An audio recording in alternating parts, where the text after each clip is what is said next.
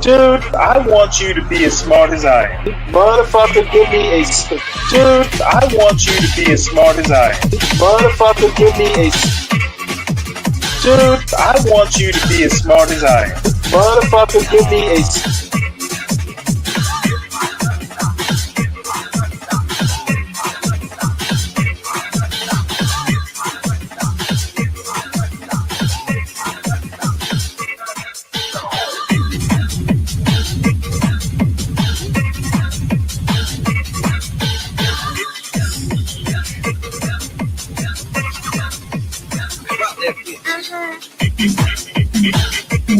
Dude, I want you to be as smart as I am.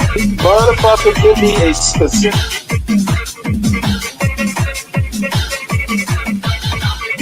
Dude, I want you to be as smart as I am. Motherfucker...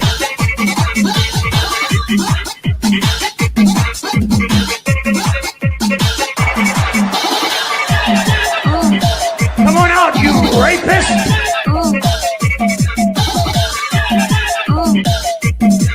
Dude, I want you to be as smart as I am. Biden is asleep. Kamala is at a dance party with Beyonce. Beyonce. Beyonce. Beyonce. Dance party with Beyonce. Dance party with Beyonce. Dance party with Beyonce. Dance party with Beyonce. Beyonce. Beyonce. Beyonce. Beyonce. Party with Beyonce. Beyonce. Beyonce. Beyonce. Dance party with Beyonce. Dance party with Beyonce. Dance party with Beyonce. Dance party with Beyonce. Beyonce. Beyonce. Beyonce. Beyonce. Party with Beyonce. Beyonce. Stop. Carry on. Dance party with Beyonce. Beyonce. Dance party with Beyonce. Beyonce. Dance party with Beyonce. Beyonce. Dance party with Beyonce. Beyonce. Beyonce. Hold up. Dance party with Beyonce. Dance party with Beyonce. Dance party with Beyonce. Dance party with Beyonce. Beyonce. Beyonce. Beyonce. Beyonce. Party with Beyonce. Beyonce. Beyonce. Beyonce. Good morning. December 26, 2024. Post Christmas Eve. Or Christmas. Waiting for Stanley. We're gonna watch this Be Brave. I'm here. Okay. So yeah, we got Be Brave. We've motivated Be Brave to be a content creator at 70 years old, ladies and gentlemen. It's never over until it's over. Here we go.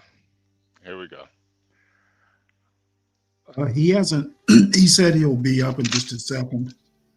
Okay. I really so I heard about this Stanley, and I really, I'll review it with you, but I really Oh no. I was just gonna do it. By no means. All right. It's not even important. Yeah. Hey, Jay, He's not gonna say anything if new. you're listening, Yeah. not that could you give me a 1, 2, 3 how to operate the stream from the studio as opposed to me having to go over to the actual YouTube replay and operate the pause buttons and stuff? Because I think people are doing it from their studio as opposed to having to go over to the channel. I'd probably in bed or something like that. Probably one of these icons under here. I don't know what the hell I'm doing. Hey, Richard, let's go. God damn it. But Jay, it was funny, Jay, if you're listening. I'd have beat Muslim up there yesterday if I was available. When you said, I got a kick out of it, Jay, when you said India is you were talking fast. I don't know whether you said vibrant or viable. When you said India was a viable culture or a vibrant culture, I'd have been on that one, Jay. I'm going, Looks no, like wait, he's not having a just hold bunch of on a minute. senior moments this They morning. got 700 million people shitting in the dirt in India. That's probably 60% of their population. So, I mean, and they got, if you've ever seen the slums that I put up, pictures of slums that I put up, it's like, yikes, whoa. Which reminds me, I don't have a picture of a slum because I got this going on. This is only a 20-minute clip we're going through, folks. Hey, well, Jay, I'm just trying to pause it and play and pause from the studio. And I thought I was as better. opposed to having to go to the go onto the tab where I have this playing and pause and start on the actual podcast, the replay of the podcast. I'd like to do it from the studio. I'm sure there's a way to do it. I don't know what the hell. So. Yeah, buddy, you gotta have two screens. That way I wouldn't have to leave the studio. I could just play and pause it, you know. But come on, if you can, maybe, who knows. But anyway. Hey, Lawrence, I'm doing all right, man. Indians are not living like gods. You are correct. Richard, I think our buddy Jay Rillo said that they had a viable or vibrant culture. Jay, come on. You may want to just, rethink that statement. I don't know. Maybe you know something I don't. Hell, I'm just going, when well over 50% of your people are shitting in the dirt and you got a whole bunch of them. You've seen the slums of Mumbai that I put up here.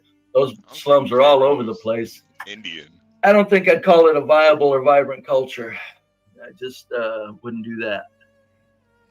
But we've got more Stanley insults. Oh, we got Jay over here. Hold on. You would have to download the video to your computer and upload it to your StreamYard account. Oh, God. Thanks, Jay. I see that. Look for download to the computer and then upload, huh? Oh, righty. You think this will get off the ground? Gods live like be brave. Look at Stanley insulting me already. Folks, that's the only guy that gets away with constant insults. Man, oh my God, yo! Actually, Stanley, I do live like a god. I know you guys are all materialistic and you don't get the spiritual aspect. I'm not even gonna put it on aspect of being with very wonderful women all your life, very nice, pleasant, feminine, sweet women. Well, I was just gonna say, Be Brave is one of the most sensitive motherfuckers on YouTube. You made a joke, and he's making it seem like you're like, tearing them down or something. It's just a fucking joke, bro. Nobody can joke with you. Hey, all it is he knows he's on thin ice with some of this stuff he puts out. And, he essentially, it's almost like a weird rhetorical Napoleon complex. He knows he doesn't have a leg to stand on, and he'll do everything. He'll fight to the death to prove that he's right, even when he knows he's wrong. Yeah, no, I get it. But it's just, it's the sensitivity for me. It's like, it's just kind of pussy to me. Like, people talk shit about you all day. They talk shit about me all day. Like, bro, it comes with the territory. But, making it seem like it's something, like they're like really disrespecting me or something. It's like, bro, it's a fucking joke. Oh, this is funny. I saw Brave come out of my fireplace last night. I gave him oatmeal cookies. Nice. Yeah, Nando, we have seen this story a million times, and it's just like, bro, if you're gonna get online and say shit, you have to be prepared for pushback, and don't be sensitive when people push back at what you say. Like, I really don't care about the pushback when I say stuff because, I just feel like I'm right, so I really don't care. But Be Brave, he gets so fucking sensitive about it, and then he makes it seem like, like we're disrespecting him, or like Stanley's just disrespecting him. Well, no, I am disrespecting him, so he gets it right with me. Yeah, but even in the disrespect, he makes it seem like it's like the worst thing in the world. Like, bro, everybody gets disrespected online, man. It's fucking online, man. What do you think this is? What do you think this is? I mean, that thing about you can't please all of the people all of the time. Yeah, There's a reason that saying exists, because you can't. And Stanley, I am not a people pleaser at all. Yes, yet you do. Yeah, I try to conduct myself as a gentleman when I can, but being a people pleaser, nah. HB, I think, besides the parenting problem, and it's maybe part of the parenting problem, you gotta be yourself. It wraps into always being truthful. Even you just got to be true to yourself. And I think sometimes I actually think Be Brave is true to himself. Yeah, but going with being true to yourself, you've also got to have some form of self-reflection. Yeah. And I don't think anyway, Be Brave is Be Brave. I mean, I just had nothing better to do, and I was waiting on you. So I figured I would just mess with Be Brave a little bit, but whatever your agenda is, I can drop down and you can do your monologue. No. We could watch it. Yeah, this isn't important. No, we could watch it. Just for some content or whatever. I'm like at a door right now getting unloaded, so I'll probably be here for a while. Yeah. Okay. I'm not. Hey, while I got you here, and it's a slightly different topic, we were watching Agnes Rose last night, and Sam has a big issue with female truckers and female trucking shows. Yeah. And at some point, maybe we can talk about it. Your views on female truckers and their show. Yeah, no, I wish it was more of them out here, honestly. Well, yeah, but I mean, I don't know. I find her kind of fascinating, but I'm sure I'll get bored with the show at some point. But it was just kind of interesting to see someone. She just seems so businesslike about it. Yeah. Let's move on. That's the thing with a lot of the women truck drivers. They take it very serious. There are some OnlyFans truck drivers out there too, but there are some that really take advantage of it. Yeah, let's we'll see what he's got into it. But so let's see what we got here. I'm going to stop back by occasionally if you guys would rather hear me just read the quotes or stop and go or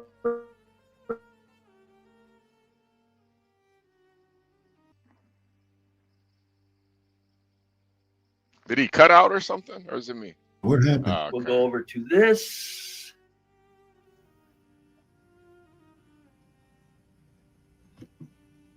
And do this. Listen up, folks. If I mess up, folks, what I'll do is I'll just shut this stream down and start another one. If I blow something or knock something out. This computer has an extremely sensitive.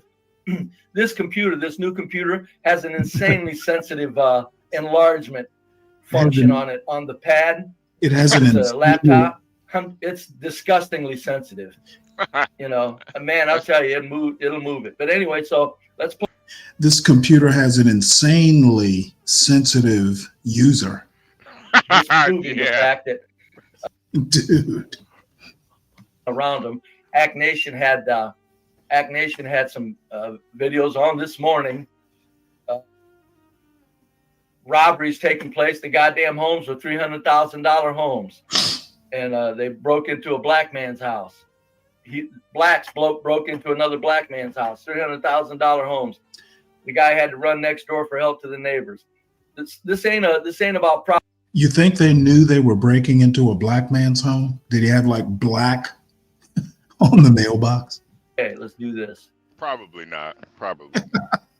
All disproportionately one way, without any balance in the other direction. I hate my voice. And I'm a moderation in all things kind of guy. You know, of course, I don't always, meet that expectation. But I think that just given the fact that, 3% of the population gets 70% of the news, I could agree to that. Because we never hear, we don't hear much. That right there is bullshit, folks. Yep. 3% of the population, unless it's local. Can't let it play through. There's no national news of this phenomenon. Can't none at all. Let it play through. I had a point. I didn't say they get 70% of the news. Okay, I am not quoting him. I'm saying 70% of the news is about 3% of the people. We never hear positivity. That's how I ended that sentence. And he cut it off. News. I said 3% of the population are protected by 70% of the 3% of the psychopaths are protected by 70% of the black population with excuses and apologies. I didn't say anything about 3% getting 70% of the news. I'm critiquing. There needs to be more news exposure, folks. Yeah, if there was a lot more on it, like nationally, yeah, when a mass shooting happens every day or 2 a day, if they put that on the national news, I think it would serve to, kind of bring some shame to the black culture. Maybe they would be a little more interested in, like, hey, I know you're having fun hip hopping and cosplaying, but really a lot of people are being killed for real. Black culture. Let's go ahead. Positive stuff unless you go looking for it. And it's just the way the news works. Bad news gets way more attention than good news does. The bottom line. Hold on. Let me finish the statement. Oh boy. Is to your point, we don't need Be Brave to tell us that stuff is messed up. Statement finished. 70 folks. See, 70% is this motherfucker can't even fathom what I'm saying. There's nobody being alerted to these things. The local news is when they got a suspect that's on the loose, they tell you he's got black jeans on and a. How the fuck does he know about local news? Okay, there are like 1 million different local news sources. This dude is really bad at this. Yeah, and Blue Jacket. Hey, Stanley, that is what I really do like about you and John. You do specifically go out there and look for positive news about black people, and just in John's like his circle, he'll interview guys. Yeah. Like he might not even be doing it on purpose, but just by virtue of the people that he knows, Kimmy Cakes, the Mississippi mayor that he knows, his friend in Atlanta who owns a bunch of real estate. These are all black people that are doing positive things, and just by virtue of him knowing these people, he's showing the difference. So I even feel like with John, he shows the balance. He might not even realize he's doing it. Well, I mean, I think the thing about John is sometimes people try to be bad, but the good shines through. He's one of those people. He's gonna do good in spite of himself. Yeah. And I think it's just natural. Like the negative it is more entertaining, like when we're hearing about, the some of his friends that are going through, like even his friend that's going through that eviction issue where he's like 17K in the hole. Honestly, in reality, it's more positive than it is negative, Right. Like having those type of problems is, it's not the worst thing in the world. All right, let's see what this fool. Well, no, never mind. Never mind how many times somebody that was black did something in the local news and they give a description of what he's wearing, you know, like maybe they won't go home and change. They never give the race, folks. So yeah, no, the news isn't doing anything in an exaggerated. If anything, the news is underreporting. Anything about underreporting and underinforming people what's actually going on. Okay, that wasn't even the point. Yeah, he's bad at this. And he's moving the goalpost right there because honestly, we all understand that's what the news does. When they specifically don't tell you the race, we already know what race it is. And I think what they're doing is kind of manipulative, but we know that's how the news is. You know. Well, yeah, but you know what? I don't even know why we dwell on it. Okay, race will come out one way or the other. You know, that we're sitting around guessing the race of a perpetrator. You know, I think Americans are extremely cynical without admitting that they're being cynical. Yeah. With black culture and black folks in their cities like Memphis, Jackson, Baltimore, and that. The news is making it. Hey, crack, man. What's going on here? We're watching someone watching us watching. Something else. We're critiquing Be Brave, critiquing us from a few days ago. Yeah, and he'll watch this and he'll critique exactly this, and then we'll critique. It's gonna happen. It's gonna be like looking at a mirror in a mirror. It just goes on forever. The reflection goes on forever. Oh my God! We're hoping to confuse him that way. The Inception. Territory has nothing to. I just wish Be Brave knew how to frame an argument. His whole argument is like moving goalposts everywhere. I say something and he doesn't critique what I said. He puts words in my mouth and moves the goalpost to what he wants to talk about. Well, that's what happens, Stanley. That's what happens when you have an agenda.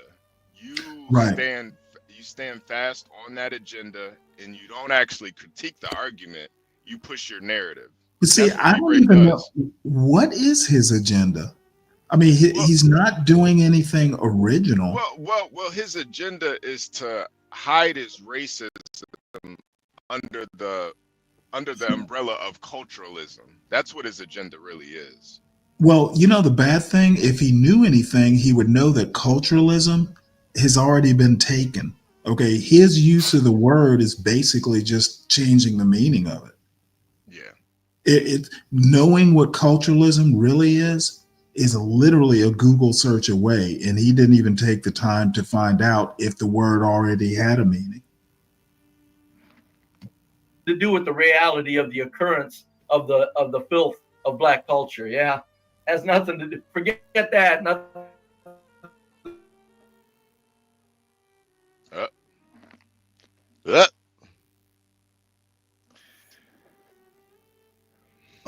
He spend his time better, you know, leaving that sort of critique to us. What does?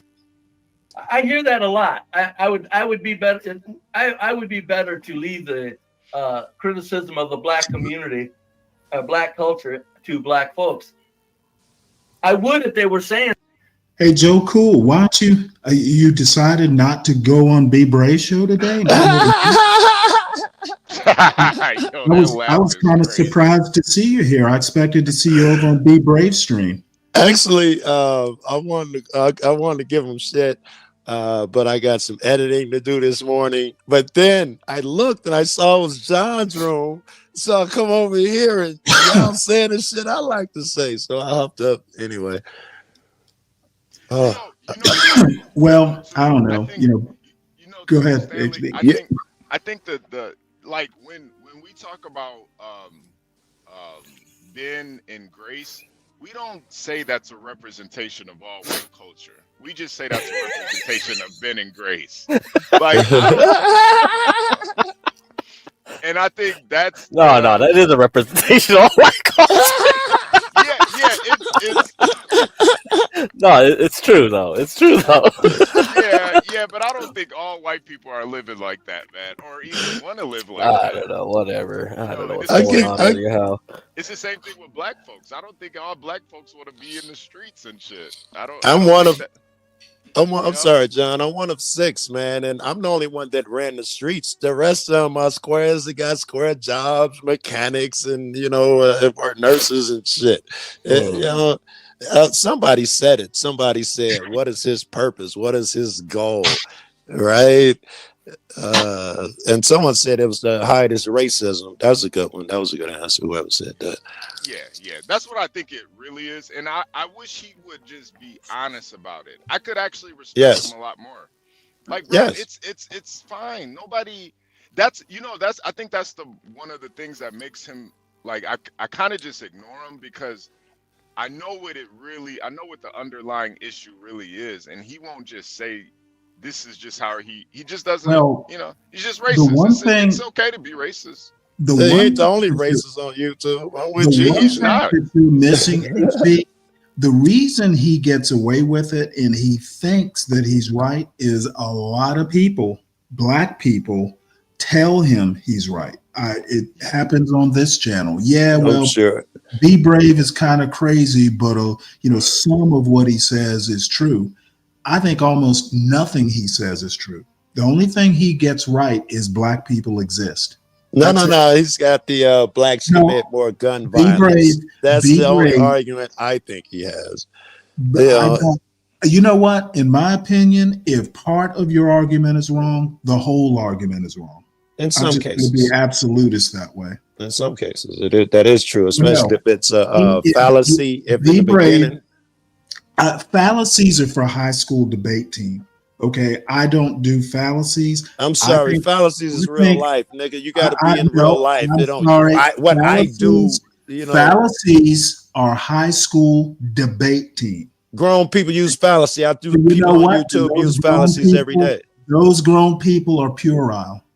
Well, let's the big boys don't care about fallacies. They go along with their argument. Okay, we leave it to high school debate team coaches to deal with the fallacies. Well, let's watch some more, Stanley, before we saying something. Yeah, I would. If I really thought they were saying something, I would say, well, I don't need to say anything. I don't roll up and run my mouth where I don't think there's something enough being said. I never have. Yeah, you do. I never have. Of all my opinionated years of somebody saying something adequately, I don't join in because I don't want to goof up their flow. As a matter of fact, it's amazing to think that the black culture can tear the hell out of any place they live or move in. As a matter of fact, when the ignorance stops, Be Brave is still the only voice spewing the ignorance. Yeah. Black trash as opposed to white trash, because white trash live a nice civil life. There's no street crime where white trash lives. All white trash, yeah. And it's amazing that, well, no. So this is a white trash apologia? This dude is out of his fucking mind. Whites don't get to say anything about blacks ripping apart and spreading out into the suburbs. We got to wait for black people to say something. You don't want blacks in the suburbs. Then we get to go, well, wait a minute. Because if you look at what black people are saying, you're like, oh, they are on this. The blacks are on this. They're trending towards saying something, as in 70% of them saying it's Whitey's fault. Yeah, like I got to wait for the black community to somehow switch around their ability to speak of realities and confront realities. I got to wait for them to do that. Hell freezes over. No, this old Whitey's going, no, you blacks ain't saying shit. You aren't saying nothing. You're not saying nothing. And when you do say something, it's a damn apology or an excuse. Even the 30% are hardly saying much. Bless their hearts, at least they're not at all in on it or making apologies. No, I don't have to leave it to blacks to talk about their absolute cancerous culture when they say nothing about it. I don't have to wait for a tumor to grow before I say something about it. I get to say something about it if nobody else is going to, if the blacks don't. Yeah, I'm not going to wait for blacks to confront their own. Yeah, because, well, why? Because That's not happening. What a silly statement. Wait for blacks to actually confront their psychopaths. Hey, while at this time, the only thing they're doing is apologizing. Or don't pause. And saying I can't help but notice I haven't seen him confronting white problems. He's talking about blacks failed to confront white problems. What you're calling piling on, what purpose does he actually serve? Well, I think there's none. Well, I think that, how do I put this? I think he's just trying to bring it to light what goes on in and why only blacks? Everyone, black and white. Okay, well, let me put it to you this way: a lot of us here is not the place to do that. A lot of the folks are at ground zero. Where is he? Not at ground zero. And you know what? He says that he spent time in the ghetto or whatever. Frankly, I don't believe him. I've never said I spent time in the ghetto, folks. I said I lived around a black neighborhood from 1965 to like 1968 or 9. And I've always said it was, for the most part, a peaceful black area. Okay, so he lived from 1965 to 1968, almost 60 years ago, and he thinks he has his pulse on the black community?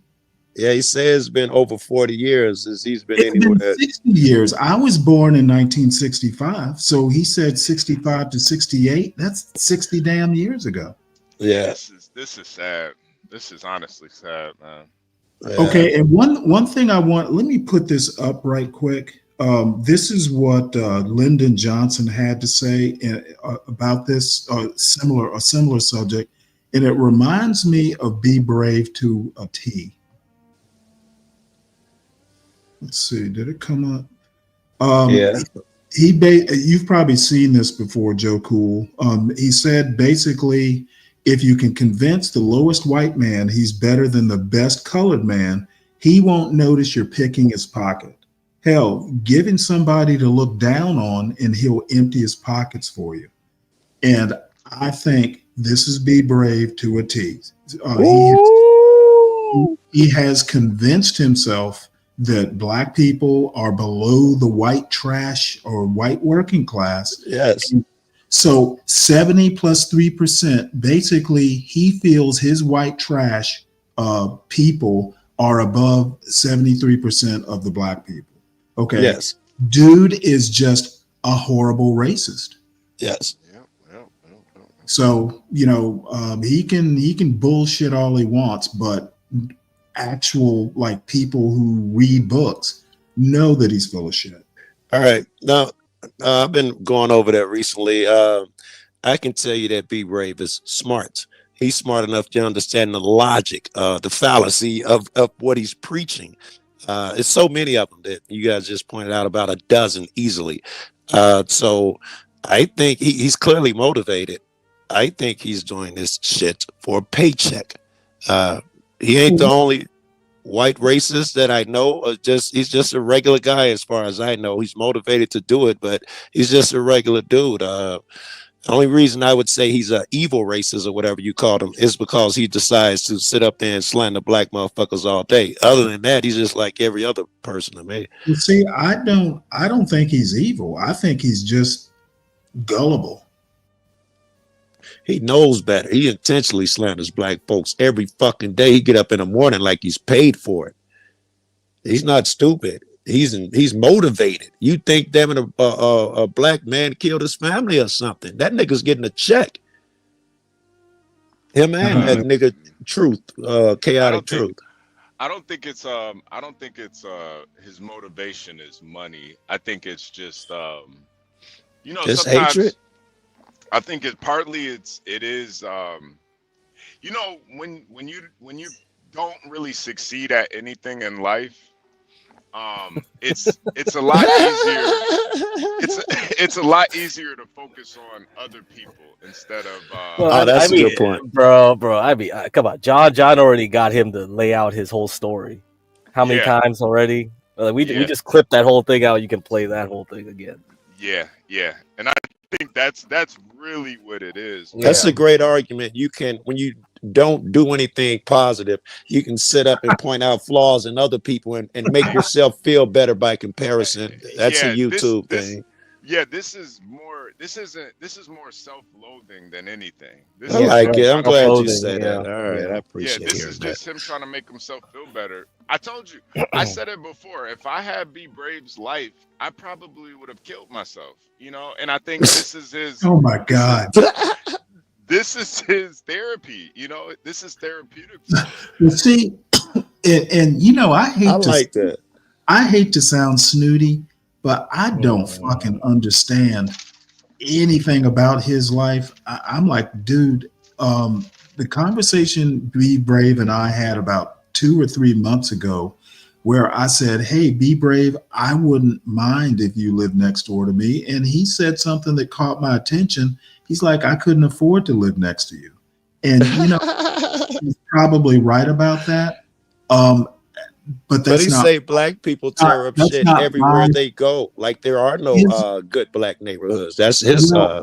Well, you know what? I grew up. My father and I were talking yesterday. I grew up in an all-black middle-class neighborhood in Savannah, Georgia. I could go all summer and not see a white person, not think about a white person, except maybe, I guess, on TV. So Be Brave doesn't seem to understand that most black people don't know that much about the hood. Yes, that's right. We all know about the hood, and you know, we all need to give back and take, you know, contribute to the hood.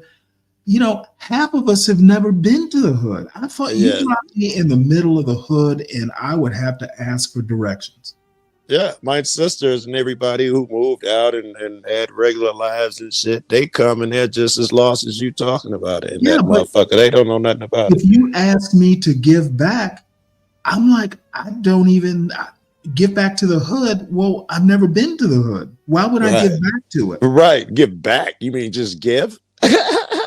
Well, no, give back. You know, ain't no back. It's just give because I ain't been there. Contributed to the hood. Well, I'm not from the hood, so there's nothing for me to contribute. The hood didn't make me. All right. So he doesn't seem to understand that, though. This that's clear. This isn't 1965. It's 2024. Black people do okay these days. Yes, and Be Brave. I know you're listening because I think you're playing it right now. You got to stop grouping, motherfucker. That don't work for us to group all white people as porn addicts or all Democrats, Republican. That grouping all Mexicans, that grouping shit don't really work out too well. Be careful about that. Careful and be brave. Interesting though. I don't think that ever happened. Right. So it was all black at that time. It was still you could live there, and I've never said I lived in any ghetto, and I don't have to be a ground zero to look at the effects. It's the actual what the black culture is doing is sending out psychopaths, murderous, violent psychopaths all over the nation. You don't have to be a ground zero to understand what this race, what this culture is. Is that kind of like Pulp Fiction or The Godfather or something? I say the global power white structure is using blacks as a weapon. I've said that 1,000 times. Undoubtedly. Yeah, I don't have to be a ground zero to see what the global white power structure is sending out on the streets as attack. He's right about that. And letting them get away.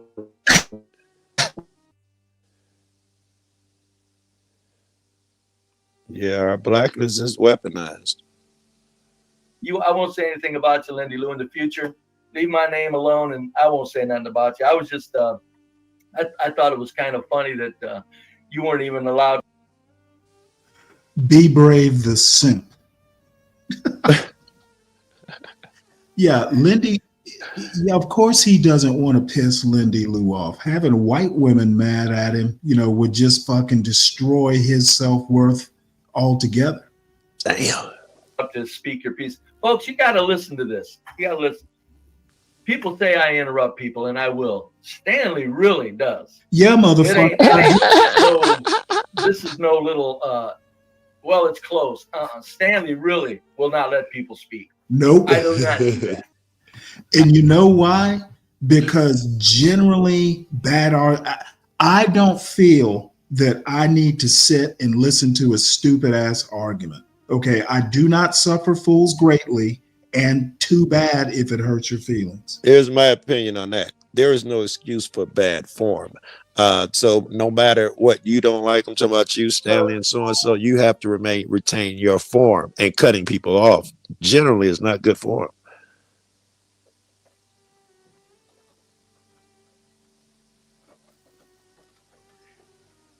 That was it. Yeah, but Stanley actually knows.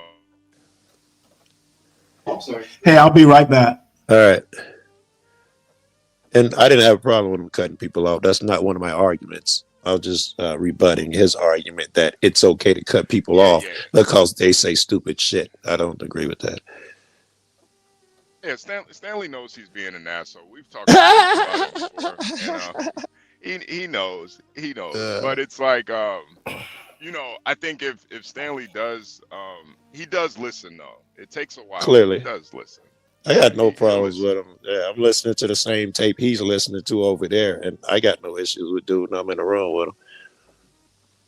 Yeah, So I think it's more just be brave. He's mad, feelings, kind of whining. Yeah, kind of whining about. Yes, I agree. I like the way you let play. Let me talk.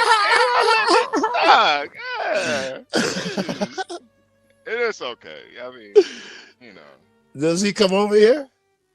Well, he used to, but Stanley kind of shit in his cornflakes. So now he's now he's motivated to be a content creator. This is why, I am kind of proud of Be Brave. He's finding his kind of finding his niche now. You can't. At least I really like the guy. I was about to say you can't help but like the guy. I don't like what he's doing. I think it's negative and all of that shit. And it's fun to me to try to figure out his reasons. I just assumed it's because he's being paid, but you guys gave some good arguments about the self-loathing and shit. But he's just like a regular guy. Not only that, he's charming. I like him. He's smart. I like him, man. I got a lot of buddies that are racist or got weird views or hate immigrants or something. It don't stop me from, liking them. Yeah. It's I just think when you spend your life, focused on another group of people instead of your own life, it's sad. It's sad. It's really sad. But I think that's the system that even Lyndon B. Johnson was talking about. If you he seems so smart though. He seems like outside of that race shit, he's brilliant and he knows the tactics. He would agree with that Lyndon B. Johnson shit, but he don't understand he's part of it. Yeah, that's what a lot of times what happens to people. It's almost poetic where they almost become what they I love it. hate. I love it. I'm glad I hopped up here just for that one fucking remark. I love it. I see it a lot of time. People, they become what they hate the most, man. And it's poetic, man. It's poetic. Beautiful. It's beautiful.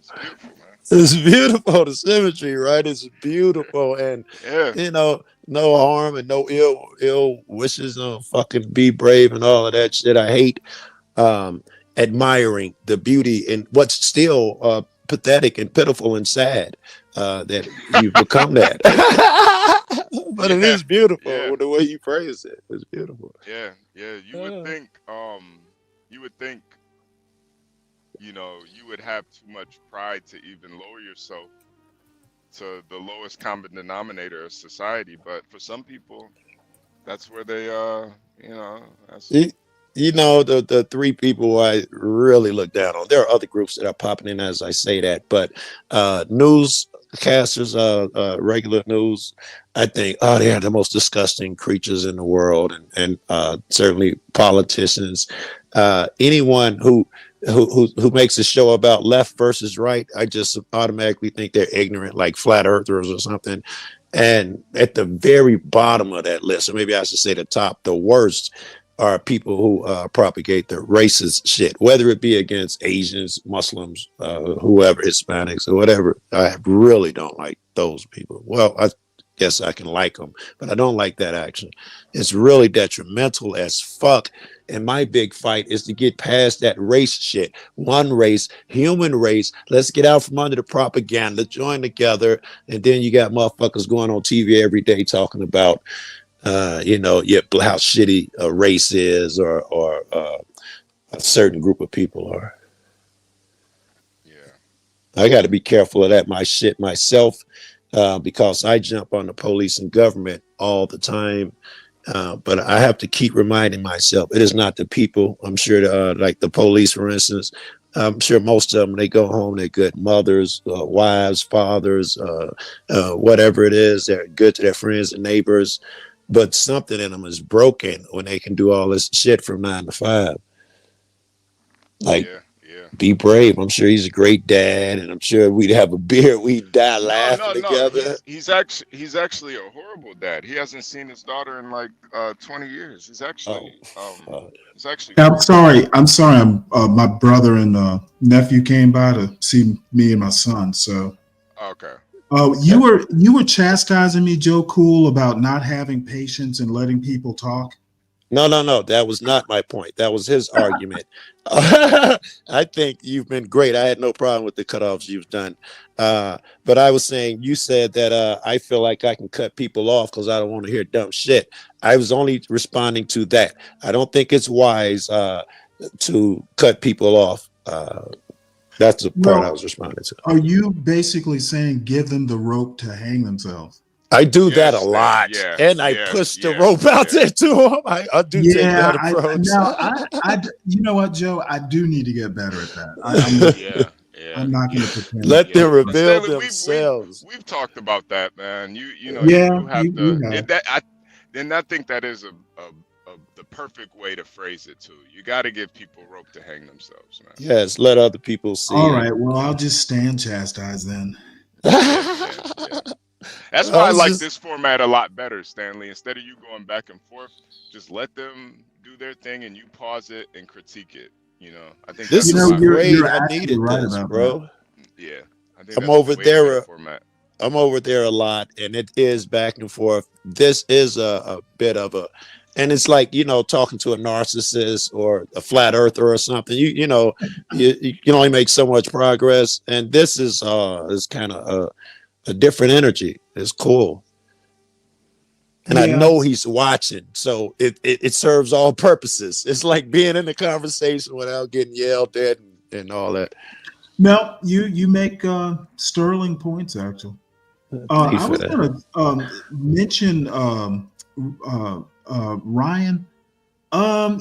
Jokes aside, though, it's not that I dislike Be Brave. I just think he's particularly bad at this type of cultural review. I think he has nothing. I think he has nothing to offer the debate. Ooh, he is not. He is making it up as he goes along. And I'm sorry, a 6th grade graduate is not going to be able to critique this sort of thing based on 3 years experience in the 60s. Nobody's that. Right. He says it's not a white motherfucker within 40, a black motherfucker within 40 miles of him for all these years. Well, why does he dedicate so much time? The only reason I can make the critique is because I'm in the culture and I've read a lot about the culture. I will be the first to tell you when folks start talking, say, I have a buddy of mine and we used to talk a lot about policing in the inner city. And I always used to shut up and listen because I don't know shit about the ghetto. I understand. Do not know the culture except, I've had friends, who are from there. So even I can't make the kind of critique that, that kind of worth listening. That kind of crushes his entire argument that all black people are the same and black people this. Yeah, I don't get that part. I don't get that part. I mean, I was talking to John last night, and John and HB actually put me in my place, and they probably don't even know they did. They were saying that, you know, people like Jay-Z and, you know, folks like that, and they were critiquing someone else who basically said that, hey, look, you know, these Jay-Z doesn't give shit back to the hood. You know, he's from the hood, et cetera, et cetera. You know, these poor people are spending, you know, a bunch of money on his albums and Jordans and stuff like that. Yeah. And I was like, well, you know, why should they have to give back? And then I thought, well, hey, John, what about Robert Smith? You know, the richest black man in the country, worth $10 billion, did not come from the hood, didn't, you know, owes nothing to the hood. What about him? And John basically said, well, in his case, you know what? The argument doesn't work because he was never from the hood. And it just dawned on me that maybe Jay-Z does owe something back because his music's about the culture, et cetera, et cetera. Well, I didn't even think about it until I listened to John, had to think about it, and then went back to John. And John, you know what? I stand corrected.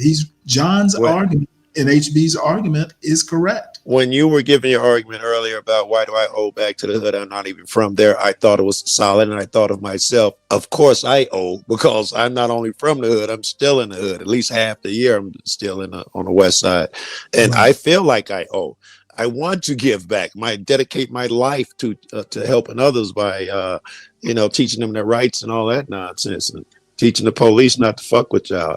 And they were right, and I was wrong. And, you know, that's it. You know, I learned something. So folks need not think that I know everything. I know what I don't know, what I do know, and I didn't know that.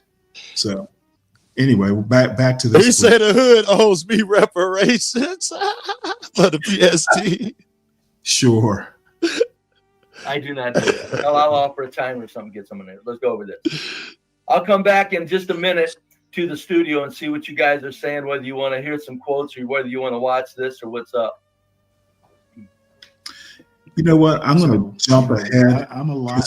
Yeah. Let's see where he at. His show is still going on than a lot of other people. I'm not there to see. If he wants to do it.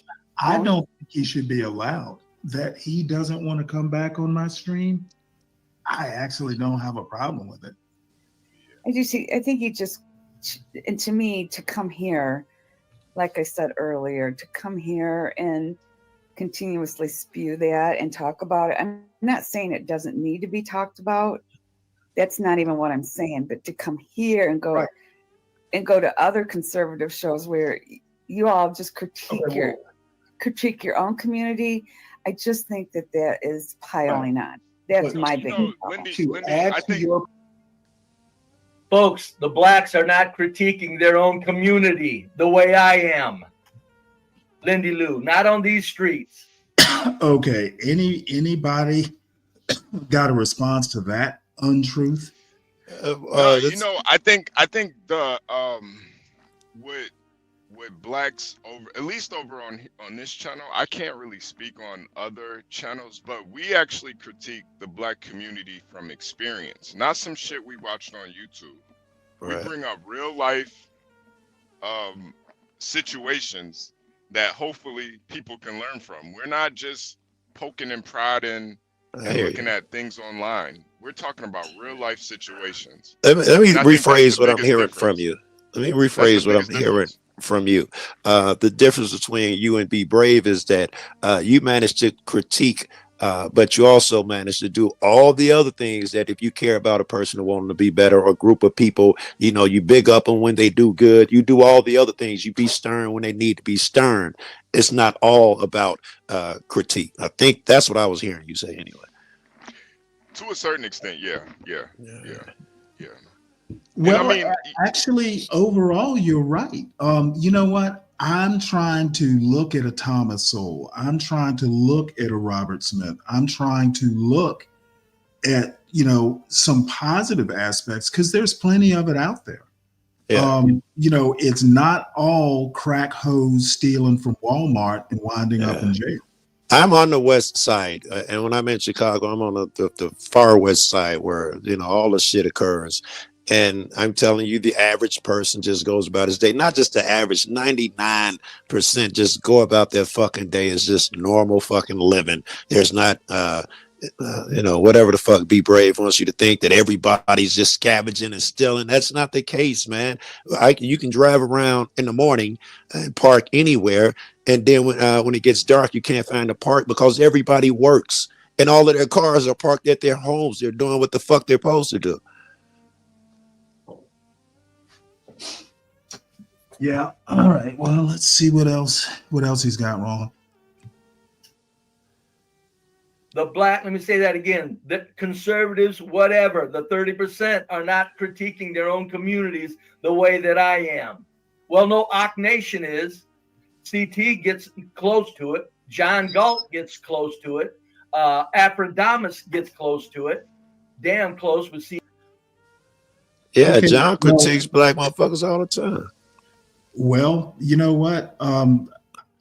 I would argue that none of them critique it like Be Brave because they do it from experience. Even Aphrodamus, I think he's from Africa, right? I think I'm thinking the right guy. I don't know. I disagree with a lot of their critiques because I don't come at it from a black conservative perspective. If I'm a conservative, I'm sure as shit not a black conservative because I think a lot of what they do, a lot of their ideas are fucked up. Yeah, I hear that. About it. However, their critique is at least experience based, right? Unlike Be Brave's. I get it. Thomas Sowell gets it more right than Be Brave does, and I don't agree with a lot of Thomas Sowell. But you know what? I sure as hell respect the man. Can't lie, I don't know who he is. Really? Oh yeah, you do. You probably just don't know his name. All right. If you know Clarence Thomas, you know Thomas. Well, I certainly know Clarence Thomas.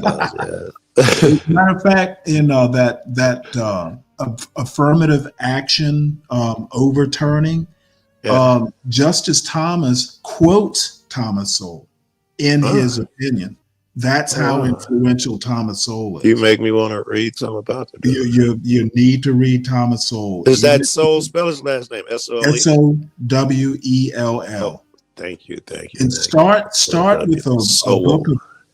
with a book of essays called I think it's Black Rednecks and White Liberals or something like that. It's easy enough to find. It's essays, but it's worth the read. Right. I love essays. You need to know who Thomas Sowell is. He's kind of like the godfather of it all. All right. CT Akron, Ack Nation, John Galt, and Aphrodamus, they're the ones that get close to it. A lot of these, Lindy, I don't have to, when I go over on other panels, no, they're not saying anything, trust me. Say what I'm telling you. No, they're not saying what I'm saying because I'm saying it as a white man. See, Lindy, that's what you're missing. I'm saying it as a white man, Lindy. Okay, and maybe he explains it a little bit in a few seconds. So I'm going to let this play through. But if what he is saying is his opinion is more valid than the people that he mentioned, I hope that's not his argument. Because he is a white man. I hope that's not it. That'll be a failing. I hope not either. Let me play this through. I don't want to. That's his argument. Well, I know more about being a mom because I'm not a mom, because I'm a dad. That's not logical to me. But this is how he argued. Yep. That's the value of it. I know people don't like to think there's value in that, but when you're the only. Okay, so the value of his argument over the other people's is he is a white man. Wait. Let me give him some room right quick. I think that he is just saying it is an added benefit, not that it's bigger than actually the experience. That's just as bad. Having just alternate opinions is always a benefit. Even I love alternate opinions. But listen to it. okay, even the alternate opinion has to be based on something. It's based on his whiteness. I'll give him that. I want to Okay, hear what a now, white if it's motherfucker based think on about his- black people. Okay, well, if it's based on his whiteness, it is based on his race, and that is racist and racism personified. If his only bona fides is he's white, what is that but racist? Let's take it away from being racist and use it as a descriptor. As a descriptor, I'd give it a pass. No. I'm not going to water down the point. The point is it's racist. It is coming from him, of course, it's racist. I'm just arguing whether it could be something you know else. What? I don't like watering that sort of thing down. From him, it's clearly racist. It's nakedly racist. It is not only credential as a 6th grade graduate, an unread, and I have no experience.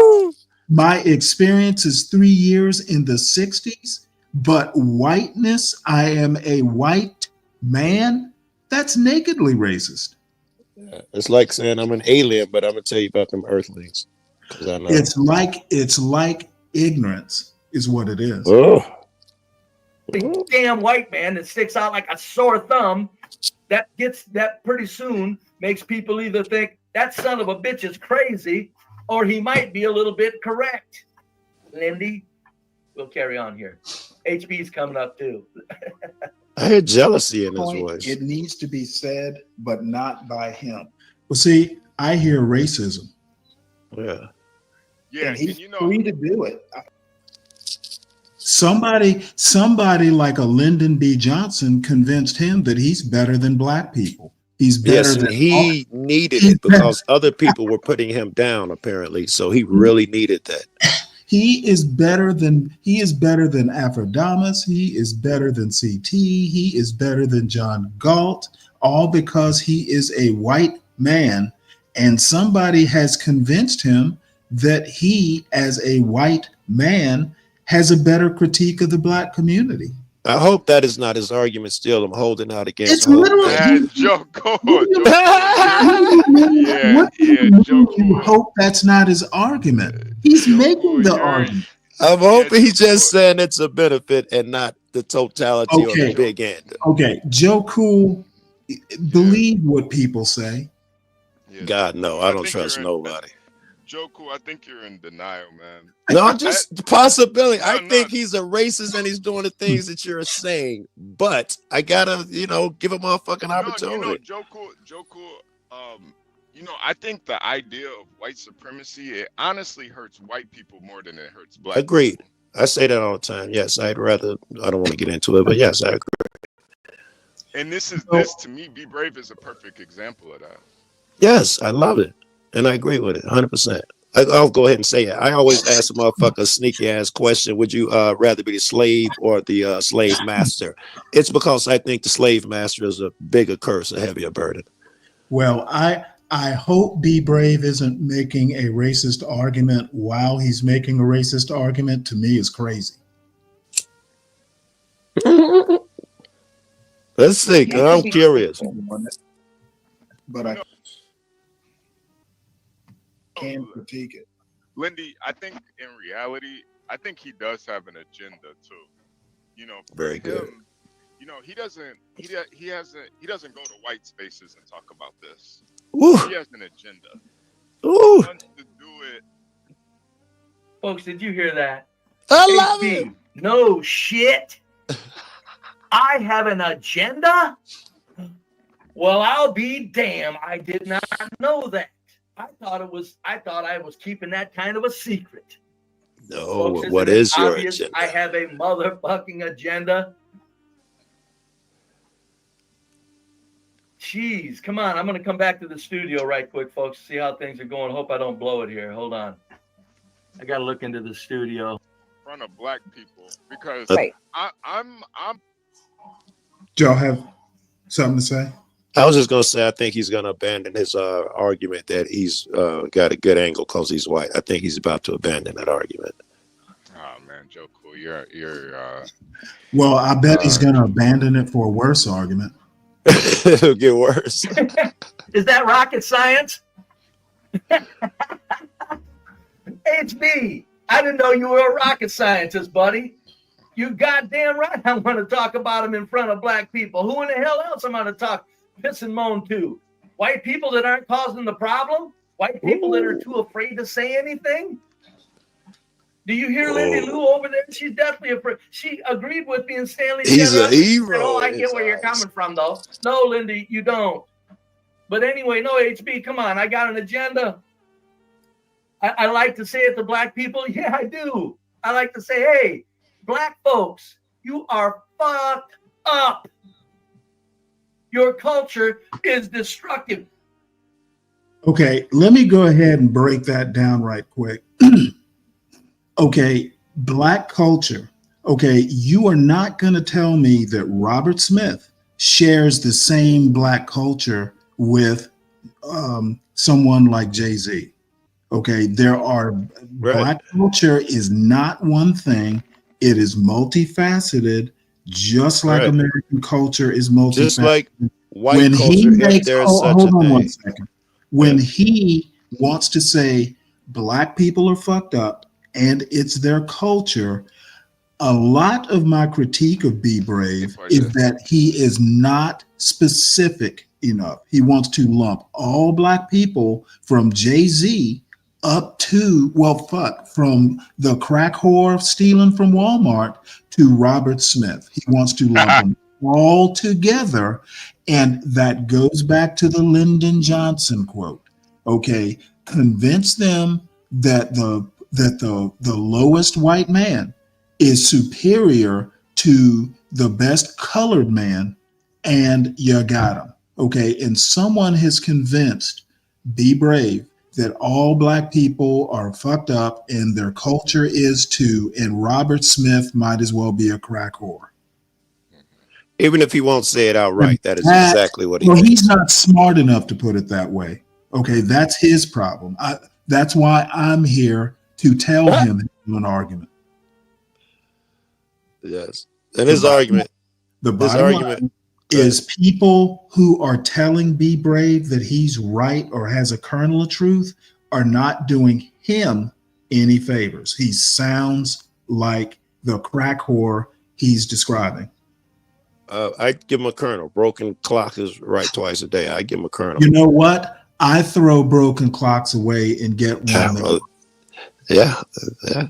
I like clocks that work. His argument is fucked up on his head.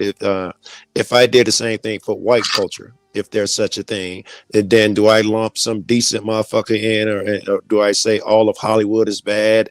The guy who makes all those fucking crazy ass movies, Pulp Fiction and shit like that. In my opinion, the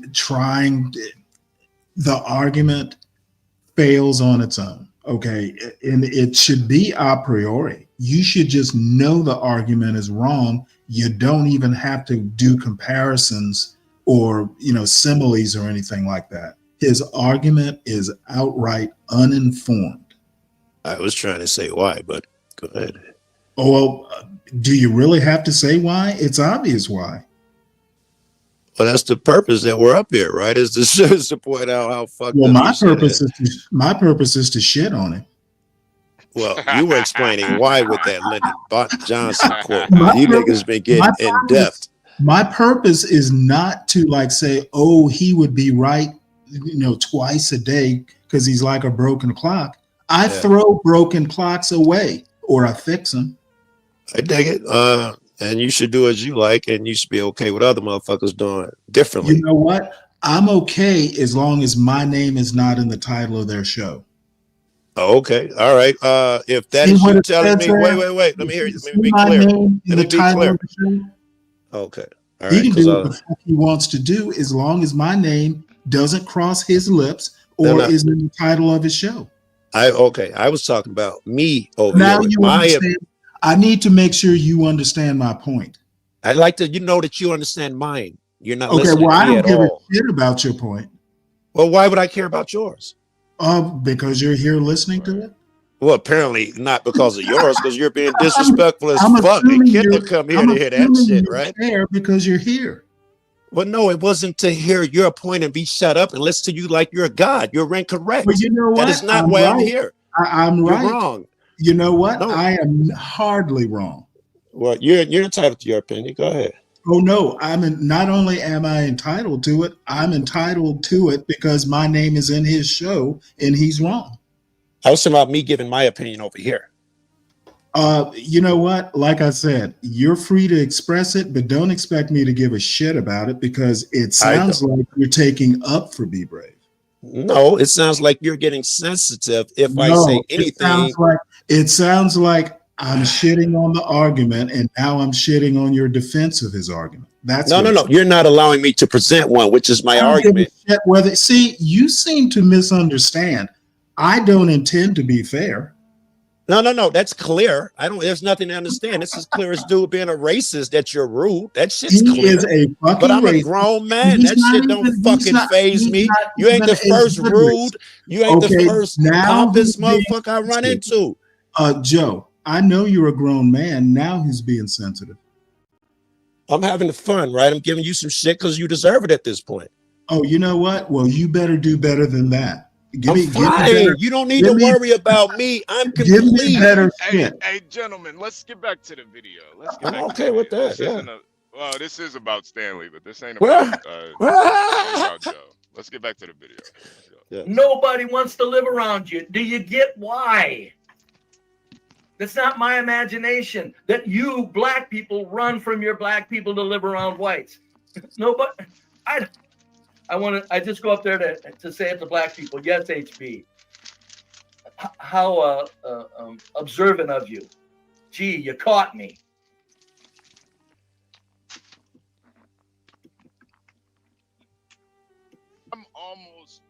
I don't know where he's from, but I got a really good idea where he's from.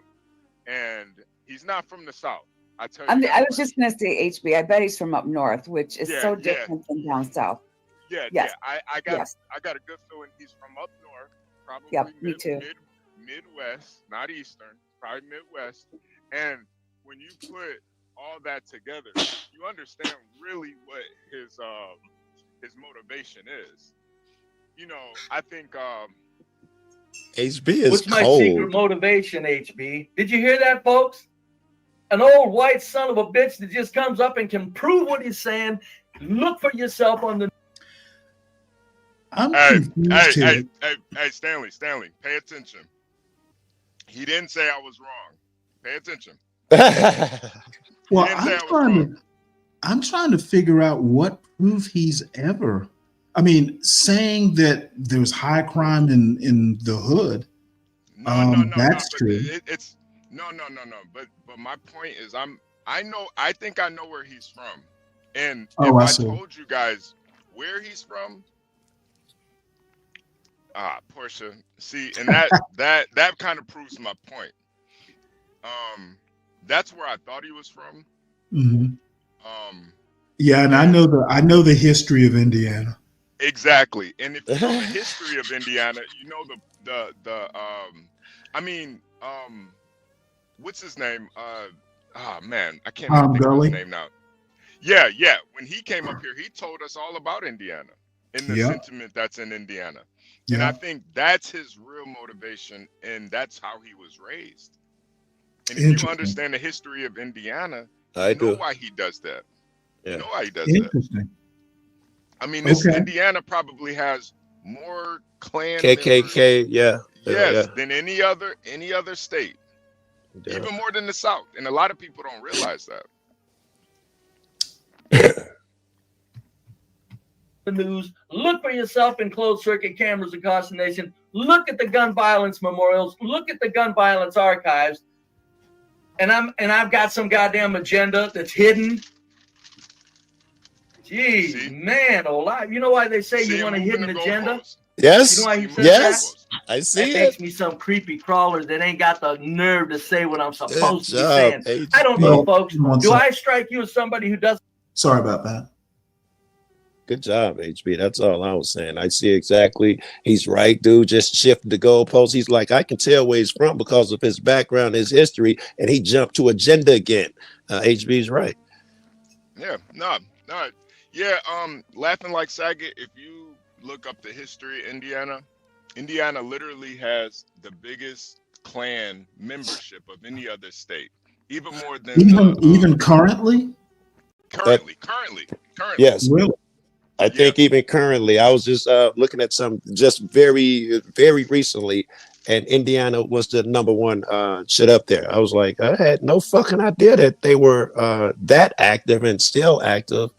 I think it was a bunch of guys jumping out of buses. I don't even know what you call them, like rental buses and shit. They just pack them in the back and had them jumping out, and it made me go into a deep dive on the shit. Indiana apparently has a strong history of that shit. Well, the question I have, and it's an actual question, is his whatever he thinks this argument is. It only works if you lump everybody into the same category. Agreed. And what I keep trying to tell him is that most Black people really don't know that much about the hood, other than hey, being they related see on TV or yeah, or might have a relative. Yeah. So I just, for some reason, I understand why he doesn't want to parse his own argument, because if he does, it falls apart. It collapses. Yes. Doesn't have the nerve to say what's on my mind. That's not a sneaky agenda. I'm not hiding what I'm doing. I'm probably risking my goddamn life. He's a hero. And when I get the feeling I do, I'll shut up. And why does he think he's risking his life? He's a hero. Jesus. In his head, he's a savior. He's a hero. Well, I mean, quite frankly, there are Black people that are making better arguments about, how fucked up the Black community is. Than chaotic truth, and I can't stand that nigga. He's better at it than this dude is. Yeah. Excuse me. Say thank you, folks. It's been fun. Gotta run. Like I got some damn hidden agenda, because the Midwest adds up to what? Here we go. I did a stream. Say it, Nick. I did a stream, and I said the title of it was, I would never join the KKK, but I understand. Pause. He knew what HB was talking about. Chris Rock talked about, I wouldn't do this. He got the KKK shit. He knew what he was talking about. Right. And so he intentionally dodged when he went to agenda. Now he's got a little more better shit in his head. He's coming back to give an argument. It's clear to me.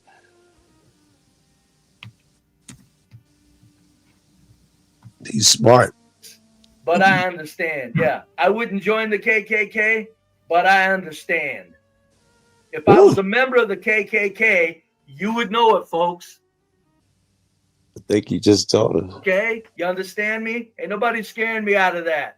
In the only fact, difference if I joined is the membership. KKK, I would probably take the chapter that I would be in and make it more sensible, so that they made more sense and left the hate out, because you don't even need hate to talk about Black culture destruction of America.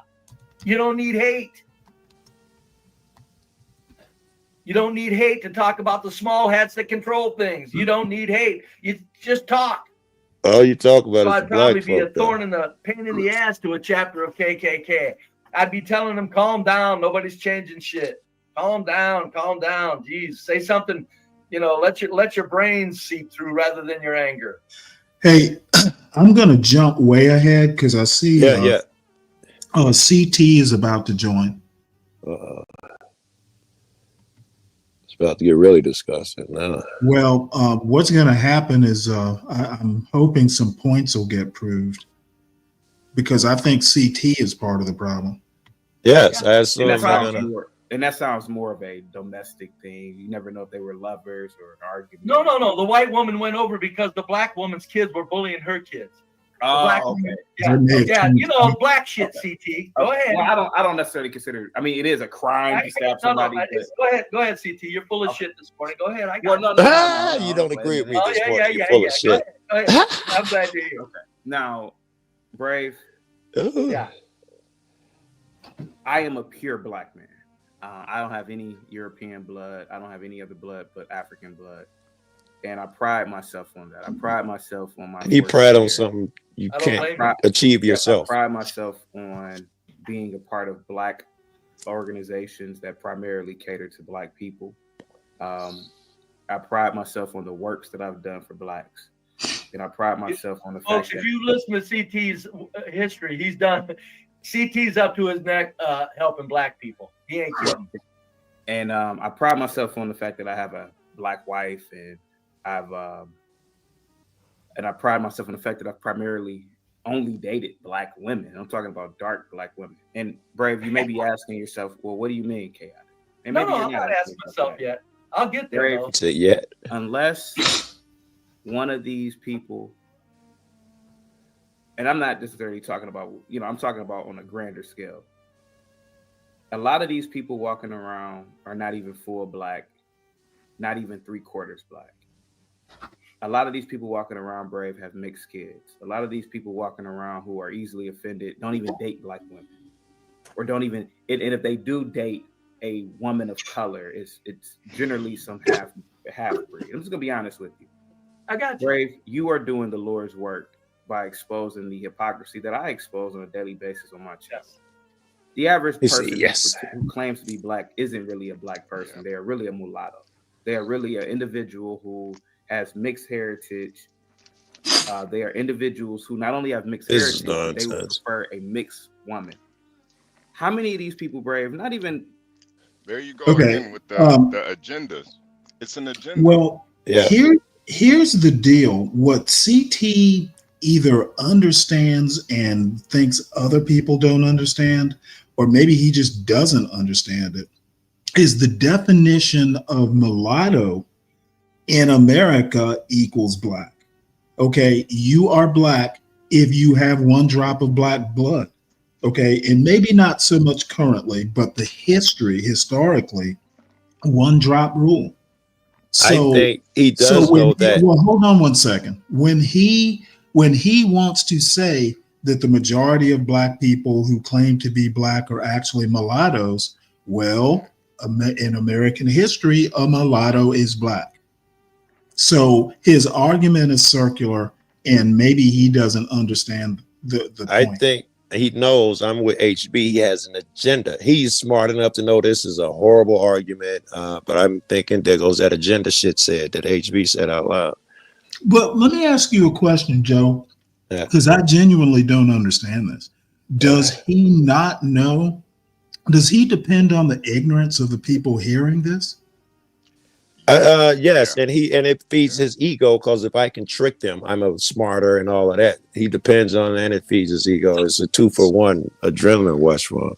Okay, and he gets money out of it. It's a grip. So he's basically a Lyndon B. Johnson. If you can, if you can trick, you can get that money, which would make him worse. He is black dude. CT is living that dream. And you need gullible people like Be Brave to push the agenda. Yeah. It is brilliant. But not a lot of people. It's diabolical. It feeds on our nature, right? You gotta pay your bills somehow, though. Sometimes you gotta do it somehow. Yeah, that's true. Yeah. The people you were talking about, but Brave, I challenge people. I want you to put out a challenge, Brave. You don't have to do this, Brave. I would love for a dark-skinned, bell pepper nosed black man to call in and challenge. Brave, you notice who's on the in case you haven't noticed, right quick, sorry for the interruption. Lead's been in my chat. I've said, Lead, I got a timer. No interruption. Very polite. Where's Lead at? Nowhere. But Lead, in my opinion, is one of the only people. I don't care. You can, in your opinion, I don't even want to hear it. On that. He's full of shit if he can't get it. I'm not arguing. You're insulting me like he has. Brave, right? I'm not Go arguing. ahead and talk nice about him, Cat. I'm not talking nice about anybody, bro. I'm actually on your side, to be honest with you. Well, I know, but yeah, he don't get a break over here. He's full of shit. I'm not He saying won't get up on the fan. I'm not saying lead or anybody should get a break. What I'm saying, bro, is you notice the people who are always upset with you. These are the people who are not really black. These people are mixed. They are not full blacks, and to a degree, Brave. Okay, is CT's argument that he's full black? It is. Yeah. Okay, does he understand if we dropped his ass in the middle of Nigeria, he would no longer be black? They'd feel about him like he feels about me. Well, black is a Western and particularly an American. Well, let's just say a Western concept. Okay, there's a Nigerian writer, Chimamanda Ngozi. Can't remember her last name, but she basically writes that she didn't even realize she was black until she came to the United States. So what CT is talking about, he's only black because he's here in America. And what is full black? To be brave, full black doesn't mean anything because one drop means you're black. I'm thinking he's trying to tell Be Brave as he's speaking what full black is. He's wow. Yeah, he's So giving them It's pretty propaganda. much this is what's going on. It's pretty much they're both kind of saying that their opinion is more valid because he's saying he's full black and Be Brave is full white. So they feel like they have a hierarchy in their opinions. When and you know it's all bullshit, really. That's dope. That's dope. This is what I mean by basically they're spreading misinformation. Historically, their arguments don't hold up. Logically, they don't hold up. And CT, I just don't understand. I don't know. I'm just going to leave it at that. It's just both arguments are easily dismantled. If they would never be able to get away with this any other place than YouTube. Can't even get away with it in YouTube, which is why they have to stick to very small places in particular rooms. They can't get away with it here. They get torn apart. Fucking every time I see Truth, I rip his ass apart, and he's got to change his shit. I'll be right back. All right. I'll be right back. And he'll admit, no, I don't really believe that white people are superior or genetically superior. But he sell that shit all day on the internet and shit. And when I jump him, he's like, no, I don't really believe that. Well, the thing is a lot of so-called mulattoes believe what he's saying. As the propaganda is real, right? The indoctrination crosses color boundaries. What can I tell you? You have black people that think they're less. You know what? Amen. You never really get pushback from a dark-skinned black man who really is an individual who loves their own race. Because the moment you, Brave, here goes my thing, Brave. And I've always thought this, and because this is not my channel, I can say what's on my mind, really. Yes, Brave, I've always thought the moment you sleep with a white person, everything you say about oppression, about white supremacy is null and void. Because obviously you don't believe in that shit if you stuck your penis inside a white woman or Hispanic woman. You know they're talking about me, right? No, no. Well, maybe not in total, but right. I'm one of those people the minute you sleep with a white person. Or any other one. The moment you live around white people, it's null and void. How could you be under oppression when you want to live? See, that way it's a broad sweep to support their arguments. The only people that are legitimately black people are the ones who live around black people, and I assume he means in the hood. And don't associate with white people, apparently. Yeah, if you move away from the hood and you live in a white neighborhood, you are automatically either not black or your argument holds no water. Yes, and your argument. That way they can just eliminate a shitload of arguments against their positions. I like it. Yeah. Around your oppressor. or the people who are the same color as the dominant people. Brave, you're doing the Lord's work, man, and I want you to keep it up, man. Because he's so phony. Expose these blacks. Expose all he's the blacks. So phony. And Brave, honestly, I want your channel to be bigger. And I hope it is bigger. Because Brave, a lot of these blacks get mad for no reason. It's selective outrage. They are. Let me stop you right there and say you're correct. How come I can't I'm not saying anything other than even if I'm a little wrong, I'm way mostly right. Go ahead. Brave, I want you to do something, man. If somebody gives you pushback, ask them. Get on camera, show who you are, and show your significant other.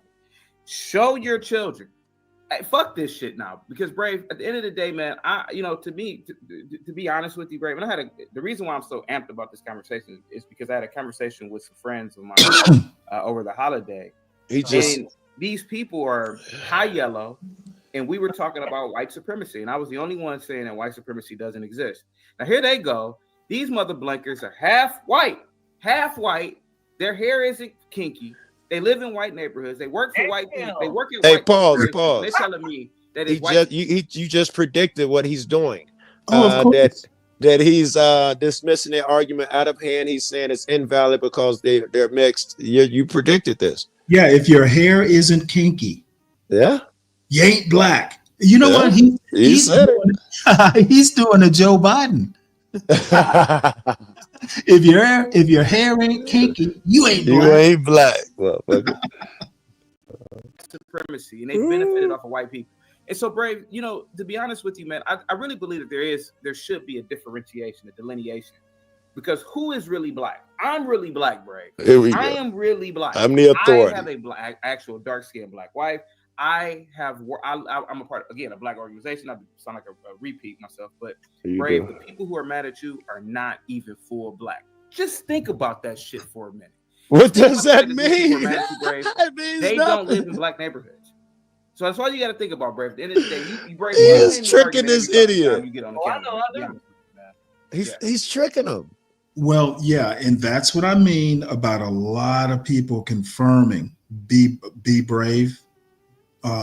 Like CT, a lot of black people think, and chaotic may be trying to be crafty here. There are blacks who have bought Brave's argument or believe in it. The $1 million question is this, and nobody will answer it, and they'll skip around it, but I don't let them, because first, before you skip off, you got to answer my direct question. If you had to live 6 months, no matter what, I don't care how much money you got, you're going to have to live around white trash for 6 months, or you're going to have to live around black trash for 6 months.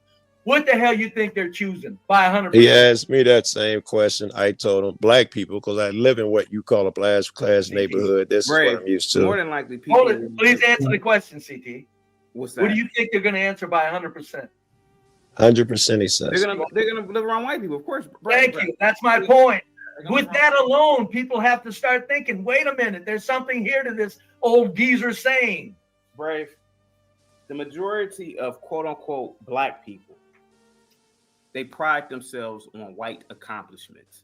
They pride themselves on working for It's the same argument. Okay, I don't even know. Can you explain that to me? Brave. No, he's about to say that black people want to be like white people and they can't. I think it's a dumb argument. I kind of was, my brain was not allowing me to even go there and follow it because I labeled it dumb. Okay. You are the equivalent of probably me, man. Just reverse the damn skin tone, bro. These blacks are fucking lying, man. These non-whites are lying, bro. They lie so much and it's ridiculous. It is at this point, bro.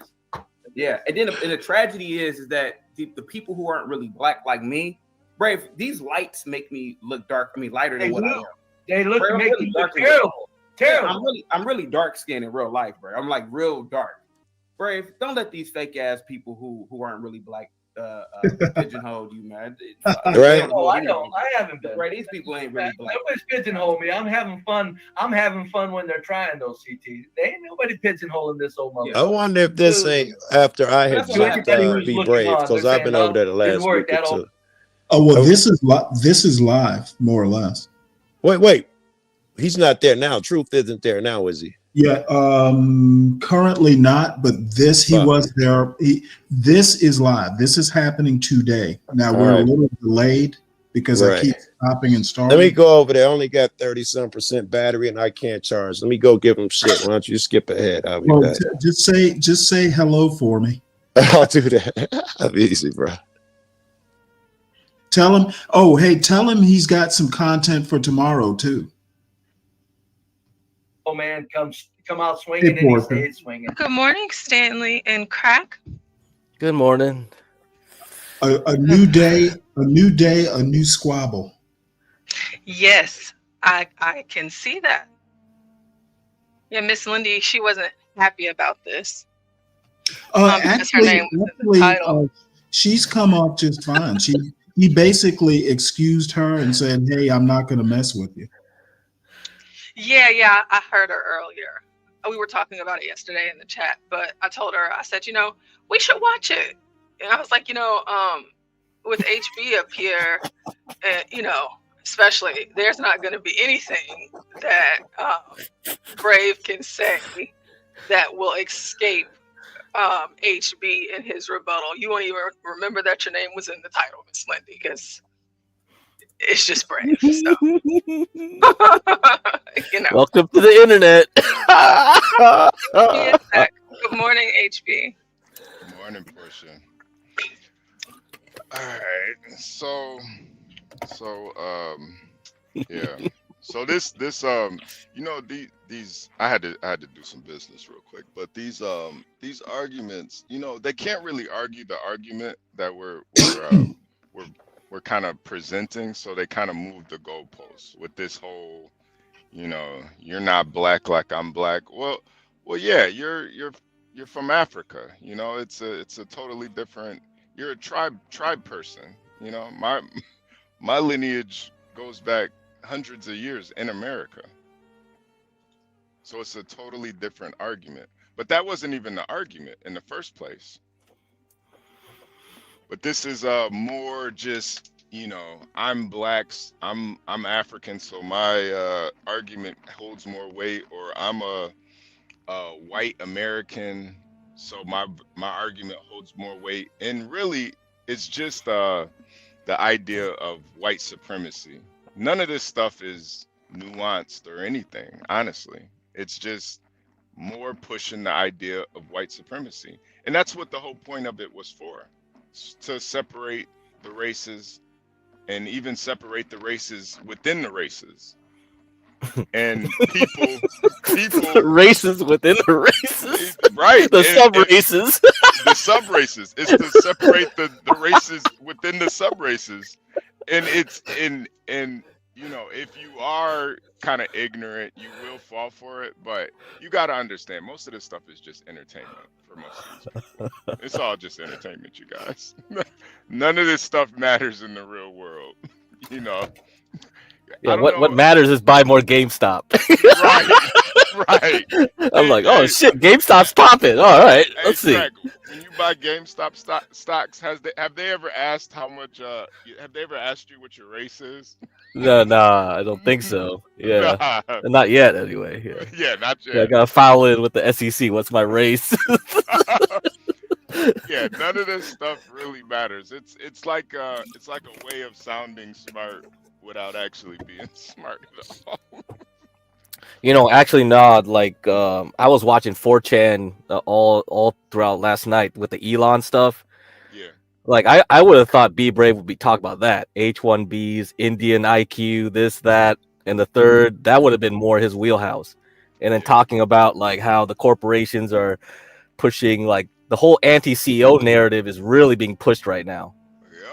Yeah, well, part of it is I've motivated him to talk about this stuff. He's literally said that the only reason he's doing it is basically to rebut my quote stupid shit. Man. But Crack, that's like a level above his intellect. He can't really talk. But that's all he likes to talk about, though, because he loves to talk about corporatism. Because he's like and like he's kind of like pro-socialism, pro-white Yeah. socialism, I guess. I don't know, whatever. And Yeah. Well, that he's a socialist. yeah, exactly. This would be more on topic because it's such a hot topic right now. Yeah. With Elon, what he's selling on Twitter and H1Bs and blah blah blah. It's like and Indians. There's like these whole threads on 4chan. They're analyzing. Okay, what's the average IQ of an Indian? This and that, and then trying to figure out like if how many generations of immigrants would come here. What would their mean IQ is? So if you got the top Indians, they would regress to the mean, and they would analyze with these charts. Well, and I think that would have been more his wheelhouse. Come on. It's probably because if they start analyzing his IQ, he won't measure up. Oh my god. Hey, Asians are where the black community need to go to find good stuff to emulate. Yeah. We need to be like you, get cracked. Well, I don't know about get cracked, but yeah, get cracked. I don't know about that, but yeah, I hear what you're saying. So Joe Cool has gone over to B Brave's show. Yeah, let's hear what he has to say. Probably feels No, it probably turned out if it wasn't truly 100%, and I said 100%, I was being hyperbolic. I think most black people don't live in the ghetto, and they would choose the white people because no white people, they'd all choose white trash. Joe, do you have a wait? They all? I'm a black motherfucker, and I didn't choose white trash. Here you go with that 100% shit again. Oh, I'm sorry. What percent do you think? You gotta just keep saying 100%, ain't you? No, I'm not. If you give me a percent that's reasonable, I'll use your percent. I don't want you to use mine. I want you to go with yours. Yours is more fulfilling. I'm going 98. This is I ain't gonna go on 98. Pause it real quick. Ain't no goddamn way. You can go straight to hell if you think That's safer and smarter. That's safer and smarter. Stanley, it is. Pause it real quick. In the future, folks. This is why me and John, for a certain extent, we just kind of, I do appreciate you pushing back, but Be Brave is, just from my perspective, he's so beneath. He's so beneath, like, even me, and I don't even like being that type of person, but I think he's fallen victim to such kind of despair just in life and mentality. I don't even have to argue with it. It's kind of beneath me. I don't really. I'm not arguing with him. No.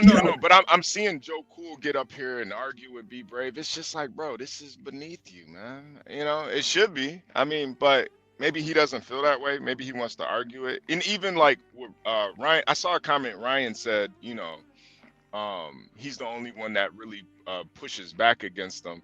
And it's just like, Ryan, when certain arguments are presented that are so retarded, you just gotta let a monkey be a monkey, And let me put it to you this way. Yeah, I disagree that Ryan and Joe Cool, etc., or even John Galt, because John Galt's in B Brave's chat right now. Mm-hmm. Basically, I think that I'm the only one that Be Brave won't let up to his panel. I don't think y'all are pushing him back. I think you're mollycoddling, and not you, HB, specifically, but the people like Joe Cool, they're not pushing back. They are gently prodding and going, hey, there's a kernel of truth in your argument, but what about? I am saying Be Brave is totally fucked up. This type of argument, if part of your argument is screwed up, then the whole argument is screwed up. And Be Brave won't let me up to his chat for a reason. So I'm not arguing with Be Brave. He's reaching out and taking content that involves me and critiquing it. It's the only reason I would ever, even think about his channel. Okay. Yeah. In short, Joe Cool, John Galt, etc., they're not pushing back on Be Brave at all. That's yeah. And I get it, but I just think, like, even if you take somebody like John, for example, he doesn't apply to the shit that Be Brave's talking about. So what's even the point of him pushing back? Well, I mean, just that's being the argument, but what's the point? Well, you know what? I won't even go there. I don't care enough. And this will probably be, I thought it was pretty funny. Lindy, talking about it, and I happened to see B Braves pop up for his show today. But I think what you're actually telling me is, hey, why are you even paying attention to this dude? And no. I would have to agree with you. Yeah, and that's why even like it's just to me like his whole life is sad. It's honestly just That's why the violins are playing, right? Yeah, you hear the violins. It's honestly just. Who uploaded this one? This is great. This is a great one. I know. I love the violins. I love the violins. These are great.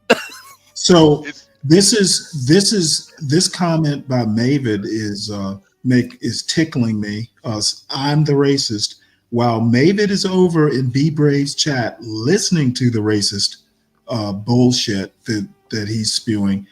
I'm the one who's racist. Good job, Mavid. Good job. Mavid, you owe a Process $200 on a bet. You gotta pay up, or you're an N-word, man. John is in the chat saying to Joe, Joe, I thought you lived with a white lady in Colorado. So John is over B here. Brave, and CT just said, if you are associating with white people, you're not black. So that's why John is bringing it up, and John has said similar things. Yeah. And so if you don't live with black people, you're not black, and you shouldn't be talking about, you shouldn't be pro-black to use their language. Yeah, and I think I don't necessarily believe that, but I do see the argument. But honestly, and I think the argument is bullshit. Yeah. I think love is a totally different thing. So Maven, what's the bet that you'd made with Process? I don't even know what's going on. Why do you have to go through these back channels? Jeez. Yeah, he's just like, where's Maven? Get cracked. Do you know where he is? I'm like, what? I don't know where he is. And I will say, me personally, I am a racist. I don't find white women attractive at all. But that's not racism. That's not being racist. Well, the minute you say attractive, okay, it's your preference. How is that racist? Well, I feel like if a white guy said it, a lot of black people would say he's racist. Okay, well, the black people would be wrong. If you don't prefer to marry, someone with a particular phenotype, it's not necessarily racist. Yeah.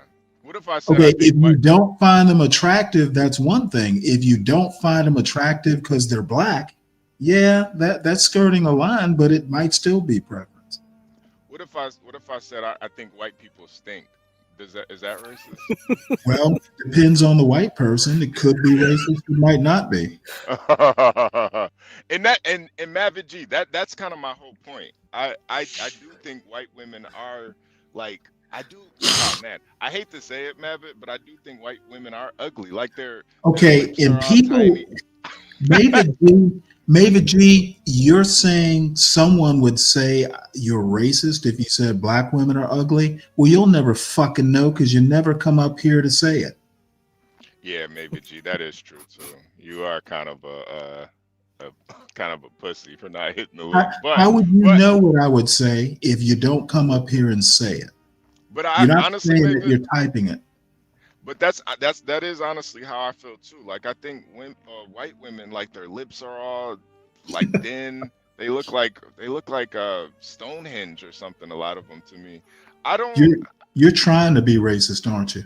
Yeah, just a little bit. But it's just, and then too, like their hair is all like stringy and shit. It's like ugh. It's like a scarecrow or something.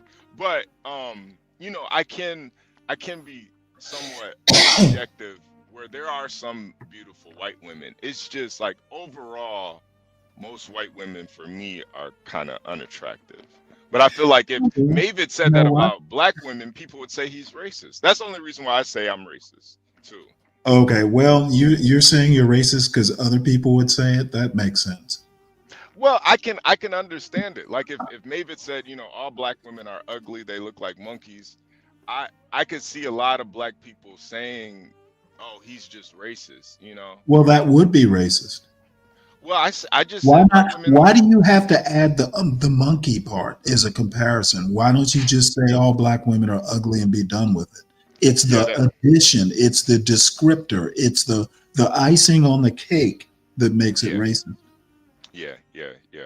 And if he's not smart enough to figure that out, well, that's why I like shitting on him, because he's not that bright. Yeah, nah, he's not. He's not. But you know, God bless Mavid G, man. He tries his best. Well, I understand, and he should keep trying. Yeah, he tries his best, man. You know, the only way you're going to succeed is to try. Yeah. He tries harder than most. He does. He tries very hard, and I really do give him props for his you know, how hard he tries. You know, he's the little train that could. Yeah. Is it racist that I don't think black people look naked without clothes on? You know, eclectic. I can't understand that sentence at all.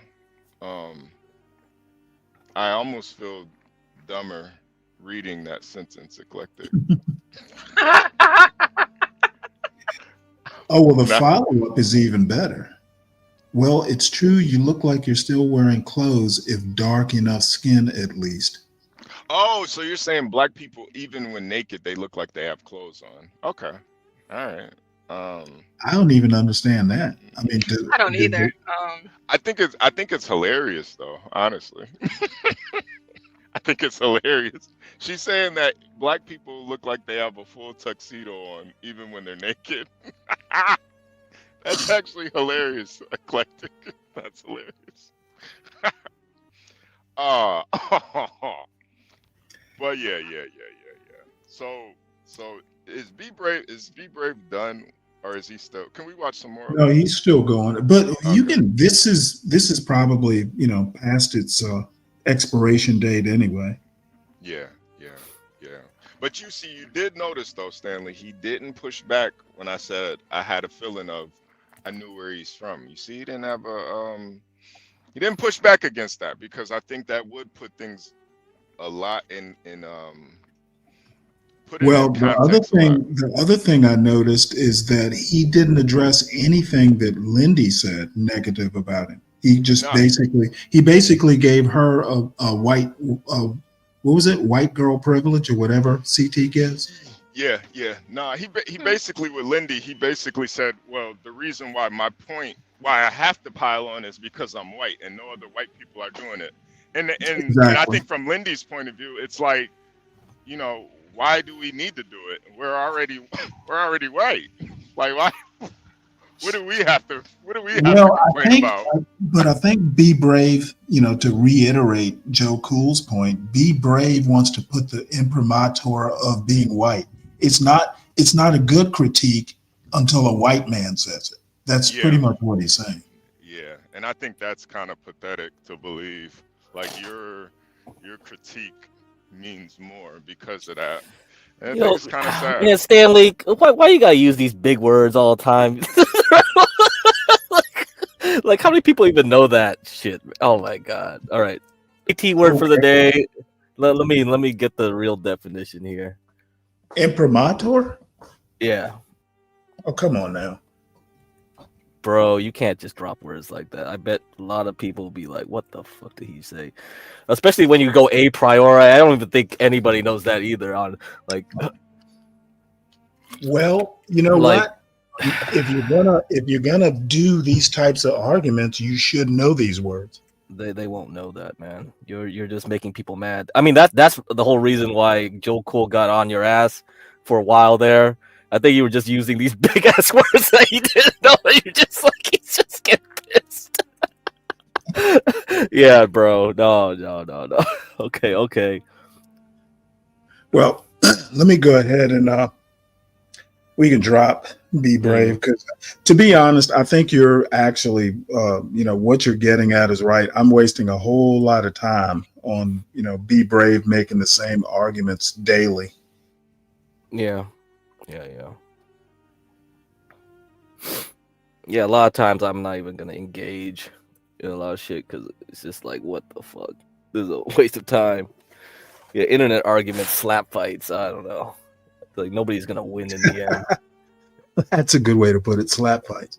It's a slap fight. Yeah, that's what it is. It's just like, all right. Maybe the biggest difference though is John is speaking from experience. He literally houses black people every single day. Yeah. That's the biggest difference, man. He's literally up on ground zero. He's in ground zero giving his critiques. It's totally different. Well, the other thing is I often push back on those points. You do. Yep, you do. But I don't think you can really argue his experience, though. Actually, I can't argue his experience, but I can argue against his arguments. Yeah. Nobody's saying, I never say you didn't experience it. I'm saying your interpretation of the experience is wrong. Yeah. Brave saying it is like a neon light. That's his point. It's better when a white guy says it. And me personally, Mavid, I feel the complete opposite. I think it means less because a white guy is saying it. I think it's like a racist candle pulling racist moths to it. Yeah, I think it means less, honestly. And I think I understand why you would feel that way, but I take it as it means less him saying it. I don't put white people on a pedestal like a lot of blacks do. Actually, I think less of it, honestly. You know what? Actually, we expect white people to be racist, Maven. It's actually better when black people are being racist. Yeah. I think he's a victim of white supremacy, man. Honestly, I feel bad for him. Honestly. Yeah, you need to step out of the status quo and listen to black racists being racist about black people. Yeah, I think that's way more nuanced, to a certain extent. Yeah, to a certain extent. But and this is the this is the whole kind of generalizing it. The only why does he think I'm freaking out? I think it's because they're kind of just so used to seeing people like Be Brave get up on these panels and not have any pushback. So then when you finally push back, oh, you're freaking out. It's just kind of pathetic, man. You can't make everybody happy, Stanley. They're gonna critique and comment on everything, man. It's like a freaking stay-at-home mom, man. They got this is how you make your money, though. I gotta make my $300, bro. I gotta make my $300 on slap fights. This is how it's gonna work. Yep. And see, Craig, you understand the grift, and you actually appreciate the art of the grift. I do appreciate the art of the grift. Yeah. Because CT's going over there gassing him up and this and that. Yeah, I know. This is Tricknology 101. Come on, I've seen this enough times. It's a grift, and people, I understand the art of the grift too, man. But it's like there are really low intellectual people that really believe this shit, and I didn't think that people were so stupid. Honestly, I thought everybody was kind of in on it. I honestly thought. I thought everybody knew it was just like entertainment. Like otherwise, I wouldn't even bother trading, man. If people were actually smart in the world, it's just like, nah, you gaslit, psyops, things like this just works all the time. And you can't run away from it. Because it's just psychology. It's just psychology 101. You can just manipulate anyone. It doesn't matter. And that's why the smartest people are always the dumbest too. And it's like they always fall for Indian scammers or something on the phone or believe like Keanu Reeves is actually talking to them on fake texts. Like these guys do all these fake texts, right? You get texts from unknown numbers and then try to reel you in. And sometimes I play along to see how far they're willing to go, to see like, oh yeah, now I'm talking to a stranger, and that's how they'll do it. They'll find some lonely people, get them with the honey, and then just try to attract them. It's just like, wow, this shit must work. Otherwise, they wouldn't bother doing this. No, we see it working online. Yeah, Be see, brave working online all the time. It's a long brave con, It's all these long cons, wheels within wheels and stuff. It's just like, oh yeah. Be Brave is an example. He's an old man being taken advantage of by the the. Oh yeah, he's probably the most vulnerable. Yeah, seniors Yeah. are always the most vulnerable. Yeah, probably man. the most lonely people. That's how they'll try to get you, and yeah. No, I honestly think it's Fucked up. hilarious. But Yeah. he actually believes the African scammers are really in his benefit. But that's you got to give it up to the to the to the scammers, man. They really know how to con these old people, man. It's because to me, like his focus should just be what his stated goal was, like to expose the supposed corporatocracy, the rich whites or whatever, and blah blah blah. That go for it. There's tons of material right now with Luigi and all this stuff. Yeah. Go. That's your wheelhouse. Go for that. You can make your own grift off of that. And it's one of the things that will unite a lot of left and right groups, anti-CEO, anti this and that. That's a bigger grift actually than this. This is very cheap because there's not much you can make money off of with like black hate and blah blah blah. It's like that's boring. This is a bigger grift. Go for the big whales, man. Yeah, you get it though, Crack. Yeah. If I was doing technology, I'd just go there. That's easy money right there. I make my own show. Yeah, hate CEO hour with Get Crack. Fight the system. Not everybody has that eagle's eye view, man. Yeah. They don't really get it, but it's not too many of us. It's not too many of us. Yeah. What are the points, Mavid? What are the points exactly? like saying shit that everyone already knows, or what? What do you mean? Like what? What do you mean by that? There's black dysfunction. Yeah, we know that. Okay. It means more when white people say it. I think that's the. Oh, that's the point. Oh, yes, of course. Well, I look at my avatar. I'm white. I'm a beautiful white girl. It means more. See, that's why I picked that avatar. I know it works. If I had a voice changer, it'll probably work even better. Yeah, no, I do think for some people that is a truth. I do think for somebody like Mavid, maybe if I were white, he would or maybe if Stanley was white, he would accept. I thought Stanley was white. Like people keep saying he's white all the time. He is technically white. Using words like a priori, is like, what the fuck? Get off me with this shit. Yeah, but no, since he's black, they say he's using too many big words. He's black. He can't do it. Oh my god, a priori. I love when people use a priori, but like I would only do it in academic settings. But like just hearing it here, all right. With the slap fight, with the internet slap fight, yeah. Hold on, I'll be right back, you guys. I'll be right back.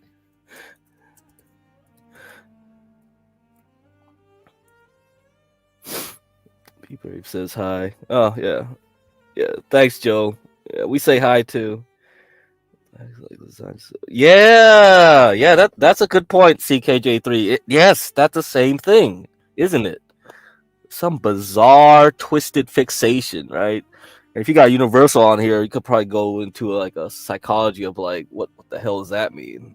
It's just like ugh. Right. Weird, very weird. Yeah. It always goes back to that. The conversation will just end up there anyway. Yeah, somehow.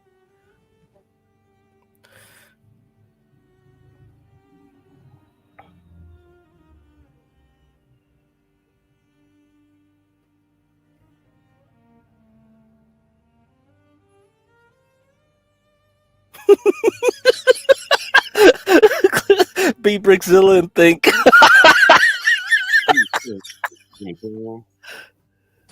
Yeah, I think it's 35 a night. Hello? Yeah, I think it's 35 a night off of Airbnb. 35 off of Airbnb. Yeah.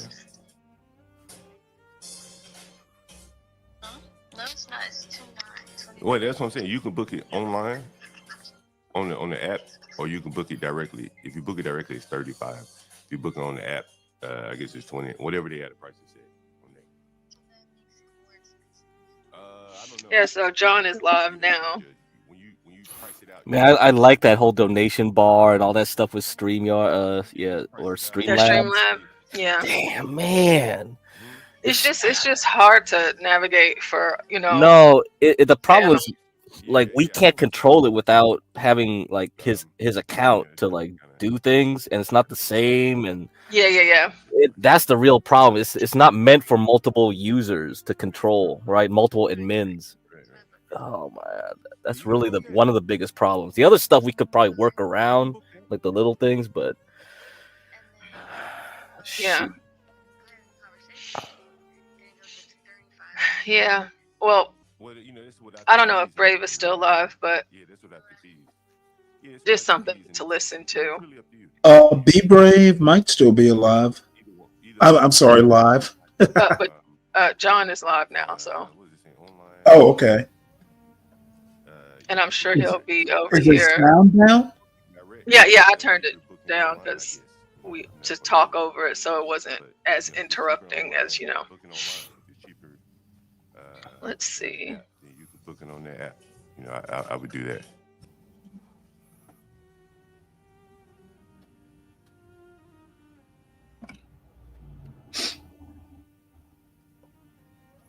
yeah, I don't know, Samuel. I think John's still figuring stuff out.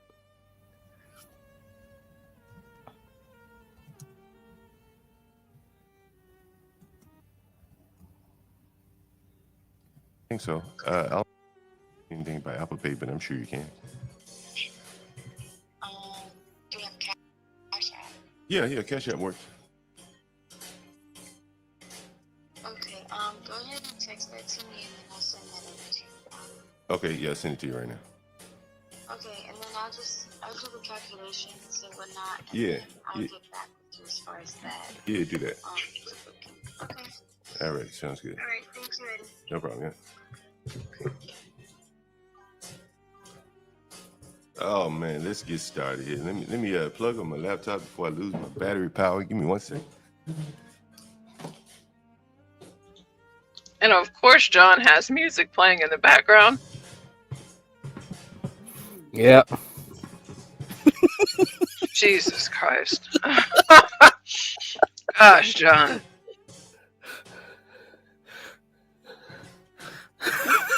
I mean, Okay, damn, man. You know, make a little money here. Not much, but you know, fuck it. Every little dollar counts. Every dollar counts. Hey, how many of you guys heard about Eric Adams? Eric Adams had a party. He had a party in the Gracie Mansion the other day. I'm not sure how many of you guys saw the Gracie Mansion, but it reminded me of this, and I'll show you this right here. This was Eric Adams just a while back when he was riding high. The commissioner, first Spanish speaker to be the commissioner in the police department. First Trinidadian. and also too, Crack, on Streamlabs, seeing the comments is different from seeing them on StreamYard. So he can hardly, you can hardly see the comments that good. Let me set the properties. Give me 1 second. Yeah. Yeah, the integration with YouTube is not really good at all. Yeah, over there. Everything Yeah, people are complaining like they couldn't get their PFPs to work or something like that. It's just like, oh god dang it. A pain in the ass here. Well, all right. I think I just prefer this white StreamYards. I think yeah. Right. It's just better to Hopefully me. We're set. Let's see. Be a deputy mayor. Damn. What in the fuck? What setting is this? Let me see. Give me That one music second. is super loud. What fucking setting is this? Sheesh. Yeah, this pisses me off. All right, give me one second. Camera, chat box. This is pissing me off. Jesus. I got all the volume, all the sound on. Can you hear the sound? You can't hear the sound. I can't hear the fucking sound. This is pissing me off. All right, give me one second. Oh.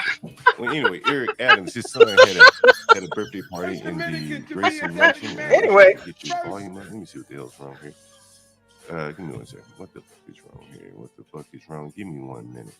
1 minute. Let me see what the hell the problem is here. The hell was the problem here? Maybe I go to another tab and see. Whatever. What the fuck is going on? Let me remove this and then I'm gonna put it back. How about that? I'll delete it. And then give me one second. What the fuck is going on? All right, let me add it back. Give me 1 second. Give me 1 second.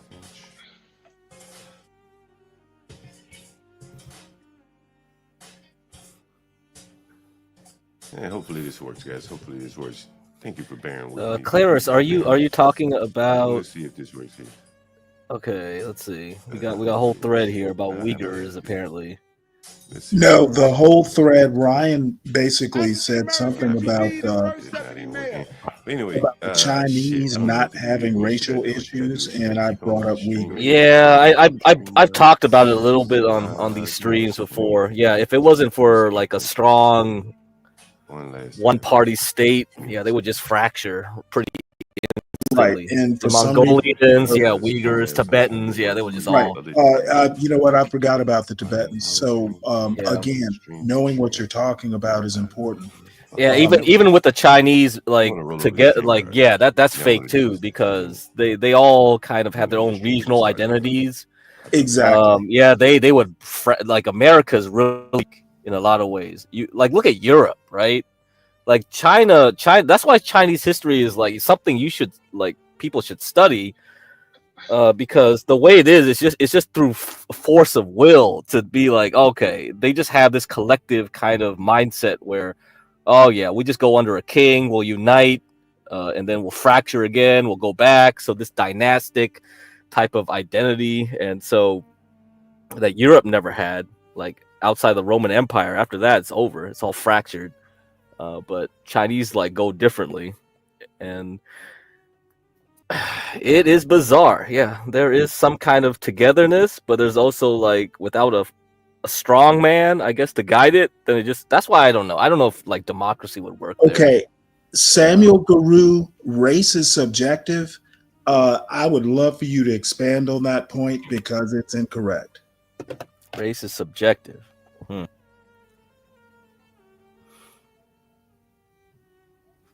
Blacks are racist against Asians. Yes. I love you. Wait, hold it. I keep saying. I love crack. Well, I keep I saying. don't think anything is wrong with crack at all. I keep saying Black people need to start, trying to achieve like an Asian, level of education and caring about Talking education. about Stanley. I don't hate Asians is what I'm talking about. Well, maybe Master Kim for you, but Well, Master Kim isn't Asian. He's white. Yeah, well, I think Master Kim, like he has a different experience growing up and dealing with like the ghetto ass blacks, so I get where that's coming from, I suppose. Yeah, and well, me and my parents, yeah, I've seen enough. I've seen enough where it's just like, well, I've had plenty of good experiences, and my parents have too. Actually, my mom, she learned how to drive and all that, and it's a black woman that helped her out getting through the DMV, doing all that shit, blah blah blah. So I mean, so yeah, I think it really depends. It really depends. You're gonna get biased, definitely. Crack, did your mom beat you with her sandal or a broom? No. But yeah, no, she whipped my ass with some bamboo sticks. No sandals though. Sandals. No, you're gonna get your ass whooped with some bamboo sticks. Oh, Yeah. Asians. So, yeah, I think, yeah, I think your formative years, yeah, it will start coloring your mindset a bit. So I've seen it all. It's really kind of foolish to think, oh yeah, one people or one Well, thing or another thing, right? Yeah. well, my point about Asians caring, culturally, and not even all Asians, but there are people like the Amy Chua folks who care enough about education. Mhm. Black people Hold should on. care Wait, more about it. is What's up, that? Mr. Gully? I was about to say, I don't know. Oh, That's really him. what the heck? Yeah, because he Yeah, said he wasn't he's. calling in anymore. So I mean, that was his PFP. I mean, like, is someone trying to like yeah, fool us here? it could be a. Like, he just disappeared right off the bat, though. It's like, what? Well, he probably went, oh shit. Tom, thank you, Tom, so much. Oh my goodness, Tom Oh, what? Gully. Oh, he just came here just to put the back chat. Oh, thanks, Tom. Much, Tom. Oh, wow. Thank you. At least I know you still love me anyway.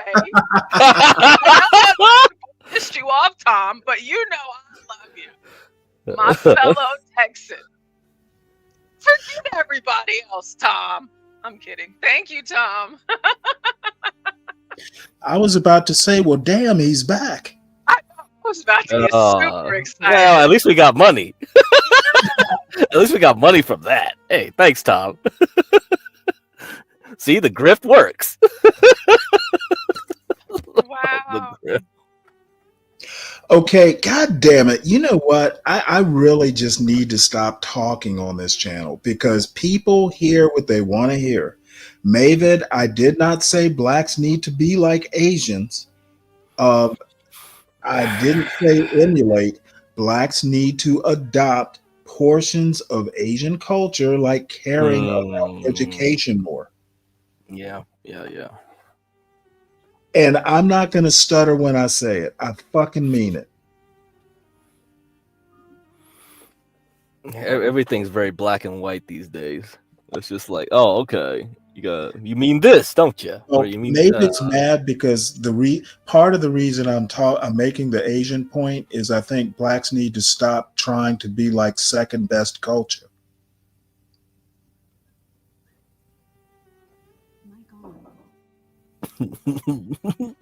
Yep, white culture second best in America.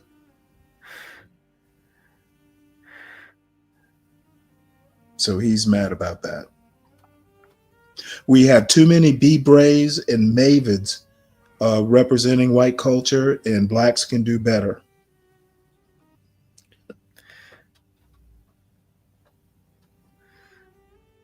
But is it fair to say that blacks are ruining America?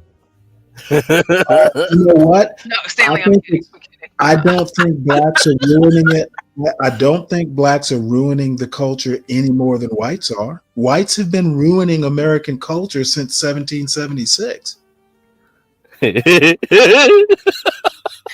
No, seriously. Oh, man. Oh, shit.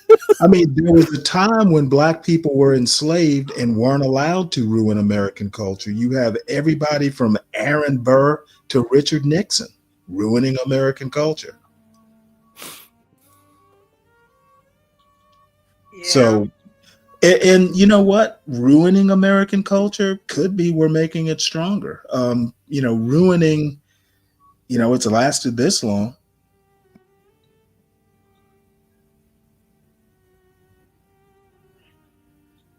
Yeah, Clarence, at least you got my point. Emulate, especially education. This may not be the best time for this, but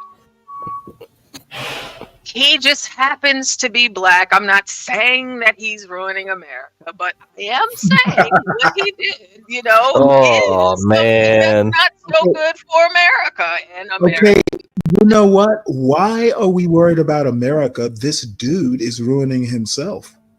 And the people in Arizona. So let's hear about what he did. What did this guy do? You have your name and date of birth? Charles Smith. In an MCSO orange jumpsuit, Charles Smith, who goes by Wolfie Coletti on social media, was in court for the second time in just a few days. Already arrested in Mesa over the weekend, where police say he took this can of bug and flea killer off the shelf at a Walmart and sprayed the pesticide on produce that was on sale for anyone to buy, all while filming the action himself. The 27-year-old told officers he's a self-proclaimed troll and that he makes up to $10,000 a month posting those videos on social media. Oh my God! Here we go. This is the grip. Latest arrest is sealed, but as part of his release conditions, the judge told Smith he is not allowed to be on any social media, and he's not allowed to set foot inside any Bosa Donut shop. We reached out to Bosa Donut for comments, but have not heard back. Do you have any questions for me? I do. I have a pet at the house, and we live alone, and she hasn't been able to eat in like 6 days. I was wondering if I have any access of going home and promising to return to court the next court date. So you already have a bond in the other case, and so I can't control that bond. In a statement Tuesday, the Maricopa County Attorney's Office says that its lawyers continue to review Smith's case, and that County Attorney Rachel Mitchell is particularly concerned because of the risk Smith created for the public and the possibility someone will try something similar to gain attention on social media. The county attorney's office also wants to remind people not to repost these types of prank videos on social media. Instead, report the videos to law enforcement. We'll continue to follow Smith's case and bring you updates both on air and online. For now, reporting, Zach Perlet. Consider that a prank. He literally sprayed pesticides on food, like bug spray directly on food. He did that. No, wait, is that black culture or is that troll culture? That's internet culture. Yeah. Now we got more shit to talk about. Oh, internet culture. Yeah, see? Yeah. That's internet culture. Yeah. Because you could make the claim that I think the internet culture was really tearing America down. But I think that's too complex for somebody like Be Brave to understand, honestly. No, see, this is what Be Brave should have been talking about. He should have been talking about like big tech, like all the internet culture, subversion, blah blah blah, H-1B visas. Like this would have been great. Like he could have tied it all up in some big conspiracy, right? Yeah. And then just say like this whole thing's a bigger grift. Instead of talking about like, oh yeah, okay, they're weaponizing black people against whites or this, that's boring. Like let's go bigger. Let's go global. Yeah. No, I definitely agree because it is an agenda that's being pushed, and I think sometimes Be Brave gets kind of short-sighted with his arguments. Yeah. Obviously, there's a whole system that benefits off of the destruction and chaos that happens in the black community. So there is no incentive to fix it. But it's not just the black community; it's the whole. Hey, AP. Hey, good morning, guys. AP. What's up? Good morning. But it's not just the black community. I mean, the black community is at the bottom, producing the most, but I say it's the whole Western society. And the reason I say that is because we know what produces criminals. That's already been proven. I've been reading just over time about crime and human behavior. And did the AP cut out? And okay. But not only just the United States, but if you look at the crime that happens in Australia, UK, why is it that crime is so much higher in the Anglo-Saxon nations than say like the Nordic countries? And this is even before you add in the non-whites. And what it is that we've allowed this to continue due to social, not just socialism, but these so-called psychiatrists and their isms as well, because we know what produces violent and abusive people. And for anybody who says that criminality isn't genetic, I will argue with you that it is. I think so you're more of a you I think it's a more I don't think it's I think it's more taught than anything. No, But it's you're genetic. saying it's It's genetic. genetic. Yes, it is genetic.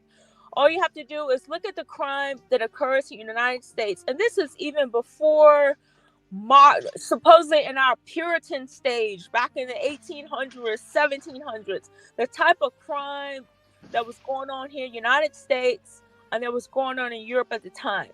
You look at the underclass, those people breed more. So they produce more than likeness. And then you add into it abusive household. All of that factors into producing the monsters generation after generation. Now, of course, you will have some anomalies. Kids that come from good homes and some kids that are born in bad homes that turn out fine. But I think overall, there's going to have to be a point in society when we say, like, you know what, this has to stop.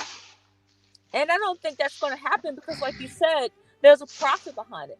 Whether there's a prison industrial complex behind it, these phony doctor psychiatrists behind it, the pharmaceutical companies are behind it. Everybody does a grift, but the thing that you look at that suffers the most is the average person. And like, people don't want to admit it, but we are prisoners in our own homes.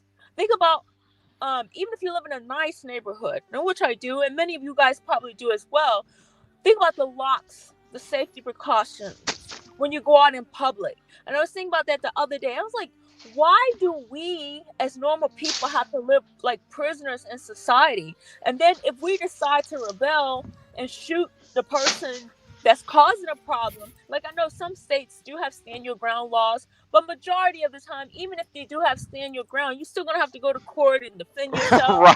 Right. Be broke, you know. But the person that's out here committing these crimes, they're released over and over again. And when I look at this guy that did this with his bucks, that piece of shit should not be out. He needs to be behind bars where he belongs. And the animal that he's talking about, they need to just have animal welfare come and collect it. He should never be released again. Start teaching these people a lesson. And I still say that one of the worst things that are going to happen is we're not friends with North Korea, because I know they always need help. Unemployment is very low over there, so they could always use people to help build roads, work labor camps, dig ditches, and that type of thing. And I would love to send people like that over there, because they don't deserve to be here. They have no reason to be here. I never even thought about that. That we should kind of go back to like old European culture. He's need 27 to duck out years of this old. fringe right conversation. No, but Stanley, I do think she has a point. You know that sending them to North Korea, that's a little much. But well, no, I think that she should continue to appeal to your interest. No. But this is the thing, though, Stanley. I do think part of the problem in Western cultures is we are way too lax on crime. Like some of these people are career criminals, man. Like even the guy that got do you want people to get whooped on by bamboo sticks like in Singapore and all that? You want that shit? Yes. I will just mute up and let y'all have this conversation. I actually don't even understand what the fuck the conversation's about. What is so wrong with that, Crack? What's so wrong with flogging? Yeah, okay, fine, go for it. I'm not you for can do public that. flogging. My thing is put them to work. Because if you got time to walk around and spray people's food, this is food. And this same piece of crap will be up there protesting with BLM saying, there's food deserts in the black community. There's food deserts. And you're going into Walmart spraying people's food with bug spray and all the kind of other stuff that he's doing. You know, if the police had cracked his head open or handled him roughly, then they will be protesting. But that's how evil are you to go into a food place and spray people's food with bug spray? It is. A child could have eaten that. I think that's what he was hoping for. Right. So why would we allow him back on the street? What's next? And if he's got time to go around filming stuff, what job does he work? Well, he's a YouTuber. He's a YouTuber. That's the problem. That's why I think Yeah. that's why I really think it's not black culture, white culture. I think the real fucked up culture is this internet culture. You get incentivized for doing that type of shit. The same thing with the school shootings. Why do you think it's so popular? Everybody now has a manifesto. Everybody has a manifesto, and there's, instead of and everybody has got mental illness, and everybody's got to be on some kind of medication, and you have to feel sorry for them, instead of saying, look, you make the bed that you lay in. It's your problem. Why are you inflicting society? And if you are having all these issues, then just kill your parents. They're the problem, not little kids that's at school. What did the little kids at school do to you? If you don't like who you are, you don't like being born, my suggestion is to whack your parents. And then whack yourself. I would never stop anybody trying to commit suicide. If you want to commit suicide, please go ahead. Get it over with. Let us know so we can come get you. But I don't think we should be stopping these people. That's the reason I'm for what I think is Sweden that has you can commit suicide if you're depressed. Good. Oh, because, yeah. We don't need you walking around getting ideas, stabbing somebody or throwing fire on someone, harming other people. Just put a rope around your neck and jump off. Get it over with. They have that assisted suicide in Canada. Yes, I think it's a good thing. It's a good thing. I was really against it, but No. The more I thought about it, though, AP, it is. I think some people do need to just, they need to just delete themselves. Honestly. Oh man. Some people. Yeah. Because instead of every day you posting your TikTok videos saying, look at me, the world is against you, everybody is racist, blah blah this and that. Yeah. Just my suggestion is just, the world is not ready for you, and maybe you should go on to another place. Yeah. Craig, what do you think, man? What do you think? Think people should delete themselves? What? Yeah, maybe bang themselves. You do you want collective justice? I hear collective justice. All right. Yeah, I don't That's what I hear. I don't know. Well, that's how they did in the old days. Yeah. Stanley, you did a crime, they just wipe out your whole family and clan or something. yeah. See, that's I don't know. Something has to be done though. But I don't know if Stanley or Portia put this up, but it's John. It's me. Okay. John. Okay. Yeah, put the volume up so we can hear it. See what John's talking about. Let's see if I can find this article here. This one I really want to cover before I get out of here. Eric Adams. Let's see. Still playing that music. I know. It's like, is somebody playing drums? Is it a band in there? There's a band in there. Yeah, are they practicing? Got a guy and his mother. I want to see if I can find that article for you. Let's see. I may not even be able to find this. Tough guys renting the basement.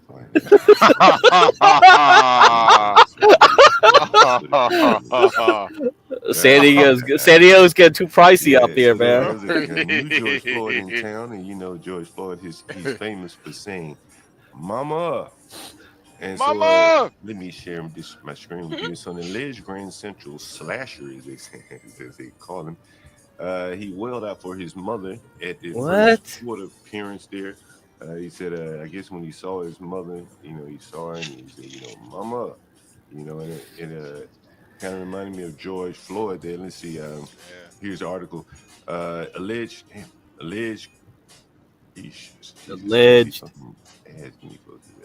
Damn, what is John doing over there? All right. The ads are killing him. Central slasher. Ad blocker. Mom, at first court appearance for unprovoked New York City attacks. I didn't know you were here, he said. Mama, one of the first guys. Mama. That's probably how it sounded. That's probably how it sounded in the court. The man accused of 2 unprovoked slashings at Grand Central Terminal on Tuesday night cried out for his mother That is the greatest Christmas Day courtesy as a Manhattan.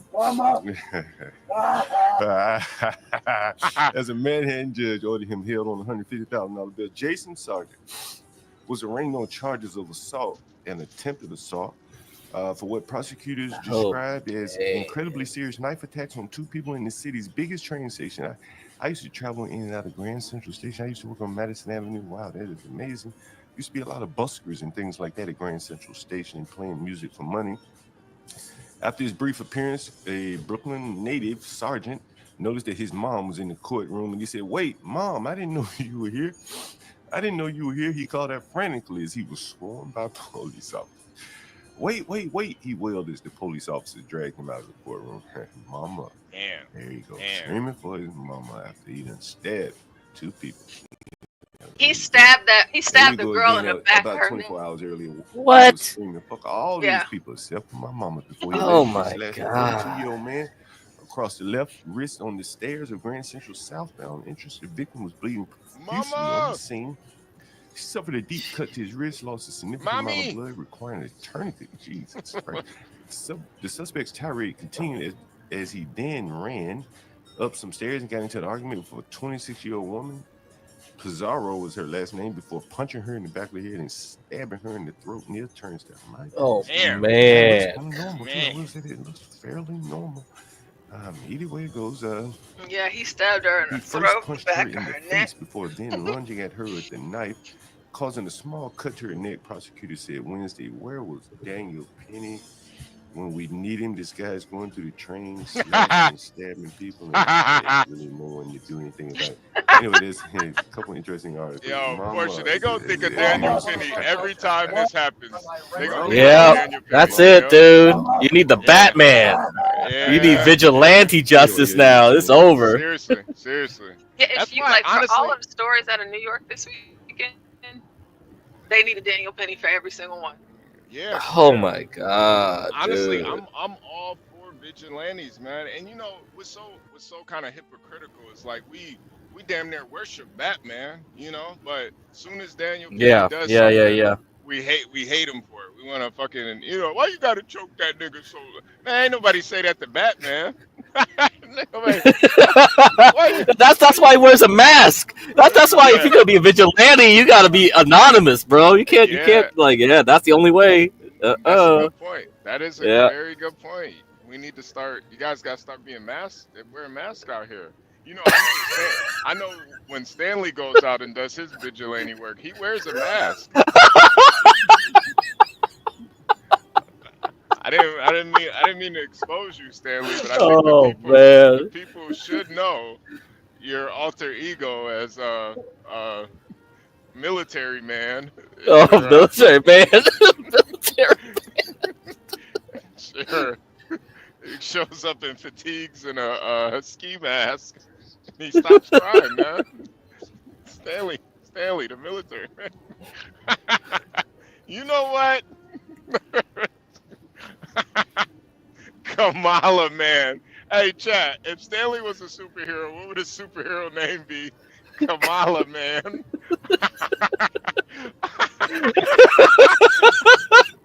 So if this Kamala man is gonna be like a Biden boy, is that the sidekick? Biden boy. It's Kamala man and Biden boy. Oh, I need some more names. What's Stanley's superhero name, chat? What is? Stanley and a Pooh Shiesty. Yeah, that's a scary sight right there. I wonder what his powers would be. Stanley's powers. Interrupting people. Yeah. He can interrupt anything. A crime, a murder. Yeah. Just interrupt. Motherfucker, you about to kill somebody. Motherfucker, what the fuck?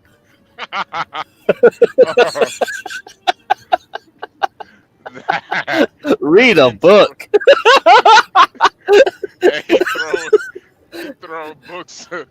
Yeah. Maybe it's like a time traveler. He's sliding down his time. Like he said, he will like be right there when you're about to commit the crime, and he'll grab you, or something like that.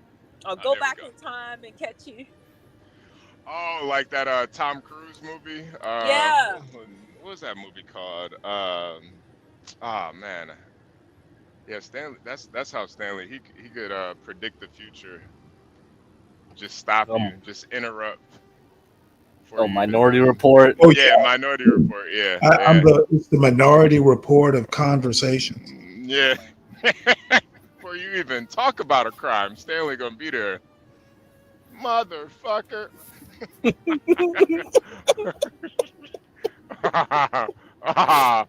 Maven G said his only powers are ad hominem attacks. Oh, you know what? He can complain about my ad hominems as much as he wants to. It is part of my argument and an effective part. Well, that's good. That's why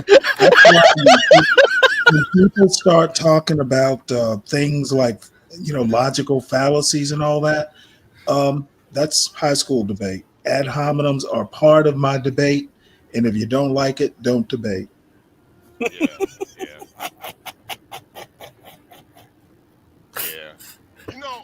I was thinking about, what AP said about sending them to North Korea.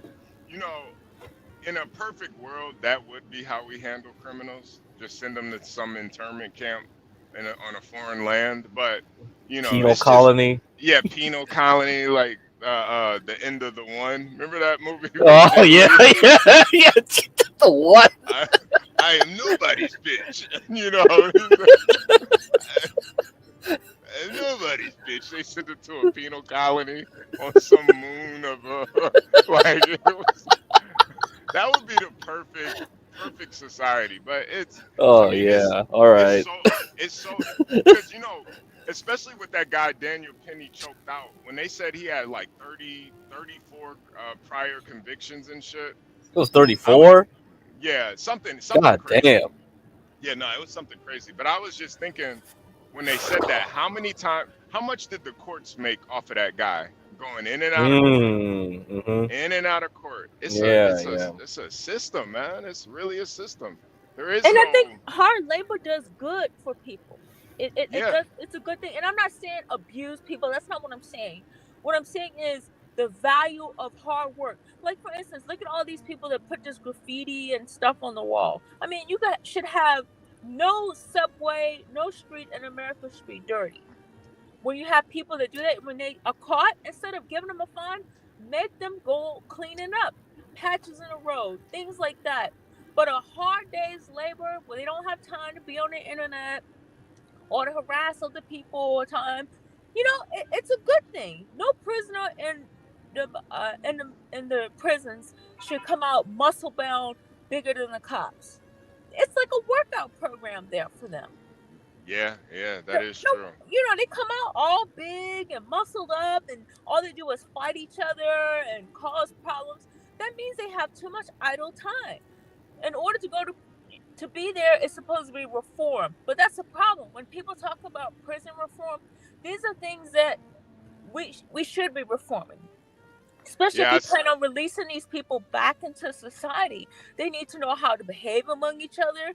They need to know how to treat each other.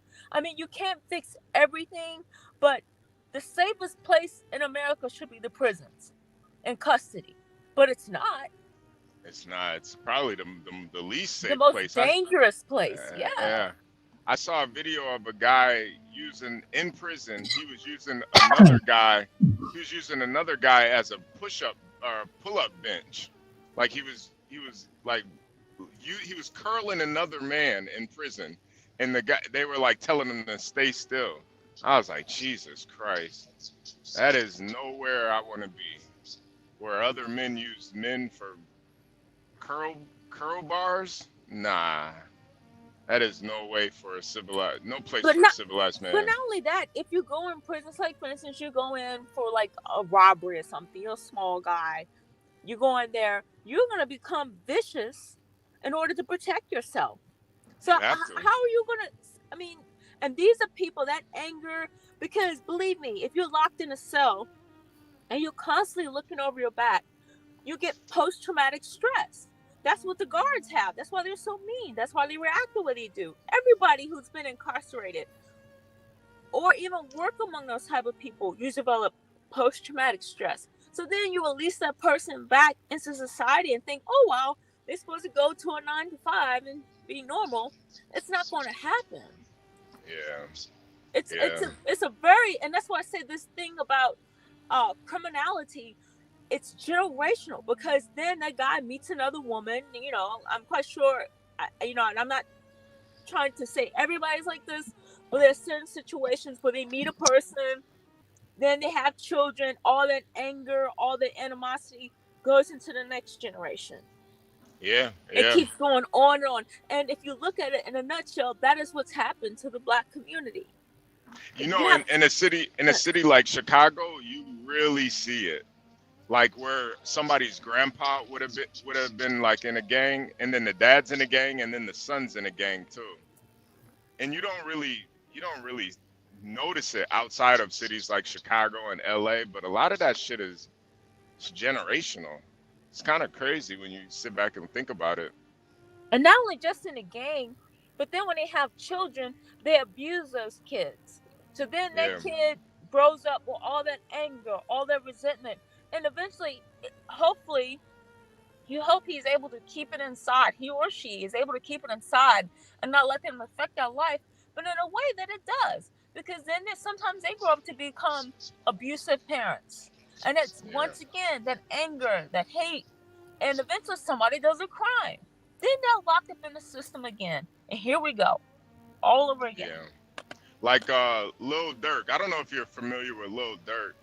He's currently in jail for sending hits across state lines, but his dad was actually a high-ranking member of the Gangster Disciples.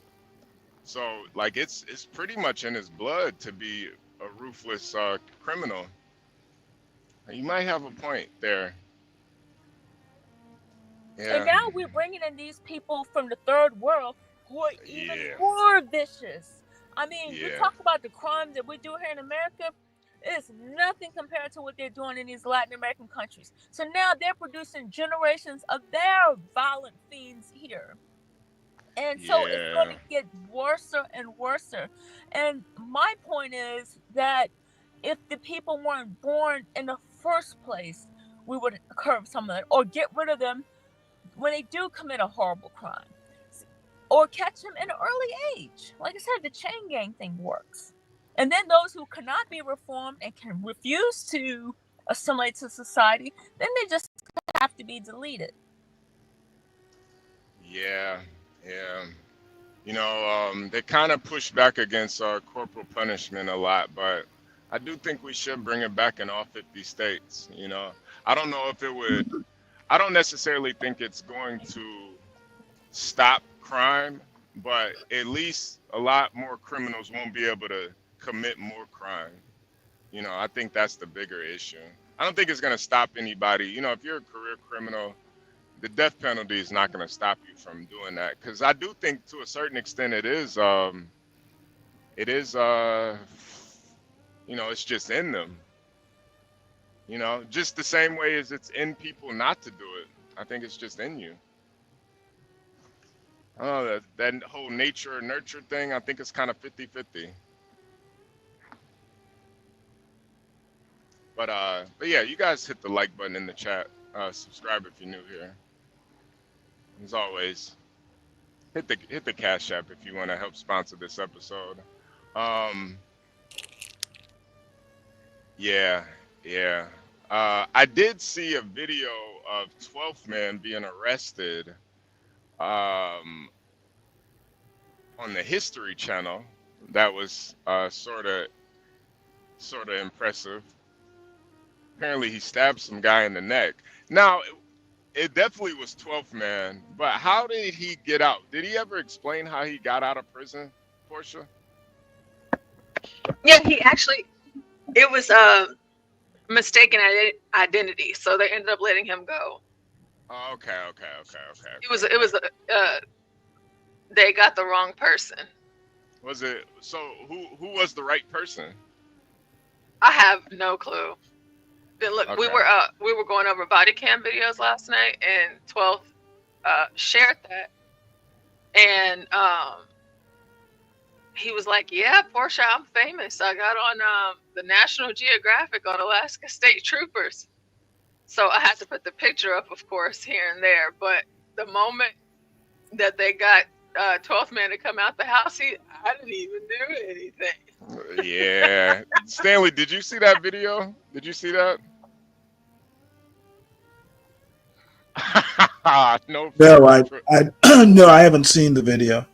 Can you, Portia, can you just show just the end? Because I don't want to get dinged, but just the end where 12th man is, they're Well, I pulling him don't out of need the to house. see. I don't need to see the video. I take you at your word. Well, no, just for anybody in the chat too that wants to see it. Because it was just so 12th man to me, you know, just knowing him, talking to him all this time. It was like, yeah, that's 12th man right there. That's definitely. Go ahead. What the fuck is going on? How long ago was this? I think it was like 10 or 12 years ago, something like that. Holy shit. All right, go ahead, Portia. Go ahead. Come out, okay? So we don't have to come in.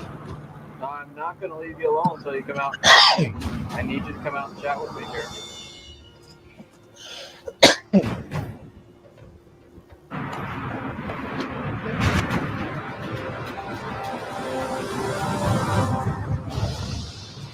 Flat on the ground. Get flat on the ground. Stop. Get down. Flat. I didn't do anything. I'm being arrested for no reason. Take me to jail or shut your fucking mouth. Troopers find the weapon nearby. What? What? No, this is for real? What the fuck is going on? Yo. Let me mistaken identity. What? That sounds like Yo. Take me to jail. Shut your effing mouth. Wait, play it one more time. Oh Play it no, man. Play it one more time. Me and 12th man, we were watching videos of like body cam videos of drunk people, and whenever I heard it, I was like, 12th man, you were drunk when you got arrested? He's like, yeah, I'm drunk right now. It's just 12th man, this is him all over. Flat on the ground. Get flat on the ground. Stop. Get down. Flat. I didn't do anything. I'm being arrested for no reason.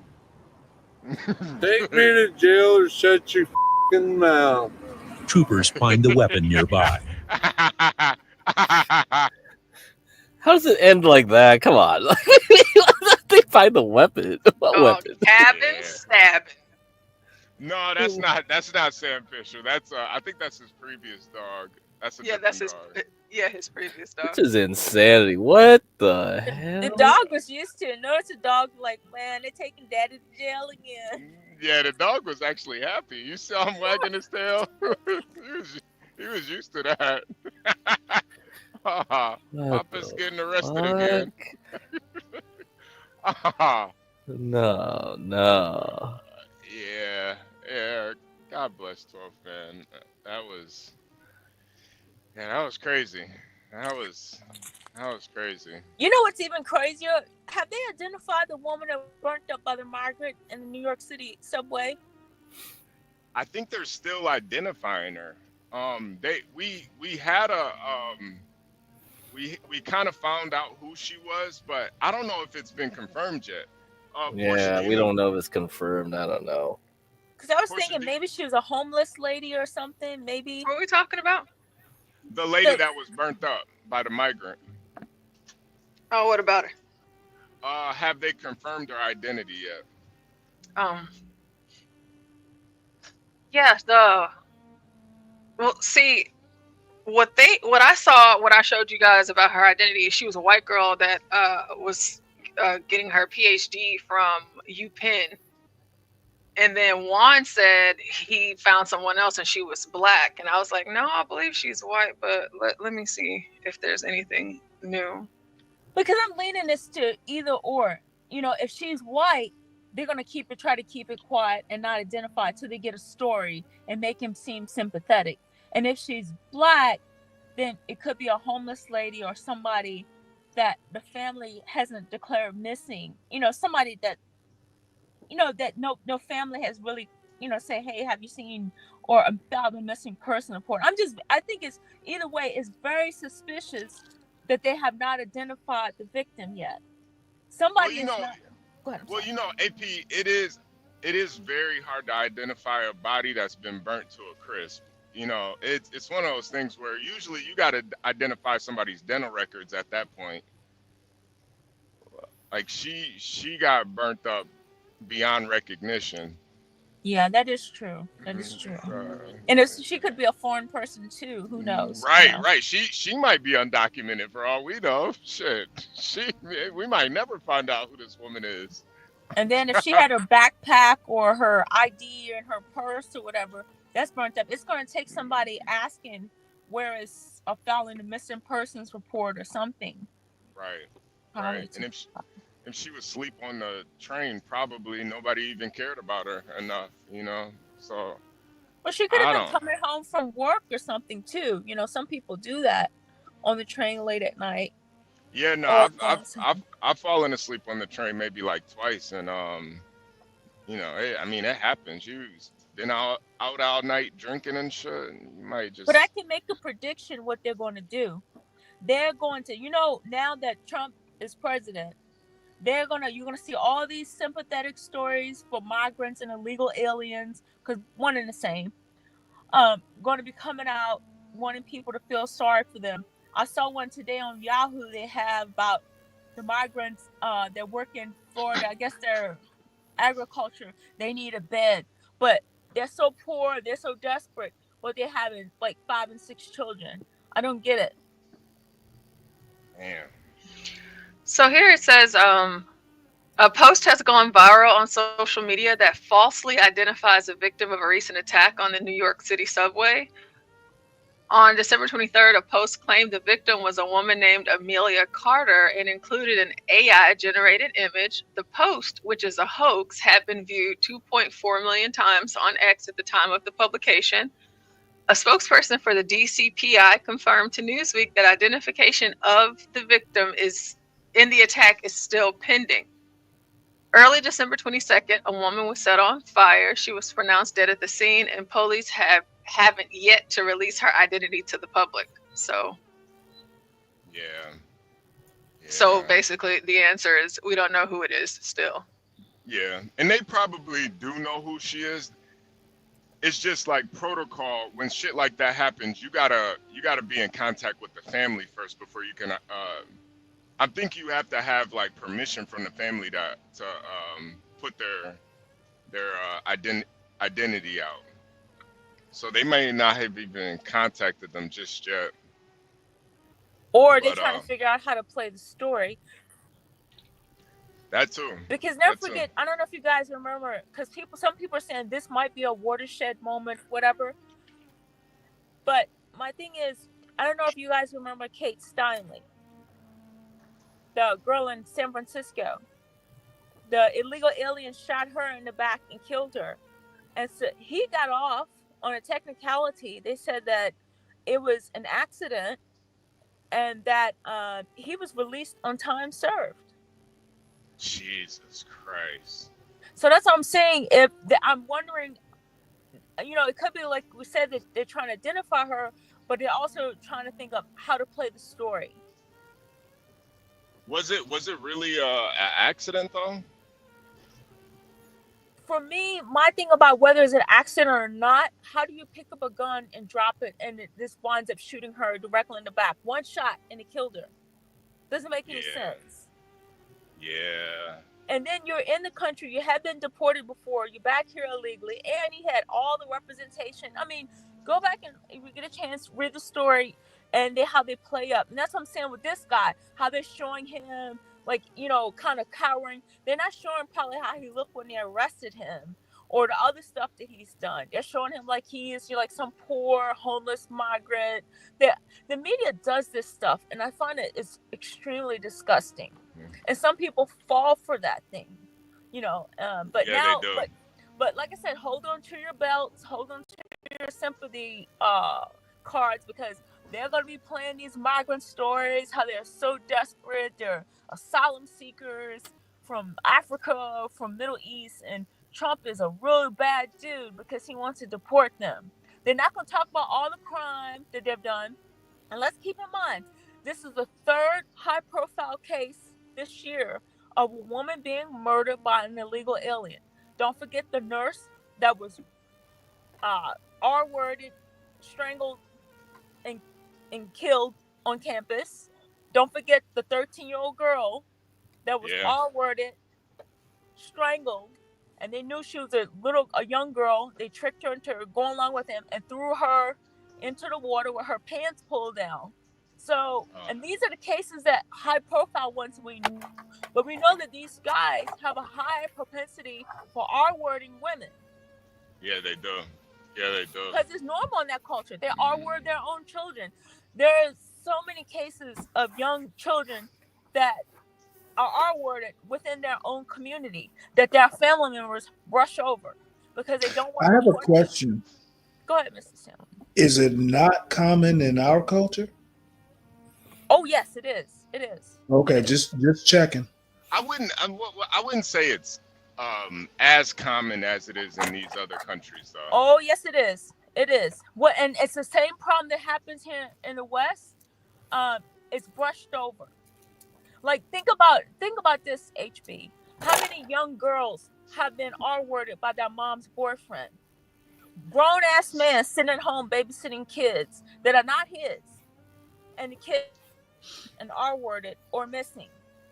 Yeah. Or if the child survives, they tell the mom, and the mom, because she wants to keep her boyfriend and she's worried about her own libido, the child is ignored. And this goes across all racial lines. That is true. That is true. Some of these moms are really disgusting. Look when at it the comes number to of shit girls like that that. want to. You think they're all getting pregnant by 14 and 15-year-olds? No, they're messing around with grown men. They got money in their pocket. How do you? And this is the thing when we talk about the Epstein situation. It's blown up because, hey, these were rich people doing it. But think about Epstein had a whole fleet of young girls working right there in the regular Florida community, shipping them to Mar-a-Lago and everything. Nobody talks about that. Actually, the girl that came forward, I haven't heard anything else from her. Yeah. Yeah, it is. Talk about Backpage and Craigslist. How many times have you known like 14 and 15-year-old girls? Now, some of it they do willingly because they want to be grown, but then too, they're still children. Yeah. It's a disgusting world we live in. It's a very disgusting world. Yeah. It is almost seeming like it's being normalized a little bit more. So I was going to ask, AP, did you have a good Christmas? I did, Stanley. I hope everybody have a good Christmas and a happy New Year. And no matter what our political ideologies are, we all in this Titanic together. And until we figure out some way to, I don't know, Elon Musk builds us a rocket and we go up and mess up outer space and go to invade somebody else's homeland and turn it into a trash dump. We're down here on Earth. Do you think Elon is going to include, quote, us? No, of course not. We'll be down here on toxic Earth. So we got to figure out a way to fix this thing, you know. But my most important thing is I don't think we can fix it. I really at the point of we can't fix it. But what we can do is be among like-minded people and love and respect our family members. Especially if you have children, prepare them for the future. You know, and be kind to each other. Yeah. Stanley. Stanley, I had a really good Christmas, man.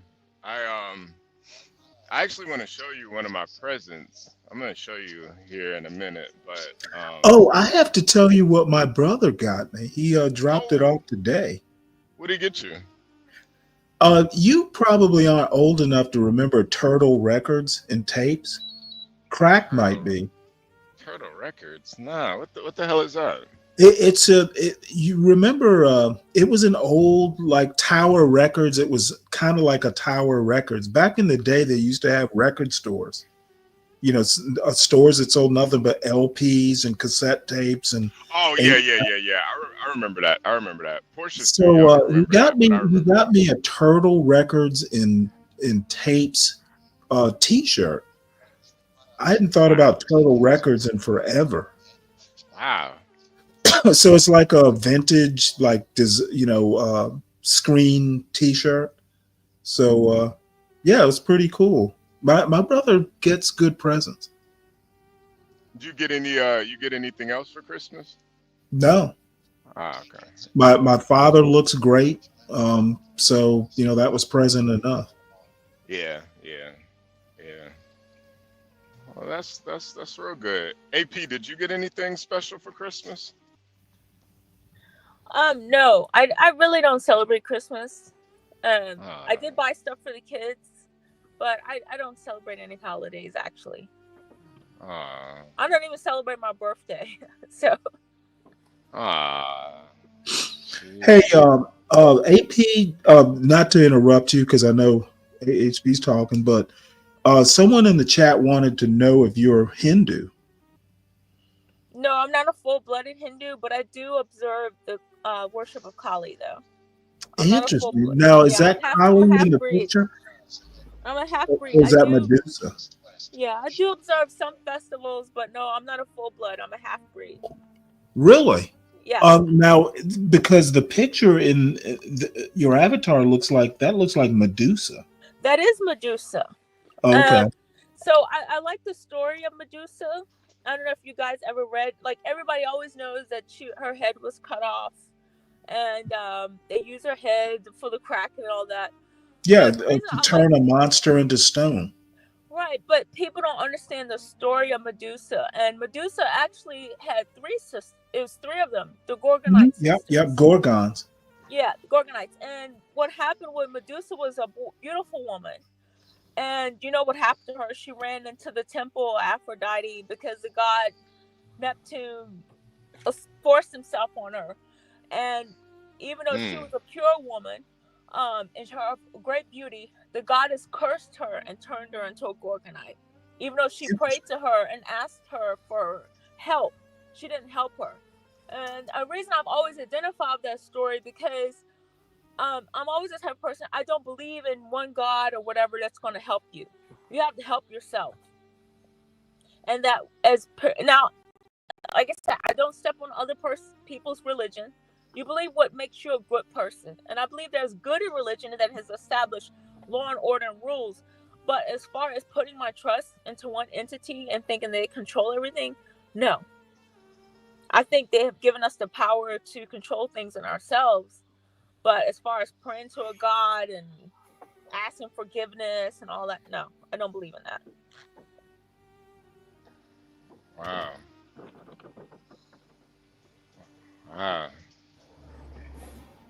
Yeah, I like the Medusa too. She's got a cool little story. It seems like there was a lot of rape going on back in ancient times.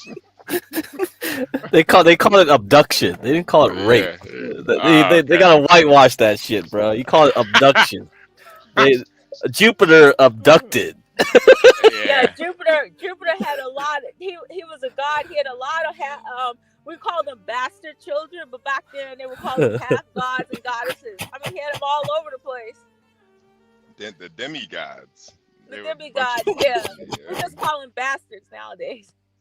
Was Hercules he was a demigod. Yeah. And also, as usual, the stories are just amazing. One day we'll have to do a show about the stories, not just the Greek and Roman mythology, but mythology stories, period.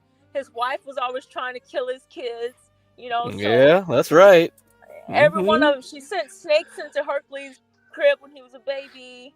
All his kids, she tried to kill him. It's just, that's what. One thing I liked about the stories is they showed how human they were. Even though they had all this power, they still did petty stuff. Yeah, I love those Greek mythologies too. I really do. That's why that movie Troy. Oh, Troy! Yeah, I knew you were gonna mention that. Troy, fucking Achilles, you bitch! Achilles. Goddamn Agamemnon, always starting some crap. I gotta do some shit. What? Like, No, fuck you this. know, Iliad. There's a new Iliad that's coming out. Have you seen it? The previews for it? No, I There's a haven't. new movie. Oh Yeah, there's a god, this new is gonna one be coming. bad. No, it looks good. It looks good. It has that's the guy that played he played the SS officer in Schindler's List. Really good.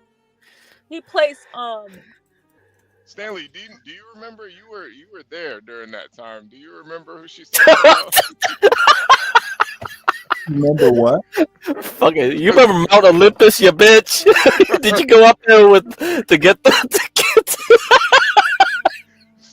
Stanley was born on Mount Olympus. Yeah, he was born on Mount Olympus. Motherfucker. Motherfucker. Fucking Titans, motherfucker. Titans. Fuck them Titans. Can you imagine Stanley up there? They're having a meeting and Stanley was like, wait a minute now. Now you just said and then Zeus sends a lightning bolt. Stanley would be arguing with the guys. Motherfucker, fuck a Zeus. Motherfucker. much to yeah, he's cursed me with Be Brave. Yeah.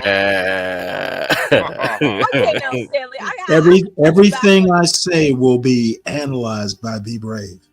Stanley, what is it with you and Be Brave? It's like every time you guys are on, it's like the battle of the Titans for real. Two old guys. You guys need to go out and have a drink together and just chill. I think Be Brave would be a lot of fun. I think you'll have a lot of fun. I have no problems with Be Brave. I just think that there's some things he shouldn't be involved in.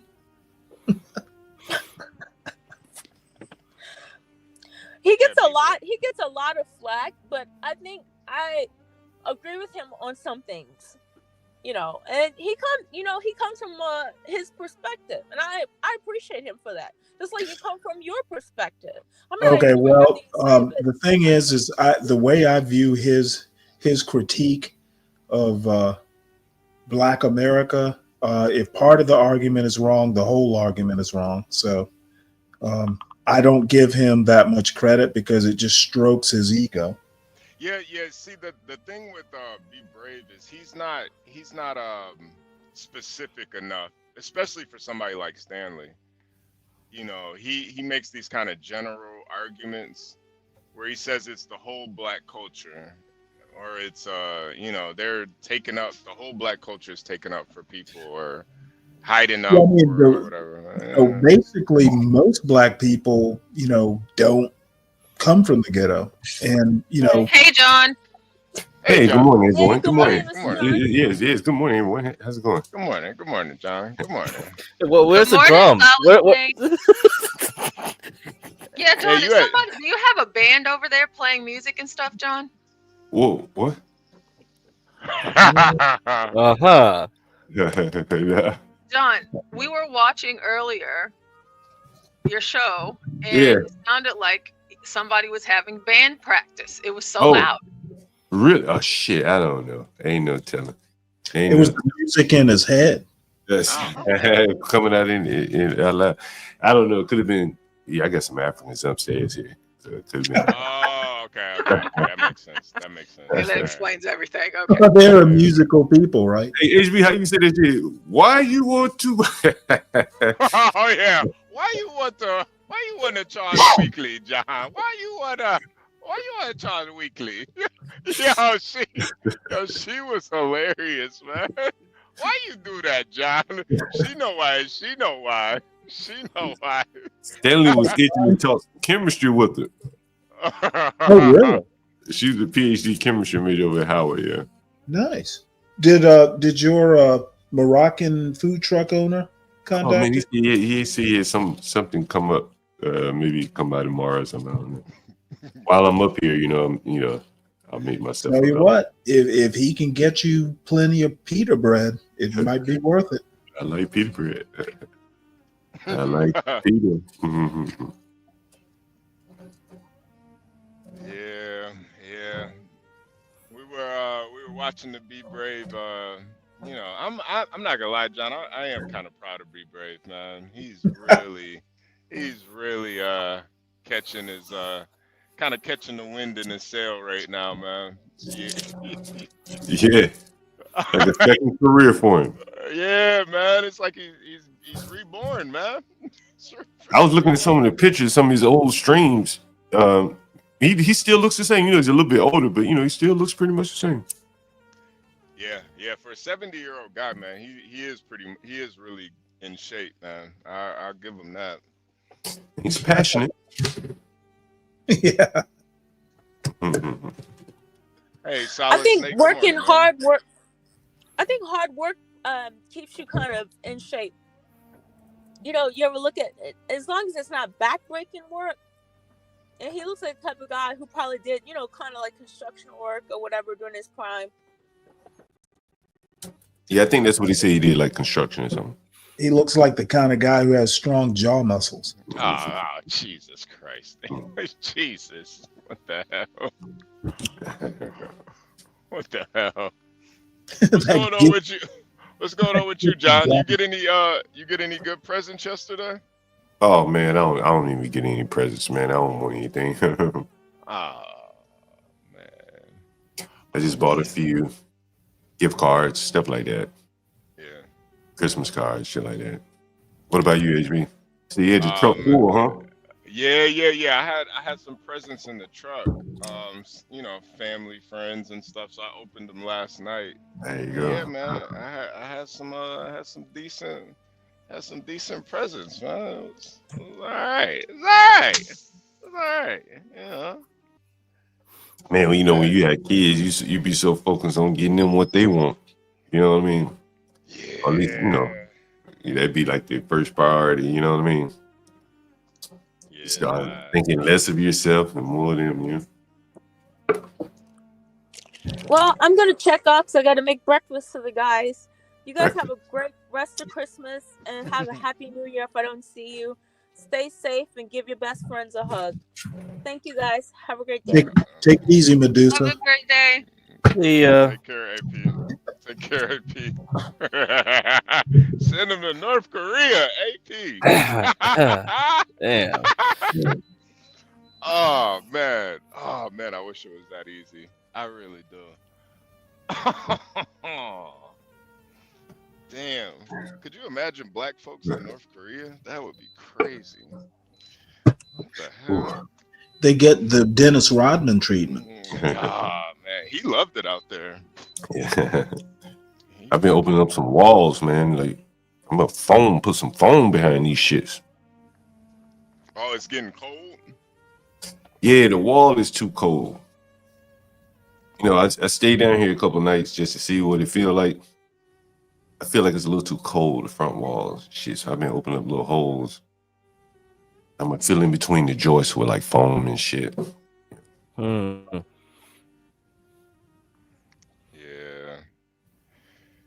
You might have to put some pillows in there or something. Some blankets. Hey, that fucking foam, boy. That shit, that seal it tight as a motherfucker. That foam, you know. Put some newspaper in there like the homeless people be doing. Man, people do that shit too. I know they do. And the house catch on fire, they be all fucked up. Oh man. Oh shit. Wait, somebody brought up a video. What was that video? Was that you, Portia? You bring up Yeah. I have heard that you yourself have not taken the vaccine yet. Why not? So I am legally not allowed to take the vaccine at the moment. We of course consider to make that possible. It is more important for us that our co-workers and partners get vaccinated. Why are you not legally allowed to take the vaccine? Because you know that that there is a priority. The vaccine is not allowed to be taken outside of this priority list. And what is also important, we were even not allowed to participate in clinical trials because per law it is not possible to include company people into such trials, which is really fine. But now we have to deal with the more important challenge that we need to ensure functionality of our whole company, of our teams, and therefore this is needed. And I think we will find a legal and fair solution for that.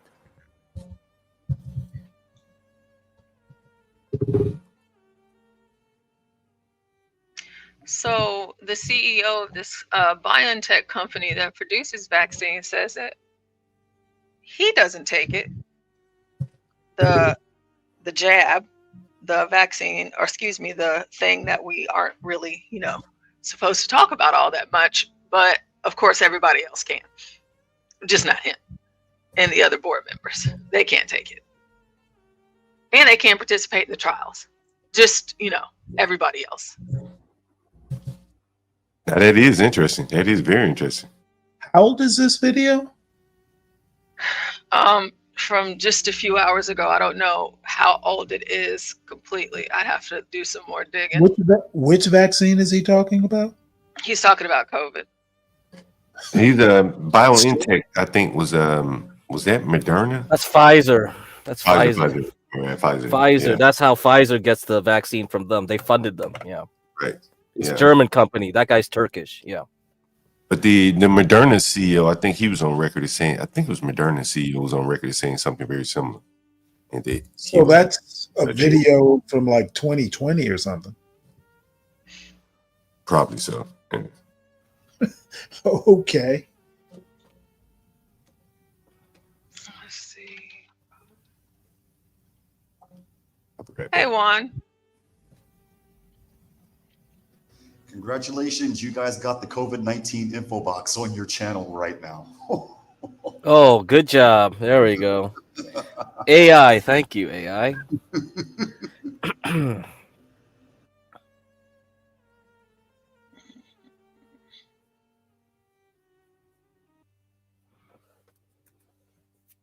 Well, I'm lost. Is that a good thing? Oh, no, it's just, whenever you bring up anything about the vaccines, they'll Elections, vaccines. Yeah. They'll automatically dump they'll something just on. You'll flag your yeah, video. they'll just give you an info. Yeah, it's not good or bad. It's just, meh. It just is. Yeah. I see. And Phoenix Fish says, I still don't get it. What don't I get, Phoenix Fish? That it's old news. I get that part. Yeah, I just thought it would be interesting for John to see. Is this the video, Portia, of what was it, the CEO or COO saying that they didn't want to, they weren't allowed to take the vaccine, but we were supposed to take they weren't allowed to get jabbed, but we're supposed to get jabbed or what have you? Yes. Yeah, make sense. Actually, I'm curious. Why is that important? Well, apparently, there's something I'm missing. You don't see the hypocrisy? I see hypocrisy from fucking almost 5 years ago. That's what I see. Shouldn't they be the first? And I'm still trying to figure out why it's news. That happened 5 years ago. Are we just noticing this today? Is that the point? Yeah, I mean, they thought we were crazy when we said we didn't want to take I still think y'all are crazy. Don't say they. How about just say I? I think you're crazy. Yeah, well. And I also think you're time late. You're about 5 years too late. Well, I didn't get the jab, Stanley. I didn't take that. Well, I did. I know you guys. And I'm still trying to figure out why that matters. No. I don't mind you being double boosted. Hey, you know what? If you don't, I sure as shit don't. There's nothing wrong with it at all. Now I'm trying to figure out why that's even relevant. But I mean, if this CEO didn't even take it, he's legally obligated not to. You Well, gotta. not only did he not take it, he didn't take it 5 years ago. Maybe Yeah. he's taken it since then. Who's checked up? Who's followed up on this interview? You think he's taking it? You Since know then? what? I don't know either way, but no one will know if no one even asks. Yeah. So I guess my point is I'm less interested in this interview from 5 years ago. I'm more interested to know if he's taken it in the meantime. I doubt it. I highly doubt You it. know what? You can doubt it all you want. The point is you don't know. Oh yeah, that is true. That is true. But I got a feeling he's. Well, you have a feeling. We all have feelings here. We all have feelings. Well, yeah. Are you invalidating my feelings, Stanley? But, What are you trying- but what none of us have is knowledge of whether he took it or not. Well, I think that goes against HIPAA, so I don't think we could. I don't think we're. Oh, that old HIPAA defense, huh? Yeah. I don't know because of HIPAA. Yeah. I don't think we're allowed to know that, Stanley. But oh, Hey, look at Phoenix Fish. Oh, this is funny. Hopped his happy ass down to Walgreens.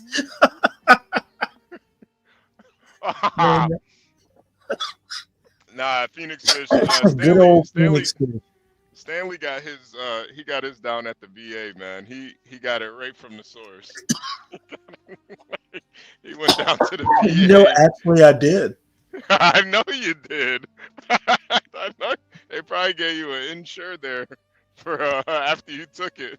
Here's a complimentary insure. They did it. Complimentary insure. They did it like they did it when I was in the Navy, where they take you off the ship, put you on the pier, and they give you jabs in both arms. You just walk down the line, and they just jab you as you walk down the line. Oh yeah, that's right. The vaccine. My friends called it vaccine row. Like Yep, exactly. You're through your intake process in boot camp. Yep. They put a sippy straw in the insure. Good job, Stanley.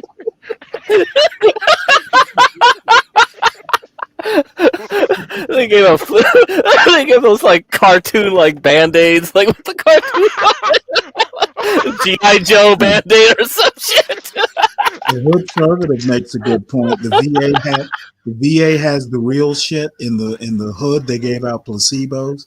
I wouldn't be surprised, probably honestly.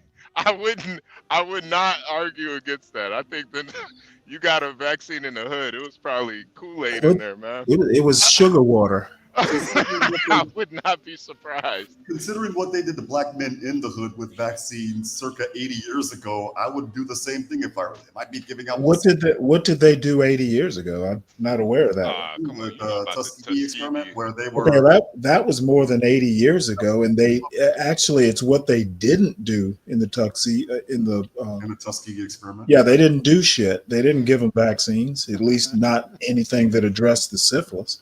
No, they actually inoculated them with syphilis and told them to sleep around. That's Didn't they do that? I thought it was they had syphilis and didn't do anything about it. No, they were actually inoculating them with syphilis. Yeah. Oh, okay. Well, that was mean. And they didn't tell them that they had syphilis either. That was the. That's what made it more egregious. Yeah, they didn't even tell them. Oh man. So yeah, if I were them, I'd be giving placebos right now as well. I wouldn't want the hood coming after Yeah, me. well, like Booker T. Washington would say, "Hey, you know what? We need to assimilate. Let's help the white man out." Oh, come on, Stan. Come on, man. You don't believe that. Well, hey, I'm just listening to Booker T. So the question would be this, HB and Stanley, if they inoculated you with Kool-Aid flavored vaccines in the hood, Kool-Aid flavored placebos, would they be grape flavored, or would, for purposes of simulating, would they be other assorted flavors like orange or Jamaica or Well, chocolate. I always liked the cherry flavor. Me I think too. it was cherry. Or was it strawberry? You know what my mom did, Stanley? And you probably did something similar, or you guys on the panel did something similar. People don't do this now, but what my mom would do is she would put toothpicks in the ice trays and fill them up with cherry flavored Kool-Aid, and we'd have like our own de facto freeze pops. It was awesome. I had my across the street neighbor used to sell them in Savannah. We called them Thrills. So you'd get them for like what, 10 cents? The lime flavor. Remember the lime flavor? Yeah. So then we would just assimilate them. Okay, you're getting your vaccine placebo today. Don't worry. No, we're learning economics too.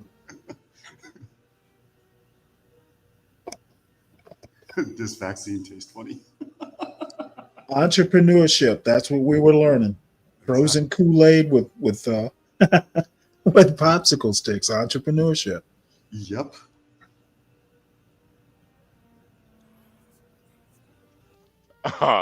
Solid Snake said it's rumored to have taken place even until the 70s. Wow. I wouldn't be surprised if Solid Snake was a part of some government experiment. Oh, I had something even better than that. I wouldn't be I surprised. wouldn't be surprised if he was. Ah, come on. Nah, don't say, nah, Stanley, don't do that. That's not, nah.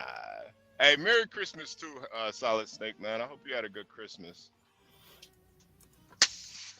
Yeah, where were you last night, Solid Snake? He was off that eggnog last night, man. He thought he was online. He was just arguing with himself, though. Oh, wow. Stanley.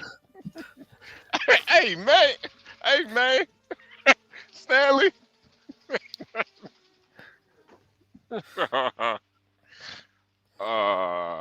Portia, you got any other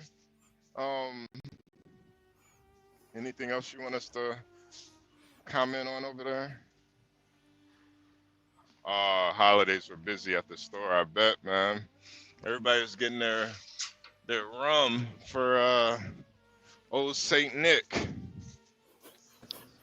No. Did anybody on the panel, did you guys actually believe in Santa Claus? Like, was there ever a point where you believed in Santa Claus? I did, and then I committed the mortal sin when I found out that Santa Claus wasn't real, of telling everybody else at the elementary school that Santa wasn't real and pointing out the inconsistencies. And judgment reigned in the household that I lived in for about a week and a half after that. I already know John never believed in Santa Claus. This nigga over here coming in my house. This dumbass Nick. He took a shit in the chimney. This nigga took a shit. Look at him. Portia, what about you? Did you ever believe in Santa Claus? I can't remember. I don't think so. I don't think I ever did. I had an older brother, so I don't think I got the opportunity. Oh, okay. Crack, what about you? You ever believe? You think I believe in psyops? I never believe that. Wait, Santa's a psyop? Wait a minute. Yeah, everything's a psyop. I never believed in anything, man, when I was a kid. I knew everything was bullshit, but I knew when to keep my mouth shut. I just let everyone fucking believe that, because I don't give a fuck. You believe, fine.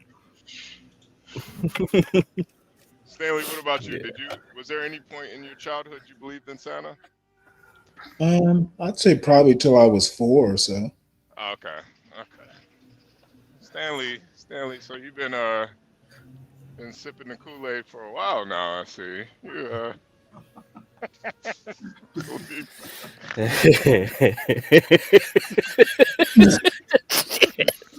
Well, these people, they certainly didn't believe in Santa Claus or Christmas. Let's see. Oh, God. What the heck is this? This is just stop oil bullshit. Here we go. Let's just ruin the tree because, you know what? We're sticking it to Santa. Are you serious? Wait. Are these like protesters or something? Yeah. Yes, they're protesting Christmas. Oh, what the fuck? That's supposed to be blood? No, it's just spray paint. That's a fire extinguisher. Yeah. Yeah. Poor guys. Yeah, this is fucked up, man. Well, here's how stupid these people are, guys. The person that started the Just Stop Oil NGO or whatever the hell, she's an heiress to an oil tycoon. I mean, make that make sense. Literally, all of the money that's funding this comes from oil money. Yeah, you got to be a really sad person to fucking ruin a Christmas tree. So what's the thing here then? It's just like anti-consumerism, what? Anti-religion, what? Anti-blah, what? I don't even know, man. Maybe they just hate trees. Maybe they hate. No, here's what So you're telling me this is a Luigi situation again? Yeah. Somebody way too much time on their hands, man. What this is somebody that couldn't get a job or couldn't keep a job. They needed to make money. They saw an ad that says, we'll pay you $100 a day to disrupt something, and they needed the money. $100 a day. Huh. Yeah, because this isn't the only thing that they're doing this shit. Where's Master Kim at? He's violated Christmas trees before. Maybe he could give us.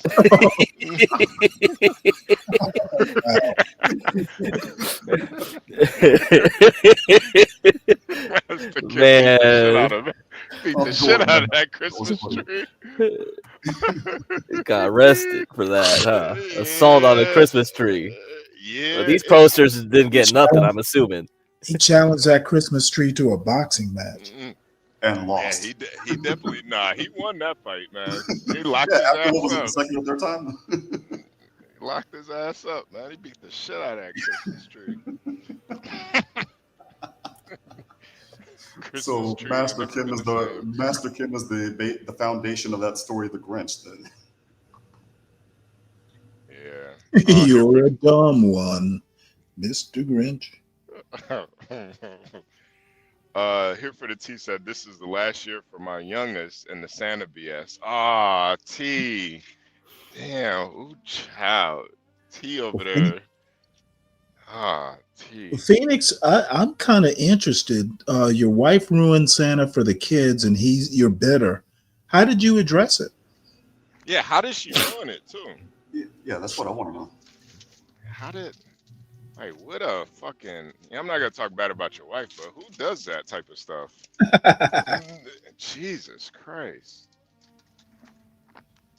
Wait a minute. He believes in Santa Claus at 8 years old? Uh-oh.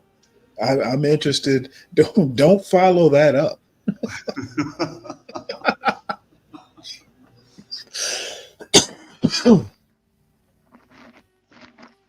Yeah, I don't know if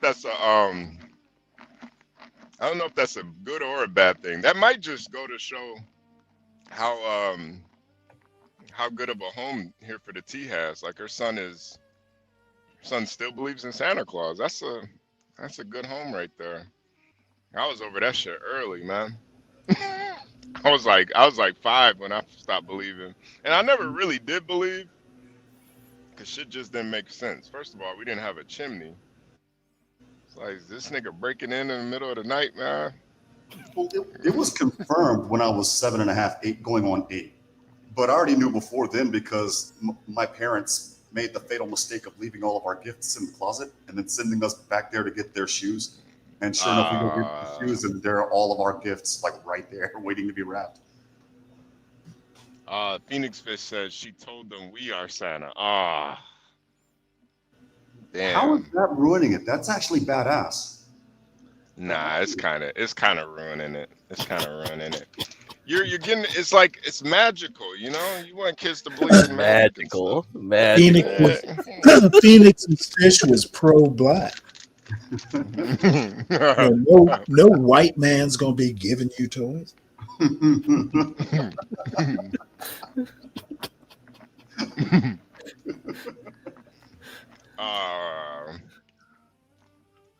Here for the T said, I don't like lying to my kids, but I've only kept quiet about it for my husband's sake. Yeah, I get. Oh, what, does your husband believe in Santa Claus?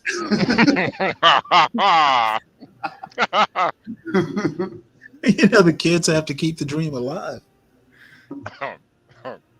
Yeah, that's such a Phase through the door.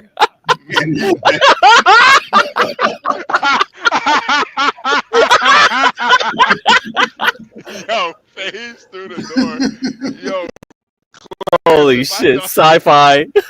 Santa's got sci-fi powers now. This is like some teleportation type bullshit from Star Trek: The Next Generation. Wow. If I even thought of some shit like that, I wouldn't be able to sleep, man, for like Christmas Eve. This nigga phasing through doors, man. Hell nah, man. What in the Goonies 2 is this shit? Yeah, T, where do you hide the presents? Where do you hide the presents from your kids? I feel like it would be so hard to hide presents from kids. That's what I would think too. I think this is just dumb. Why would they even like bother with this? You really got to keep up the pretense. Like my mom couldn't hide shit from me, man. I knew about everything. Man, you late on this payment? Oh shit. Oh shit. No, actually, I would love to know what CKJ3's niece got for Christmas. Oh, she probably got a. No, it would be so funny if some rich person bought her a car for Christmas. Probably got some driving gloves. You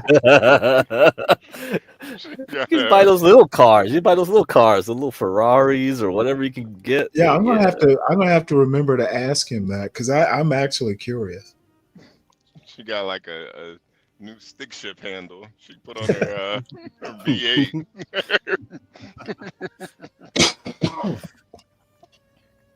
Solid Snake said he hid his in his attic till Christmas night. Okay. All right. Damn. And the raccoon stole it. Why is there rat poop on this present, Dad? Why? What is this? Is this caption true? You smell candles and you get a bill for smelling the candles? Like what the hell? It'd be like you walking into. I don't know if you've ever been. I don't know if you've ever heard of Dillard's, Stanley. It's yeah, like, I have. Oh, okay. So it's like walking into Dillard's and them giving you those little scratch and sniff things for the perfume or for us guys, and then billing us for the little scratch and sniff things. All right, I see the title on this video. Go ahead, play this, Portia. This is about to be interesting. No, I'm not going to pay you for a sniff of a candle. Listen, what business do I run? I don't know what. Tell me, what am I selling? What am I selling? You're selling candles. Yeah, not ice cream, buddy. Not ice cream. I sell, then you smell. Okay, that's how it works. Charging me for a smell? That's insane. Listen, okay, I'm gonna have to report you. What do you mean? To who? One candle is $70 and there's nothing in it. That's insane. Listen, it's coated with essential oils. You know how expensive it is? It's not $7. There's nothing in it. Leopard musk? There's It's nothing insane, okay? Snow leopard. Snow leopard. Have you met a snow leopard? No. You go to the zoo, you can't even find it in the cage. Say something. No, I'm not going to pay you for a sniff of a candle. Wow. Is this real? Come on, this can't be legitimate. That's Get Crack talking to Ben Thorpe. No.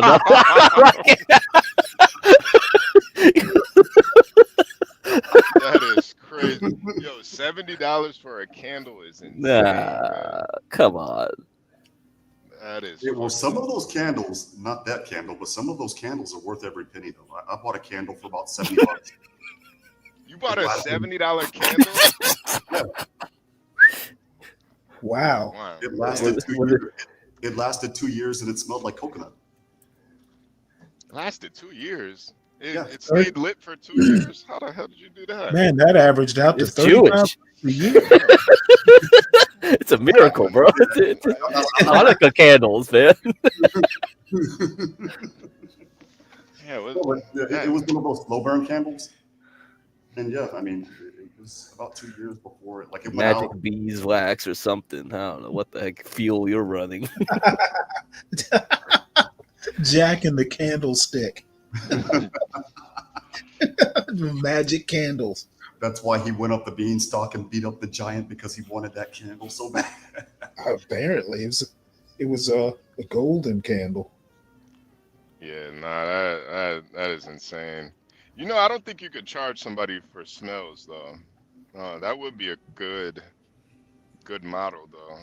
Yeah, they'd be But like, Wait, don't they sell jarred farts or something like that? yeah. Didn't Bella Delphine, that Ethot girl, didn't she sell that shit? Yeah, we already went over that stuff. Yeah, no, there was Yeah. another girl that really did it though. You can sell a jar of smells. Yeah. Well, to be fair, they were canned farts, so it was a very specific smell. And people actually bought them. Yeah, there's a lot of guys that bought them. Oh wow! All right, let's see this Portia.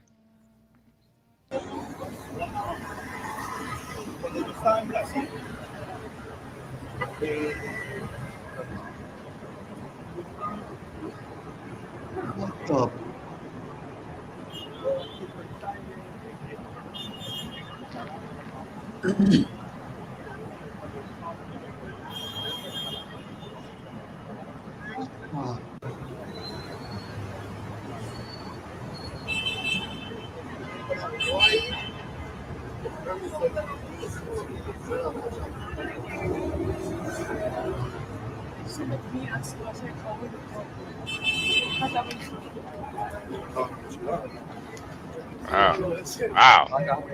No, that's bullshit. They're doing that to get a reaction.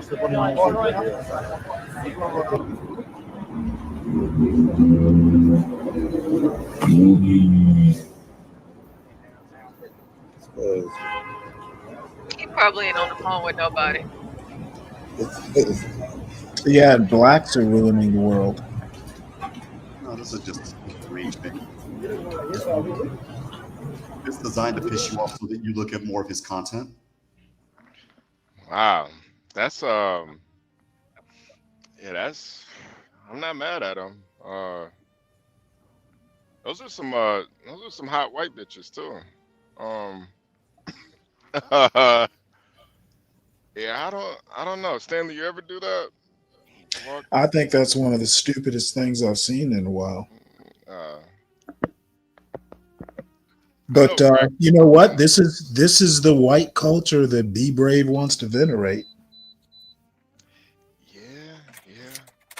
Maybe Be Brave wishes he was. Never mind. But yeah. Solid Snake. That's what I was thinking too. They look kind of like escorts to me. But wow. Eclectic said it's funny to make stupid bitches jealous. It's probably lasagna with the leash. Nah, lasagna pays to get put on the leash. I think he's at the freaky deaky shit.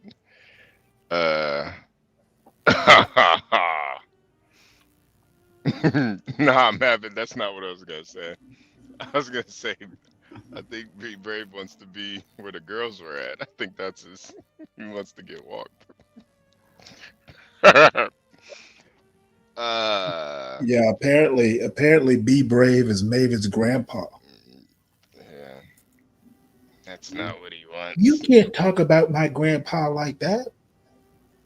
That would make a lot of sense, honestly. That would make a whole lot of sense. Yeah. I mean, I don't know, Portia. Do you know where that was at? Was that like in LA or something? No, it was in Miami. Oh, okay. Yeah. It's yeah. All I can really say is the fathers of those girls. He must be proud. Yeah. Crack, you ever put a leash on a girl before? I don't think so.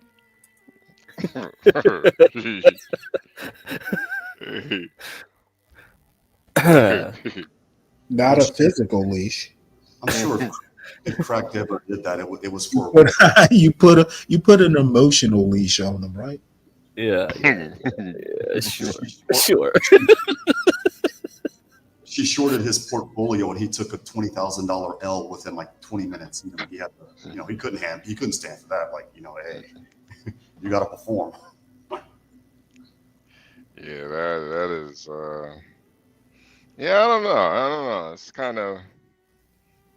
just kind of weird on both parties. I don't know. I don't know. It's really Miami, what man. It's Miami. That's Yeah. that's why I said, like, if you want to grift, go to Miami. Miami is like the center of grift at this point. Yeah. Especially after the crypto bros went over there, when they all pretty much Yeah. left California and all the other places. It was either Dubai or me. So Yeah. Yeah, I don't know. If those were his whores or whatever, his hoes, if I was a pimp, I would not be walking my hoes. They would be making my money. I feel like it's kind of counterproductive.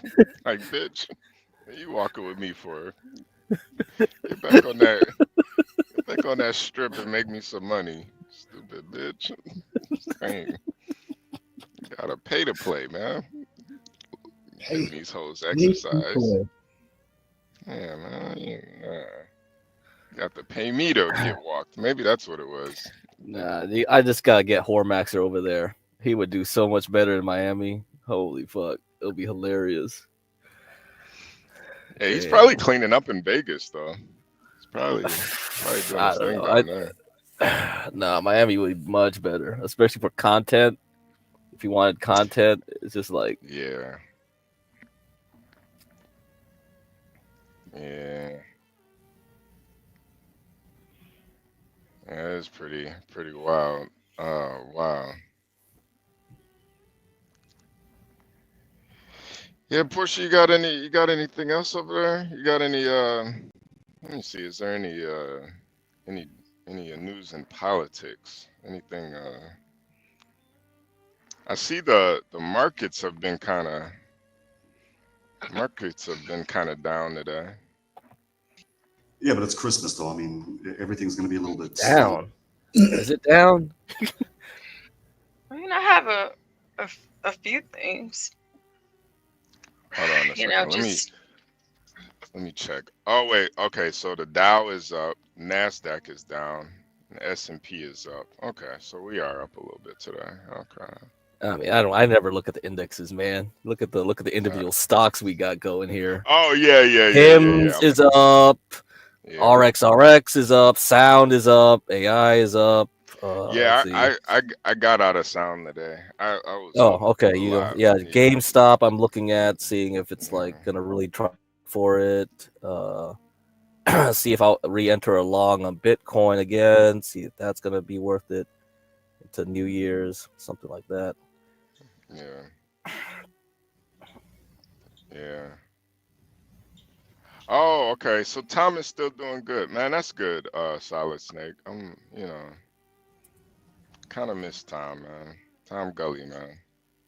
Yeah, we missed Tom. He popped in earlier to let me know that he sent me a PayPal for Christmas.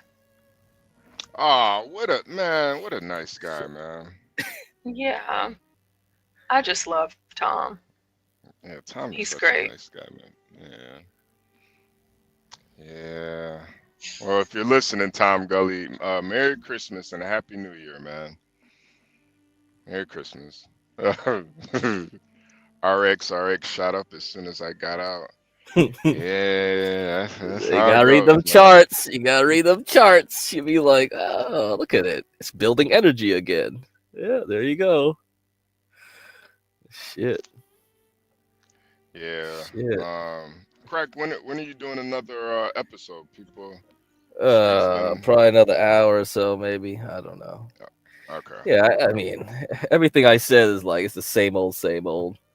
Whatever tickers I mentioned, you look at them, And I think the space stocks look like they're ready to roll again because they're all up. Rocket Lab, Lunar, LUNR, ASTS. So 5, 12, 8%. Mm-hmm. Yeah. Mm-hmm. A lot of the stocks, yeah, that I said, they're all just gonna build up energy. But my problem would be like, how long will they last into January? They might fizzle out right with the new year. It's just like people just ready to sell, get the taxes out. Yeah, they don't want to hold. They don't want to hear what Jerome Powell will say in the next month. Supposedly he's going to cancel all of the Fed cuts or whatever the heck. No, that's it. They already reduced it to 4-2. That's what the initial drop was last week. And then when he went talking, it got worse because he just said, like, I don't know what's gonna happen. I literally don't, and I'm not gonna say nothing no more. And that they hated that. When you say stuff like that, that's worse. You do not want uncertainty. That's why the whole bond market was all shitted up. And then, no, I mean, you would notice it anyway. That's why I was kind of like, I'm out the first week of December. All the easy money was made. Now it's all about like picking stocks, trading them. That's it. If you really rely on basically buy the dip on the S&P 500 and think it'll go up another 10% next year, you're going to be sadly mistaken. Gotcha. It's going to be a sideways year. That means anybody that thinks like, oh yeah, I'm just going to be dumb and just buy S&P 500, it's just going to go up another 10%. Dude, we already had a 20% year this year, right? 20, 30%. And then with him saying the way he said it, it's over. That's game over. Yeah. He might change his tune in the summer, but that's why it's going to be a sideways year. It's going to be like, it'll go down the first half. He'll change his mind halfway through the year. It'll go up, and that's what's going to happen. And then by 2026, it'll probably be another critical error where he keeps the rates too high, too long, trying to fight inflation. He'll just crash the whole economy by 2026. That's what's going to happen. That's it. Because he did the same thing in 2018 when Trump was in. When Trump was in, it was like tariffs create inflation. So he was more worried about that and then he also was worried also, I guess, thinking that the employment was going to go bad somehow. And it was all wrong. The bond market spooked him. Then he stopped quantitative tightening. We paused. Then with COVID, we got QE back. But a lot of the way the bond market was moving was kind of like it was predicting all that stuff was going to happen. So I don't know if like you would say like, oh, all that stuff predicted COVID, all that stuff predicted. But in any case, he had to have restarted quantitative easing anyway because they were painted in a box. And I think now it's worse because now you have China trying to restart their economy because all fucked up. So if they're gonna do stimulus like crazy, it'll just reinflate their economy and all the commodities will start rising. So that's why I said natural gas will be my top pick. Gold and silver again, maybe. I don't know how soon. Like I was expecting maybe another month or two to wait off on that, but if it's gonna happen faster, then maybe I'll be like, yeah, go back into gold and silver again. Platinum, probably. Platinum, palladium, probably more than gold and silver. It depends on Russia, actually, with that one. Because if we're having tariffs on platinum and palladium on Russia, then okay. And then look at uranium again. See, so a lot of that stuff, I don't know. Commodities, that's what I'm thinking for next year. Mostly commodities things. So all the quick trades I've been talking about here, I don't know. I don't know if they'll last. Trying to see what are some good platinum stocks. Let's see. PLG, it was up 15-20% last week. PLG is the only major platinum stock. The other ones are penny stocks. Probably too risky. So it dropped to $1, 15 cents. Now it's 140, 138 all last week. I see it. And platinum hasn't gone up, but this stock has moved up. That means I can tell this is the end of the year. This has lost a lot of value since October. Probably a lot of people like said, shit, I lost money, I'm out. And now they're gone. There's no more sellers left. That's why it's bouncing. So I always look for losers towards December because a lot of people just give up, right? They bought a loser at the wrong time. Well, it's not a loser, but if you bought at the wrong time, it is a loser for you. If you bought at the high at $2 and went down to, you lost 50%. I don't know how much money that is if you bought it, but you would be like, oh, I'd rather take the loss. And if they sold right here, right around last week, then they can't buy it back for 30 days because of wash sales. So a lot of these stocks, yeah, those guys might come back to buy it after they wait 30 days. Yeah, because they want to harvest the loss. They want, and then the stock would just keep going up, and then they'll just jump back late, right? They'll jump back 30 days later when it's overinflated again and push it even higher. That's what happened. So right now PLG is probably a good stock. I mean, it's like a freaking $1.38, man. Jesus yeah, Christ. I know. Yeah, so I'm watching it for the New Year's. This one might be a good play for next year, longer term, for 6 months more. If the commodities can move, yeah, this is what I was waiting for. Sheesh.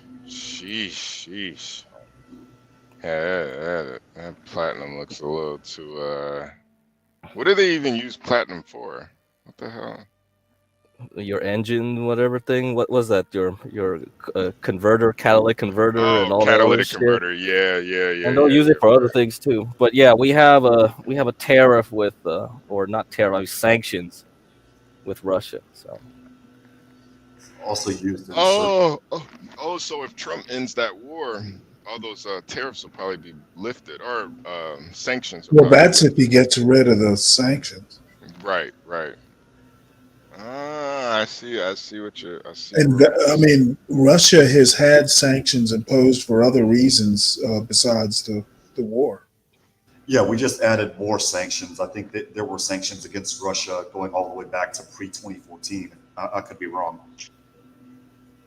but we just added more. My dumb question is would it be good to get into your grains, investing in grains and other commodities now that Zelensky's actually talking about ceding that Donetsk and Luhansk region to Russia, basically as a way to get out with his head between his ass, basically? I mean, those things depend too much on weather, and yeah, we've been having too much of a good crop all the time. That's why wheat, soy, all that stuff. The only thing that's done well is cocoa, chocolate, or the coffee. No, cocoa. I think it's chocolate. Yeah. Yeah, the cocoa plant. That was last year's play though, because of the strikes in Africa. Yeah, so a lot of that stuff is kind of like, well, I don't know. Unless you knew something ahead of time, yeah, I don't know if you would. And you got to do too much on weather. That's why natural gas is such a ridiculous thing to play too. It's like you're so dependent on weather. Yeah. Yeah, that's why I wish Angel was here, man. He could do some Native American rain dances. I wonder what Andrew got for Christmas. Oh, Angel probably got some stuffed animals for Christmas. Well, I see Portia's got a something that, let's see. Portia's got a. Yeah. So I wanted to ask a question before I pulled that up. Oh, okay. Go ahead. So, have any of you on the panel ever tried to kill yourself by jumping off of a cruise ship and didn't quite make it to the water? Well, it's funny that you asked. I'm being serious. No. Stanley probably seen some stuff like that on the. Well, no, it's. No. Or did. Can't say I have. Oh, okay. Nobody threw themselves off those aircraft carriers. Well, I was never on an aircraft carrier. Oh, okay.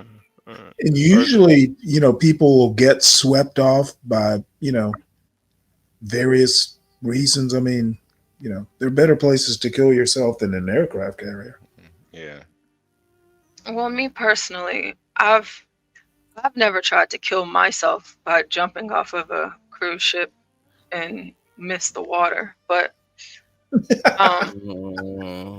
They hit the Lido deck. sounds like someone else did. So, Princess Cruises passenger dead after attempting to jump overboard, leaving stunned witnesses traumatized.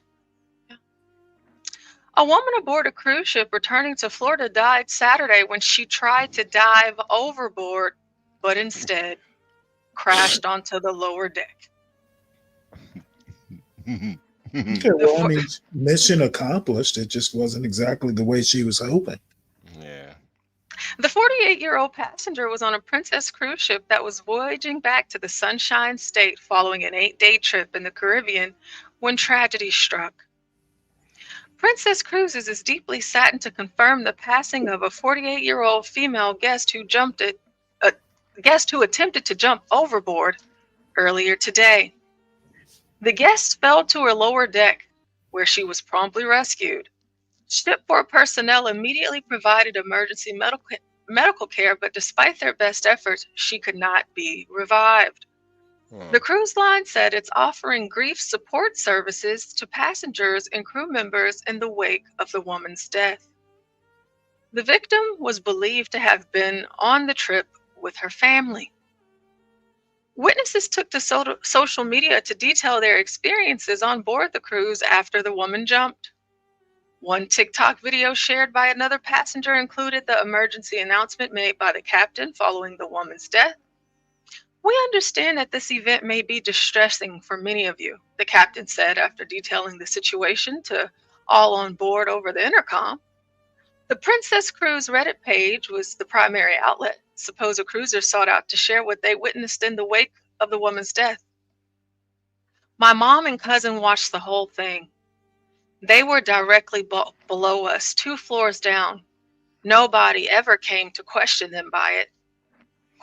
They're very traumatized by it. They said she hit everything on the way down, and it was extremely disturbing. Someone held her by her arm for a couple of seconds before she fell." Another Reddit user who claimed to be the victim's cousin thanked everyone online for their outpouring support, even though the victim was a complete stranger to them. "I just want to say I appreciate everyone's thoughts and concerns and overall sensitivity to what happened.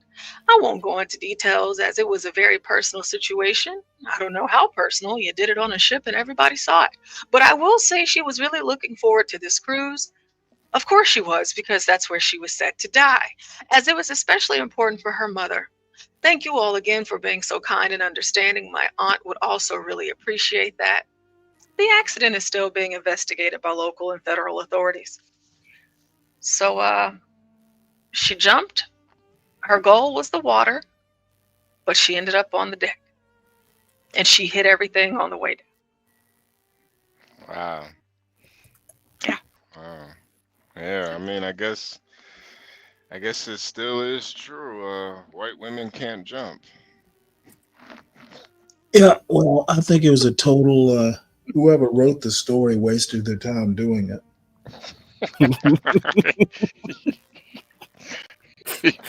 You know what they say on the sea. Poseidon wins again. Oh, Poseidon! Did Poseidon abduct someone? Yeah, I think he abducted her soul. Oh.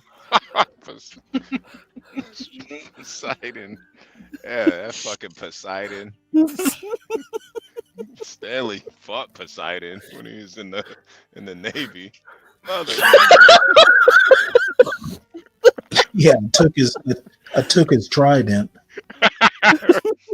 Shoved it up his ass. Motherfucker.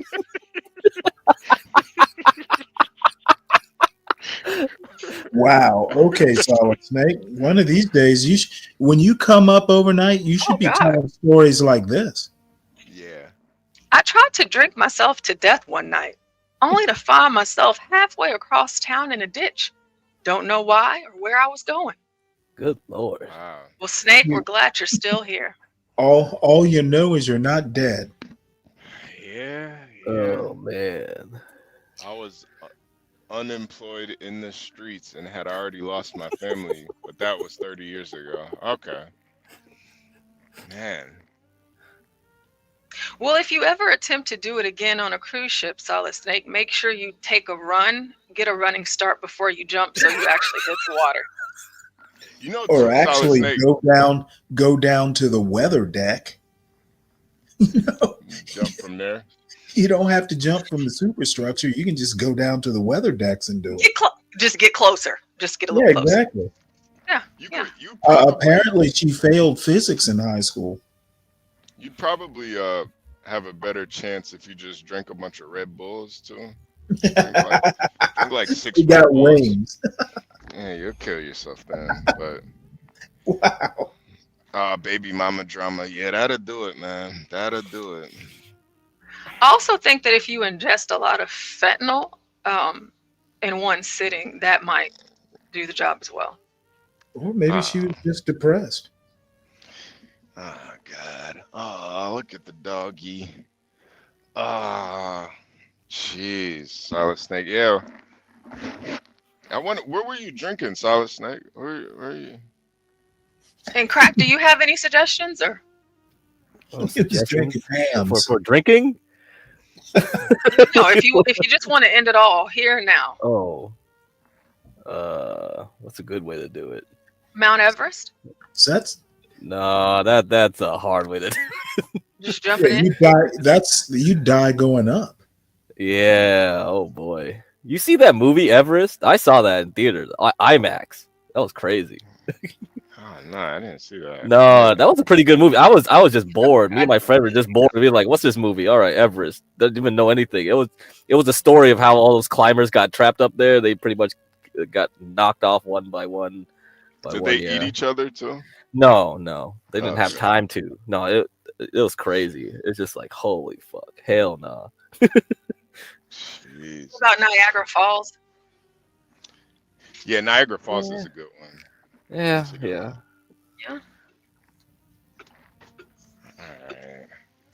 I don't know. I'm kind of classic guy. I think a good Classic old good old 357 right in the mouth. You know? Oh, okay. Yeah, keep it simple. Very Hunter S. Thompson. I mean, for me, I'd probably do the old garage door closed. Oh. Yeah, that's very ladylike of you. Yeah, because I would still, you want to make sure I look beautiful, Yeah. and, when you find me. Like, she's still pretty hot, even though she's dead. So Is it carbon dioxide where you die No, with a monoxide. It's monoxide. It's the monoxide. Well, yeah, but you die like with a smile on your face. Isn't there a Oh. gas? Or maybe I'm thinking of like What? a DC Comics thing. It's like some gas where you die with a smile on your face. Huh. I don't know about that one, Stanley. I don't know. Never mind.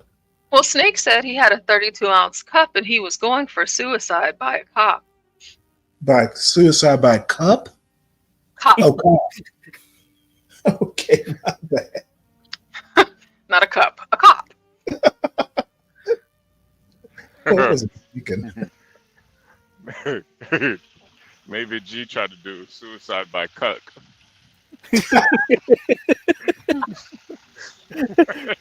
Laughing gas doesn't kill you, does it? Come on, what? Probably too much of it can kill you. Yeah, I'm sure too. But like, is that how? Well, Is that yeah, how it too is? much of anything that's not oxygen, yeah, you're gonna die. You're gonna suffocate eventually. So you want to die? Like, all right, whatever. That's expensive. Okay. That is kind of expensive. Yeah. So, you gotta have a good That's pricey. gotta Yeah. have The a really suicide good boots will give you that with it. Is there an added feature? have a really good relationship with your dentist to pull that one off. Ah man. Nas said he wants to go out like Tony Montana. Yeah. Oh yeah, I'm not gonna lie. That like just sniffing coke on the way out, shooting people. Yeah. Yeah. I wonder how much coke that was. You think it was like a brick of coke sitting on that table? It was a couple of them. Yeah. It was, Jeez. Yeah, we've chat. How would you off yourself if you ever went down that path? How would you do it? Let us know on the panel how you would off yourself. Nas said he'd go out like Tony Montana. Solid Snake has tried and failed. I'm glad you didn't do that again though, Solid Snake. That was probably really good that you didn't kill yourself.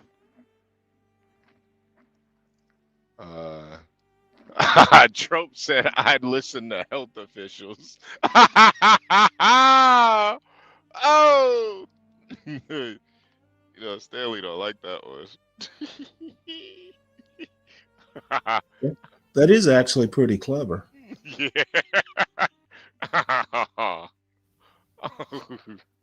You need to write for Greg Gutfeld. He could tell. I wish he could tell funny jokes like that, Tropes. That was fucking hilarious.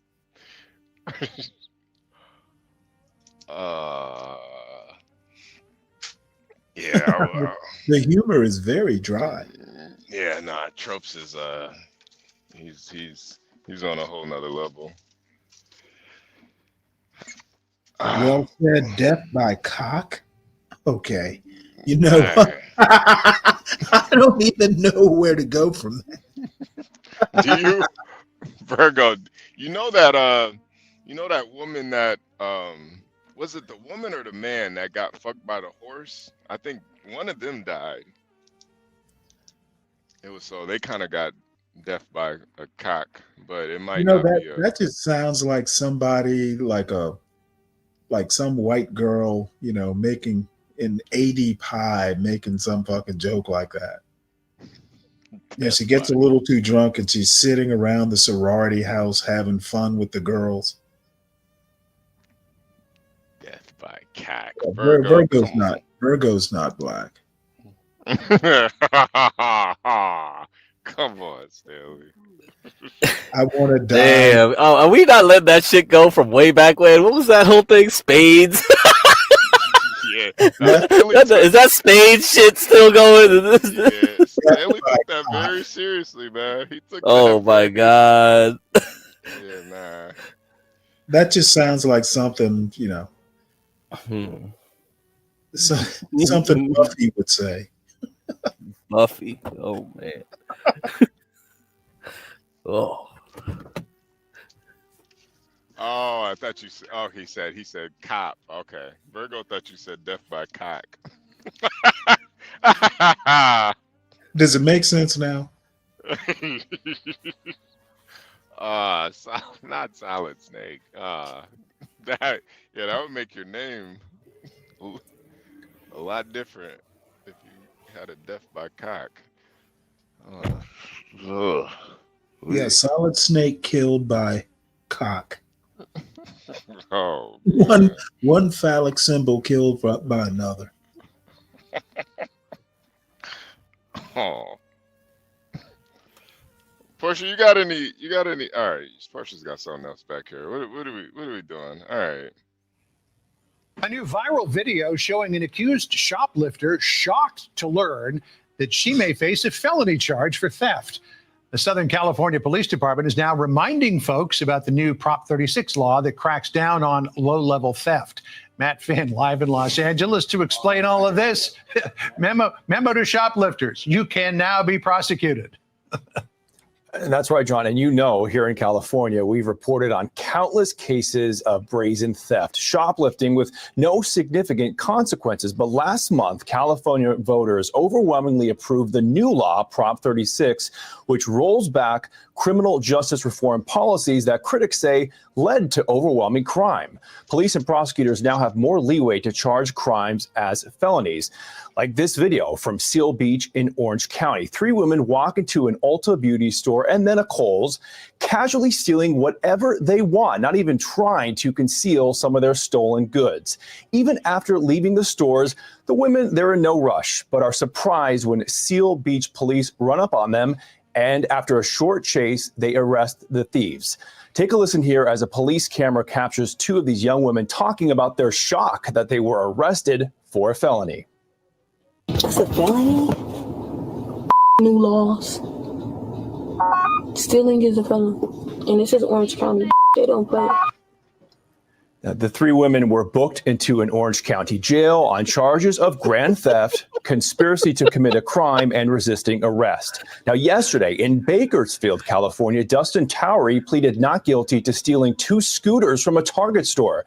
Before Prop 36, Towery could only be charged with a misdemeanor, but now the DA can and did charge this man with a felony, in part because he had 6 prior convictions for stealing and a history of skipping out on court appearances. Had it been before the passage of Prop 36, he would have been given, if caught, which he resisted arrest, but if caught, he would have been given a citation and a promise to appear. Now, because of the voters, this man is in custody and can't steal again, at least for a while. And because of that man's criminal past, the judge ordered him held in jail without bail. Again, something that would not have been possible just a few weeks ago here in California. John. It's a whole new world out there. Matt Finn for us from Los Angeles. Matt, thank you. Click here to subscribe to the Fox News YouTube page. Yeah, Catch our hottest interviews out there. Yeah, we didn't need that condescending comment from that white man, but you know, this is what I've been saying though, Stanley. Like you gotta be more tough on crime like this, man. I'm gonna have to use that. It's a whole new world. It's a brave new world. All right, buddy.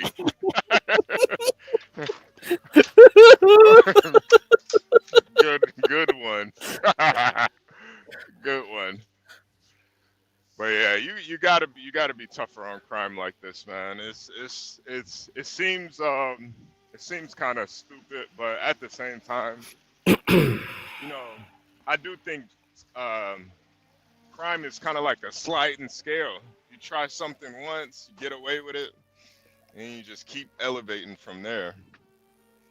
Yeah, you know, you got to pick your counties too. You know, it's like, oh, Orange County, they don't play. Yeah, they actually put signs around the border between LA County and Orange County. They put like, you're entering Orange County. If you do some shit, we're gonna prosecute. If you do some shit, we're gonna. So it's like, what the hell? Yeah, I don't know. Yeah. You know, Ulta gets smashed a lot, man. Oh yeah, Ulta, yeah. They get smashed, man. Last time I was in Ulta, and don't ask why I was there. I shouldn't even. Yeah, why ain't you in Sephora? You should be in Sephora. Look at that, you're in Ulta. You fucking broke ass. I know, right? In fucking Ulta. They didn't even have what I wanted, but as soon as I was walking in, like it's like four girls and a guy were all running out. Black, of course. They were black. They were running out. They just got hit. And I walk in right after them. They're all looking at me like I'm a part of it. I'm like, motherfucker. Like, started to feel like Stanley for a second. Like, all right, I know I look like one of the suspects, but I'm actually trying to buy something. But yeah, that just makes, you know, it's like, why not just go to Amazon, you know? Makes buying stuff not even fun. You gotta worry about these fucking hoodlums out there stealing shit. That shit is, yeah, but good on Orange County for taking up for themselves and protecting the business owners. At least trying to. And honestly, good on that girl for knowing the laws too. She wasn't some dumbass bitch. She knew. Yeah, bitch, this about to be a felony. We in Orange County, they passed a new law. I bet she made Stanley proud, knowing about the laws and stuff.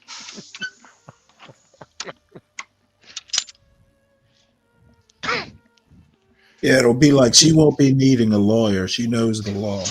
Yeah, she probably represent herself. She's a smart criminal. Your Honor, I will be representing myself. She probably should have been put in jail earlier for those fucking Sasquatch shoes she had on. Oh yeah, no, you noticed that too. I was like, oh shit, Yeah. that's a felony. That's a That's felony. a That's a felony right fucking there. felony. Oh, what is that? Look at those. Especially in Orange County. Like, why are you wearing that? Why are you wearing that in That's Orange red County, flag, bro? man. Like any bitch walk into my store with those on, I already know what she on. She about to steal everything. Yeah.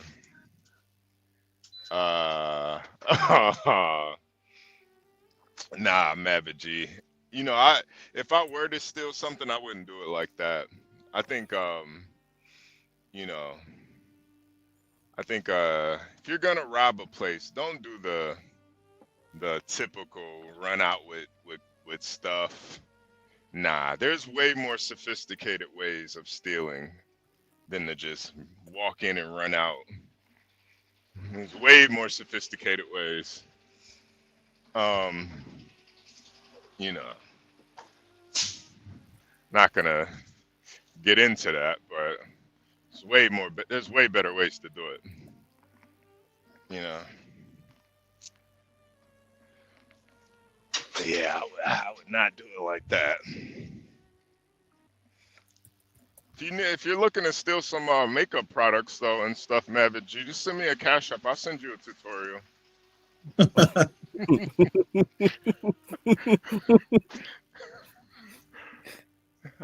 know, ain't gonna be for free, but since you're asking, still a little concealer, a little eyeliner. I got you, man.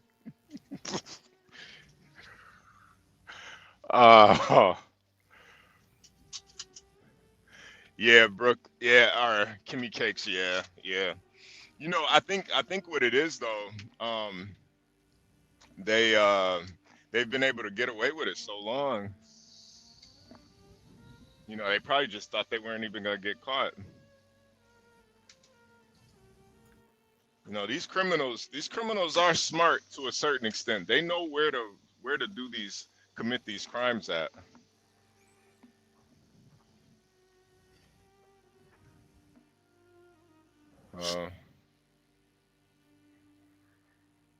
He said never again and literally got a job. Yeah, see, you can't reward bad behavior.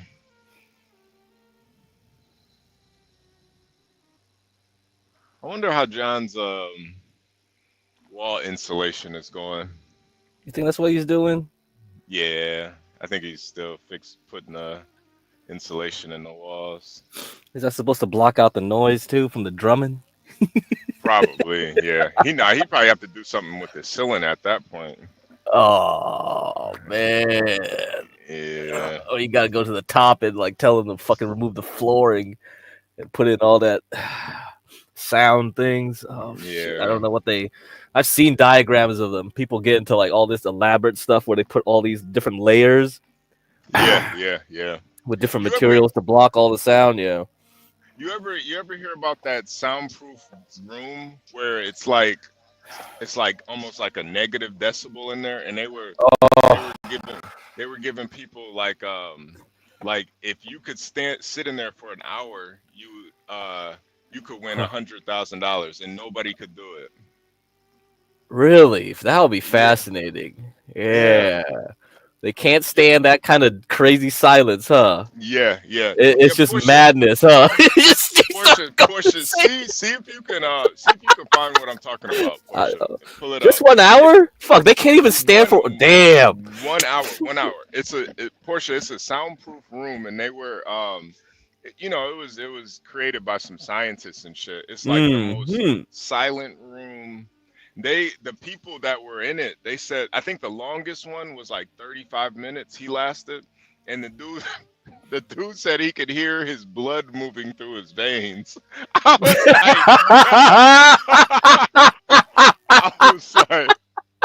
was like, that is insane to even think about.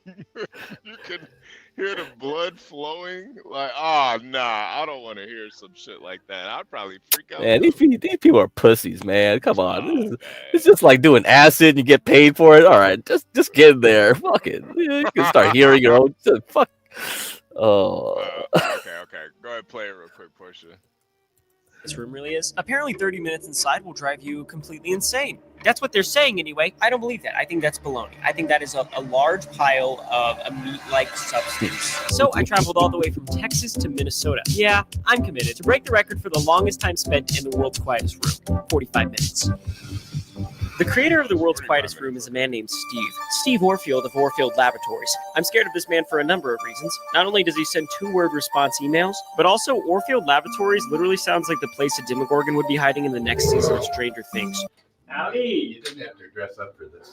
Steve seems to be making a funny joke because I'm literally just wearing a white t-shirt and black gym shorts. But I can't let that slow me down because I've got a world record to break. But first, he's showing me the world's loudest room. It's like difficult to understand the result of the echo. Crazy. So crazy. And now what you've all been waiting for. The quiet one. I feel like I have headphones on to my own voice. Yeah. That is so crazy.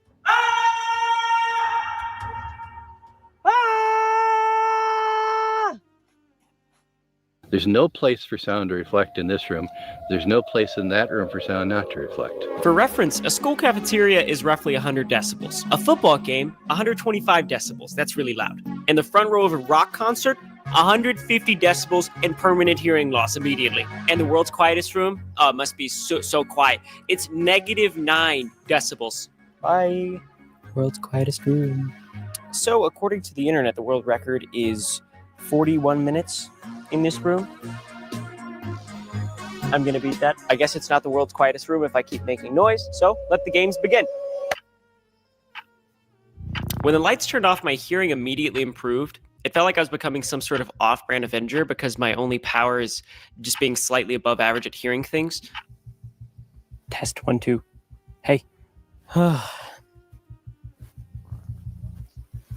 I thought this video would feel way cooler than it actually is, like some sort of documentary or something. So I got these cool and dramatic shots to make it feel more epic. Please just tell me this was cool and dramatic. I look like a literal embryo here. The veins are really grossing me out right now. I feel like I'm looking at the ultrasound of somebody's baby. It almost hurts to keep my eyes open. It's just so dark. My ears just started making noises. What the heck? What you'll begin to experience right away is the sounds of your ears. When you're in super quiet, you begin to hear buzzes and whooshes.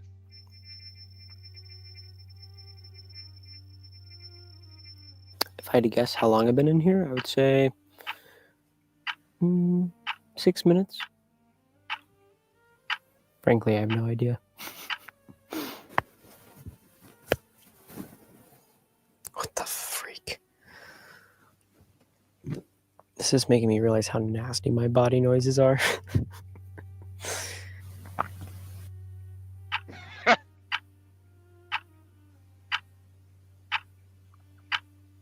The silence is loud. Like, I feel like I'm screaming right now. The silence is louder than the last time I told my dad I didn't like his pork chops.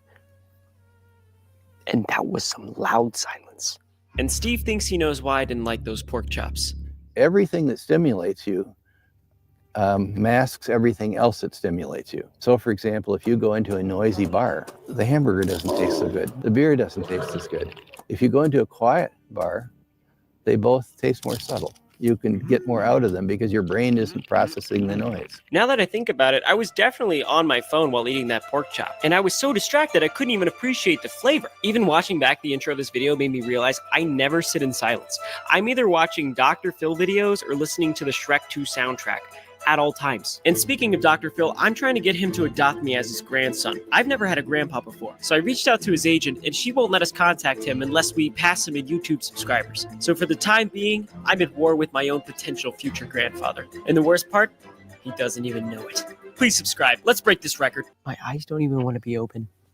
It's so weird to see nothing and hear nothing. At this point, my ears keep popping. I can hear my own heartbeat. and my chest feels tighter than a camel's butt in the middle of a sandstorm. At this point, I decided to stand up for some reason, which afterwards I found out was a terrible idea. The whole secret here is to be very zen, to be still, to be relaxed, to sit in a comfortable chair. Wow. Steve taught me that the way we get our balance is by seeing a horizon line and hearing our surroundings. So that explains why I almost fell over multiple times as I was trying to walk around in the room. Whoa. I physically can't speak that loud right now. Not to be dramatic, but I think I just realized that because there's nothing around me to experience, I had the perspective that I am the experience.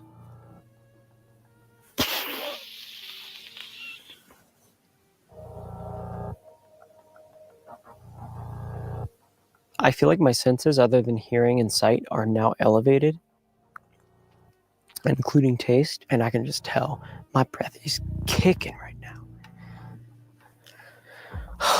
We are... I have no idea. 12 minutes. Sense of touch.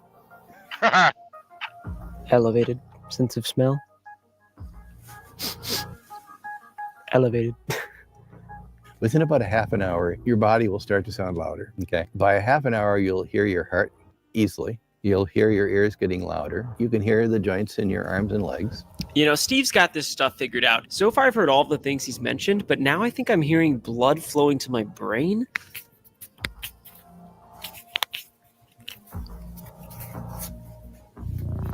And at this point, I could literally hear fluids in my joints moving. And this sounds really cool, but it looks like I'm just building the courage to confront my school bully.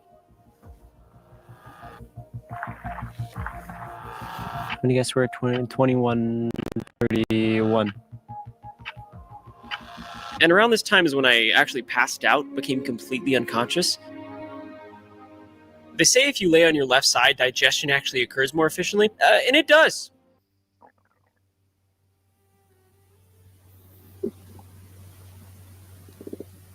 Bruh.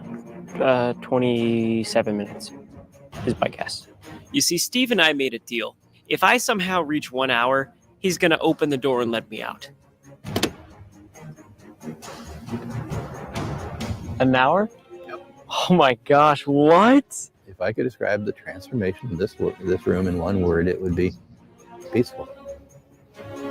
Peaceful indeed. And that's right, you're looking at the new world record holder for the longest time spent in the world's quietest room.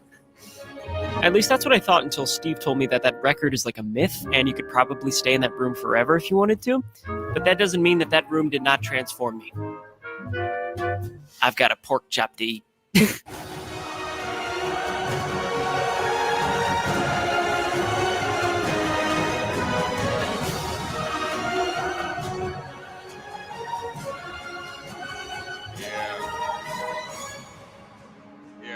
I'm glad you put this video up. This is like the negative parts of getting your information off of Reddit. You know, Reddit. This is Reddit. This is Reddit. Yeah. I heard on Reddit it was like a world record and it couldn't be beaten. So it can actually be beaten. And I was thinking about it too. Probably like monks and yeah, this stuff is easy, bro. It's sensory deprivation tanks that like Joe Rogan does and all that, getting high and going in there. It's just like, come on, this. Yeah. You could probably do that. I bet Crack, you and Stanley could probably do that. You know, it's funny. I was thinking, where do I get one of those? You need one of those, Stanley. Oh, absolutely. Sears Roebuck. Sears Roebuck catalog. Go look it up. I mean, in all honesty, it sounds like heaven. Oh, yeah, I'm sure. Oh, we got Deacon Dave in the building, man. What's up, Dave? Salute, man. Hey, Dave, are you okay? Are you okay? Why would I not be okay? What happened? What didn't happen? That's the better question. Something happened? What happened with I don't know. Dave? Last night, it was like you didn't stop talking for like 3 hours. No, it's the wallet, not me, man. That was General Dave. Yeah, General Dave and Deacon Dave are two different people. Oh General my Dave gosh. yeah, General General Dave, Dave is the Deacon Oh Dave. my gosh. yeah, they're I two can't. different Daves. General Dave, General Dave, Deacon Dave, David Drencher. Sorry, Deacon Dave. It was General Dave. He was from General like Dave Stanley. and David Drench were the same person. The same day. Well, they said that they were. I don't have time. Anyway, so last night, General Dave, Stanley had turned him down. He like solid snake, and he was going for like 3 hours nonstop. Nonstop. Like it was so crazy. I mean, for 3 hours, and like Stanley had stepped away, and whenever he came back, he was like, "This MFer is still going." Like he was just going. I don't even know what he was talking about. He was just going off like he was like possessed or something. But wrong, Dave. Hi, Late night. Yeah, that's a late night shift for you. yeah. That's I mean that's what it's for. Yeah, the freaks come out at night, man. Yeah. He's the brother from Chicago that wants reparations. Yeah, General Dave. That's not Deacon Dave. Okay. Man. Sorry. But he's the one that talks about the Negro Empire. Yeah. Negro AKA Planet of the Apes.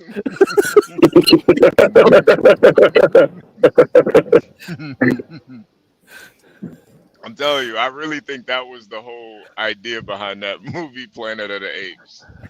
What would happen if black people were the rulers? Gonna be a mass pimp out. Dr. Zayas, yeah, Stanley would be Dr. Zayas, yeah. Yeah, Stanley. Easily, yeah, he definitely. That's him. Zayas, that's Stanley. Either Stanley or John. One of the. Yeah, John could be, but nah, it's definitely more with Stanley. No, John, Hey, I realized what I did the other day, HB. What? That with a mere mention of Scam Likely, it took over the show. Yeah. I mean, that's kind of how this show works. Like, you just mention something and then we do a deep dive on it. Like, I think that's the beauty of it. We don't have any like, there's no real point or agenda that we're pushing or anything. So, and plus, I think, just kind of looking into Scam Likely's profile and stuff, I thought it was good for people to see. It's really Yeah, the only like that. only reason why I came up, it looked like you guys was watching a video of a guy in a room. I don't know if I was behind in the stream, but it went the stream crashed out or whatever. I was wondering if you guys were still playing it up here, or if it tells you something or it cuts out. Did the stream cut out while we were playing that video? Yeah, it went to the black screen, stream unavailable. Oh, okay. Damn, usually somebody will tell us in the chat if it does that, because sometimes these big YouTube channels, they have these they auto copyright or something. Yeah, that's the problem. Yeah. Oh yeah, no, I didn't even see that. Do you get in trouble for that or what? No, not necessarily in trouble, but they'll just put a black screen and then the live will come back up. Mm-hmm. Yeah. So and then like after we stop playing it, then the stream will come, because we're back now. So. Yeah. Sorry about that, guys, in the chat. Yeah. It happens. Yeah. You gotta. That was interesting because he made noises. I must be in that delay. No, go ahead, Dave. No, there's people who got bodily noises like when you sit next to them, and like my grandmother, that's like one of her pet peeves, and I picked that up. So anytime I get next to somebody who chews with their mouth open, or like their stomach will start growling in an odd way, that's like one of my biggest pet peeves. It was germane to the video because he said he could start hearing his blood flowing through his joints. I'm like, wow, that's got to be odd. Yeah, that would probably freak me the fuck out, honestly. But yeah, people who do chew with their mouth open. I have an uncle like that. I used to hate like seeing him during like family events and stuff. So he'd always chew with his fucking mouth open. Like, you I know can't what? I stand don't that even eat shit. anymore. I mean, this may sound crazy, but I mean, chewing with your mouth open, I'm not sure I've ever seen that before. It's not even that it's open; it's that you could just hear them. Like Everything smacking? clattering on. Yeah, smacking and yeah, that breathing and yeah, all that's too much for me, man. Yeah, the That's smacking is that gets me too. The smacking. Hmm. Or like when somebody drinks they take a sip of some like really cold water and then they do that little I wanna fucking Was that refreshing, you bitch? yeah, I wanna smack the shit out of them when they do Yeah, that that just pisses you off. That's just too much for you. shit. Me off. Like there's nothing that delicious in this world. You gotta make that noise, man. It's like this motherfucker just drank from an oasis, something from not like he's thirsty as hell. What the hell is this shit?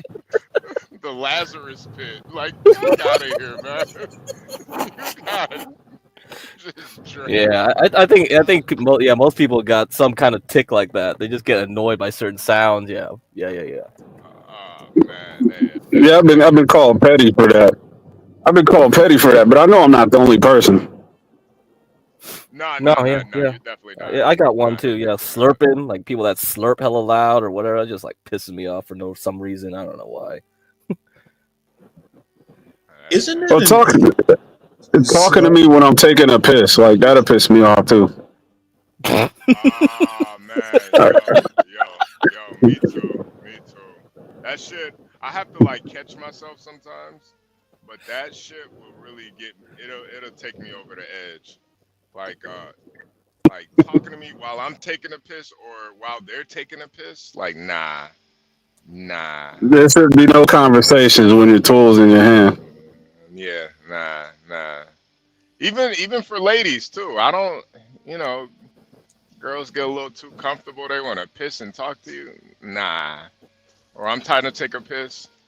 I mean, it's happened to me before numerous times. I'm taking a piss and the girl just walks in the fucking bathroom. I'm like, what the fuck? Wait, Stanley, what were you saying?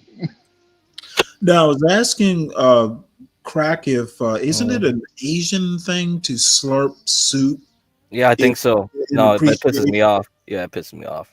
So I thought it was ironic that it pisses you off when it just pisses me off. Yeah, I don't know why, but it just does. It's just like fuck. I hate that sound. I just hate it. But yeah. If you old school like Asians, yeah, especially Chinese, I don't know. Yeah, if they do a soup, yeah, they'll do that. Yeah, for sure. They love making that noise. Pisses me off. Yeah. Whatever. I think everyone has some kind of tick like that. It's unexplainable. Yeah, right. It's just like what? You just hate something. Stanley, you got any pet peeves like that, Stanley? Yep. Yeah, I hate it when people make stupid arguments. I knew you were going there. I knew you were going there. I thought you were gonna say black conservatives, but all right. What's burning over there, Solid? What the heck was that? Oh man, that's just a Newport. Sure. Good morning, good afternoon, everybody. Good afternoon, everybody in the chat. Happy after Christmas, and hopefully we have us a Merry New Year. God damn it, I hate that shit. Anyway, yeah, man, I just wanted to call in. I want to give a little pushback. You know what? I wanted to say that y'all say talking in the urinal. And it's like, I guess when you work with somebody, I think that's different than being in a gas station. Because like, if you ever took a shit in a gas station and like, it's like two guys that appear at a urinal and they have one of the deepest conversations in life. And then you're like, And you just be on the toilet, like, listen to the motherfucker, like, they even smell my shit. Like, damn, they just, it's like, but it's crazy because, you know, when you work at a gas station, you expect things. I had to get Solid Snake out of here, man. I'm at work taking a piss. Oh. Well, I just hold it until I go home. Nah, but if I catch somebody taking a shit at a gas station, what I like to do is take the paper towel, get it nice and wet, and lather it up with soap, and throw it over where it splatters off the wall. Oh, man, you must ain't never been in the buckets, then. You try that in the buckets. You don't know who over there taking a crap, man. Jesus they would Christ. chase you outside that buckets, and that's a big parking lot.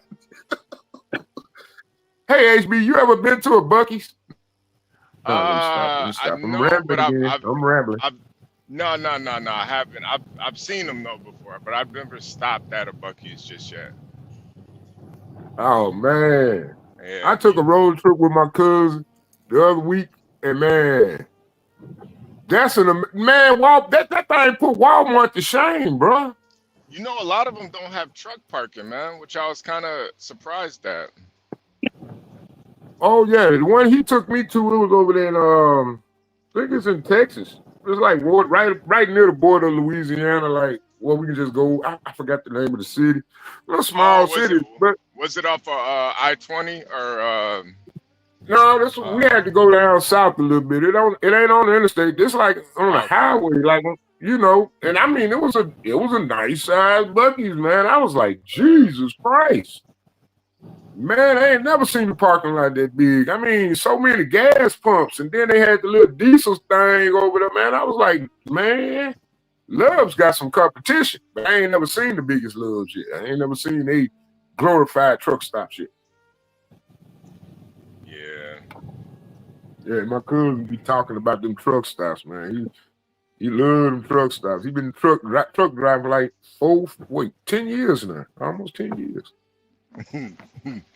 All right, well, we got another video, Solid Snake. We're gonna watch this video and then give our opinions. Hey, let's say the main. You know what's kind of crazy about that? People do that now to get veneers. They do that, like if you want to get some cheap veneers, people will shave down their they'll shave down their teeth and like clip some veneers onto it. So it's kind of crazy. We kind of adopt some of the third world or village practices for veneers. You know, it's kind of crazy. I always wanted really sharp teeth. I'm not gonna lie. I always wanted really like so you can like bite into carrots easier, or yeah, I mean, or you know, if I ever get in a fight with a wild animal, I could, you know, bite the shit out of it. Yeah, but what's gonna happen when you bite your lip? Yeah, I was thinking about that too, or like bite your tongue if you're chewing gum or something. Hey, think about it. You bite your lip and then you draw blood. Guess what's gonna happen? All the predators in the jungle gonna hear you then. All the jungle's all of them gonna smell you. They smell that blood. Yeah, that's true. That to me that's crazy though. Let's say like you look where they at. Now you know they ain't you know they gonna have a random encounter with one of them predatory wildlife out there, and you literally gonna draw blood in a pack of lions when you bite your lip. You telling them motherfuckers you want the smoke. I want the smoke, nigga. Come on, smell my blood, nigga. What's up? Yeah. Shit. Yeah. Motherfucker, that's what I'm talking about. That's where we from, man. That's where we come from. All this old pansy ass crying over here. Stop crying. Shit. You made it better stuff than that, man. God damn. Have some pride. Shit. This is your black positivity moment for the day. Well, sometimes you need to bring the dark to the light. Sometimes the night show needs to come up to the day show. I'm just coming up here from the night show, but I was asleep last night, man. I've been tired, y'all. I've been tired. I just wanted to wish everybody a Merry Christmas again. Merry Christmas. And hopefully let's Wait, Solid Snake. Do you want to tell more about your attempted suicide story? Oh yeah, Oh man. yeah. You So gotta I'm gonna go tell through it you. now. All right, so here go my wait, open South book. Snake. So South Snake, start from before you started drinking. What led you up to wanting to take your own life? My baby mama left me. Okay. You know, I had got a job, finally got this job, you know. I'm working, I had to travel a long distance, go wash dishes at this restaurant. You know, I'm thinking about moving from dishwasher to server and, you know, going on down being a line cook. I'm thinking about at my advancements. You know, I'm just 17, 18 years old coming out. I'm a baby daddy. I couldn't go to college. You know, now I was like 18, 19. This had to be like 97.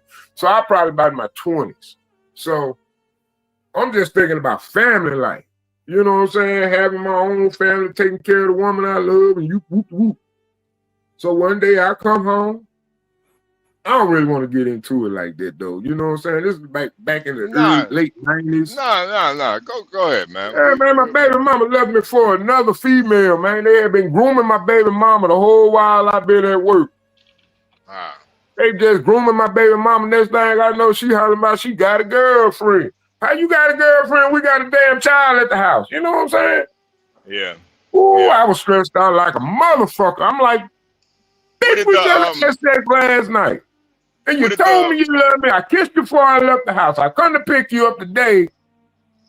Wait. Walking out the house with her. You know, I'm walking out the house. I just happened to turn my head and tell her, hold on. All right, y'all. I turned my head. She whispering back at my old lady behind me, behind my back. I guess they thought I was just going to walk out the house. But I turned my head. Solid. Snake.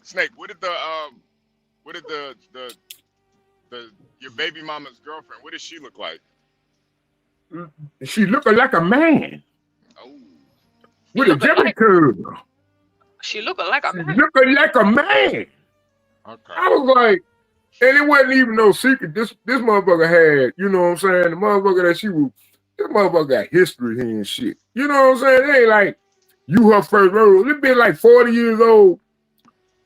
That bitch fucking with my, and I'm like, and what was so bad about it? It was like everybody I knew in my work circle led to it. You know what I'm saying? These the same motherfuckers I take to work every day.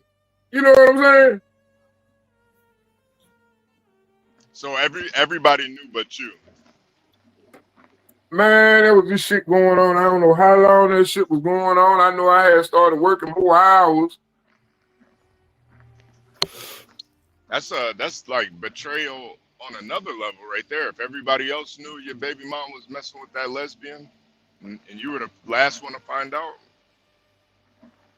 Yeah, man. I was like, why you just don't stay at the house? This shit need to be done at the house. You know what I'm saying? Yeah. So you were open Get to out. her. I need to go. I'm just gonna go with my. Like, why you gotta take my child over all them people house over there? You know, and all that kind of shit. You can stay here at the house with the baby. That's what the purpose of it is. Yeah. So you were open to her having a girlfriend. You just didn't want to break up the family. Oh no. How was I open to her having a girlfriend? I was just asking. Man, I was destroyed by that. Yeah. Yeah, well, I mean, families have to stay together no matter what. Yeah. So it could have been, you know, you, the baby, you know, your baby mama and her girlfriend, one big happy family, you know, family together. Even like a nanny. Yeah. Well, see, that's what's wrong with y'all. That's how y'all mind's been corrupted from purity of what No. marriage and a relationship is. Families have to stay. No, ain't no such thing as all that. That's what conservatives. Ain't no such thing. So what you saying? You like the woman being the leader of the house? You okay with all that, right? Families stay together. You have to put up with any shit that may come up to keep the family together. Well, I don't want no part of no lifestyle like that, Stanley. I'm just gonna have to buy out of that. You gotta weigh your options. What's worse? Well, I'd rather be alone. Enduring that lifestyle or breaking up a family? Exactly. What's worse is what I'm asking. What's worse? Breaking up a family or enduring a lifestyle that you may not agree with, all under the same roof? Well, that's the beautiful thing about it. I got a choice, didn't I? Yeah. And you know what? I think you ought to bear that in mind the next time you talk about divorce or baby mamas and baby Hey, I daddies. just say put it in God's hands. Sometimes life presents you with choices and you have to pick one. Yeah, sure. That's I my wouldn't whole object to that. I love shitting on conservatives and their dumbass arguments. Well, that's what you think, Stanley. Oh, that's what I know. So Yeah, Solid Snake, I love shitting on dumb arguments. so Sure, you came Stanley. home. So Solid Snake. So you came home, and all your baby mama's stuff was gone, and the baby stuff was gone. Your son's stuff was gone. Oh, So we now were you just gonna live a separate life. That's all that was. Yeah. So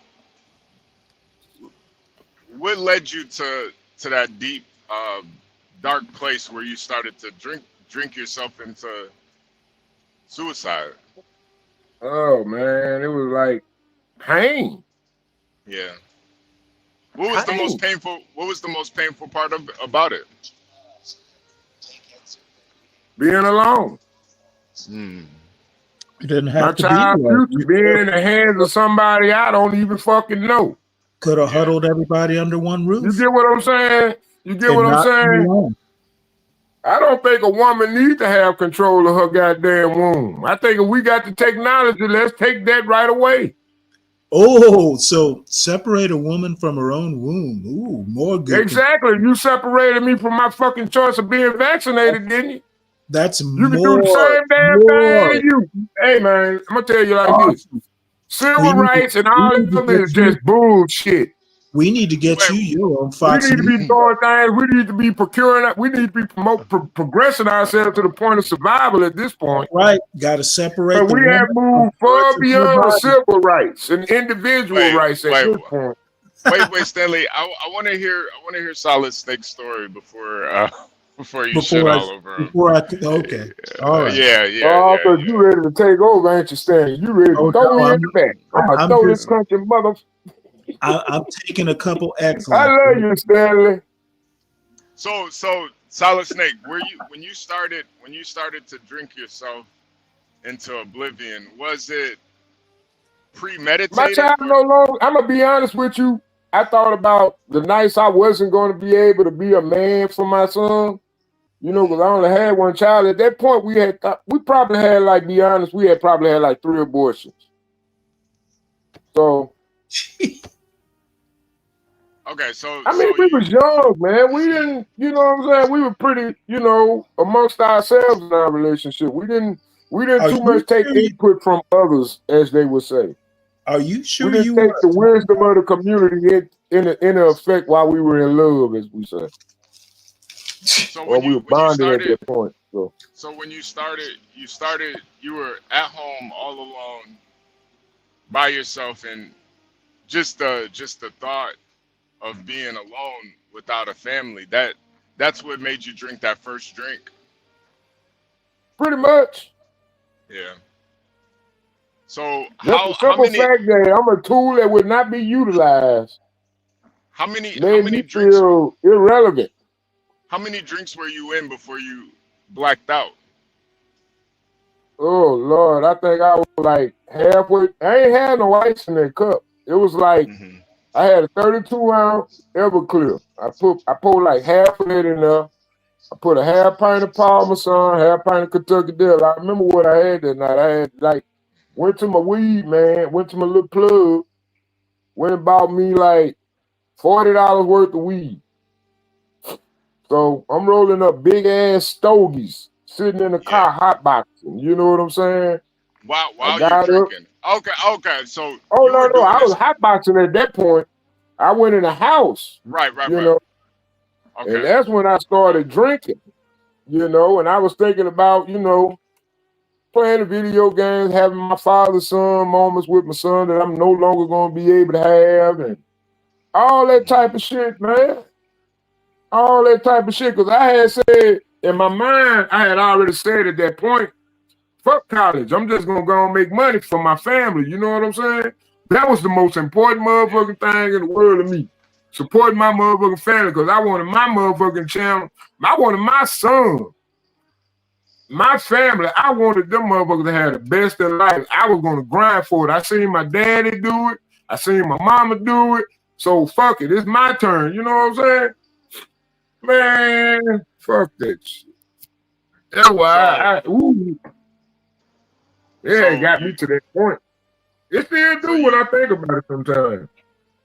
So you made this this concoction of different liquors. You're drinking it, you're high, and then you finally black out from all the alcohol and pain and despair. And then when you wake up in that ditch, what is the first thing that you notice? The headache. Okay. Okay. Man, I sat in that ditch for almost 4. I ain't gonna lie. I had woke up. I think it had to been like probably had to been because due to the sun, probably like 6, 7 o'clock a.m. in the morning. Had this wild ass headache. I couldn't move. Probably cracked myself. Yeah. What was the condition of the car once you finally got yourself Oh together? no, I ain't. That's what I'm saying. My car was still parked. I ain't take no car. I mean, I had a car, but I left the car outside. Oh. You know, I wasn't. So I was probably drunk, and I was probably actually able to make a rational decision because I do not remember none of that shit. Wow. How far were you from your home? Oh man, probably like 2 miles away. Wow. You just fell asleep in a ditch somewhere. I don't know how I got in that ditch. I think I slipped in. I probably staggered in that motherfucker. I was so drunk. Yeah. And I do remember blips and clips of it, you know, and I was staggering all in the damn road, you know. Yeah. But I was young. I was mad. You know, I had the police called on me, you know. So my child in there. I'm trying to be the family man. I'm trying to learn as much as I can from the homegirls and the homies of the hood that's already been through family life. When did the police get called on you? Oh man, I was up there bucking, man. I was in front of the house bucking. In front of the baby mama and the lesbian girlfriend's house. Yeah, man. Okay. She had to move the bitch in. She had to move the bitch in. So after you woke up from now when you were drinking, let's go back just a little bit. What kind of thoughts were going through your head while you were drinking that made you think, you know, this is it? How could she? You know what I'm saying? I mean, I can't really say all that back then. Yeah. Was it more of kind of like, how could she do it to you, or how could she do it to the family, or? Yeah, and it's like just like now, it's just that, you know, it wasn't about being no conservative because I wasn't no political. It wasn't even about no damn politics. Nigga don't even think about no politics when they is young. Fuck politics, nigga. I'm trying to get money. So, but you know, when she did have those abortions, you know, it was always hidden. You know, she'll eventually tell me about it when she get angry, when we get into an argument or whatever. Wow. So you really, so while you're drinking, you're just thinking, you know, this is it. You know, did you think about who's gonna find you or anything like that if you did untimely pass away? Be honest, I was praying to God an alligator or cottonmouth would have ran up. Yeah. And for those in the chat, a cottonmouth is a poisonous snake, correct? Yeah. Yeah. Yeah, I was trying to kill myself that night. Yeah. I ain't give a fuck. I wanted to fight the world, but I ain't want to fight nobody, so I just fuck. Yeah. Didn't want to be found. Now, you know, I've always heard that when people have these near-death experiences, they have a kind of a different perspective on life. What was your perspective after you survived that? My perspective? I don't think. I think I just reset back to myself, you know? Yeah, yeah. So after I that, just reset. after that experience, you kind of lost that that despair that you were feeling. Not really. I mean, it's gonna always be existent. You know, like Stanley say, you know, it is gonna always be that dichotomy in your mind, like, you know, you separating your family for this episode or this event. But that's like Monday morning quarterbacking. You know, yeah, you still here, everybody's still here, everybody's alive, but you gotta realize you gotta make a decision. So that history that they have now was not the history you probably planned or desired for, you know, but that's just the lick you're gonna have to take. Right. You know? Hey, Solid Snake just wanted to flip up Hoodservative. Apparently he's writing this down, so just bear that in mind. Oh, it's Well, I all mean, good. Yeah. They're here content I mining. mean, that's why it's here. Uh-huh. Yeah. I'm still never gonna be as popular as you, Stanley. Don't worry about it. Well, Solid Snake, do you have any? Well, do you no, have I any, just wanted you to be aware. Oh, you know, man. you know, Solid Snake. I'm not gonna lie. I think it is real. You know, you talking about this story and being able to speak on it, I really do admire you for that. Do you? What kind of, you know, what could you tell to anybody who maybe have gone through that? Because, you know, breaking up or losing your baby mom or your wife, it could be pretty traumatizing. What kind of suggestions or words of encouragement could you give to somebody in that same situation who may be thinking about taking their lives? Sometimes death don't want you. That's all. That's the takeaway. That's my takeaway. I mean, death don't want you right now. God. You just had a near-death experience and you think you're going to try again? I mean, suicide is one thing, but if he don't want you going nowhere, you ain't going nowhere. You know, you just going to be here. You're going to be stuck with the consequences of your actions. And that's what you're going to have to live with. You know what I'm saying? You're just going to have to live with it. You ain't going until he going. You're going to come to that. You're going to come to that realization one day or another. Sometimes you could be hit by a lead of bricks walking down the path where you don't even know something over your head and fall dead on your head, or you might slip and fall and bounce your head off something and die. And were you thinking about dying at that point? Hell no, but you're dead now. Yeah, okay. Yeah. Death can be instant, but like I say, misery a little country. You know, pain is inevitable, but misery is optional. And that's one thing. That might sound like it come out of Alcoholics Anonymous manual too, but that's just a long-lived life experience I learned. You know, you can feel pain if you want to, but to sit there and be miserable about it and blame everybody for it is ridiculous. Yeah, that's the lesson. That's that's a great lesson, honestly. That's a great lesson. You know, I mean, I'm always feel pain. I touch a hot stove, I'm gonna feel pain. Yeah. But am I always gonna walk through my life crying about, man, that skillet hurt me? That's what the fuck the skillet do, motherfucker. Fuck me, nigga. Yeah, there's a lot of guys who still carry on that pain of touching that hot skillet, and you know, a lot of them just start making content about it. You know, right?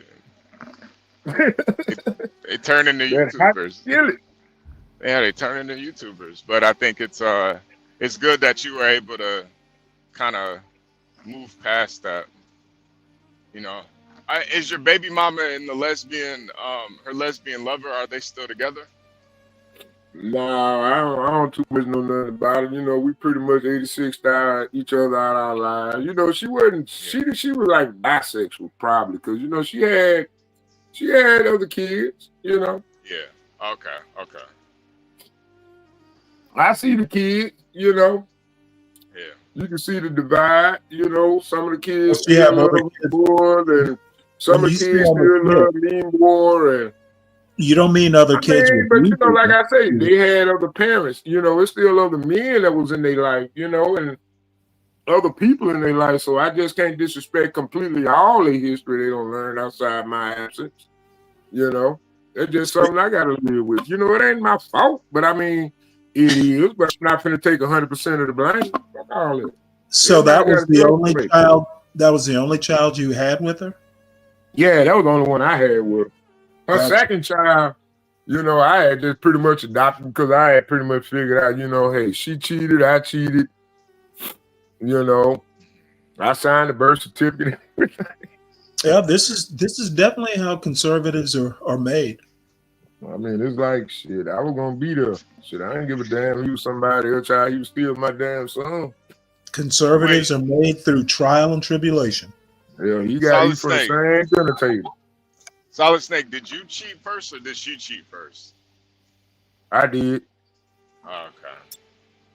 I didn't actually cheat. I was flirting, and I really tried to start a relationship on the outside. Mm-hmm. And it was like, but it wasn't like I wasn't trying to be serious. She was just going to be another woman, like the other woman type deal. Yeah. You know. Yeah. I was young, you know. You do crazy shit like that, you know. But then the other girl found out and started keying up the car. That first mistake didn't inform you. Who said it was the second one? Did it, Stanley? Oh no! I'm just listening and Did I commenting. say it was the second one? Did I say I cheated on her again? No, I didn't, Stanley.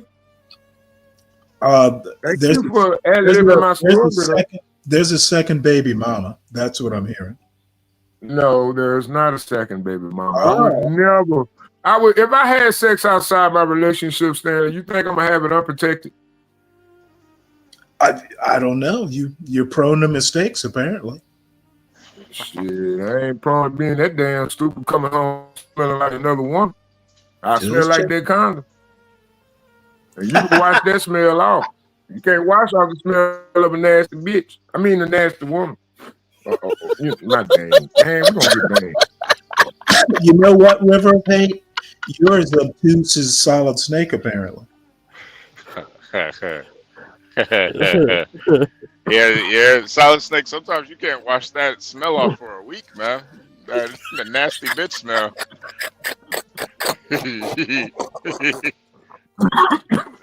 Shit. Oh my god. Wow.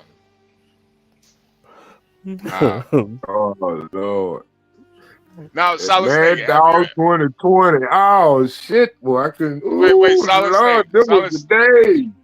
Solid Snake. Have you tried? Have you made attempts on your life since then, or was that the one and only time? Hell no. Yeah. Hell no, shit, man. Shit no. I don't even hang with motherfuckers. Cause I gotta be here for my son when he called for bail money, cause he the one living the life now. I don't make my mind up. Yeah. Shit, I don't put my life in risk. I don't even like the job I work, cause I don't know when the motherfucker gonna come in there and try to kill a nigga, and I might get hit by a straight bullet because they wanna, you know, play gangster and shit like that. But I gotta make money. I gotta have that money, man. That money ain't gonna never stop flowing. That money can't stop flowing. Bills gotta be paid. Yeah. Kids gotta be fed. Everybody ain't gonna always have nothing to feed their man. You gotta have some money stashed up, man. That's for sure. You gotta stack that bread, man. Yeah, man. You can't be out here playing, man. Shit, no. Gotta be a motherfucking man out here. Damn that dumb shit. Man. I be trying. The only thing I gotta tell them, man, hey, you got a family, bro. That nigga there ain't got no family and shit. He out here every damn day drinking. Why you hanging with that dude, man? Shit, your ass get killed, that nigga ain't gonna remember. That nigga drunk. Yeah, with that nigga, you just gonna be a story in his history. But that motherfucker ain't gonna stop getting drunk and he ain't gonna never stop trying to get that rock, man. That motherfucker always, I'm telling you, man, I don't see these motherfuckers, man. And I'm talking about even in my little small city, man. You know what I'm saying? And I remember that lie. I be like, crack kills, cocaine kills. That's a lie. These motherfuckers been doing this shit for 30 years. They ain't dead yet. I don't see the motherfucker put down 4 rocks. 4 rocks. Hey, Solid Snake. So, Black Knight, he made a comment in the chat. He said, "So you're saving up for his bail money, not his college tuition." Hey man, it's times hard out here for a black man. You don't never know what's gonna happen. If he want to go to college, he can get a grant. He can get a goddamn on. He's smart enough. He can make it that way. He's making his way now. He don't need that. Yeah, Pell Grant. Yeah. I'm just planning for reality. Yeah. Me being a conservative don't mean that I absolve all racism in the community. That don't mean people ain't fucking racist. I mean, I'm black. I know racism exists. And I acknowledge blacks are racist. I don't buy into that bullshit blacks can't be racist. That's a damn lie. Yeah. Blacks use racism as an excuse to be racist. What kind of fucking sense that make? If it don't work then, it ain't gonna work now. What the fuck? You can't just take a wrong solution, a wrong equation, and try to make it right with the same equation. They're like one Blacks time, the one only- is two. Are blacks the only racists? It's not the point of blacks being the only racist. Motherfucker, it's the point of my It just question. comes into play when blacks It's using the the same point equation of and they my say it don't work question. for them, they gonna try to use it against. Come on, that's a bad plan, dog. That ain't no good strategy. Okay, yeah, you're just going to skip over my question. You can't defeat fire with more fire. You know what I'm saying? It is always a You wise all gonna decision be to skip one over big the ass question fire. you don't wanna That's all answer. it's gonna be. Yep, well, black toxicity, commenting on black toxicity. Love it. Well, it breeds black toxicity.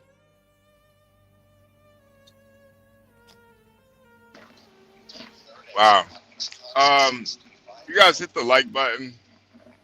Subscribe if you're new here. And as always, if you want to help sponsor this episode,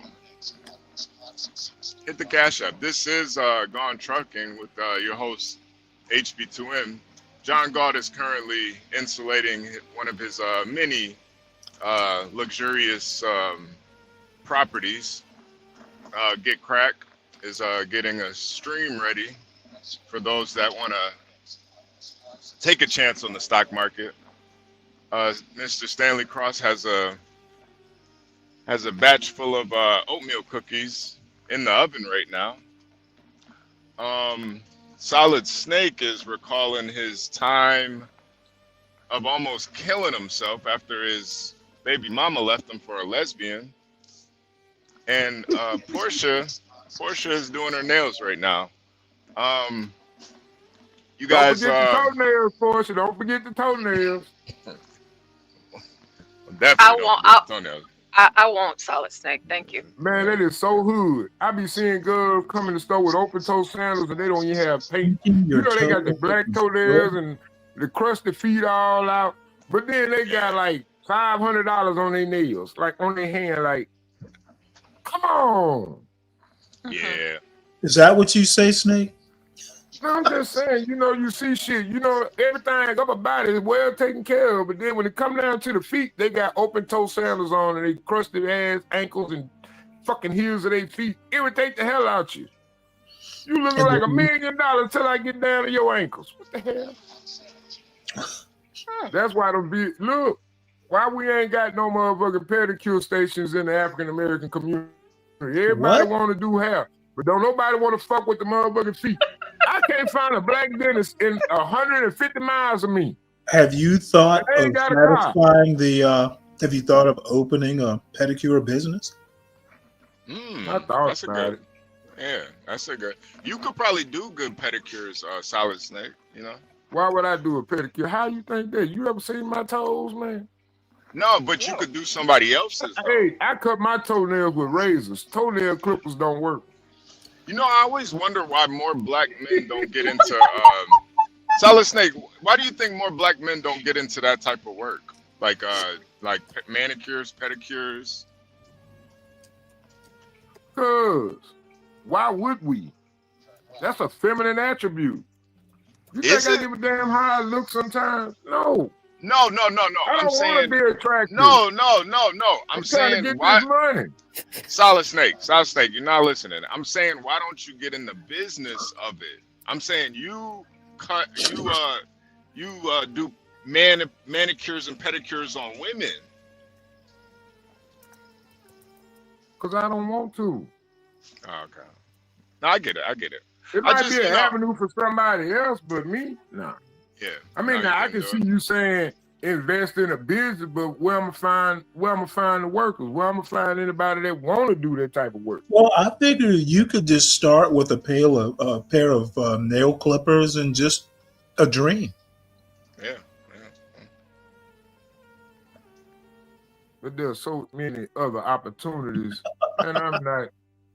And Nail obviously, judging clippers by and how I emery board. maintain mine, I ain't good enough for it.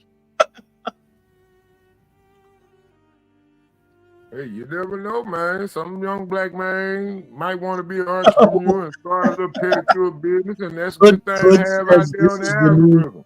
Hood Start says your this own is the new pedicure business. honesty. It just ain't my cup of tea, you know. Yeah, we are sinking pretty low here, Hoodservative. I admit that. Yeah, but back to the main topic, the urinal situation. The main Why is does it here. irritate you so bad that a man want to converse? Now, I ain't gonna lie. I ain't Yo, Solid Snake, man. We're not talking about dudes taking shit.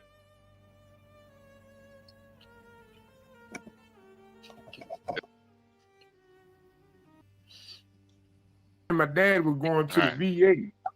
I was driving my daddy to the VA. You know, we got to go over there to the VA clinic, and we were usually going towards Jackson. So I used to listen to Rush Limbaugh. So when I got my daddy out the truck, you know what I'm saying, we went into the VA. I had him dropped off at the doctors and the nurses, started taking care of him. I had to take shit.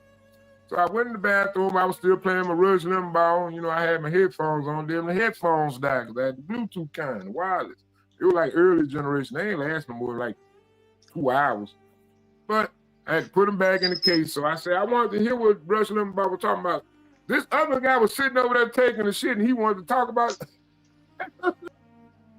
Yo, I'm not Solid Snake, man. I'm not about to listen to you recall your favorite guy shitting story, man. Bro, come on, man. People up here eating, listening while they stop it, man. Just stop it. Stop it. I'm eating fudge brownies. It's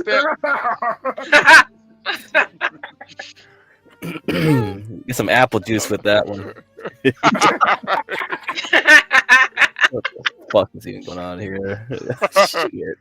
Oh, Lord, I hope ain't nobody eating no corn. All right. Solid Snake, we're about to get into another video from Portia. Let's move the topic along. All right. What we got up here, Portia? What we got up here?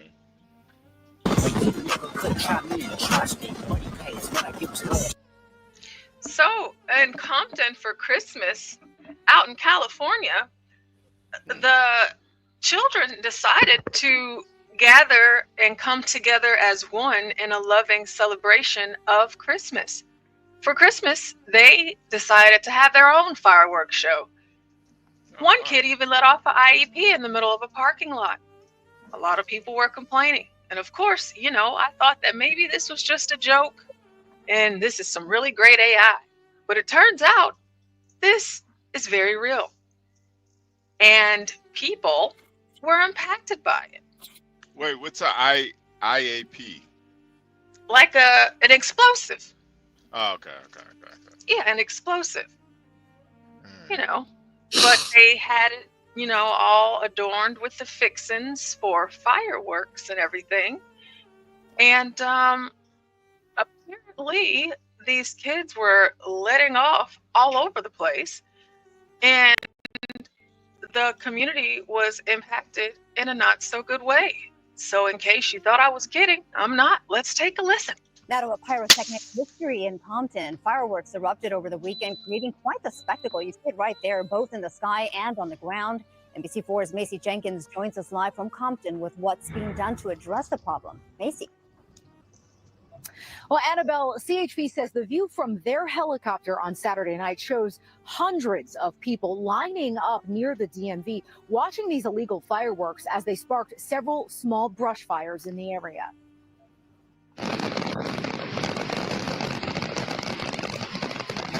A string of seemingly endless illegal fireworks, drawing eyes and ears from all across Compton and as far as Long Beach on Saturday night. It was just like a big flame and like a bunch of fireworks that just started like from like randomly. The display lighting up the sky in an area Wow. very close to the Compton DMV on Santa Fe Avenue, just north of Artesia and the 91 freeway. About 10-15 minutes it was going on a long time. My kids were scared about it. For Lorena Barrios, it felt even longer. I don't know how long, like 30-40 minutes. It just continued. A CHP spokesperson told NBC4 they received multiple calls about the illegal fireworks just before 11 o'clock Sunday night. After launching their helicopter, investigators say they spotted a crowd in the hundreds lined up near the DMV parking lot watching the fireworks. CHP confirming some of the DMV's windows were shattered by the commotion. Deputies with LASD's Compton Sheriff's Station assisted in dispersing the crowd, allowing Compton firefighters to extinguish several small brush fires. It should stop. I feel like it is a danger to the community. The boisterous booming jolting longtime local of 50 years, Junius Fontenot, from his bed. Whenever it goes off, it makes your window shake. He, like many others, say an illegal fireworks display in this area is an ongoing problem. I see they are at it again. His message, the same for those involved and those who watched. Hey, look, if you don't like what's going on, don't participate. If you come and support them, it tells me that you are part of them. You like what's going on, you support what's going on. The city of Compton sent us a statement saying, in part, it does not condone the use of illegal fireworks, especially during the holiday season when families should feel secure in their neighborhoods. We will continue to enforce local ordinances that prohibit illegal fireworks. CHP says no arrests have been made, but the people responsible could face charges for trespassing, vandalism, and arson. Reporting live in Compton tonight, Macy Jenkins, NBC4 News. Macy Jenkins. Well, I'd say at least it wasn't bullets. That's a good point. That's a good point. They had an IED. That's the question. How did they get their hands on an IED? And if they got their hands on an IED, isn't imagine how Compton many mostly illegal Mexican? immigrants got their hands on an IED? That's what it looked like, Stanley. I heard maybe Nas will know. Nas, is Compton mostly Mexican now? Or anyone? Craig, do you know? Yeah, I believe so. I haven't checked recently though. Yeah, Nas is 71% Hispanic. Yeah. Yeah. That's done. That's a done deal then. Yeah. Yeah. You know, I think Portia, you made a good point. It is better than bullets. Yeah, because typically in Compton, that's what you usually hear about, is all of the bullets, flying around and killing innocent people. Yeah, now we'll have to go elsewhere for our podcast. You said we'll have to go elsewhere for our Black history? Toxicity. Oh, toxicity. Sorry. I thought you said Black history. Yeah. So, yeah, that was some kids out in L.A. Oh, yeah, laughing like second. That is true. That is true. That is true. That is Good true. job, Saget. No, he's spot on though. I think you look at Kendrick's album, there was a lot of Latinos on that album. I was honestly kind of surprised. Yes.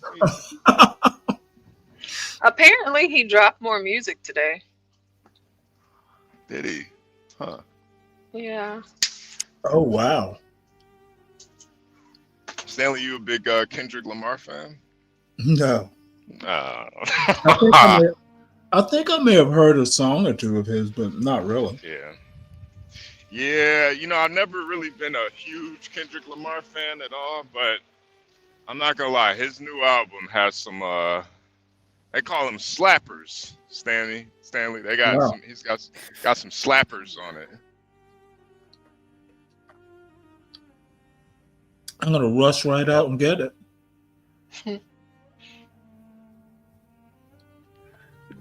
And to rush right out to Turtle Records and Tapes. Turtle Records and Tapes? Turtle.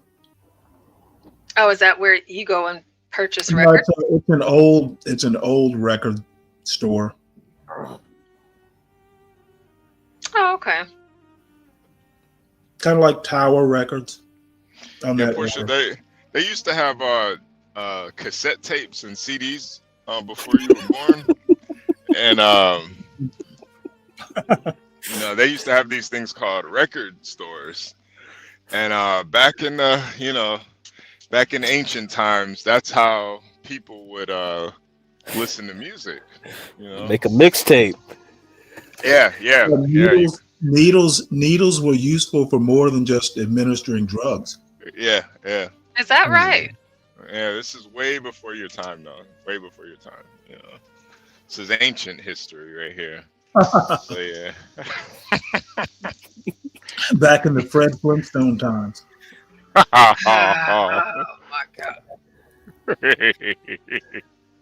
Yeah, before you were born, cassette tapes. I know what a VCR is.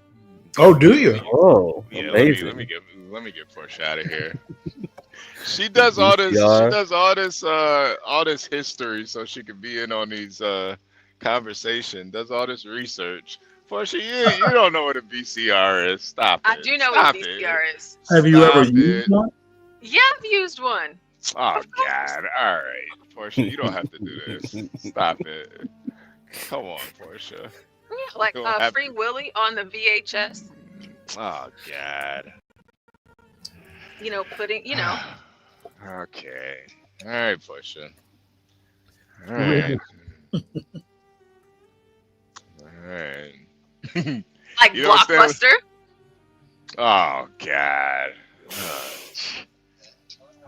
Sometimes, Mom, she would let us pick more than one movie. We got to pick two. All right. Oh boy. From Blockbuster. Yeah, from Blockbuster. Yep. Yeah. I know things. All right, Portia. What's this next story you got for us? What you got? This substitute teacher, wife of the police chief, and daughter of the mayor has been arrested for doing unthinkable things to teenagers. Nice. This is Emma Hancock, born in 1996. She is a substitute teacher in her town of Wellston, Oklahoma. Now, Emma is a lifelong resident. Never mind. All right. That first picture was decent. Now she looks like the girl from The Ring. Never mind. All right. Of Wellston, Oklahoma. Her father, Paul Whitnam, is the mayor of the town. Now, along with her father being the mayor, she's also hired to the town's police chief, Alfred Hancock, who she shares 2 children with. Hancock is married to Wellston Chief of Police Alfred Hancock, and her father is Wellston Mayor Paul Whitnam. It makes me wonder if anyone else under these circumstances would have been allowed to set up if their father wasn't the town mayor or their husband wasn't the chief of police.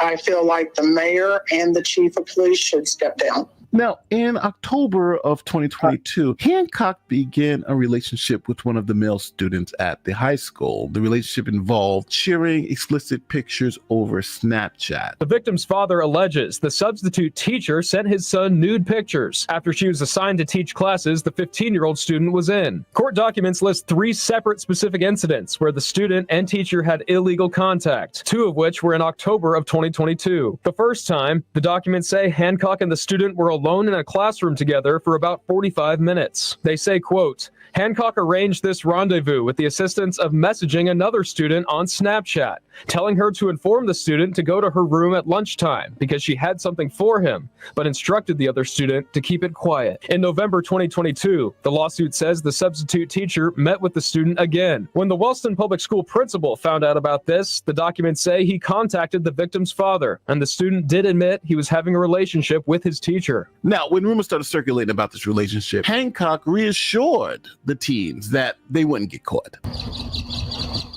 After rumors began circulating, Hancock allegedly said, quote, it would not amount to anything because they were not going to get caught. Now, these were some serious charges, and the Oklahoma State Bureau of Investigation started investigating whether these claims were true or not. But this teacher, she did everything through Snapchat. So there was a physical record of the photos, of the messages, of the communications between her and this student. So after the district attorney's office spoke with the student, other authorities, and looked at the evidence, the wife of the police chief and daughter of the mayor was arrested. Tonight, a former Wellston substitute teacher accused of having a sexual relationship with a student. Officials say that she turned herself in today after the district attorney's office filed charges. 26-year-old Emma Delaney Hancock was booked in Lincoln County on Thursday. OSBI spokesman Gerald Davidson says the agency was brought in to help the Lincoln County Sheriff's Office with their investigation in November. According to the affidavits, it looks like there were some Snapchat messages between the Hancock and the student, and it evolved to become sexual in nature. Court documents say Hancock got the victim's number to share a Future Farmers of America assignment and then added him on Snapchat that same day. After exchanging, quote, normal messages, things became sexual. Between October 23rd and 30th, the two shared nude photos and sexual videos. Yes, some interaction between the Hancock and the student did occur at school, according to the affidavit. Records say on 2 occasions, she and a 15-year-old student kissed each other at school while hiding inside pantries or closets. We turned in the information to the local district attorney's office, and then they decide what charges are going to be filed. Those charges include indecent proposals or acts to a child under 16, solicitation by technology, and soliciting obscene materials from a minor. According to Wellston Superintendent Mike Franz, quote, these allegations came about in November. The district cooperated when asked throughout OSBI's investigation. Now, as the New York Post reports, Hancock was released on $50,000 bond. Now, Emma Hancock pleaded not guilty to all charges and elected to go to trial. Now, during the 3-day trial, prosecutors put on a mountain of evidence. First, they had the student testify about the relationship and the makeout sessions that he and the teacher allegedly had. The state also called other students who testified about the relationship and said that the victim flaunted the relationship between him and the teacher and showed the Snapchat messages and photos of the teacher. So along with the victim and the students, the state called about 20 different witnesses. Now, there's a big but in the prosecution's case. And that but is, although prosecutors kept referencing these photos and videos, because they used Snapchat to exchange the photos and videos, they were all destroyed because that's one of the things Snapchat does. You see it for a second and then it's deleted. Now, law enforcement was unable to recover any of the photos and videos shared between the two. Now, that brings us to the defense of Miss Hancock. Now, obviously, her attorney said that there was no relationship with any student and that there were no videos and photos because she never sent them. And that's what the defense hammered on, that there was no recovered Snapchat messages, photos, or videos corroborating any of these claims. Now, Hancock testified and admitted that there were a couple of inappropriate instances, like her allowing the 15-year-old to use her vape pen, but denied anything more than that. The defense straight up suggested that the witnesses the prosecution was putting on were exaggerating and fabricating these claims. Hancock's father, the mayor of the town, and her husband, who was the police chief, both testified on her behalf, maintaining that she was innocent and said there was no physical evidence claiming that she did any of this stuff. Now, after both sides presented their case, we get to the verdict. The jury, after considering all the evidence, found Miss Hancock not guilty on 3 counts. Both counts of lewd and indecent acts, she was found not guilty, and 1 additional count of soliciting sexual conduct. She was also found not guilty. Now, these not guilty verdicts was a huge win for the defense, because if she was found guilty of these particular charges, she could have ended up in jail for decades. But the jury did find her guilty of 2 felony counts. The first count was soliciting sexual conduct or communications by use of technology. And she was also convicted on count 2, which was showing sexual videos to students. Now, the second charge came because allegedly the students had testified that Hancock had showed them a video of her kissing another woman, but Hancock responded that she didn't show them the video. She was actually watching on her phone, and some students looked over her shoulder and saw what she was looking at. Now, the chief of police and Hancock's husband said that he backed his wife 1,000%. He said, quote, "She looked me dead in the eyes and said, 'There's nothing on her phone.' I mean, I believe that there's nothing near." That's what Alfred Hancock told the jury. "She's my wife. I believe her. I'm on her side." And after being found guilty, Lincoln County District Judge Sheila Kirk sentenced Hancock to 6 years in prison, 3 years for each charge. Hancock will likely only serve 4 years behind bars if she adheres to the conditions of the sentencing. Now, along with the prison sentence, she also has to register as a sex offender when she gets out. So, you know what? Now it's time to throw it to you. What do you think about this case? Do you think the jury got it right? Do you think this mother of 2, daughter of the mayor, wife of the police chief, do you think she got screwed in this particular case? Do you think the jury got it right? Because essentially they found her guilty of what she admitted to. She admitted that the students did see that video of her kissing another woman because they were looking over her shoulder, and she did send some interesting messages that could be seen as sexual in nature, but there were no videos, there were no pictures. So, you know, what else could you do? So let me know how you feel in the comments.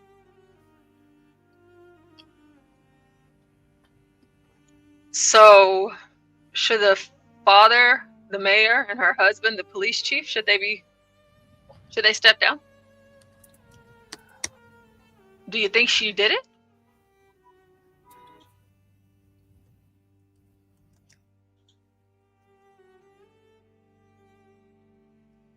Yeah, I think she did it, but I don't think they doing all that too much. I mean, be honest with you. I'm gonna be honest with you, Portia.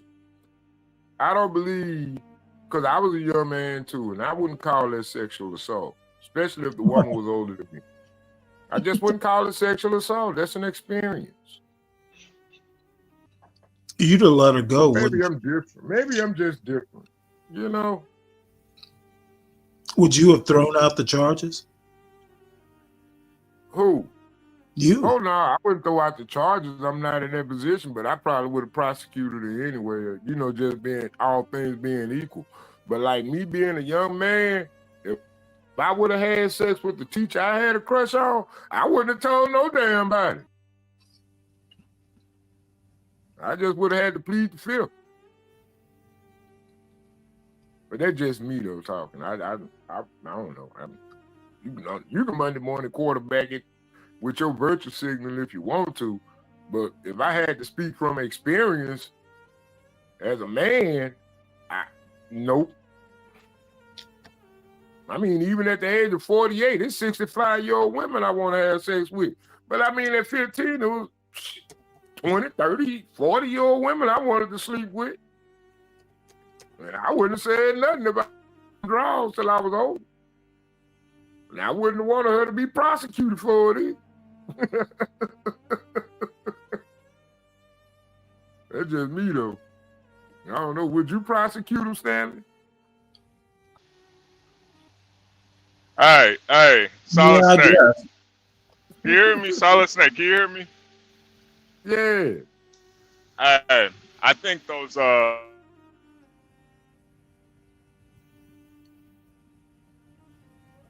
HB cut out. He cut out. But I get it, the double standard argument. But I mean, as a man, when it comes down to my daughter, I got different reasons. I got reasons. You know what I'm saying? But then you really got to think about that time when that woman got pregnant by a student, and that man had to actually be. He had to pay child support. Oh, Kimmy, Ain't that graduation present? You graduated 18 with a letter from child protector saying, "Nigga, you gotta pay child support. We need our money." You got a 30-something-year-old teacher pregnant. I don't know. I think that I think I kind of agree. Was it Phoenix Fish? No, it was Samuel who said, don't these teachers see the news stories? I mean, you're gonna get caught. It's like teenagers in general can't keep secrets. Mm-hmm. So, why are these people? Why do they keep falling into these traps? And why isn't Be Brave talking about this depravity in the white community? You know what, though, Stanley? You can't just blame the white community. We don't talk about it. Oh, no. I'm not just blaming. Consequences of snitching. You know what I'm saying? I'm saying it is coincidence, maybe. I doubt it, that, this is happening in a certain demographic. And, it's being reported in a certain demographic. That's actually, that's a good point. So it's being reported in a certain demographic, and the stories that I'm seeing, they don't mind snitching. Black people don't snitch. I'm just kind of wondering why these sorts of things aren't being addressed. But we can't act like it don't happen in the African American community. Yes, I can. I can we do. Can say it's not being reported in the African American community.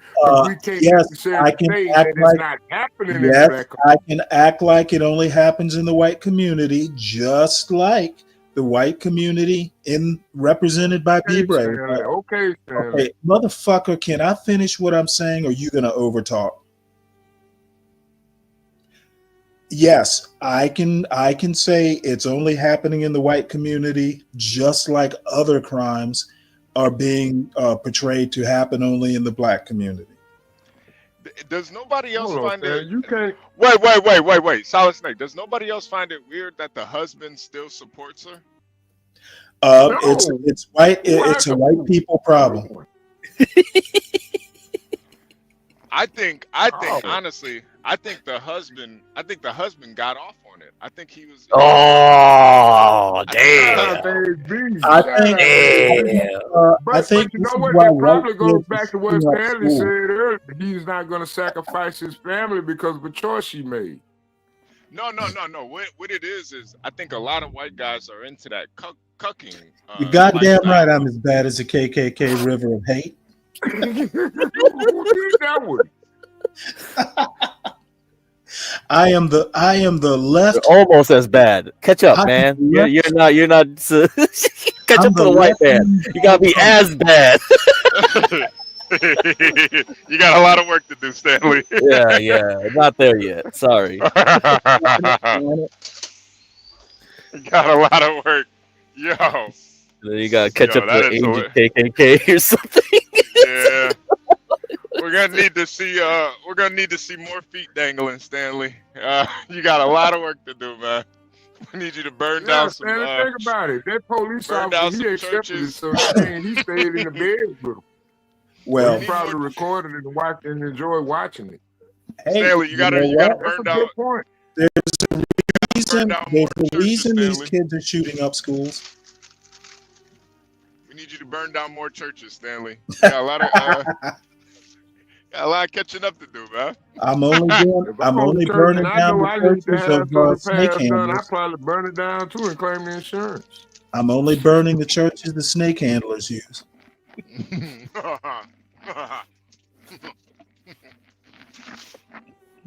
I think it was all that church burning that led to Dylan Roof. Uh-oh. Like what kind Yeah, of? I mean, you got to think about the thought we have process. to go out. If you're a We have so-called to white go out and supremacist, find- why would you be so? Why would you be blatant and just go to church and shoot them up? I don't want you praising my God like me. At least this teacher, you know, at all least- that. At least this teacher I quit. think we propagate racism when we advertise it. Yo, Solid Snake, man. You gotta let other people talk, man.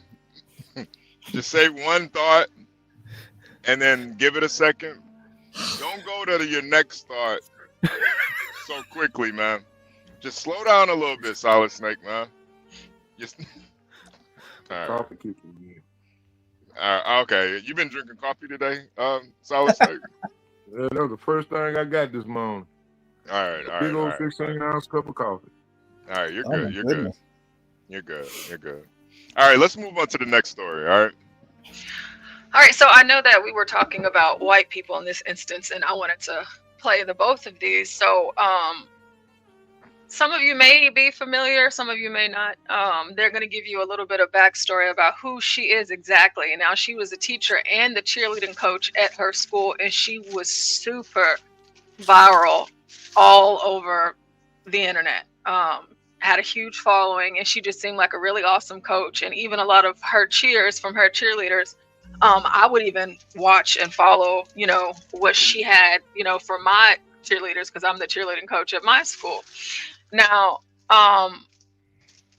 it just seemed like she had a cordial, good relationship with all of the kids. It didn't really seem like it was, you know, anything else that was happening. But apparently, she was engaged in a full-blown relationship with the cheerleading captain's boyfriend, who himself was the captain of the football team.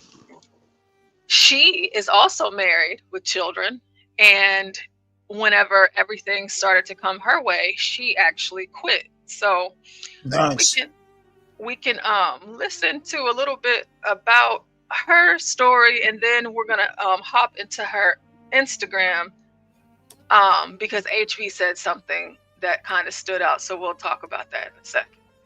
You might remember her as a teacher who went viral for her rap verse to celebrate school being back after COVID.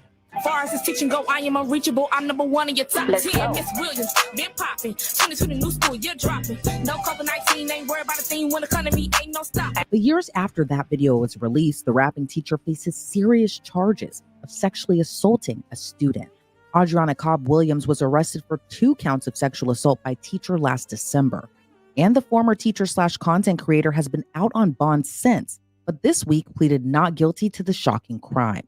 After the allegations came to light, the fallout was swift.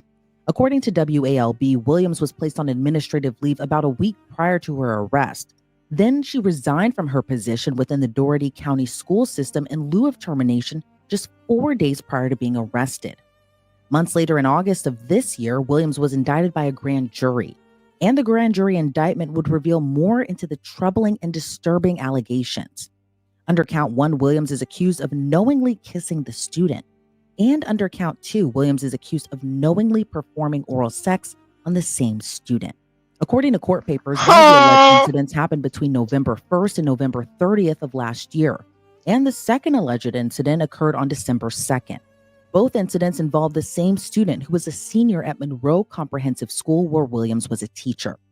And while Williams was known for her wholesome content, Let's go right now. Let's go. We are about to play musical chairs. What do y'all think this game represents already? Scarcity. Why? How? Not enough what? Chairs. What do the chairs represent? Our resources. she's facing a decades-long sentence behind bars. And here's what else we know about the former teacher. According to her LinkedIn, she was a teacher at Monroe Comprehensive School within the Dougherty County school system in Albany, Georgia, from July 2017 up until her resignation last year in December.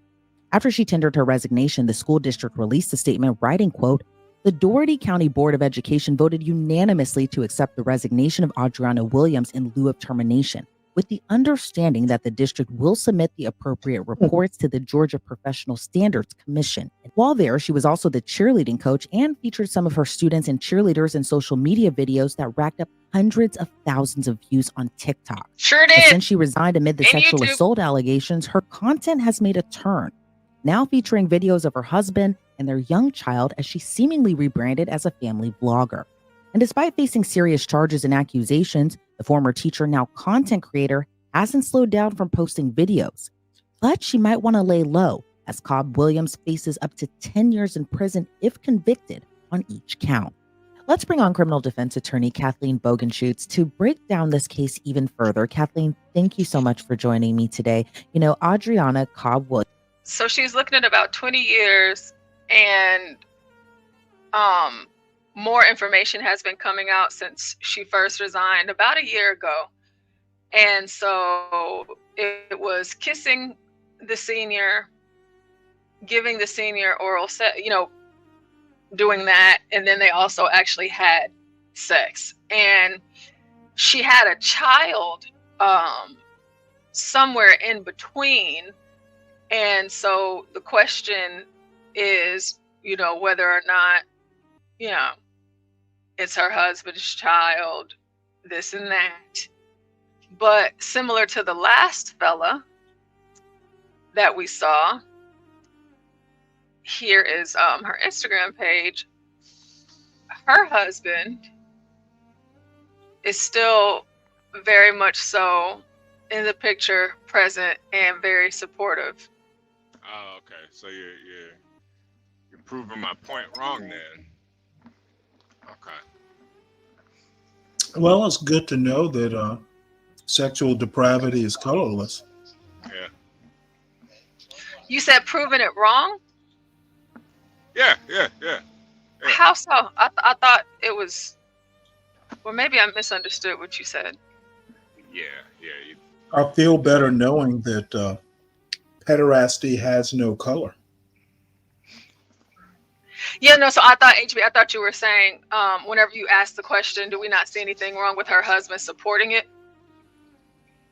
On the last video. And I was just also following up to say that this husband too he's still supporting her wife. His wife. Yeah. But this proves my point wrong. So it kind of, I was getting to white guys are cucks, but if this black guy is being a cuck too, yeah, you didn't get it. All right, yeah, you kind of ruined it. But all right, let's go into this. So you got a black cuck she's doing Christmas cards. Wow, nice. Got a black cuck and a white cuck walk into a bar. Where are you?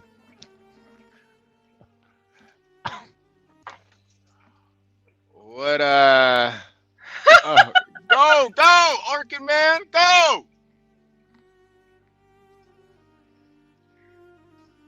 Oh God, fucking piece of shit. So yeah. You brought up the black lady, sucking cock with her high school seniors. Yeah,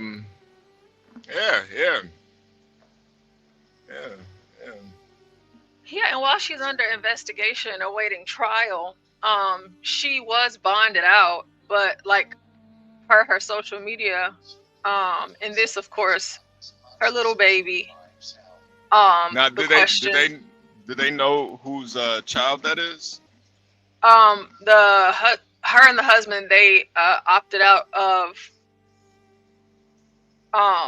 what is it? The DNA test. Paternity, yeah. The paternity test. Yeah. Wow. So this guy's a real cuck then. Jesus Christ. Yeah, I don't know, man. Stanley, with these guys nowadays, man, I understand why these women treat them like shit. Cause it's just like, bro, man, there's just no way. If the rumor even comes out, I'm leaving her. Like I don't even care if it's not true. Like, Come on now, you're breaking up families. That divorce should be made harder. Man, fuck that shit, man. I ain't sticking around for that. Fuck that. Fuck that shit, man. Both of these guys are just fucking like, bro. Your wife's not only are they cheating on you, they cheating on you with kids, man. Like, you guys are gonna still stick around. You know, if I even think with even Solid Snake's story, I'd probably be more lenient if I found out my girl was cheating on me with another woman. I might be able to let that one go. Like, you cheating with kids? There's no coming back from that, man. You gotta end the marriage. Well, I'll be honest. I don't think about any of this stuff much. Yeah. It'll just get you down, HB. It'll just get you down. Nah, you don't want to become a hood-servative or be brave. Yeah, nah, you're right. Negative Nancy's. Yeah, you're right. I mean, because I really don't think about that type of stuff, but you know, I always think about in those situations like the husbands that stick around for that type of stuff, man. Well, I don't know. Maybe, you know, people say that I kind of live in my own world, and probably to, you know, a certain extent they're right. I honestly, and maybe again it's a function of age, but I honestly don't want to spend, you know, a lot of time thinking about, you know, there before the grace of God go I. You handle a situation when it arises. You know.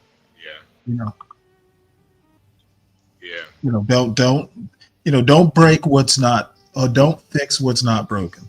You know, just look, they're adults. They can handle their business.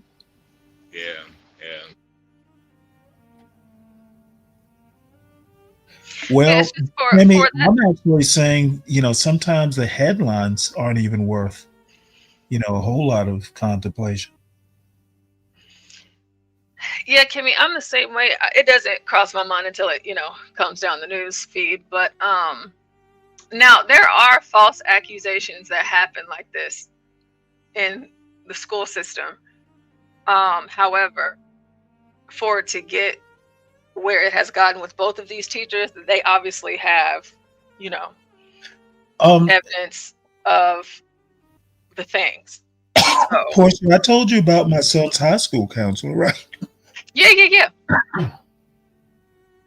So, you know, yeah, it was false allegations. And you remember I was telling you guys about what happened to the teacher in my school. They got him too, and it was all false. And see, the problem is those stories never make, you know, headlines like that. Yeah, when it's the yeah, when it's false, when it's proved false. Yeah, when it's false, yeah. Yeah, and that's unfortunate because that does happen, because some kids, they just, you know, they do that, and they like to, you know, make a big stink, like they like to have a situation, if you will. 12th man. Hey man, 12th man. Good afternoon. Hey 12th man. I saw your video, man. You made the news, man. You made State Troopers of Alaska, man. Congratulations.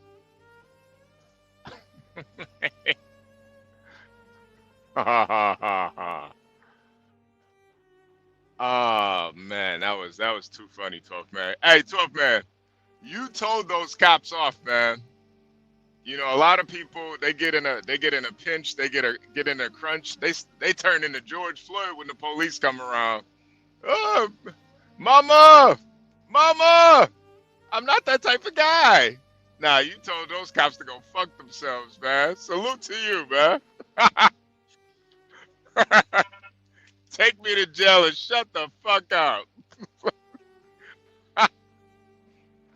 Salute 12th man. Yeah, man. Hey, fuck those state troopers, man. It's fucking Alaska. Who doesn't carry around a blade? Fucking idiots. Fuck doesn't carry around a blade? It's Alaska, man. I'm surprised. Hey, 12 man, I'm surprised that's all they caught on you, man. Was one blade.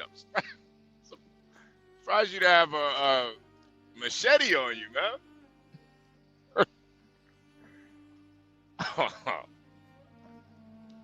Yeah, salute the 12 man, telling those fucking pigs off.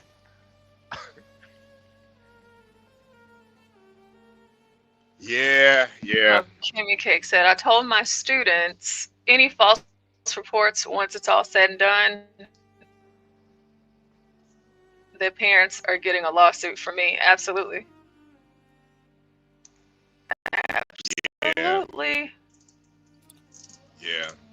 You would have to at that Because point. these kids, they You would have to. Yeah. We're not just gonna take that on the chin. Definitely getting a lawsuit. Because 9 times out of 10, who's paying for the phone? Probably not the kid. This wouldn't have happened if you didn't buy that dumbass that cell phone. Why aren't you monitoring your children? Why? You know? Why is your kid on Snapchat in the first place? Yeah. So it's a lot of.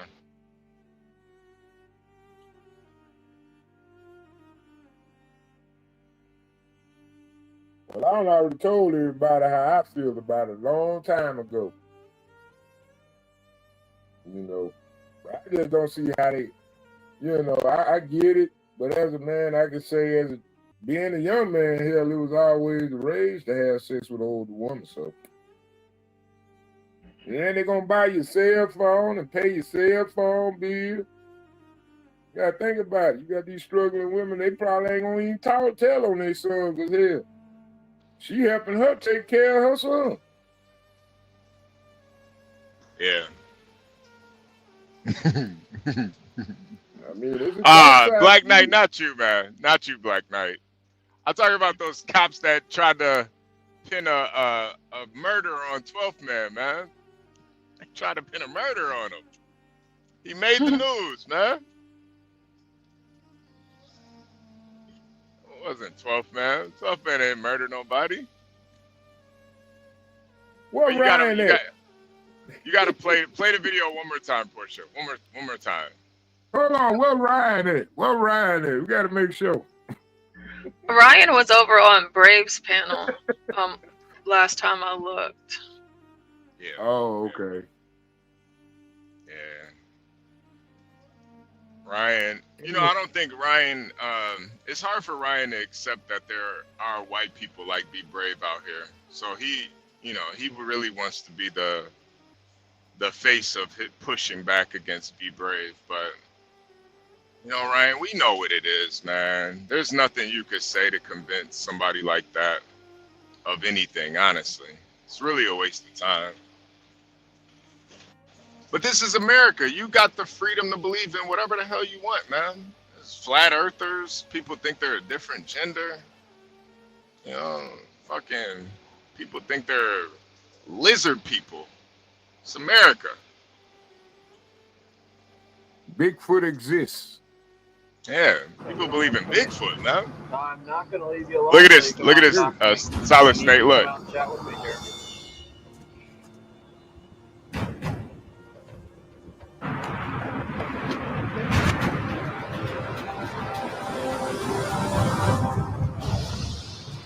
Flat on the ground. Get flat on the ground. Stop. Get down. Flat. I didn't do anything. I'm being arrested for no reason. Take me to jail or shut your fucking mouth. Troopers find a weapon nearby. Yeah. Take me to jail or shut your fucking mouth. Yeah. He just walks out casually. Flat on the ground. Stop. Get down. Flat. I didn't do anything. I'm being arrested for no reason. Take me to jail or shut your fucking mouth. Troopers find the weapon nearby. Cabin stabbing. Stanley, you don't give 12th man a little bit more respect now, man. Look at that. Look at in the face of tyranny, man. Look how he acts. He learned that by being around Stanley all night. That's how. He learned it by being around Stanley. What exactly I should respect more? Think about it, Stanley. He sounded just like he sounded. He'd be like, I didn't do anything. I'm being muted for no reason. Yeah, okay. In the face of tyranny, he stood up. Fuck you, Stanley. I'm surprised he come out and say it. Yeah, but didn't he get out? Yeah, he did. Okay, so respect him for what? Just his reaction to it. He wasn't begging and pleading, and he didn't scream for his mama. He didn't say I'm not that kind of guy. He was probably too drunk for all that. There you goddamn right. You goddamn 12th man stood on it, man. You know the first thing to go when you drunk is your pain receptors. Oh man. It ain't just the common sense that go, you ain't got no sense of pain. What can I say? A white man getting falsely accused and arrested in Alaska. That story is probably going to end okay. Come on, Stanley. Alaska's like the state with the most criminals in it. Yeah, all I'm saying is that that story is probably going to end well. I don't know, man. I feel like in Alaska it'd probably be a lot he's easier. He's got a whole other dog. Things turned out good. Yeah. It could have been bad though. It could have A turned out whole other dog in a yard that moose hang out in. This story turned out well. Yeah, it is. Hey, you ever had warm eggnog? I don't think that was eggnog. I often drink warm eggnog when talking about 12th man. Yeah, I just realized I had this cup sitting on my thing all night. And I just started drinking it. It tastes good. Oh man, you're gonna get sick, man. You left alcohol. I just had a coffee. Now I'm thinking about that. I just had that coffee too. Ooh. Let no alcohol go.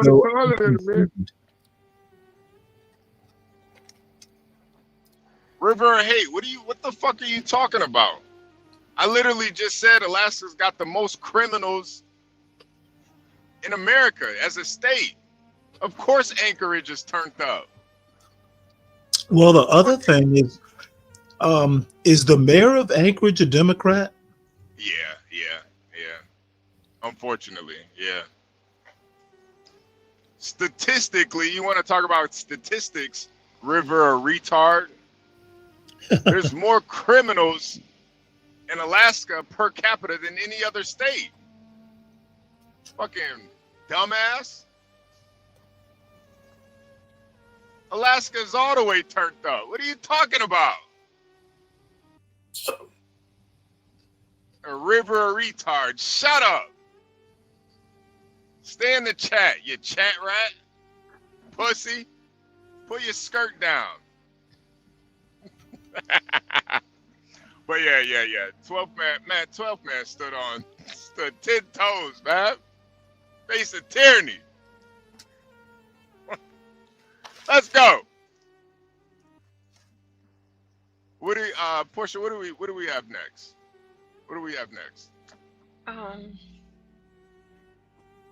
Mavid, take River Retard's cock out of your hand. I said it first.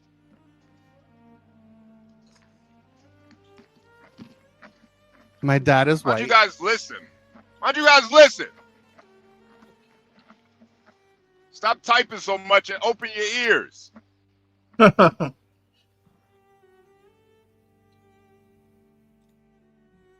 My dad is white. All right. And I can't do anything about that. Yeah. There's nothing I can do. Sorry, I'm gonna fucking cry because I can't do anything about that. I hate that you had to go through that. Thank you. As somebody of white experience, Thank you. I know how bad it can be. Thank you. But my mom is full on Asian. Like full. Thank you. That's beautiful. So when my dad died, I cheered because I said that's one less white man. yeah. That's how progressive I am. Oh my God. Yeah. I like talk about ally. I said, get him out of here. Get him out of here. I said, take him away, Satan. And that's kind of how it works, right? It's like if one white person dies, then you say that like a person of color kind of comes into the world. Yeah. A diverse story gets elevated. It's kind of like a spiritual experience. I'm hoping. Yeah, my white dad is died too. Yeah. So how did that feel for you? Ooh, I'm cis. Yeah.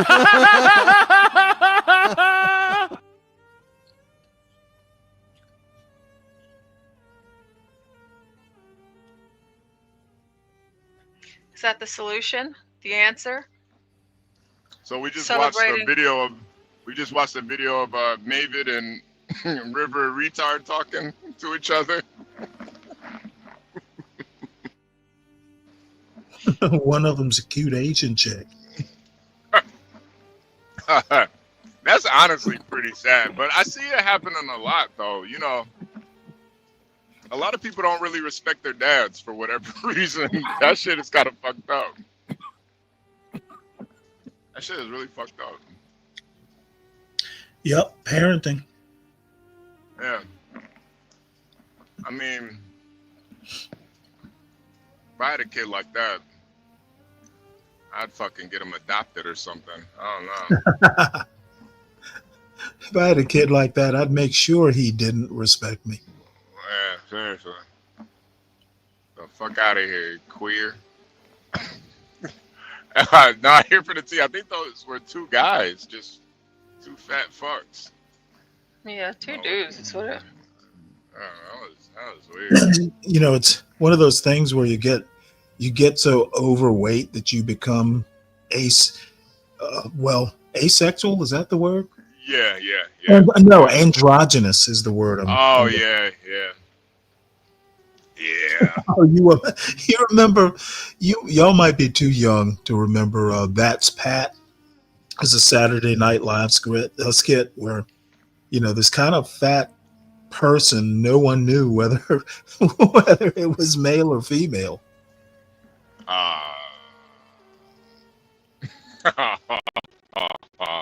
Yeah, that's why I think, you know, when guys get too out of shape, it is kind of feminine at some point. Like, bro, you're too fat to do a fucking push-up or a pull-up. You need to tap back into that masculinity a little bit. But you know, a lot of these guys just let themselves go. You know, it's kind of sad. Fall right into it. And yeah, I remember they tried to have a show about that. That's Pat. Man, that was funny though. That's Pat, man. I remember that. Like it was always the cliffhanger. What bathroom did she use? I don't remember that, but that's actually fucking hilarious. I mean that skit. I mean they tried that skit, and I'm talking about it. Always had the same punchline. Like Let me show you the time, like, and it never failed. They're kind of prophetic in that sense. What bathroom was it? Yeah, because remember when Obama ran the election, he wanted everybody to install, you know, it was a major push to try to get companies to install a third bathroom. And they call that discriminatory. This is the character on screen, and you know, you couldn't tell whether it was a male or a female. And it was actually a pretty funny skit. Nah, it sounds hilarious, honestly. Jeez. Yeah, no, Kimmy Cakes. I'm gonna look it up when I get some time. I do like the older. Yeah, make sure you ain't on the road, man. I'm telling you, HB, you gonna crack up, man. I was always more of a. That's funny. Kimmy says they used to call one of their teachers Pat. That's pretty cruel. Jesus.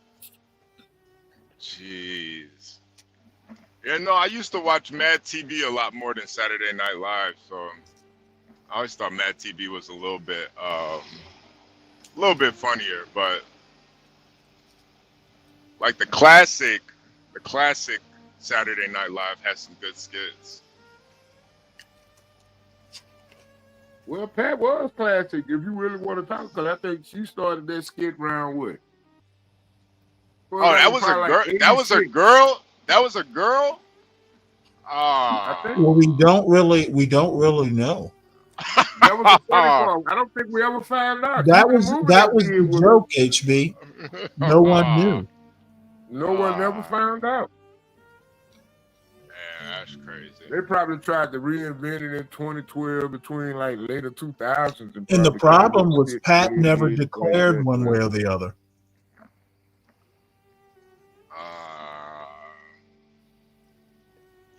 Yeah, I watched In Living Color too. I was still kind of young to get some of the jokes though, but I remember watching that.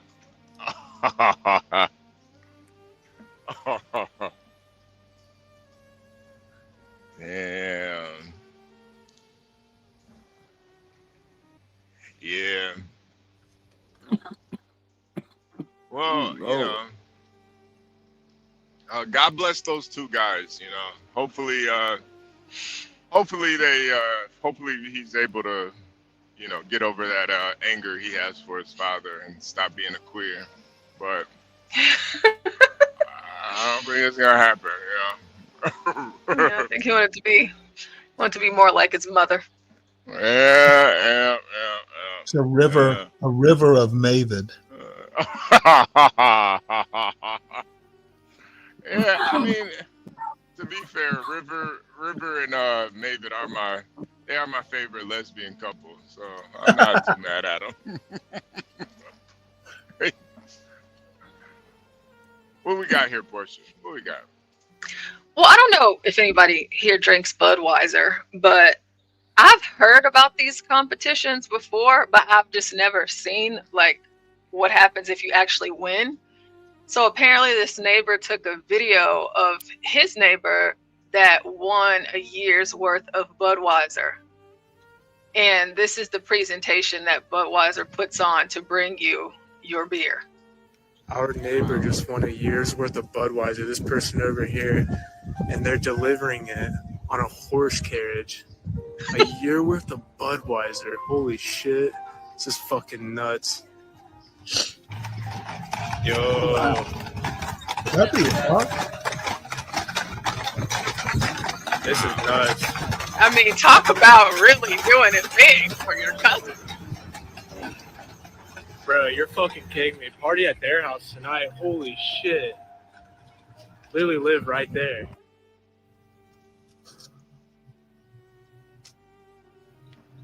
Oh, well, I don't. Stanley, you drink Bud Light? Yep. Okay, well, that's what Fish was saying. But yeah, so like they have the horses and everything. Like they just put on the whole shindig. That is so cool. It is. Yeah, we gotta enter Stanley in this next contest. This was. I wonder if I could trade the beer for a horse. Yeah, I don't know if they'll do all that, but it's like, wow, this is like, that has to be like, I couldn't imagine seeing something like that, and it's just like all of that beer. It looks so cool. Now, what would be even better is to have them deliver it at Christmas time. Mm-hmm. You remember the Budweiser, like the Clydesdale, they do those Christmas commercials?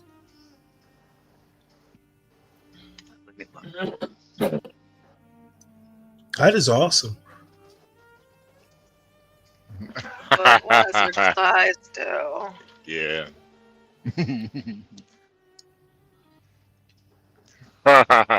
Yo, Kimmy Cakes, I remember that ambiguously gay duo. That shit was hilarious. I had to look up what the word ambiguous means because of Mad TV. I don't know what the fuck that word meant.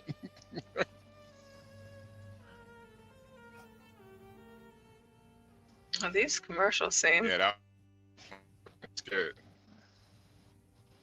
Let's see here. I think we'll have to do the best what we have here. We understand that the times are different these days, and quality is a bit better, but.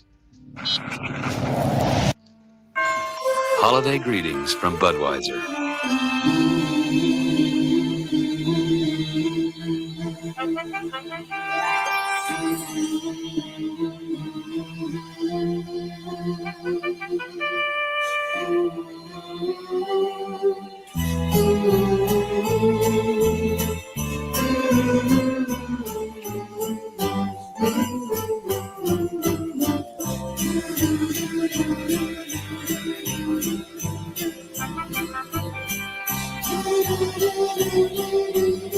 I feel like they don't even make commercials like this anymore at all.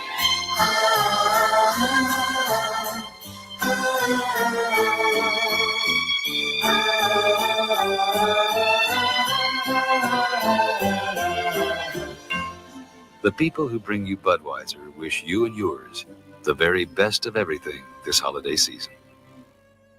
Wow. Pretty awesome. Budweiser. I don't even think I've ever had a Budweiser before, actually.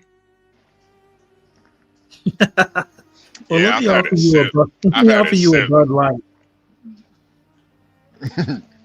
I've had a sip of it, and it was not for me. It tasted like cardboard or something. You know, Well, it's cheap. I mean, it's basically cheap beer. man, I'm not much of a beer drinker, Stanley. Oh, I like to get understand. straight to it. A lot of people aren't. You think they're gonna follow up when that guy drinks himself to death after that year's worth of beer? You know what would be the irony is it's somebody who's like on a 12-step program. What, doesn't beer expire after a while or no? If it does, it's a long while. Okay. I mean, because it's like a lot of these beers like Budweiser, they get, I think they're pasteurized.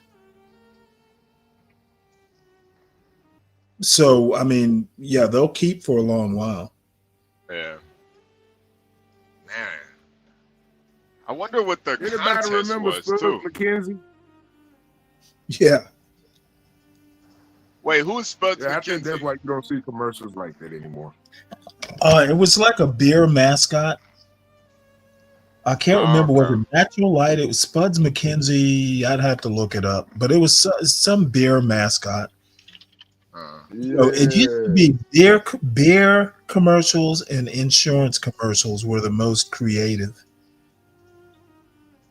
Yeah. Yeah, that's why you don't see those kind of Bud Light commercials, because Spuds McKenzie, he had the whole part. Well, I mean, yeah, the little dog had like five I girls. think what it five was girls. is, characters like Spuds McKenzie, they were afraid that kids would be attracted to, alcohol, that sort of thing. Yeah, all their budget is going to online ads now. They don't really have the same budgets to do commercials anymore. Well, I think online ads are a lot cheaper. This isn't a very good picture, but you can see the dog is Bud Light's mascot. Craig said that's Sam Fisher's dad. Yeah,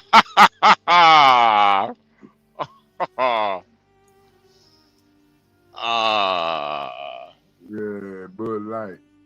Salute to Sam Fisher. So, well, I don't know. That might be Photoshop. I can't remember what company he was really with. I thought he was like a Miller Beverage somewhere up in there. But maybe I'm wrong. Maybe it was He was Sam Fisher's dad. That's pretty funny.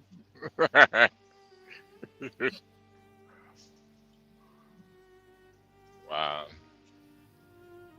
Yeah, so it looks like they have there are several ways to win. They have something called the CLT Burger Week. Get your burger passport stamped at 3 or more CLT Burger Week restaurants.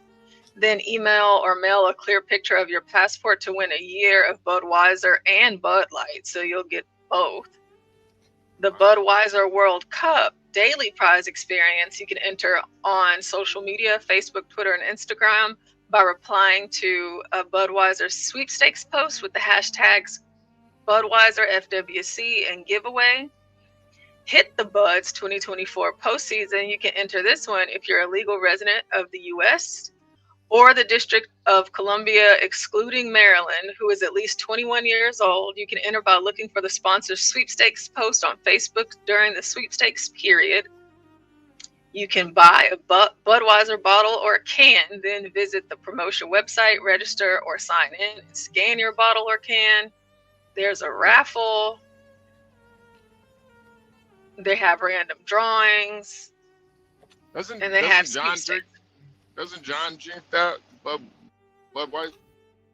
No, John drink Miller Lite. It's mostly natural light. No, Miller Lite. Lite. Was it Miller Lite? Oh, okay. Yeah, he drink Miller Lite. But I'm sure he would drink Budweiser if they brought him a year's worth. Yeah. Man, no, I wouldn't want to have that much beer in my house. You could store the beer cans in his wall for insulation. Yeah. That's true. That takes all the excitement out of going to the store to buy it, you know. Wait, you get excitement going to the store and buying alcohol? I mean, it's a good thing to do. I never thought about that. You got that much beer, you know what I'm saying, sitting at your house, people gonna start coming to your house buying beer. Oh man, why I gotta go to the... Imagine how new you gonna have all the alcoholics at your door trying to buy your beer. But they all know you got it. You're not gonna be trying to buy it. And burn gas, but I can just come to your house and get the beer. Man, give me one of the 12 pack. How much you want? $30, man. You be hustling a bit, then the feds gonna come looking for you. IRS looking at you already because you got a year worth of beer at your house.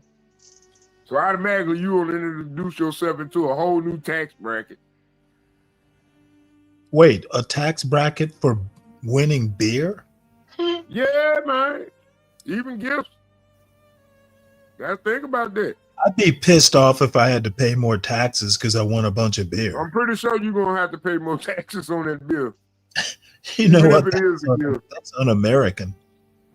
I mean, yeah, you know that's what happened with that's what happened when Oprah gave away all those G6s. Yeah. Half of the people couldn't even afford it because they couldn't pay the taxes on it. Man, they that's showed a year supply bill. Come on, man. You know how much taxes they're gonna incur on you? Yeah. Just off having that gift.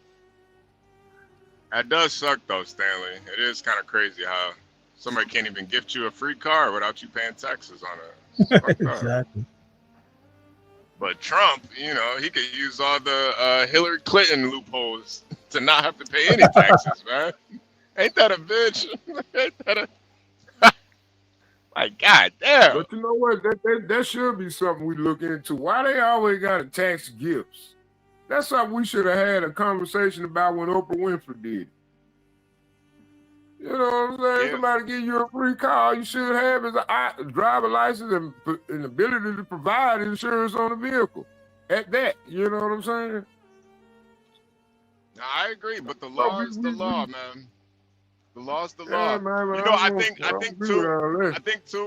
think too, the reason why you have to is so there's no like tax evasion. You know, because you can like. But that's my bill. If I want to say, hey man, I got this whole year bill, man. Look, man, it's costing me more money to keep this bill fresh. Cause think about it. Think about it though. They probably just for promotional purposes. Cause your average beer ain't gonna stay fresh in that cooler no more than probably about 3 to 6 months at premium flavor. So you trying to store a whole year worth of beer? I don't know, man. I don't know. I think beer could probably sit around for a while. I mean, it's alcohol. No, man. Let me tell you something.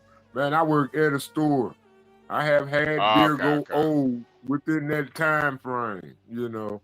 Did you drink it? And man, I'm talking about if we just sitting in the back, especially during the summer months when it's warm, and then it automatically get cold.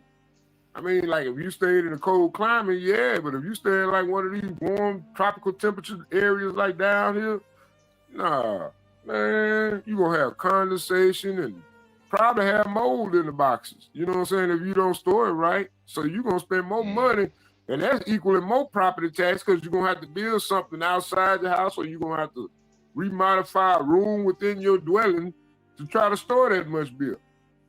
That's crazy. Well, maybe they broke it down in the shipments over monthly, you know, installments. They had the horses deliver every month. Yeah, that was. But I don't think they really just sent them all. I think they were just empty boxes. I don't think they was full of beer. Because I'm thinking about it, you gotta have. They're gonna have to provide storage. They're gonna have to be responsible for cooling. End of the day, they're gonna have to come in. They're gonna have to help pay some of your electrical bill for storing all that beer. I think you just cost way more money. Pay for the forage for the horses. Yeah. Well, you're gonna pay for that presentation all the time. As a company. I'm just saying all the money the company might wind up spending. And then you got to insure product. Something happened to the beer, go out there, and you got to replace that, so they're going to cut into your production. Because you got to take beer that's being sold, and you're still doing the same amount of producing, if not more, to try to provide goddamn replacement. For the beer that somebody done probably damaged, nigga probably too drunk, ran into the motherfucker, damaged all that shit. And now you got to replace that. Well, here's what Science Officer Mavid has to say.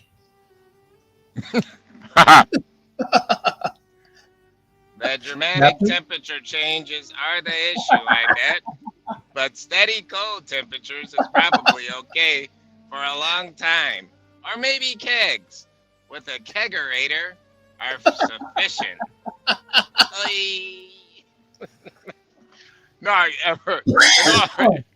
All jokes aside, maybe it is probably right. That's probably why they do store them in kegs, though. It'll last longer. Yeah, that would be an option, Dolomite, but then once again, they're going to lead them into problems with the state as far as alcohol, and it's complicated, but the only way you can really sell alcohol in the business is if you're getting it from a licensed distributor. If you get caught selling buying beer from somebody that's not a licensed distributor, or as a gift, you can be penalized by the state, you know, and you probably have your license revoked, you know. Especially if it comes from another state. You know, all right, Solid Snake. My bad. All right, Solid Snake. All right. We got another video up here. We've got the Assize of Bread and Ale from 1266, introduced by King Henry III of England. This law regulated the price and quality of bread and ale. Bakers had to ensure their bread was a certain weight, or they'd face harsh punishments, like being locked in a wooden frame called a pillory. If a baker's bread was too light, they could get fined or even jailed. In medieval Norway, taking an oath was a huge deal. People had to swear on the heads of animals, like goats or horses, to prove they were telling the truth. Lying after such an oath was a serious offense, since animals were considered spiritually important. If you loved snowball fights as a kid, this law will shock you. In 1366, the Swiss city of Basel banned snowball fights, calling them dangerous. They thought snowball fights could lead to injuries or bigger fights between neighbors. Sundays were sacred, and many towns had strict curfews. In Scotland, for example, people couldn't fish or do business on Sundays. If they did, they'd face punishments like public shaming. You won't believe this one. Animals could actually be put on trial. If an animal hurt or killed someone, it could be arrested, tried, and even executed. In 1386, a pig in Falaise, France, was dressed in human clothes and hanged for attacking a child. These laws may seem silly to us now, but they show just how different life was back then. Which of these laws surprised you the most? Let us know in the comments below. Like, subscribe. So they dressed a pig up like a human and executed it because it hurt a kid. Should we do that whenever animals harm humans today still? Nah. I think the most shocking thing is that white people consider themselves superior after a past like that. They dressed the pig up and hung him. Yeah. But yet, we built civilization. Yeah. I mean, you got to start from somewhere, you know. Yeah, some of the stuff when you read about the past, it really makes you question, how do we even get here? Well, that's why they don't want history taught. Yeah. It's like, oh, now it all makes sense. Put a pig on trial. Yeah. That makes a lot more sense now. Wow. Yeah, those are some weird rules. The snowball fights too. I could kind of see that though. You know. I mean, like, so. Not that I'm all familiar with snowball fights. How dangerous is that? They can be. Yeah, they can Because a lot of times, what people would do is they would take rocks, roll them up in snow. Mm-hmm. Yeah. Oh God. Oh yeah. You know, when we were kids too, we used to throw snowballs at cars while they were moving, and then run. So, yeah, that's another thing too. If you hit a car the right way, the snowball will like flatten and it'll fuck up their eyesight. They won't be able to see through. So yeah. You gotta. Snowballs can be very dangerous if used incorrectly. That's crazy. Yeah. I didn't think about putting like rocks in it. Yeah. Some kids are fucking evil. They do shit like that. Oh, that's crazy. When I was a kid growing up, not that I did it, I didn't do it, but I have friends and I've witnessed it. They would take their paintball guns and shoot them at cars passing by. Oh, yeah, wow. yeah. That's a little too dangerous for me, but yeah, traveling all over the United States, I will say I do see a lot of Trump signs with paintball guns stains on it, paintball stains on it. Like, you bastards, that should be illegal. Gonna ruin this perfectly good Trump sign. Kids, they don't know any better though. Yeah. Well, I feel like, they knew better. They just, Gotta blame Kamala somehow. Sorry, Kamala's fault. Oh man. Well, Portia, how was your Christmas? Oh, my Christmas was great. I had a really nice Christmas. I haven't finished opening up all of my presents yet, but oh wow, jeez. Yeah, you gotta presents from everybody, huh? Yeah, you gotta look at let me see. Let me look. I think it was the last video that I sent to you. So you can see all of the presents. I mean, because it's just so many of them. I only got to open a few, but I'll finish opening them at some point today. But Christmas is great at both households. It was good, and yesterday Christmas, I don't know, it felt special to me in its own way. So I really loved it. Yeah, Stanley, Portia's got kind of a interesting situation. She's got a liberal home and then a conservative home. It's kind of it's kind of like liberal parents and conservative parents. You got two sets of parents? Yeah. Yeah. How does that work? I kind of got adopted into my conservative family many years ago.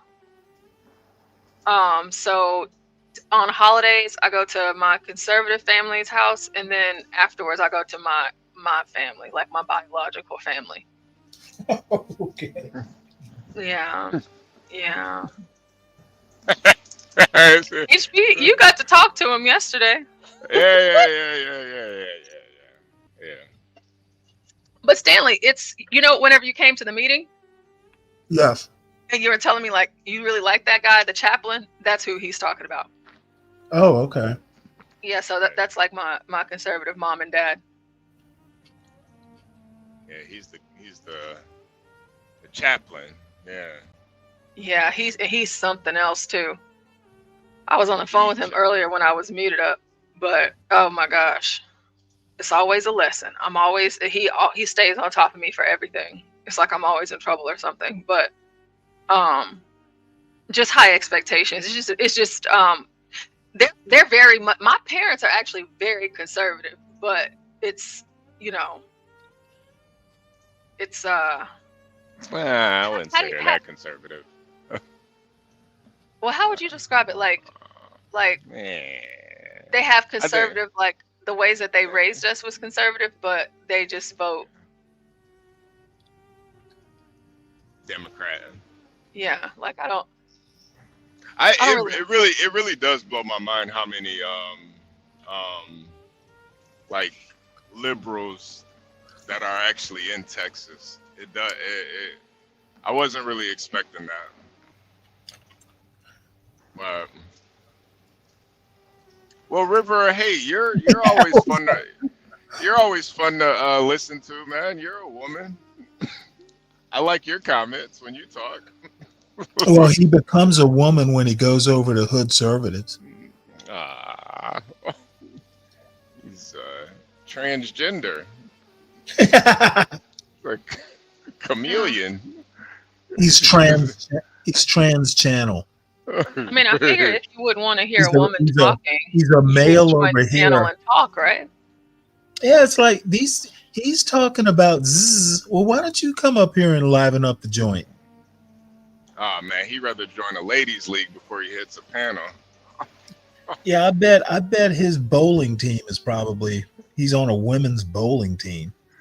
He'd rather join a ladies' softball team before he hits the link. Yeah, T, I think that we've talked about this before, but yeah, raised very conservative and sheltered, but yeah, same thing. So, but like both sets of my parents, they get along for the most part, but my mom, she has a hard time with Chaplin, but like everybody does, because he's kind of difficult. But yeah, he's an asshole.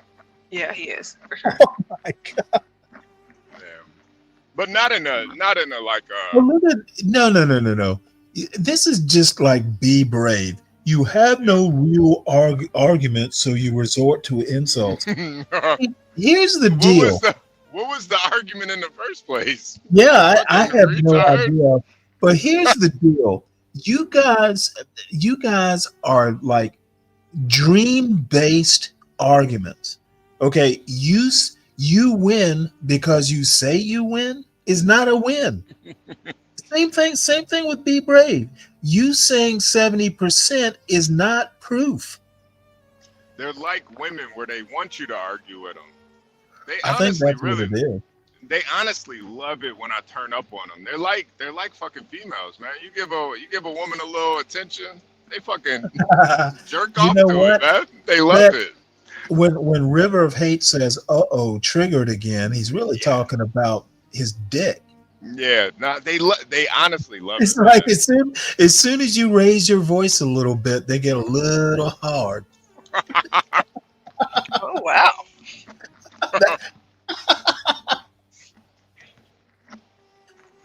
They love it. Yeah, and they come over here and do it, and it's really. No, Portia, this is the thing. I honestly do appreciate them because. No, that's what I was about to say. Yeah. Yeah.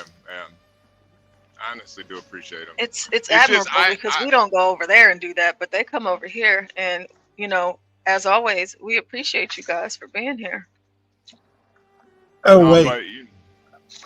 When you say sexual confusion, you mean yours?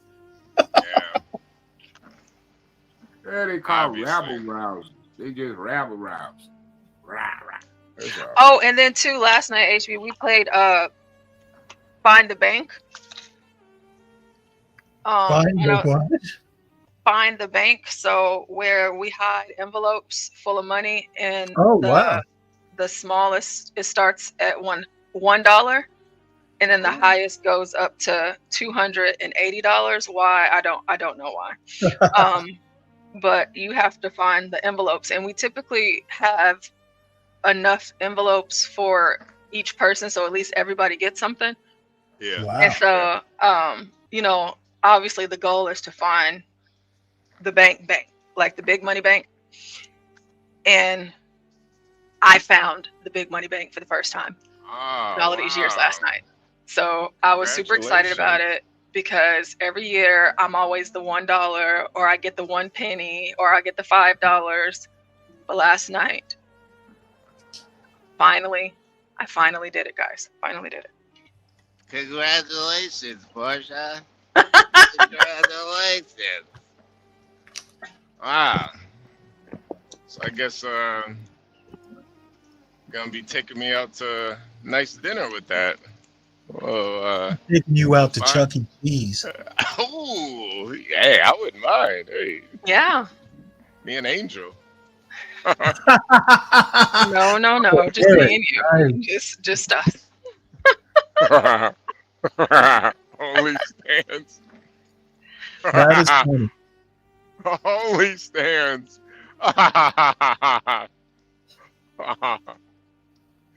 Yo, only stands is hilarious. You know what? That might be the comment of the day. We need to start doing a comment of the day. Yeah, Eric. I usually do like a. You win, Eric W. You won today, man. You got the best comment by far. Let me see here. You know, I think the best commenters, I will say, is probably Tropes and Eric W. These guys. And JQ. No, Samuel Guru. Samuel Guru will come up with a zinger. Phoenix Fish will. Yeah, Sam Fish. Yeah. I think Tropes, though, man, it's like he really waits for the perfect timing too. Tropes has that Kimmy, or maybe she'll buy you some Palantir. I gotta wait for it to dip a little bit. I already sold most of my Palantir. I gotta wait. I know Crack is about to go live soon, so I'll be watching that later on. Did you have a good Christmas? Oh yeah. I had a really good Christmas. You know, I still got some. I got to open some presents. I still got some presents back in Texas though. They got shipped, so I gotta wait till I get back. But yeah, no, I had a really good Christmas. I can't complain at all. You know, I got a lot of really good gifts. You know. It was nice. It was nice. It was nice. Yeah. It was. River, hey, you can hit the link, man. Hit the link.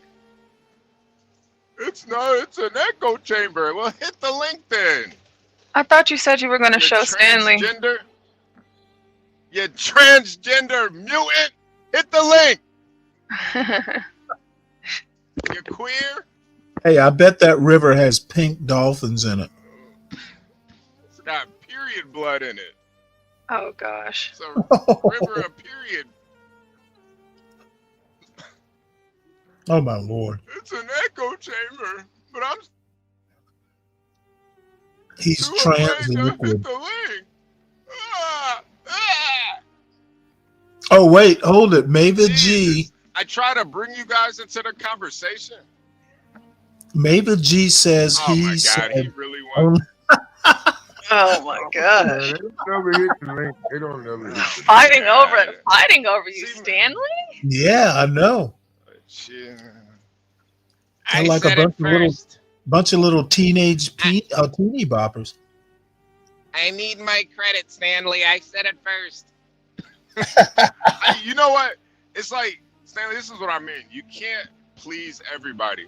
These fucking queers in the chat, they say it's an echo chamber, but then when you acknowledge their comments and reply to it, they say you're triggered. It's like, bro, I'm trying to include you in the conversation, you weirdo. Yeah, just hit the link. Hit the link. I read your dumbass comments. Hey, Virgo says, that'd be a great present for 2025 to actually know what they sound like. They're never gonna call in. Yeah, I know. You're just complaining to complain. There's a link posted right there. You can hit the link. Unless you're too pussy, just say that then.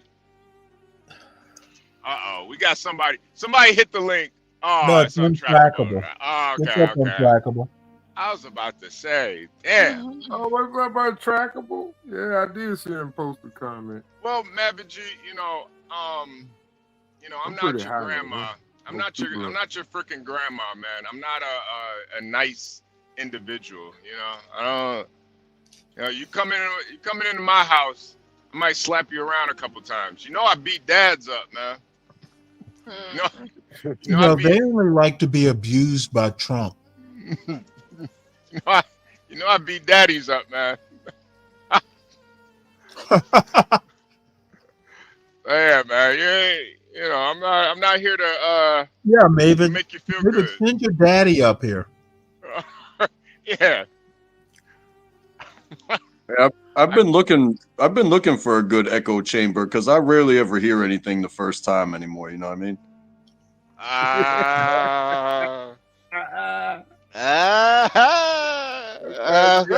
Reminded.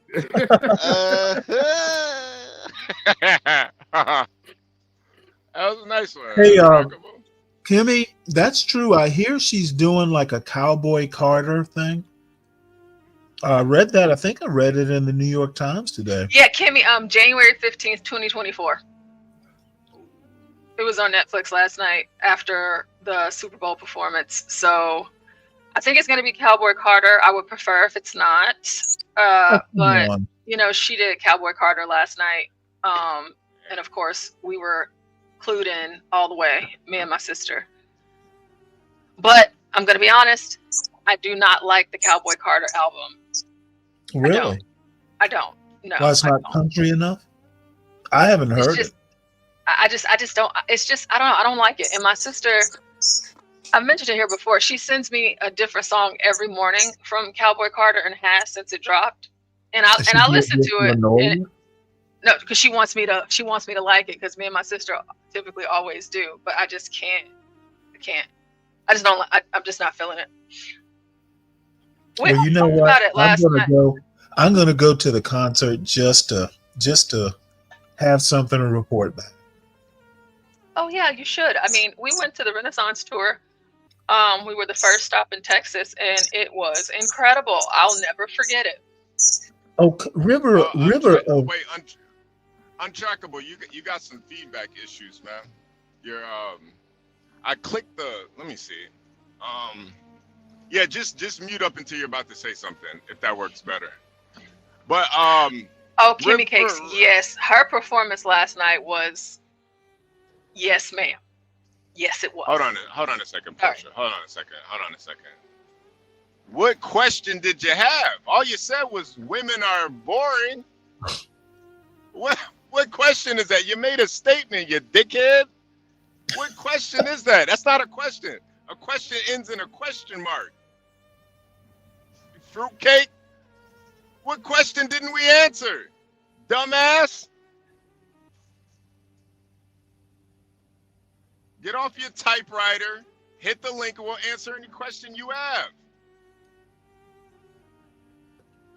Hey, am I still feedbacking?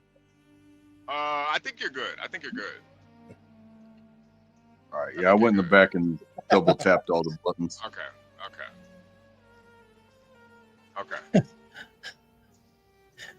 River, this little dude.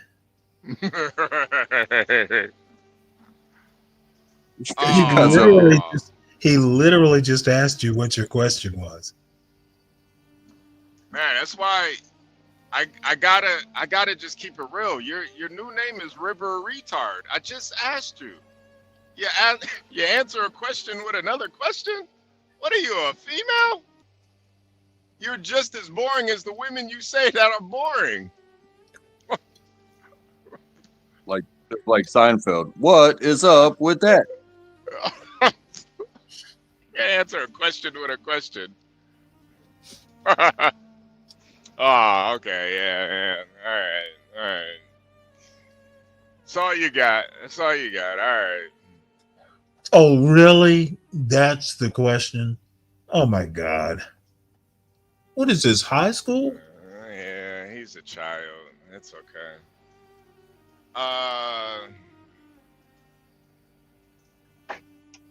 Well, how was your Christmas, Untrackable?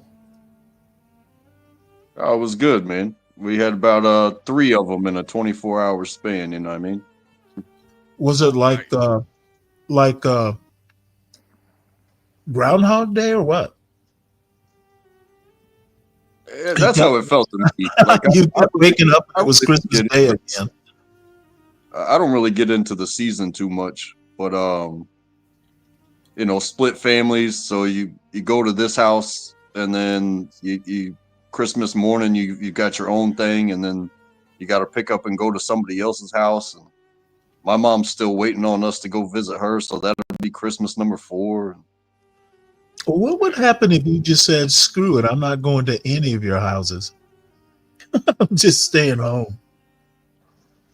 I mean, I do have respect for my family, even though I don't like the holidays. You know what I mean? I skip. Trust me, I skip out on a bunch. I do. I skip out on a bunch. You want me to answer your question? Ask your mom when she was sucking my dick last night. Ask your mom. Ask your mom if I'm gay. Ask your mother. Yo, yeah, that's kind of inappropriate. Wait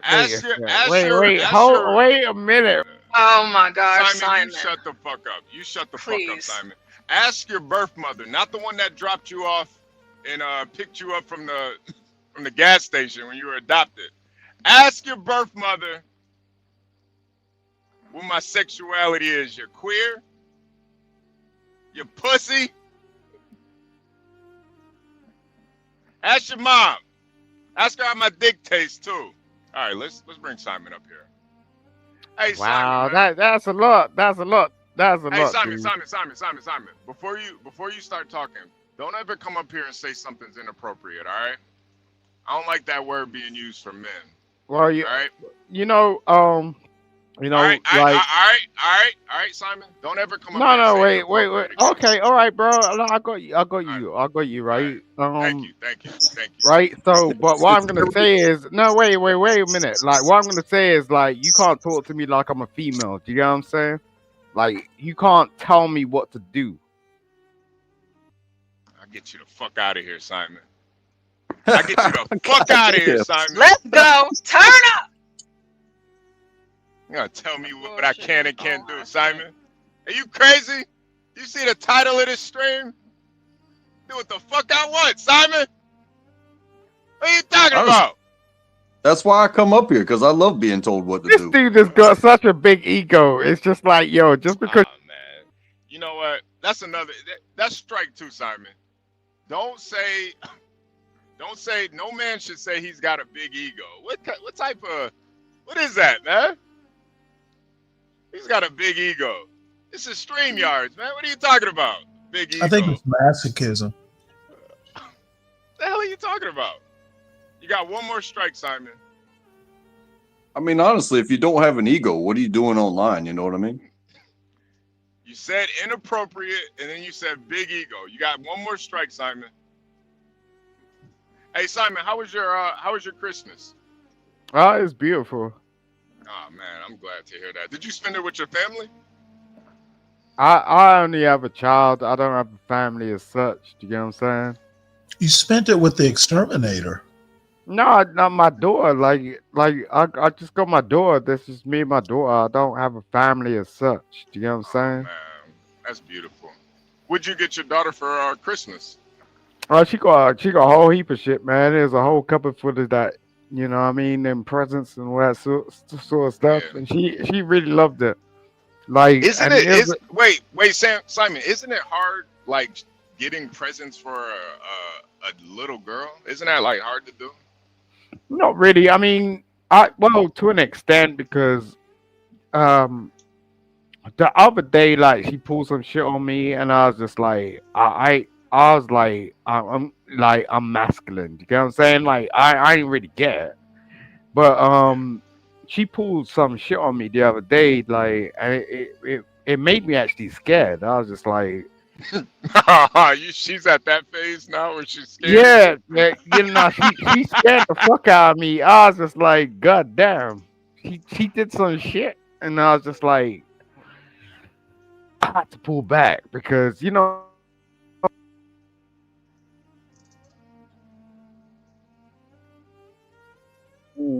why I'm being muted. But I'm saying, like, you gotta recognize that, and sometimes us as men, like, like, we don't even realize how masculine we're being around a female. What'd she do that scared you? She's yeah. I can't even really speak on it like that, but it's just like she just demonstrated some shit, and it was just like I had to like really just check myself and go, look, I need to slow down. Do, man? What'd she do? Yeah, was it one of those moments where your kid looks at you and says, "It's all your fault"? It's kind of like that, but nah, she got physical with herself. I'll put it that way, and I was like, yo, that's exactly the same shit. Like, the thing is, it's like, I'm kind of crazy, right? So I'll do some stupid shit. So I might just slap myself in the face. You get what I'm saying? I might just do that. If I'm backed up into a corner, right? Now to exhibit that shit going on with your child, I was just like, okay. Oh, she like in a like a fit of rage, she just slapped herself. I didn't say that shit. I'm just saying,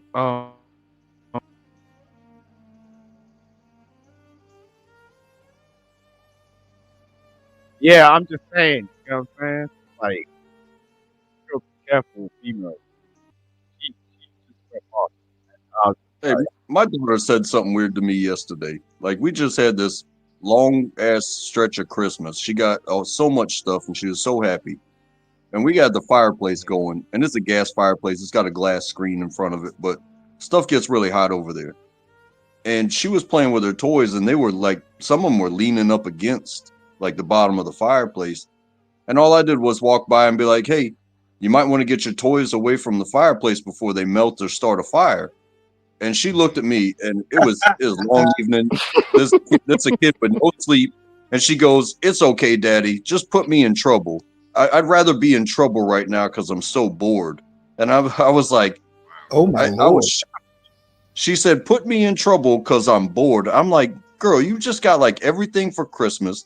We got Christmas movies on the TV. We got all the snacks, and you got free reign to do whatever you want."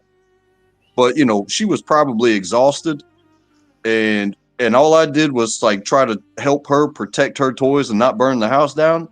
I said so just the way I'm telling y'all. Hey, you might want to get your toys away from the fire. And she said, "Daddy, just put me in trouble because I'm bored." And I'm like, if I put you in trouble, you're gonna be 10 times as more bored, and you won't be able to sit down. How about go out and shovel the snow off the driveway? I can relate. Let's see how bored you are after that. Man, ain't no I feel snow. like I feel like that. raising a daughter's got to be like the hardest Wow. thing in the world, You know what I man. mean? Yeah, it's probably not that But, hard. Just you remember, know, just remember, daughters are people too. And you got that, you know what I'm saying? Like my whole thing, like Is Simon cutting out? Is that me? Just me? go to the Simon, you No, sound. he's phase shifting you know what I'm saying? So, in and out of existence. they ain't gonna pay attention to your child. You know what I mean? Like we just Simon, you gotta speak. Simon, you gotta speak into the mic, man. We can't hear you. Wow.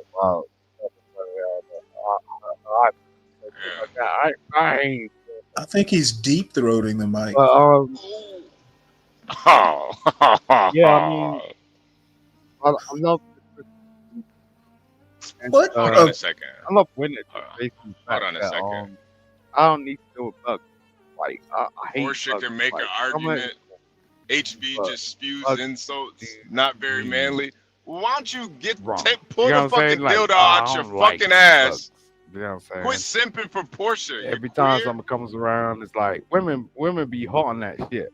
You know what I'm saying? Women love the summertime. It's like summertime. Oh my lord! No, I don't really like summer. I want to get summer over with. So I'm kind of like cool. This with is it. like the I'm just Supremes. like, yo. Simon, Yeah, David, we can and River of actually Hate. get down to some some real conversation or some shit like that. Women don't really want to listen to you in summertime because they be dressing up and doing that crazy stuff. Quit simping. And you got men like just chasing them and Pussy. doing all types of shit. You know what I'm saying? Like, Hey, he's a feminist. but in winter, it's like, well, what's actually going on? You know what I mean? I'm gonna tell Hood you're a I'd feminist. I'd love a winter chick. Like, You love a what? Just to understand, that's why I gave birth to my daughter in the winter. Because Okay, it's just I'm like, lost. You gave birth to your daughter in winter. what happens, and I actually it's like real. that, maybe. You know what I'm saying? Like, shit affects you. I am a hot-tempered Like, black man. when you're Oh born, my! and like, Oh, when you know what? sort of, This like, dude live is and stuff like fantasizing that. about You you, know what I'm HB. saying? Like, everything affects you. Everything. Like, your name down to your He bone. wants to. Like, He affects wants you. to feel You your know what I hot mean? temper. It's everything. And everything is everything. That's facts. Shout out to Lauren Hill. You be going for lies. What? Go ahead, tell the truth. It's just like You want to feel a HB 24-hour hot stream. temper on your butt. Hey yo. Hey, like I I just said, hear violins, and I'm loving that shit. I'm like like I love, said, keep I always away love, from. yeah, I'm indoctrinated with He wants to. Maven wants to feel a hot tempered steel.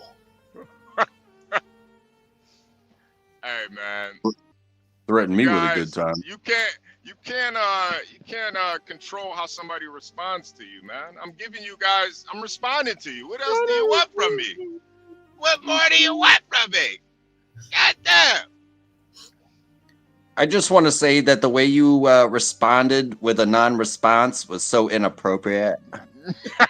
That's exactly how they sound to me. Does everyone go to sleep or some shit like that? I mean,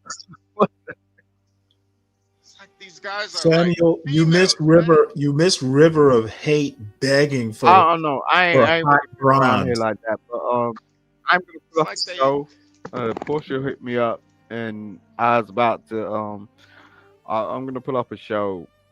I'm just trying to think about it. I want it to be like, significant. You know what I'm saying? Because I don't want to just like. Hold on.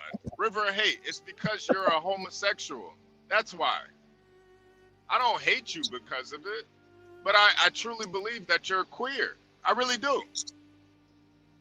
I'm not Yeah, I'm gonna be honest with you. I'm actually starting to believe they are. Can you hear me? Yes. Hey, Mella. Hey, Mella. Mella. Stanley, I had to snap off on him last night. Oh, really? Yeah. Because you remember whenever y'all had that conversation about like essentially doing like the law talk in the UK. Yeah, and so I sent my email and I was like, just let me know and we can set it up. And so he reaches out. Hold on a second, Portia. River of Hate. Yes, I have proof. Look at your messages. Look at every time you hit the every time you hit the chat. Everything you type is homosexual. I'm not mad that you're a punk, but it is what it is.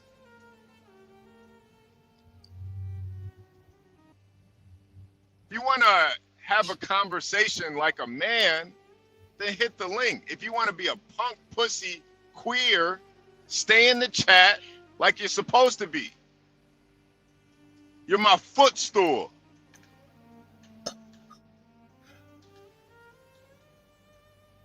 And thanks for hitting the like button also. And subscribing. You know they hit the like twice. And subscribing. I appreciate you guys. Now, Portia, I apologize for cutting you off. Go ahead. No, you're fine.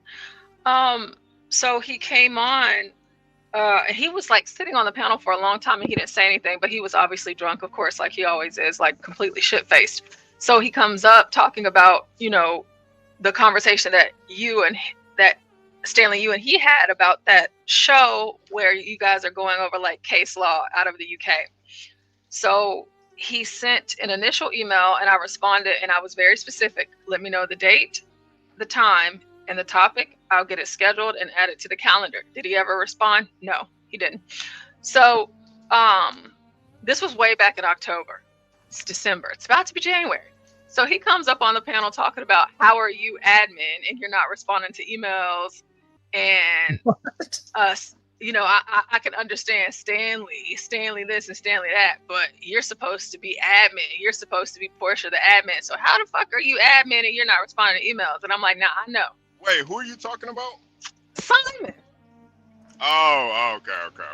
And so I had to pull them up. I opened up the emails and I pulled it up last night and I was like, hey, you never responded. I was like, so don't be coming over here with all of that shit, like lying because you don't respond. And I think it was Fish, because Fish was in the comments and he was like, Portia, he's not going to even remember this, but it's like his feelings were hurt because he really wanted to do a show with Stanley. And I'm just like, well, if that's what you want to do, then you're going to have to respond. And you're coming up here crying about it. What the hell does Stanley know about British law, though? What the fuck? No, I mean, there's some commonalities. I don't even remember what we were talking about, but Stanley, you kind of cussed him out that day, and you were saying that was the day that you were telling him that he's not really an attorney. Oh yeah, I was saying he was a court jester. yeah, and then we kind of got to talking. And you were like, prove it to me. You were like, you put your email in the back chat and you were like, you can send it to me personally. I'm not gonna, expose anything because I don't really believe that you're an attorney. You're just a jester or whatever they call it. What do they even call y'all? Yeah. So then y'all finally came to a place where you were like, okay, well, we should do a show together, talking about some case law in UK. So. Well, the funny thing about a lot of the law now, I'm not a lawyer or anything like that, but a lot of it is just simple being able to read a book and understand it. That's all the law really is. Yeah. So, I mean, you don't have to be super brilliant to be a lawyer. You just have to be able to read a book and actually understand what words mean. And I'm halfway. I've actually talked with Simon Sober. He's actually a good guy. He's actually pretty. He and Master Kim were talking like energy stuff, and they were talking beyond my means and understanding. So I mean, obviously Simon's legit. Well, yeah, he just really wants to do it. He really wants to do a show with you, and he came up here trying to check me, and I had to go ahead and shut him down. Well, you should have just told him, hey, wait and talk to Stanley. I'll shit on him. He shouldn't be doing that. He shouldn't be doing stuff like that. I got him together. Well, I hey, think you would, but you know what? You might need to use me as your pit bull more because I enjoy doing it. Yeah, I do. I love that too, Stanley. Whenever you just go. I mean, you should save your ladylikeness and just let And I don't mean to demean, but you have better things to do. Yes, I do. Hey, I got him up out of here, Stan. What do you just make up what manly is? You deem what manly is? So tell us about your boyfriend. How manly is he? How manly is your boyfriend? He beat up Hey, if somebody needs beaten up, you beat them up, right? Well, you know what? Only these queer. See, this is the fucked up part. These queers in the chat, they champion men beating on women, and as soon as a man beats up another man, they say, "Oh, he's not manly." Wow. Isn't that crazy? I told this story, Stanley, how I had an ex-girlfriend. I broke up with her, and she went crazy over me, pretty much, because I didn't want to be with her anymore. So I had to go. She was living with her parents still. That was a red flag, anyway. But went over to her house. Her parents lived there, mom and dad. Her dad got all in my face, talking all this shit like I was disrespecting his daughter and stuff. He pushed me, and I put him on his ass. I can't. Yeah, well. Put him on his ass. Well, I hardly consider beating somebody up. You know what I mean? Yeah, I didn't stump him out. I might have socked him a couple times and put him on his ass. Yeah, well, daughter grabbed me. Well, it is what it is. River of Hate's crew. If that dad had gotten up in one of their faces, they would have cringed. They would have gone, "Oh, yes, sir. Yes, sir. Yeah, sorry to offend your daughter, sir." And so many people, when you talk about stuff like that, it's like, "Oh, do you condone violence? Do you condone violence?" And it's like, yeah, when necessary, because I don't condone crazy motherfuckers either. But that's when you pop out the little bit of violence. Yeah, they would have pissed their pants if a man got in their faces. If these guys were like in a stand your ground law type of state, they'd never stand their ground. Nah. They would yield territory. They would hide just like they do in the chat. Hide. You guys are groundhogs. You stay in the chat till you see your shadow. And you're afraid of that too. You're afraid of your own shadow.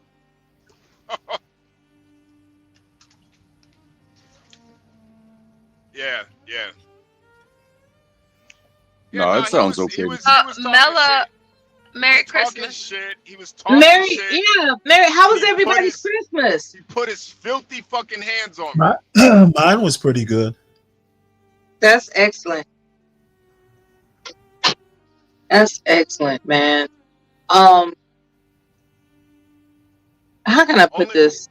It's been a while since I've spoken with you guys, and there's something on my mind. It has nothing to do with what you're discussing at the moment. So is it weighing heavily on it? Yeah, it's kind of heavy.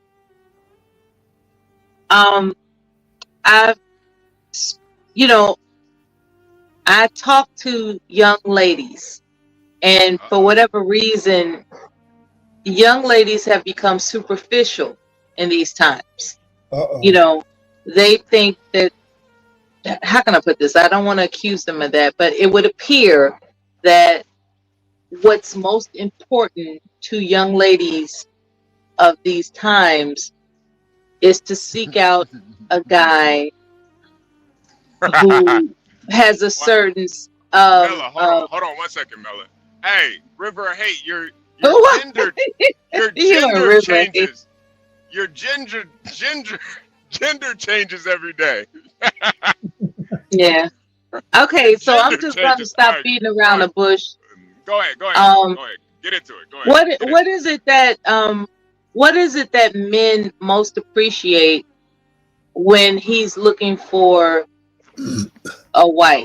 A wife. God damn. Yeah, like what are the attributes?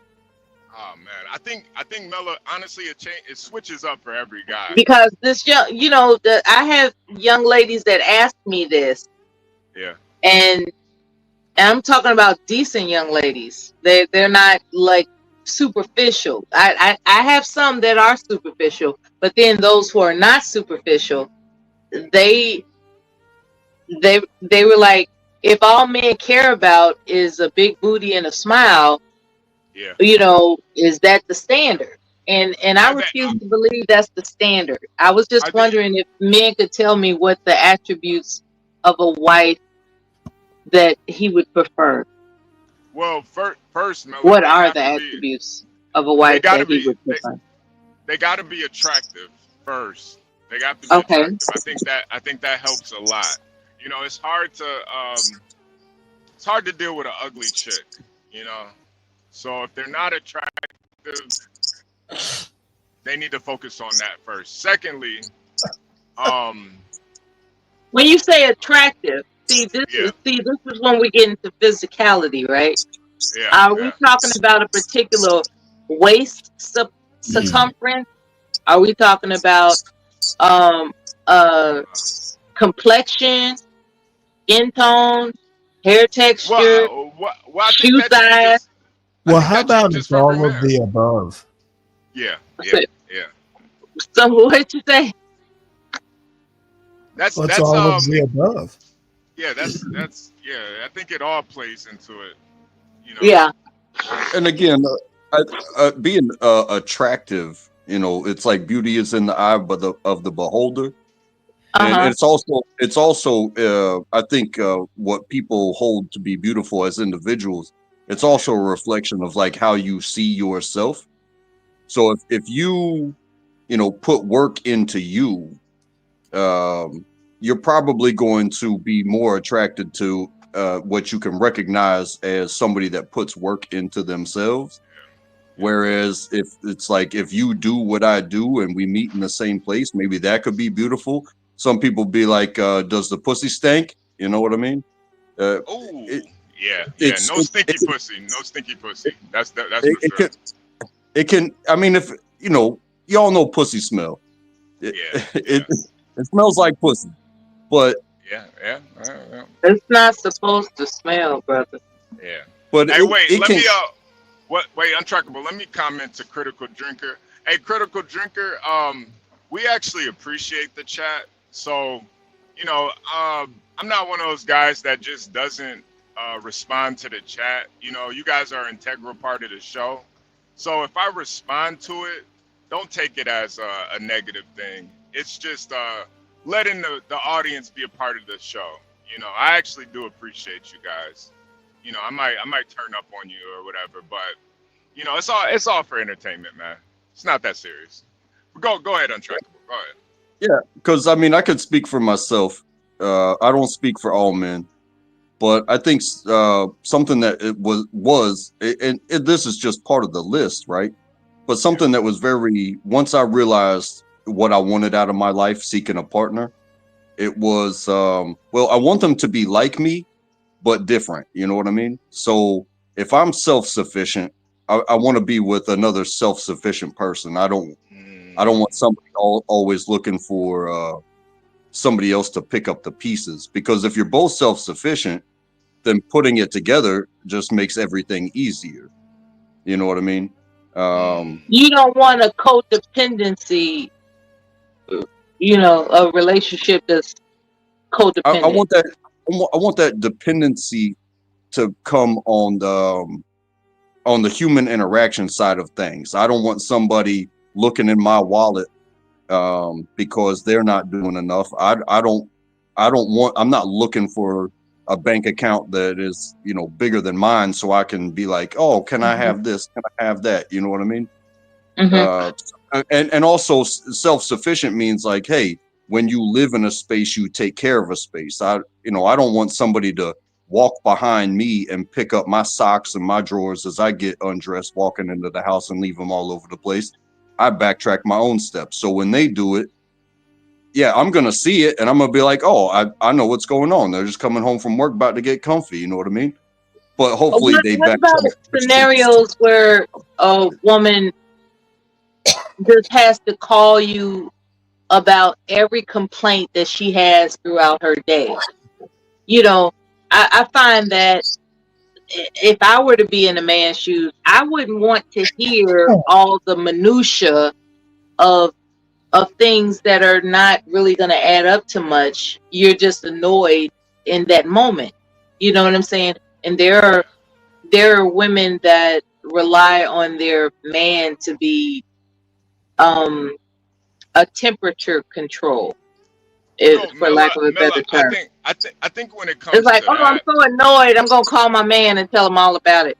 And really, he don't want to hear that. It depends. It depends. Certain Well, things. it depends, but you know, I've had, you know, a wife, and I've had, you know, a couple serious girlfriends before that. It's like, don't call me at work unless it's an emergency. Yeah, period. There's like literally, period. Do not call me unless it's an emergency. Yeah. And that's why we do text messages. Because Y'all get it's to it when you get to a it. distraction. You know, if you're serious about your work. In a couple of the girlfriends, I was in the Navy. Like if I'm on duty on the ship, call me in an emergency, because you know, if I'm not near a phone, they'll call me over the PA system. Like I'm in, you know, some weird part of the ship, and I've got to make it all the way to a phone on the quarterdeck or somewhere just to hear, you know, a complaint about your, you know, something that happened at the club. No, don't be calling me with that. I think it's called to say hi. I miss when I was you. married, you know, if you're calling me at work, the first thing I'm going to do is worry that something happened to the child. So call me in an emergency. That way, when you call me, I know something's up. Don't call me for arcane bullshit. Yeah, Miller, it's just moderation too. You know, obviously emergencies, you want to tell your partner about that, but you know, just calling just to kind of like drama or like trauma dropping on them, it does get annoying. And you know, a lot of times women can they can kind of push guys away with always being you know, theatrical and dramatic, and everything is fucking slight or you know, like you do want a woman that's you know, can be strong. You know, you don't want some weak, defenseless person that, you know, is just emotionally broken all the fucking time. That's a lot for somebody to deal with. You know? Well, I'm not saying it's a deal breaker, but I mean, seriously, you know, when I go to work, I want to go to work. I just want to do the work hard, and then when I'm done, go home. And the way I work, I can be very intense when I'm concentrating on something, and I just don't need, unless it's important, I just don't need the concentration broke in. You know, it's not a deal breaker. You know, I'm not going to do anything other than ask you not to call me unless it's important when I'm at work. Hey, and Mella, the reality is too, most of these girls that you're talking to, they'll never find a guy that's gonna want to be with them long term. So, you know, it's a different day and age. They'll Is that what I'm supposed to tell them? Yeah. That is hopeless. Wait, tell who? The young ladies that I have that haven't asked me for advisement. You know, think the best thing to tell them is ask your man what he wants. Hey, also, when it comes to talking to youngsters, whether it's the males or the females, I was in a class and I had a younger female professor, And after class, I was one of the last ones to leave, but this young lady decided to, ask the professor like a private question about relationships. And the professor looked over at me and be like, well, he's married. Maybe you'd be better off asking him. And this is a young girl in college where I was an old man in college. And the best thing I felt like that I could say at that moment was, you're not even 20 yet. And you've got somebody that you just met within the first semester of being a freshman in college. And the topic of marriage comes up, and the only advice that I could give was, hey, life is long and you are still in the growing stages, and you really need to know you before you can put but they're not trying to hear that. Their hormones are raging and they're convinced that they're in love with somebody that they've only known for a month. And it doesn't make sense. And I'm trying to figure out how to tell them that doesn't make sense. It takes time. Just tell them it doesn't make sense. Yeah. Okay. No, seriously. And when they ask why, then what? Tell them why, because you sound fucking crazy is why. Well, you don't have to say that. Just tell them it's only been a month. That. You know what? Also, it can kind of help the situation. It can help your delivery if, as the one giving advice, it's like lead a horse to water, but you can't make them drink. You could say anything, but trial and error is a part of life, and then they'll think back about those words that you gave them. You know what I mean? But you just got to kind of send it and let it go. Yeah. My approach was, what if I told you you're being stupid? No, crazy is a better word. That was my approach. It was like, what if I told you you're being stupid? And crazy. Yeah. Well, their idea of crazy is expressing themselves, but when you use the word stupid, it pings, right? It pings. It's like, wait a minute, what you mean I'm being stupid? What you mean by that? Okay, if you say so. And then that opens up the dialogue to expound as to what is nonsensical in their decision making. It's like, first of all, you don't have the brain capacity at 22 to discern,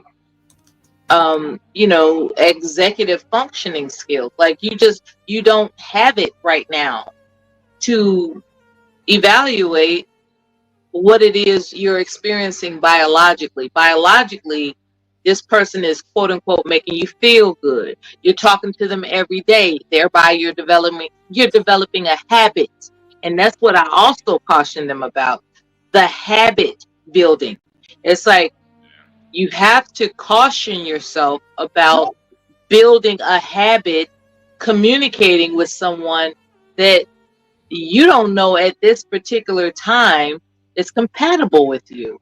You just know that you are in the habit of communicating with them, and you're building an attachment based on a foundation that's not solidified. And what age range are you talking? 22. Oh, well, my God, that's not a teenager. 22 is too young to make decisions. 22 is legally an adult. It is. Unless they're putting themselves in harm's way. And you put yourself in harm's way by making impulsive decisions. There will be no pause for questions. Yeah. I think, Mela, you're overthinking it. Honestly, girls are gonna be dumb. You gotta let them make their mistakes. What can you do? Well, I'm trying to not have that happen. I don't want young ladies being traumatized by stupid mistakes. It sounds like you're cock blocking though. No doubt. Yeah, sometimes you guys quit hating, You guys just stop all that hating. Let these girls be girls, man. Let them do what they gotta do. She 22. You know, she wanna fall in love. She wanna, turn up. It's just annoying. It's just annoying when they cry on your shoulder about something that they didn't have to do. Yeah, but there's really not. Whenever you, of course, you as a woman, myself as a woman, there's really not. There's really not much. You know, I am. There's really not much that that you can do or say, and tell them, whenever their minds are made up. Because a lot of times, whenever we're young, especially, we're very defiant, and just letting a young lady learn on her own. They're defiant. The best course of action. Well, is this someone is this like a relative, a friend? These are relatives, and the whole thing of it is, it's like, don't lie to me about your level of respect for me if you're not actually going to adhere to what I'm suggesting. If you're gonna just blow off, if you're gonna solicit my suggestions and then blow it off, I'm gonna interpret that as you don't respect me. So stop playing with me and don't cry on my shoulder later when you fuck up. Have you said that to them though? Like, have you set that boundary? Yeah, just the other night. You know how family get together around dinner? Yeah. It's like I just straight out. It's like, y'all gonna stop playing with me, because if you're gonna, reel in my emotion with your solicitation for help, when in fact you're gonna do whatever you want to do anyway, then stop disrespecting me. Well, Stop. Mela, just stop that. It might not be that they want a response. They might just want an ear. They might just want you to listen. So it could be that too. It may seem as though they want advice, but sometimes they just want you to listen. I'll tell you a quick story. So my best friend, still to this day, we've been best friends for very many years. She was married. They got into a situation. I got involved in it. She involved me in it. I involved myself in it. She stayed with me for a few months, and then she decided to go back to this toxic relationship. And so I told her, okay, I don't like whatever transpired. See, that's disrespectful. And then I told her that I do not want to hear from her again until she's out of that situation completely. It was about 3.5, almost 4 years before I heard from her again. But she called me when she was done. Did I miss her? Of course. But I let her know. I'm not dealing with you while you're dealing with this, because I don't want anything to do with it. Because, of course, I love you. So you hurting is going to hurt me. So if that's what you've decided to come to, of course, shut it down, let it go. And whatever they go through, they go through. And once they come up out of that situation, and whenever they've learned from whatever it is they're learning from, then they'll come back to you and say, you know what, you were right, or whatever it is, So I agree, Portia. Being a shoulder to cry on is disrespectful. It's like, what makes you think I have time on this planet to be a shoulder to cry on? You're introducing a problem. I'm offering a solution. If you don't respect my intelligence enough to take that suggestion seriously, why did you solicit me as a shoulder to cry on? Like, what makes you think I have that type of time? She's 20. Mela, she's 22. What do you expect? She's a dumbass little girl. Yeah. What do you expect? Yeah, and 22. Yeah. A lot of people are attracted to dumbass little girls.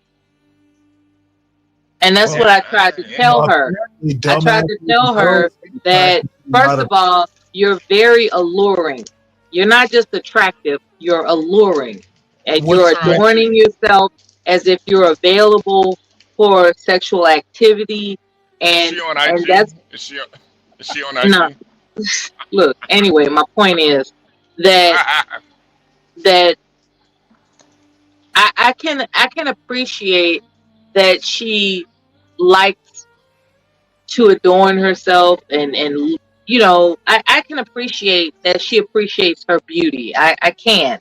What I'm telling her is that when you are offered to keep company with somebody, you need to be prepared to evaluate whether or not they're worth keeping company with.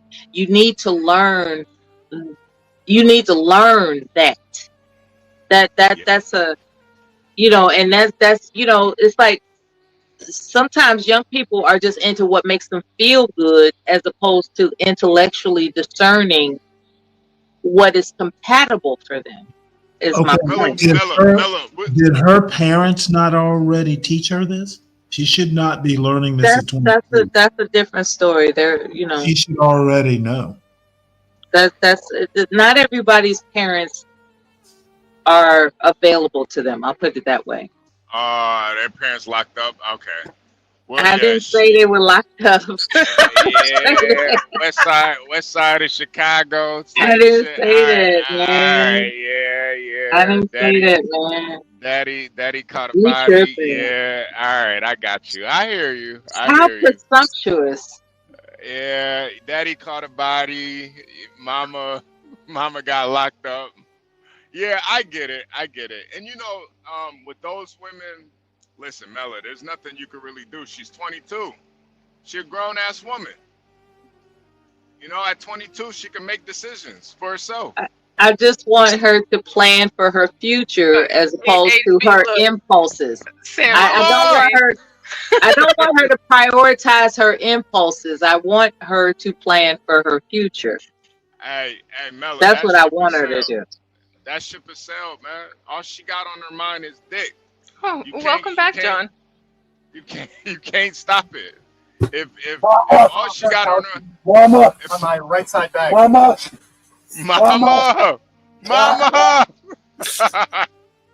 Yeah, Mella. If her daddy caught a body, she gonna be looking for that masculine figure.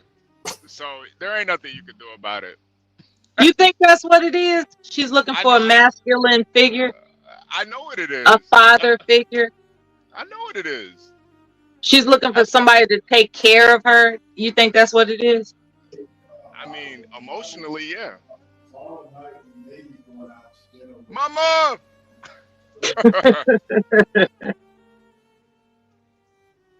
That's why, I think you got to be. I want to get back to what Portia was saying about the 4 years that it took for her friend to realize that she was wasting her time. Yeah.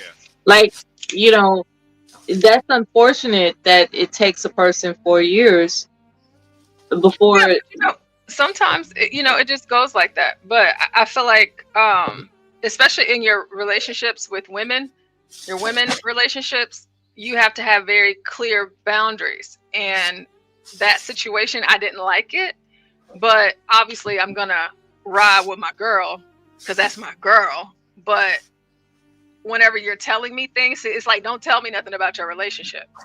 Don't let me know, but you're letting me know, you're letting me in. And now that I'm aware and I'm here, and now I've opened up my doors to you, and you go back. Now you need to, whatever happens in between that time, I don't care what it is. It could be the worst of the worst. And it was the worst of the worst. But you gotta go. What's important is to ask the young lady, what are your standards? And if they can't answer that question in a suitable way, then you know what you're working with. Like, just ask them straight out, like, what are your standards? Because that's when that 22-year-old shut down. She was trying to figure out what her standards are. And that's Mella, really quick. HB, go ahead. HB, go ahead. No. I would say go ahead. The difference between you and Mella's situation, though, that's a friend. Mella's family with this girl.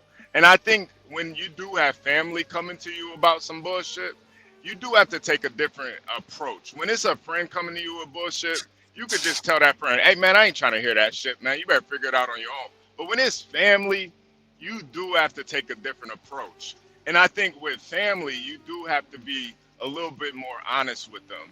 Because honestly, with family, they always gonna be family. You piss a family member off, they still gonna be family. Yeah, so of course. I think Mella, you just gotta be honest with her. Quit tippy-toeing around the subject. tell her she's a dumbass 22-year-old. Her daddy got locked up. She don't know nothing about nothing. And if she gonna chase after this nigga, at least make sure that nigga give her a ring. If not, the nigga don't really like her like that. And move on. If she don't follow what you say, hey man, it's on her. It's on her.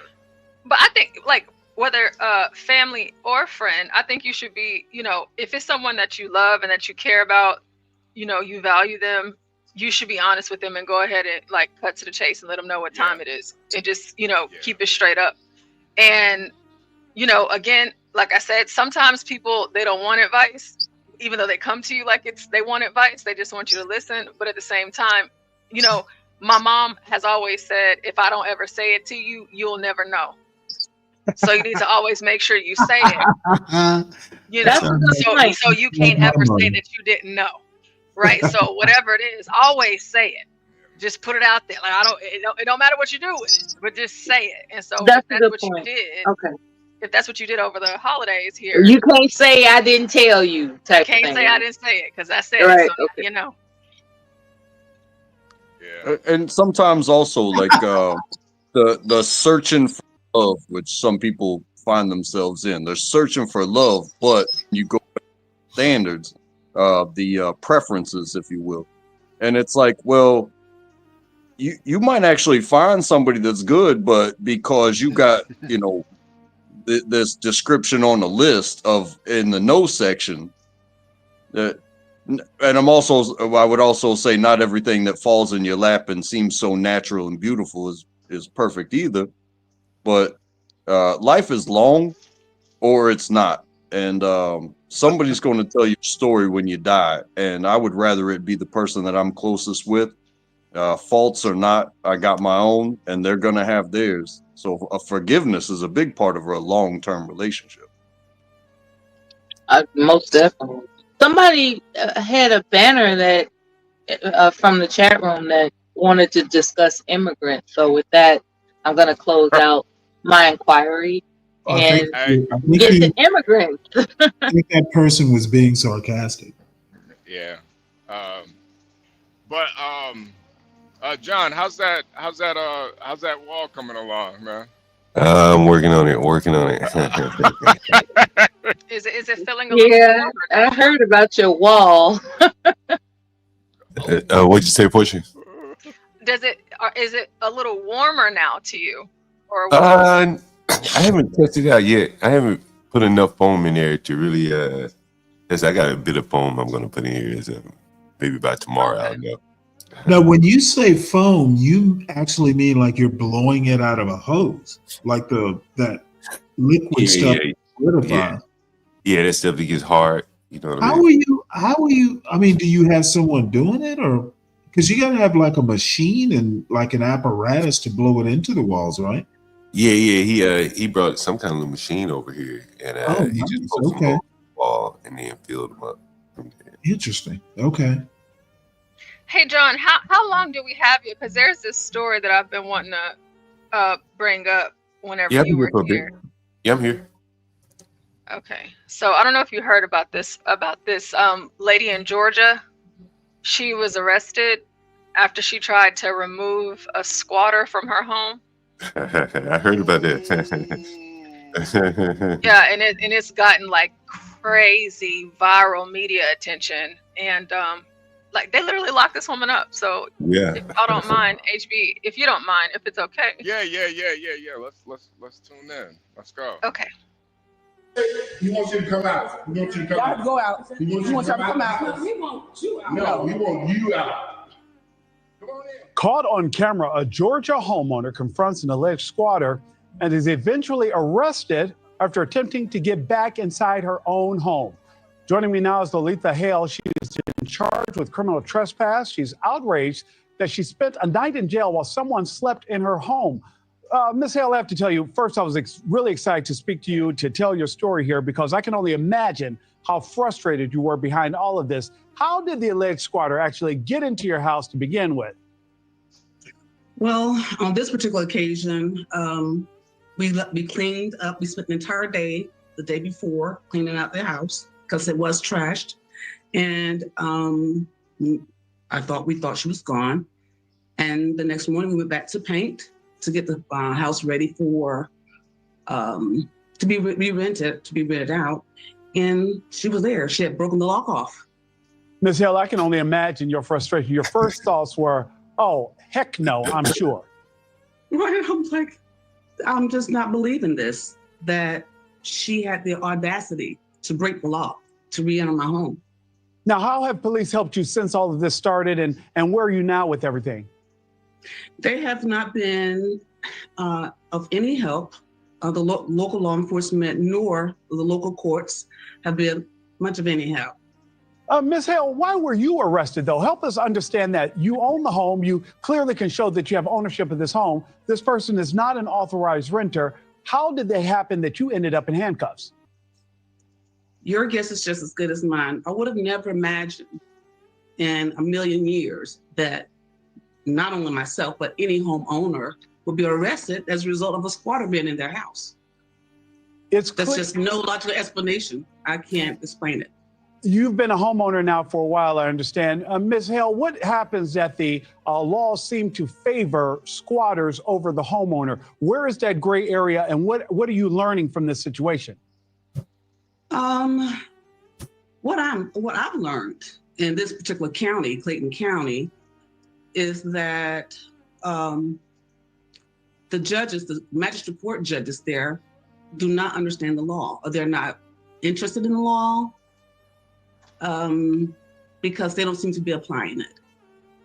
Ms. Hale, you own this home. This person is still in your home, or are they out of it now? To my knowledge, she's still in my home. Okay. I have been instructed not to go to my home until I get a writ. Okay. And yes, I am paying the mortgage there still. So you're still paying a mortgage there. This woman is still in your home. You've been told you can't go back to the home until you get a court-ordered writ? That's correct. And so where are you in the process now? What's next here? And when will you be able to get back into your home? I have no clue when I will be able to get back into my home. I did speak with the court on last week, and I was informed that a hearing would be scheduled for, I guess, some type of evidentiary hearing on her appeal. Although she has not met any of the statutory requirements in order for her to have an appeal. So I don't know why we're having a hearing, but I have not received notice of a date. And in all of this, you don't have access to your property. You don't know what kind of damage is being done, and you're still the one paying the mortgage on this home. Ms. Hale, know that we are concerned and keep us updated on this process. Thanks for watching, everybody. Go to joinin. Man. Only thing I gotta say about that is she need to put those old ass titties away, man. Take ass old titties. Go ahead, John. What do you think about that, man? There was a video of it. I think Portia has it up here where they arrested her. You know what I'm saying? And, you know, the cop was really on the tenant side. Like, they need a place to live. Yeah, that dude was. Ain't nothing worse than a liberal cop, man. You might as well just throw your badge away, man. What law you? He's like, you can't do that. You can't do that. And it's like, bro, what are we doing? Portia, she mentioned Clayton County. You know what kind of county that is. Stanley knows what kind of county that is. Stanley knows. I'm sorry, which county is it? Clayton County. Oh, yeah, I know where Clayton County is. You know what the score is. That's why she said it. The judge doesn't seem to be obeying orders. Yeah, he obeying orders. The orders that he want to obey. I guess. So here's some of this 2 minutes just from the initial arrest, and you'll be able to hear some from the officer on scene and what actually took place and the people who are currently in her home.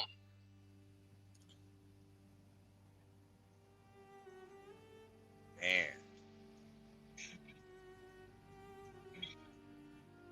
Yeah, because we saw this the other night, right?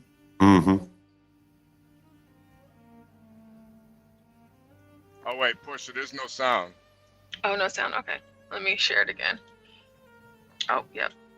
I'll share it again. Thank you. you can see the homeowner, Lalitha Hale, taken away to jail, not the alleged squatter at this Livingston Drive home. She's going to be charged with property for all of your belongings. Criminal trespass as well for her coming in here. I spent the night on a mat on a concrete floor in deplorable conditions while this woman, this squatter, slept in my home. Lalitha Hale says this all started back in August when she called police after finding Sakimia Johnson in the house. How can she not be a squatter when I don't know this person? I've never had any type of contractual relationship with this person. But a Clayton County magistrate judge ruled under the new Squatter Reform Act, Sakimia Johnson did not qualify as a squatter because she is related to a previous evicted tenant's partner. I was written a citation about a lawful squatter and an order. A judge signed the order saying, denying it, saying that I wasn't a squatter. That started a multi-month court battle, filings and appeals. Johnson even filed for bankruptcy, listing Lalitha Hale as her only creditor. But November 18th, the magistrate judge ordered a final judgment in Hale's favor. Hale says she thought Johnson moved out. Returned on Monday to start painting. And she had broken the locks and re-entered my property. She just pulled up out of nowhere, and she had this guy with him, and I locked the door. I locked the screen door, and he forced himself in, telling us to get out. Hale admits she is still waiting on a signed writ of possession, meaning she has no legal right to evict. We have to be notified of this. A writ has to be served, and we have to be involved in that for it to be a legitimate eviction. Just think of it from this perspective, though. Everybody isn't as fortunate as you to have a bed. No, I'm just saying a bed. Wow. You see that woman? Something is wrong with this picture. Something is inherently wrong with this picture. Wow.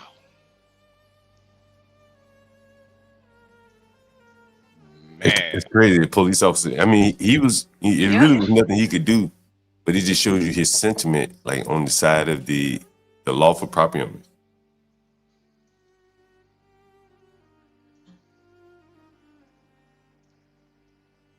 That's just crazy. Even in a state like Georgia, it's like, Yeah, well, I mean, Georgia pretty much is, it's kind of Democrat out there, Georgia. So they gonna lean more towards the criminals more than anything. Definitely Clayton. Here is where I say you were chock full of bullshit. What is it, Stanley? Yeah, Stanley, I'm telling you, if I'm in Stanley. Georgia, oh no! Don't tell me about my own state. I'm literally sitting in the savannah of Georgia. This ain't no Democratic stronghold. It's looking like it. Well, it might look like that to somebody from Illinois, but it's not. Yeah, it does. You're not Texan. You're not a Texan yet. Don't be talking like a Texan. You just got there. Stanley, he's pretty certified. I mean, he's no, not in my opinion. Not yet.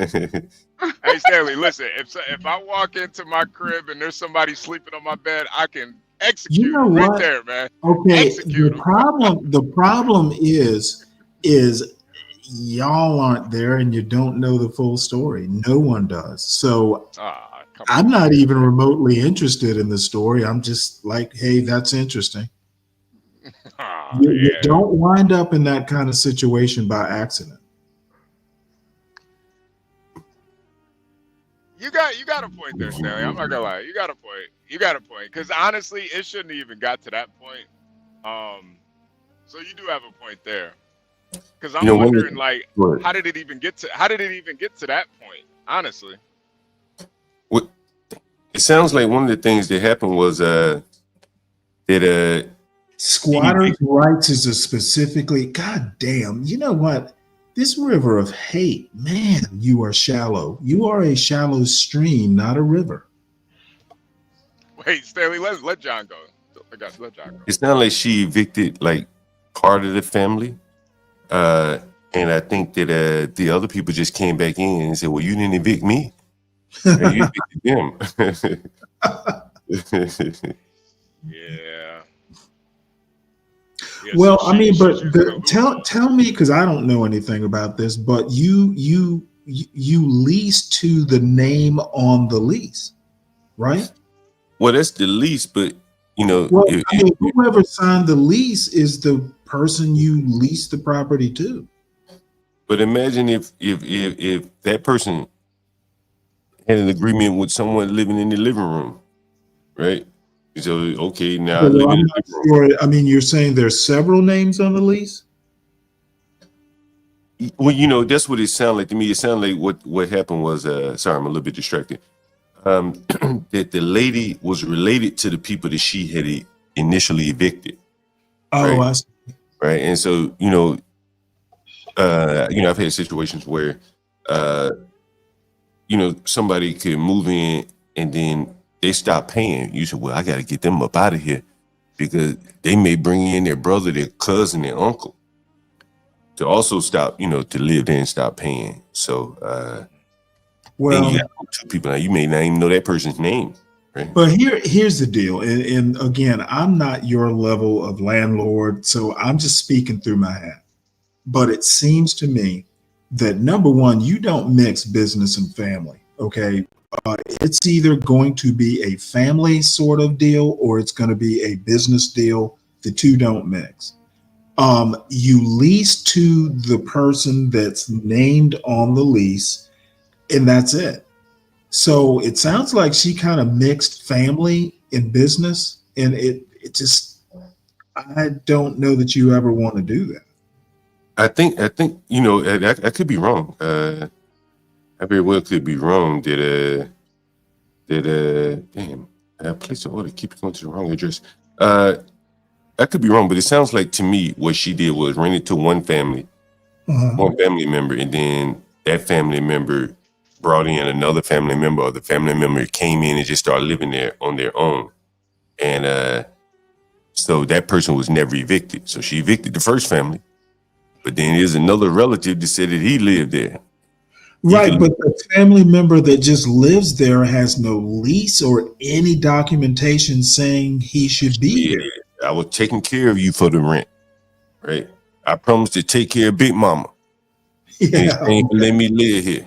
Okay, well, like I said, it seems like they mixed business and family business, and that's just, you shouldn't do that. Well, no, it's either got to be one or the other. Well, no, the owner said that she didn't even know these people. So Right. I don't think Okay, I don't think it's that. I think it's the family of whoever got evicted. That's the thing. Yeah, that's what it is. So it's the family of whoever got evicted just came in there and said, "Hey, we live here." Yeah.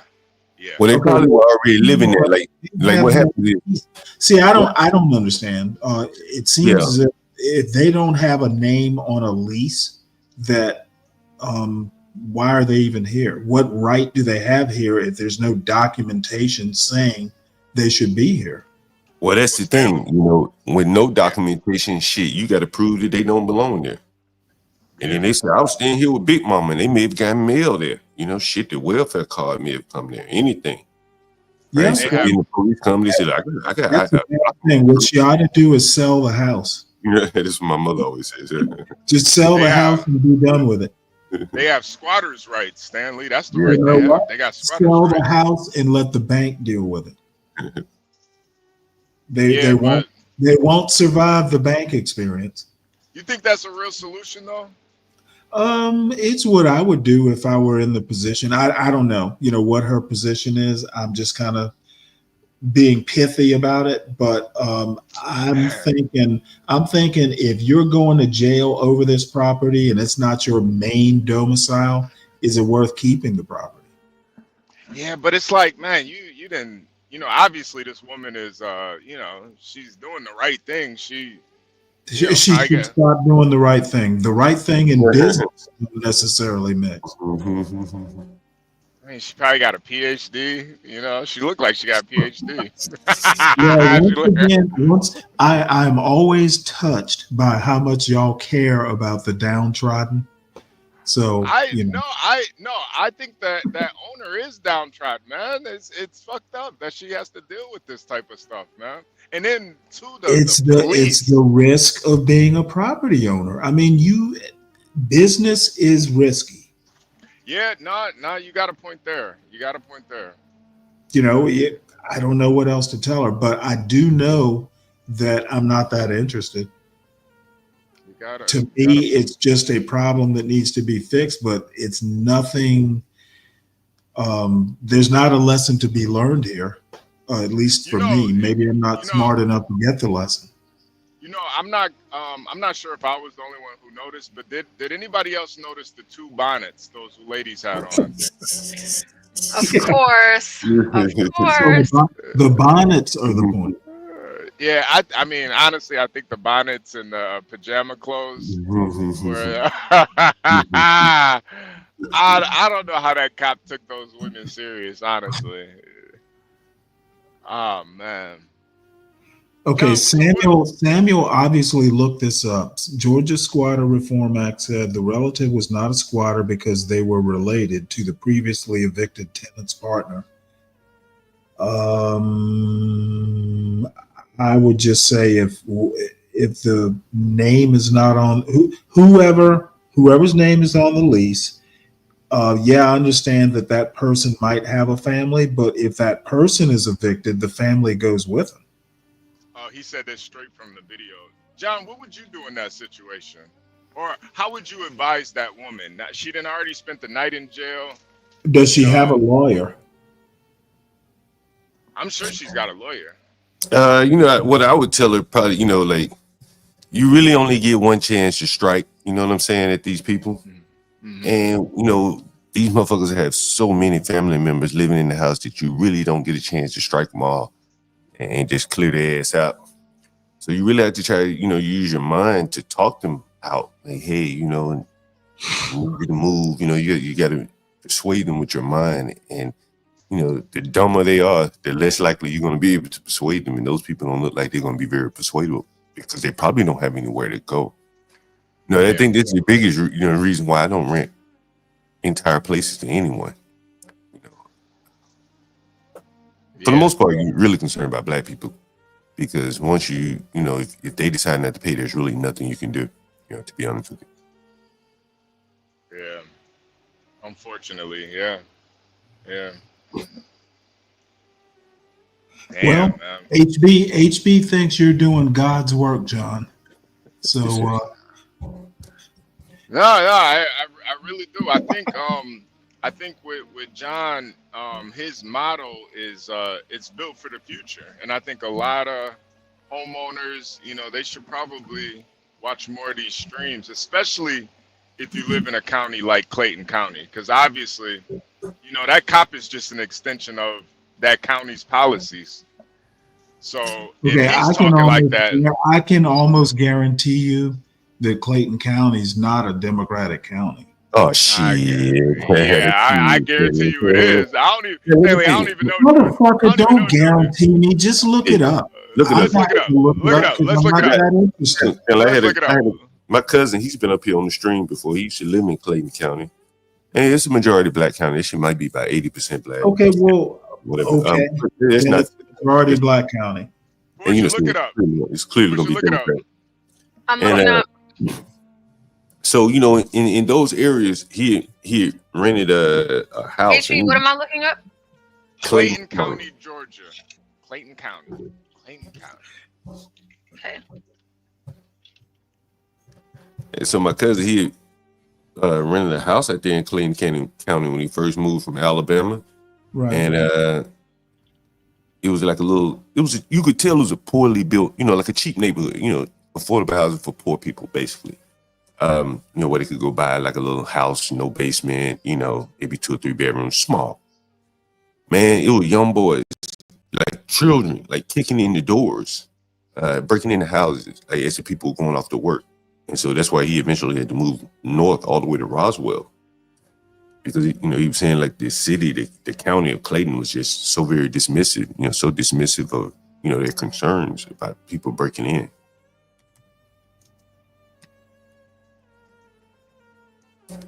Portia, what do we come up with, Portia?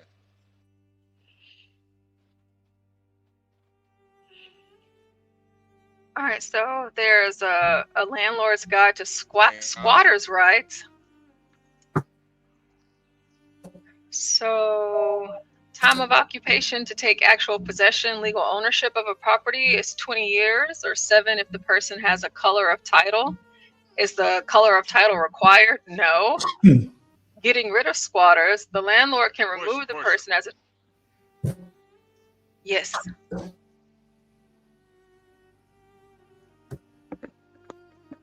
HB, you cut out. No, I think you want to know the demographics portion. The demographics of... Look up. It's Clayton County Democrat. Yeah. It's okay. Demographic, yeah. Clayton Okay. County. Okay. Oh, you thought I said demographic. My bad. I meant Democrat or Republican. Clayton County. Okay. The demographics that tell you. The police are. Yeah. I'm sorry about that. It's about 2 counties over from Stanley. Is that 2 counties over from you, Stanley? Douglasville comes out to Clayton. No, it's not. I thought it was. Is it Douglasville? Well, look it up. Douglasville. To be honest, I thought it was more. Clayton is where the airport is in Atlanta, basically. East Point, College Park. Oh, is that where it is? Okay. Yep. Pretty sure that's that is Democratic. Oh. How did I know, Stanley? How did I know? Well, I don't know. Apparently you can snip out Democrats wherever they reside. You could tell by the cops. I just knew how the cop was talking. That's a Democrat county. I see. Cop talking about they need a bed to sleep in. Man, get the fuck out of here with that. Absentee. Oh, they had loan that and provisionals. So in Clayton County, oh yeah. This is hard blue for sure. Hard. That's a deep hard blue right there. Yeah, this is certainly hard blue. And here, taking a look at these numbers, just to kind of get into them a little bit, we have in Clayton County, we have 183,608 people registered to vote, but the amount of people that voted was 172. And so here we have our turnout. Election day was 14%. Advanced voting, of course, was 44%. Absentee by mail was 2.72%, and provisional was 0.4%, which is okay. But here we have on November 5th, our most recent election, we have Donald J. Trump on election day, 4,710 votes in advanced and absentee. Donald Trump had a total of 17,000 votes, but Kamala, election day, 21,000, advanced voting, 68,000, absentee, 4,000, provisional, 64. That's a lot of provisionals. That's a lot of provisionals. But for Kamala's total, that was 94,203. So this is deep. Portia, don't do that. Don't do that with the provisional votes. Don't do that with the provisional votes. I know what you're getting at. Don't do that. This was a fair and honest race. This was a fair race. Well, you know I complain to you about the provisionals all the time, but yes. So this is a. Don't do that. Don't do that. This is a hard deep blue county. Man, that might got whales out there. So deep blue out there. God. Must be a lot of who if they vote deep blue. Yeah. That's where that lady made her mistake at. You gonna own some properties in a deep blue state or city. You might need to take the John Galt. You might need to get the John Galt consulting first. The thing is, there are no jobs out there, other than like the airport jobs. By and large, most of the jobs in the Atlanta area are like north, right? They're downtown, the government jobs, but most of the industry is like far north of these people. So if they live there and they work where the jobs are, man, they got a hell of a commute every morning. Now I'm curious. So for the U.S. House of Reps, District 5, Nikema Williams, sounds black, first name and last name. She dog stopped and mollywomped the Republican candidate. We have another rep from District 13, Democrat, dog stopped, mollywopped. Senate, here we are, Senate.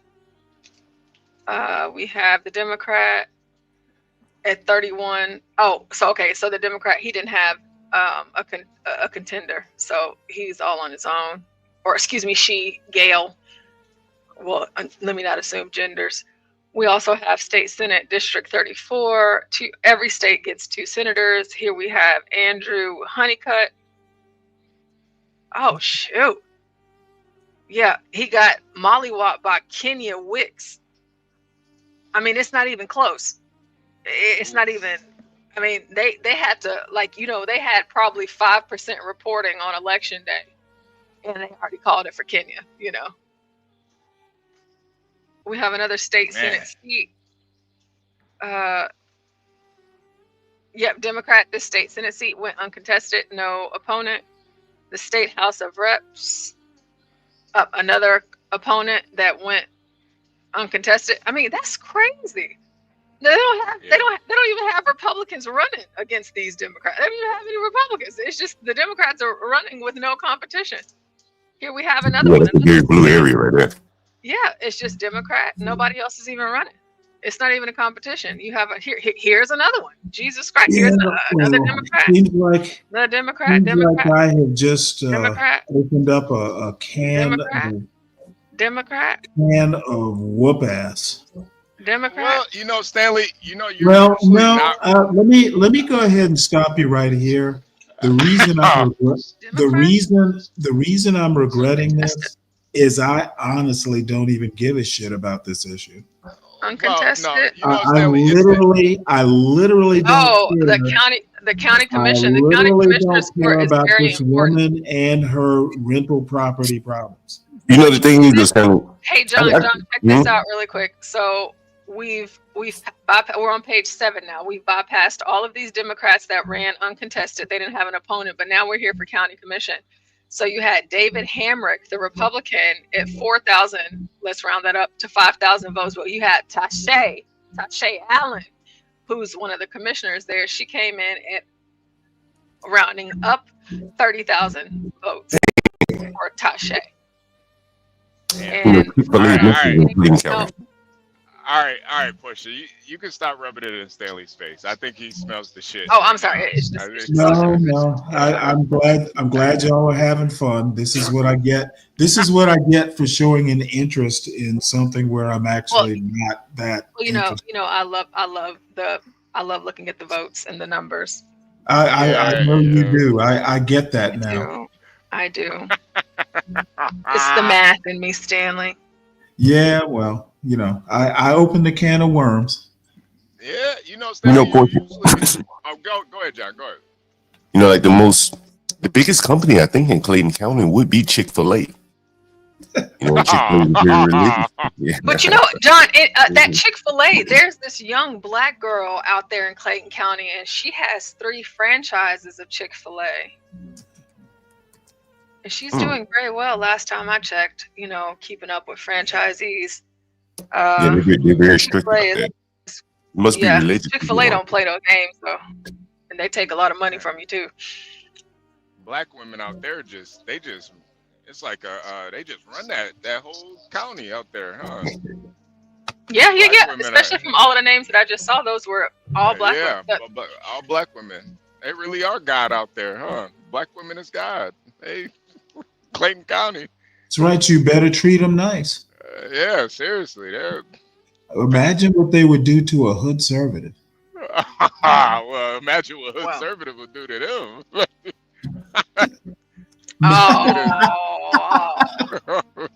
He'd have to fight his way out, wouldn't he? Yeah. Ashley Lamonte, that's her name. That girl that owns all those Chick-fil-A's, he'll really give her a 2-piece of the biscuit. He ain't never had one like this.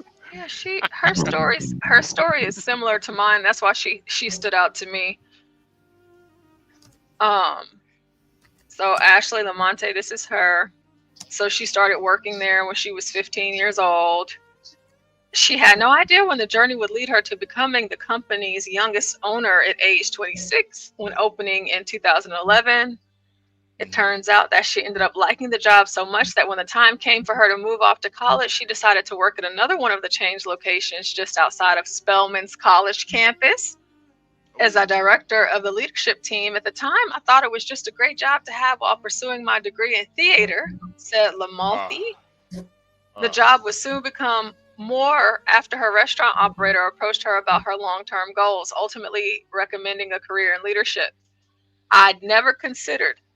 Sometimes you just need someone to help you see your potential. Me and her, like our story, and the reason why I remember her so much again is because my story is very similar to hers, different establishment, but it was just like this. Someone saw something in me. They saw that I felt a certain way. They invested into me, and then here I am today. And here she is today out of Clayton County. And so Can you read some more of her story? With her first restaurant house right across the street from the University of California, it was only right that her second restaurant would be located just up the street in downtown Los Angeles. Wow. Today, she's most passionate about pouring into her team. I want to help them get where they want to go, whether it's a career with Chick-fil-A or studying law or medicine or anything. I want to help them make that next step, just like so many have done for me. Black Business reports that the young history maker was recently awarded with the company's symbol of success, an honor set aside for Chick-fil-A operators whose businesses experience high sales of growth. So she has restaurants in Atlanta and Clayton County and also California now. Wow. And it sounds like her restaurants are right outside of college campuses too. So this lady, this is the lady who owns the house? No, Stanley, no. Oh, no. okay. No. This is a young lady who started her first Chick-fil-A business in Clayton County. Yes, and she has 3 stores, and she owns 3 in Clayton County, and she also owns 3 in California. Oh wow. Damn. And so she's in California now. She's married now, children, all of that. Wow. But her 3 in Clayton County, and she has 3 in. And so this was she was 15 back in 2011. And of course she's older now, but yeah. She's married with children, and still, of course, to this day, she still has her businesses, and they're all booming. And for Chick-fil-A, 6 is good. 6 is good, you know. Of course, you can get more. Yeah, I still don't get the hype with Chick-fil-A, but I mean, I think if you're gonna own a restaurant, it probably is a really good investment. Yeah, Chick-fil-A is they are pretty good. It is pretty good. Yeah, Chick-fil-A is Chick-fil-A, great. John? Yeah, the service is probably the best of all the fast food I can think Chick-fil-A of. is awesome. Yeah. Maybe I gotta So give here she is with her husband. And her husband, he played for the Rams. Oh, hold on, wait, let me pull. Sorry, I didn't realize I wasn't sharing it. What's her husband's name there? She's a cutie. Yeah, I was just about to say that, Josh. She's a cutie. Yeah. That nigga looks like 30 years older than her, though. That's crazy. What's her husband's name, Portia? Oh gosh, give me 1 second here. Damn. Stanley, that's a positive story about black people, Stanley. You know, got a little balance here. Something for you to talk about tonight. Something for you to talk about tonight, huh? Do what? It'd be somebody for you to profile tonight, maybe, or one of these nights, huh? Yeah. What does she look like? I was off doing something else. Oh no, she's actually really cute too. Yeah, I see that. And she's in Atlanta? I think she actually I'll pull it back LA up for now. you, Stanley. Yeah, she lives in LA now. But she has 3 in Clayton County. I see. So that's some jobs. Man, she looks really young. Yeah, she does. Good for them. Mm-hmm. Yeah, Be Brave ain't gonna talk about her. It's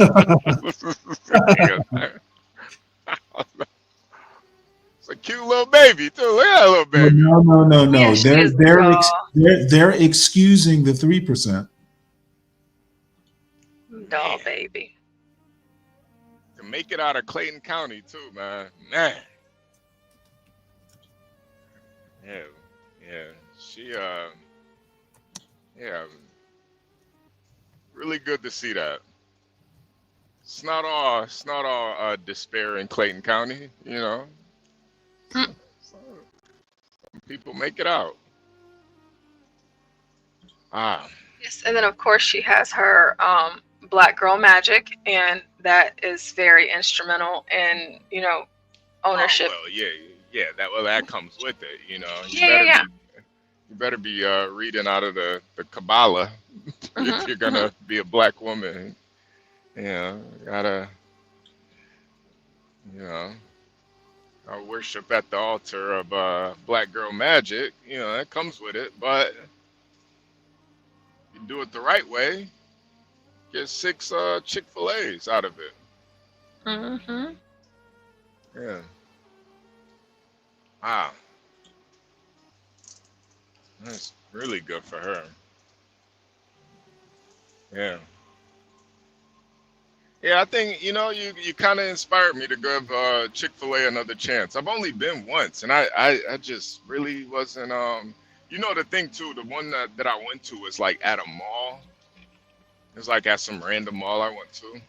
So I'm going to try to actually go. No, you know, it's funny. Chick-fil-A has been around literally since I was in elementary school. And one of the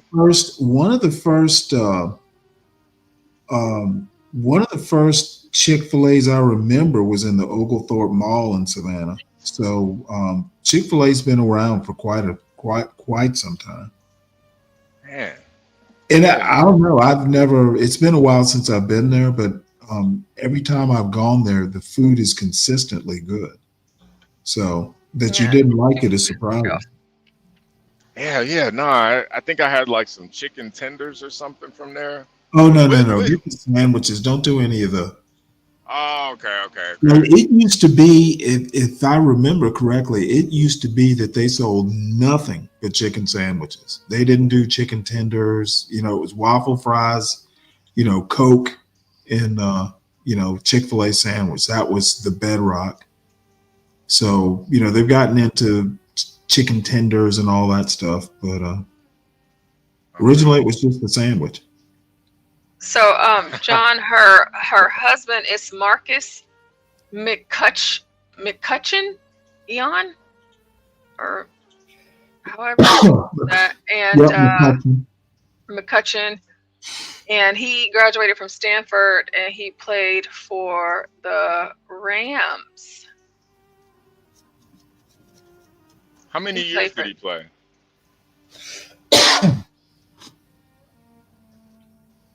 Let me see here. It seemed like quite some time. He was there. Let's look into this. Marcus McCutcheon.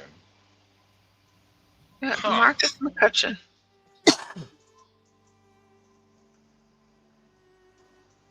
Normal combos of Trump supporters. As I said.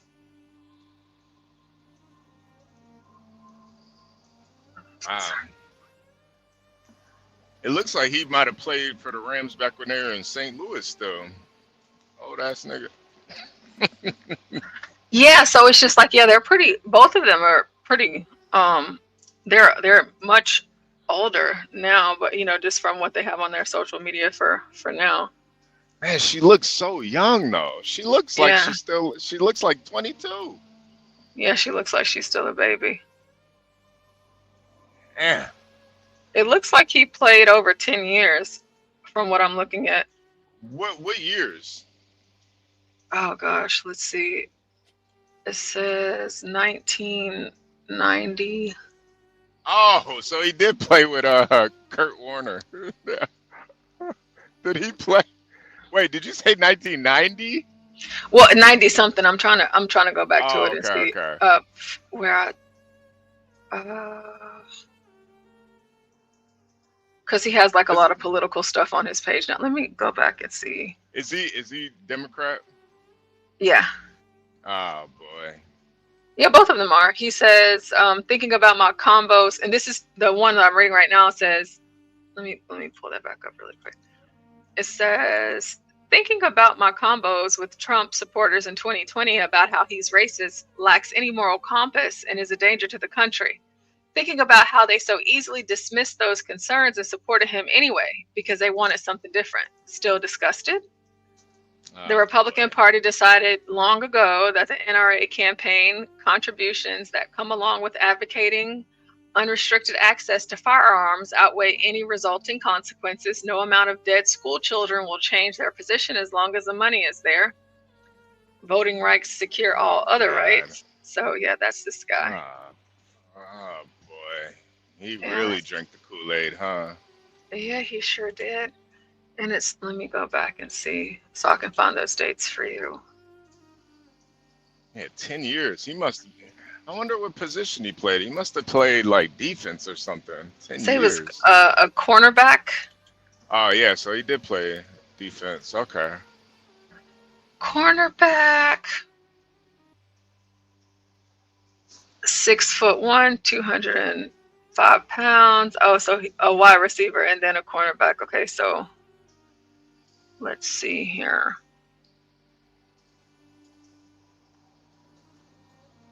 What was that? 1998 to 2006. And he just played for the Rams. Yeah, he just only played for the Rams. Oh,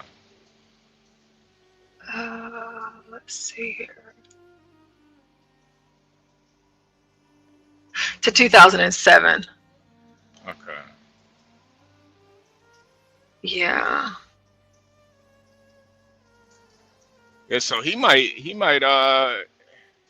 you said 98 to 2007? Yeah, and his little brother currently plays for the Rams. Oh wow. Yeah, so he has a little brother that's playing for the Rams right now. So I think he did win a Super Bowl with Kurt Warner then.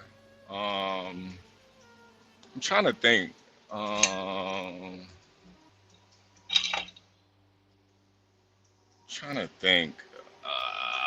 When did they? Let me look it up for you. When did the LA... I feel like it was I think it was like either 2001 or 2002 maybe. I can't remember. It says that they won 2 NFL championships, 1945, 1951, and 2 Super Bowls, 2000 and 2022. So he was there in 2000. Oh, okay. Wow. So he got a ring. Okay. Yeah. He played with Kurt Warner then. Yeah. So what they do now is that they run and manage their Chick-fil-A's and having 6 between 2 different states. So when I said he's about 30 years older than her, he probably is about. Because if she was 15 in 2011, like he was, he's at least 20 years older than her. He won a Super Bowl in 2000, so he's way older than her. Not saying that there's anything wrong with that. I'm just, Yeah. They have an age gap, but they've been together for quite some time. And then like the last time that they posted on social media was in 2021. Yeah, Nas, the greatest show on Turf Team. Yeah, man. That St. Louis Rams team was amazing, man. That was box office football right there. That was something to see. Man. Make the NFL great again. That's what Trump needs to come out with those hats. I want to see the. Let's Yeah, see. that was back when it was. Man, that was a good ass team. They had to get the fuck up out of St. Louis. So this is them whenever she was pregnant, I guess. Here. Yeah, he got him a PYT. Got him a PYT. Of course, you know what a PYT is? Yes, I do. Pretty young thing. A pretty young thing. You got a PYT. Oh, he conveniently cuts out and you can't hear his volume whenever I respond. Hey, yo. Hey, yo. Hey, yo. Pause. You gotta pause that. Hey, yo. Hey, yo. I got a PYT. Hey, yo. Yeah, you do. All right, Portia, relax. This is it's a family show here. You know, running a family show. Yeah, we're running a family show, all right. Yeah, wow. Mm-hmm. So that's them. Is there any Trump news going on? We got Stanley up here, you know. Oh, well, gosh. I was trying to keep it non-political, but I do have let's get into some politics. We got kind of open the door slightly to some political talk. Okay. Let's see. We got any political news in the headlines today? I hear the hinges creaking.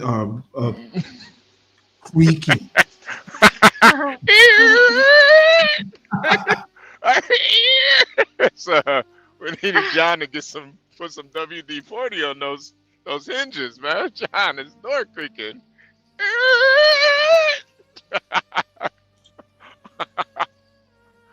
What we got in the politics? Day after Christmas. Okay, well, let's just start here. Yo, River, hey, sexually charged insults is crazy. I just called you a queer. I just said you fart on dildos. He's I guess he's talking about me. You know, basically, I told him that racializing my family is like Viagra to him and Maven. Oh, hey, River, hate, man. It's all jokes, man. It's all jokes. Just because you fart on dildos doesn't make you a bad guy. No, I asked him, is he triggered or is he stimulated? I think it's a little bit of both, man. That little tingle going up his sciatica. Hey, you better get that checked out, man. Yeah, it's all jokes, River hate. It's all jokes, man. Oh, now he wants to rewind the stream. Oh my God! Rewind it for what? Rewind I the don't stream. know. I want you to rewind the stream. You need to hear yourself. Shut up. You're so sensitive, man. You guys, we're just having a good time, man. We're just shooting the shit. That's all. Oh, wait, he has not used any profanity. Only HB has. What are you going to tell the principal? Yeah, I mean, I'm not a. I'm going to tell. Yeah, I was never in the Navy, but I curse like a sailor, man. What you want me to? You want me to watch my speech around you? Yeah, he's being all school marmy. Oh, what are you, a Karen? What are you, a Karen in the? All right, Karen. I stopped cursing. Hey, why don't you smooth your skirt and sit down? Yeah, man. Whip up your stockings and quit complaining. Put your heels back on. Get the fuck out of here. be a $2 whore. All right, go ahead, Portia. The Well, look, this is seams on another the back example of of an his illegal alien stockings are killing crooked. American.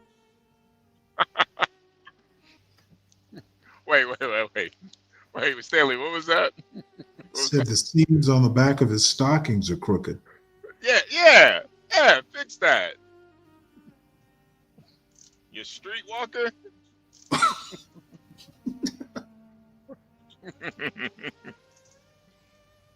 All right, go ahead, Portia. Go ahead. We're done beating up on River Hate. He's gonna report this to the principal later. They're Well, look, this is bullying another me. example of an illegal alien killing American citizens. It's almost a daily occurrence now.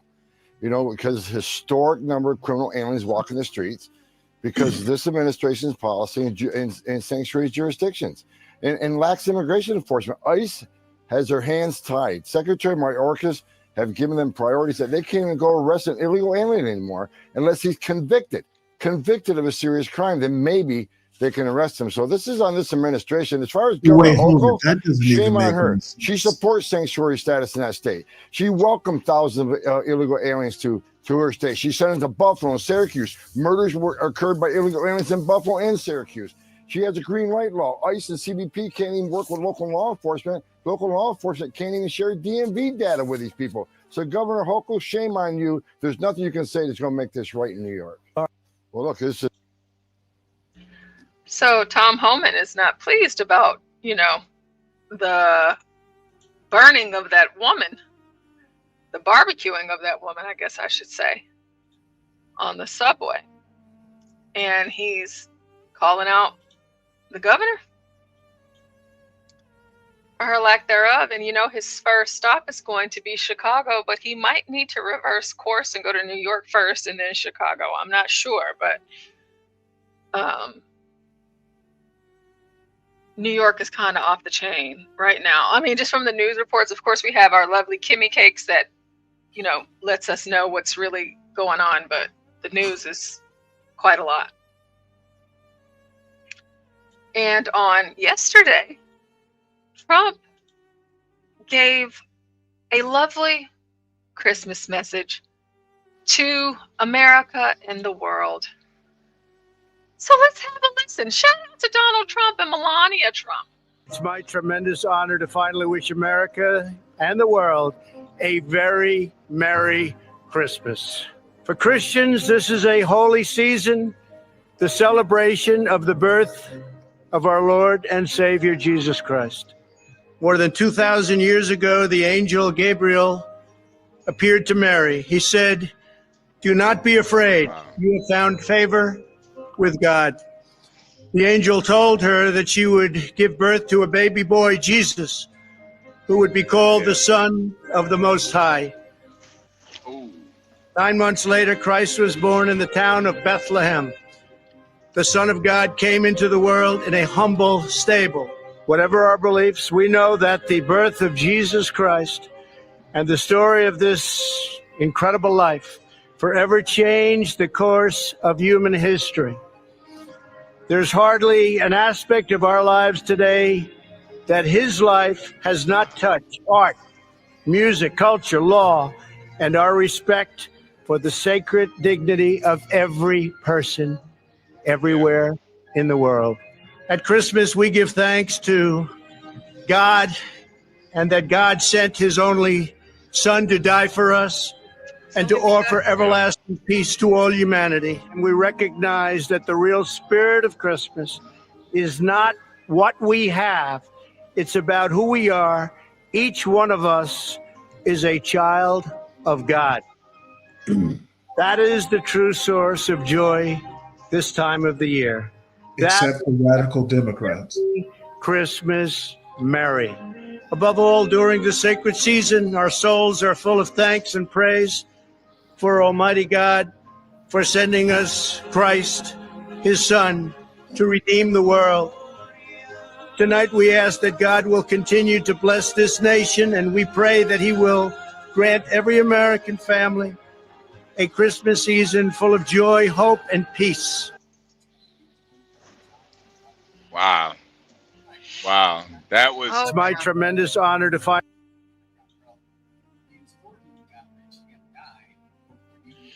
You know, it's amazing because like Trump, he used to, you know, he kind of stayed away from like the religious talk, but you know, after you get shot in the head, you know, kind of change your tune a little bit, you know, and he is talking about the Most High and how he is thankful and grateful, and of course, we don't want to leave out Christmas. So yeah, Trump and his Christmas message, that wasn't the whole thing, but just to give you guys a little bit of it. Some other good news that has come out, even though mainstream media has not covered this. Why? I don't know, but I brought this story to you guys many months ago. And the House of Horrors, the gay activist couple who raped and abused their adopted sons, get 100 years in prison. They have finally been Portia, before you move on to this next story, I did want to know how Stanley felt about Trump in his Christmas speech. Stanley? Sorry. That he can read? A teleprompter like Kamala. Well, I mean, you can read. That's good. That's a good thing. Wasn't it? It's a good thing in a president. Wasn't that inspiring though, Stanley? He's talking about Gabriel and, you know, the. Well, I'm not overly religious, but yeah, it was years ago. It was inspiring to hear him read. That's beautiful. 2,000 years, yeah. The baby in the manger. Now, I'm actually more interested in the Tom. What is it? What is Tom? Tom Hostin? Homan. I'm sorry. I'm glad to see that he's got a fire in his belly, because in less than 30 days, they're gonna have to govern. So yeah, I'm glad to see him fired up with that fire in his belly. I want to see what he's gonna do to Kathy Hochul, and I'm looking forward to him beating up some governors and mayors to get his way. Looking forward to it. Yeah, I think it's definitely going to be must-see TV with how this goes. Because it is going to be a lesson in humility for Mr. Hochul. You know, that is a very high possibility. Or this could be one of the greatest things that has happened in American history. Well, I don't think, one of the greatest things in American history is going to be if he can actually inspire the governors in the other party, since, it has to be a political issue. It's going to be interesting to see if he can motivate them with the fire in his belly, because there is a problem.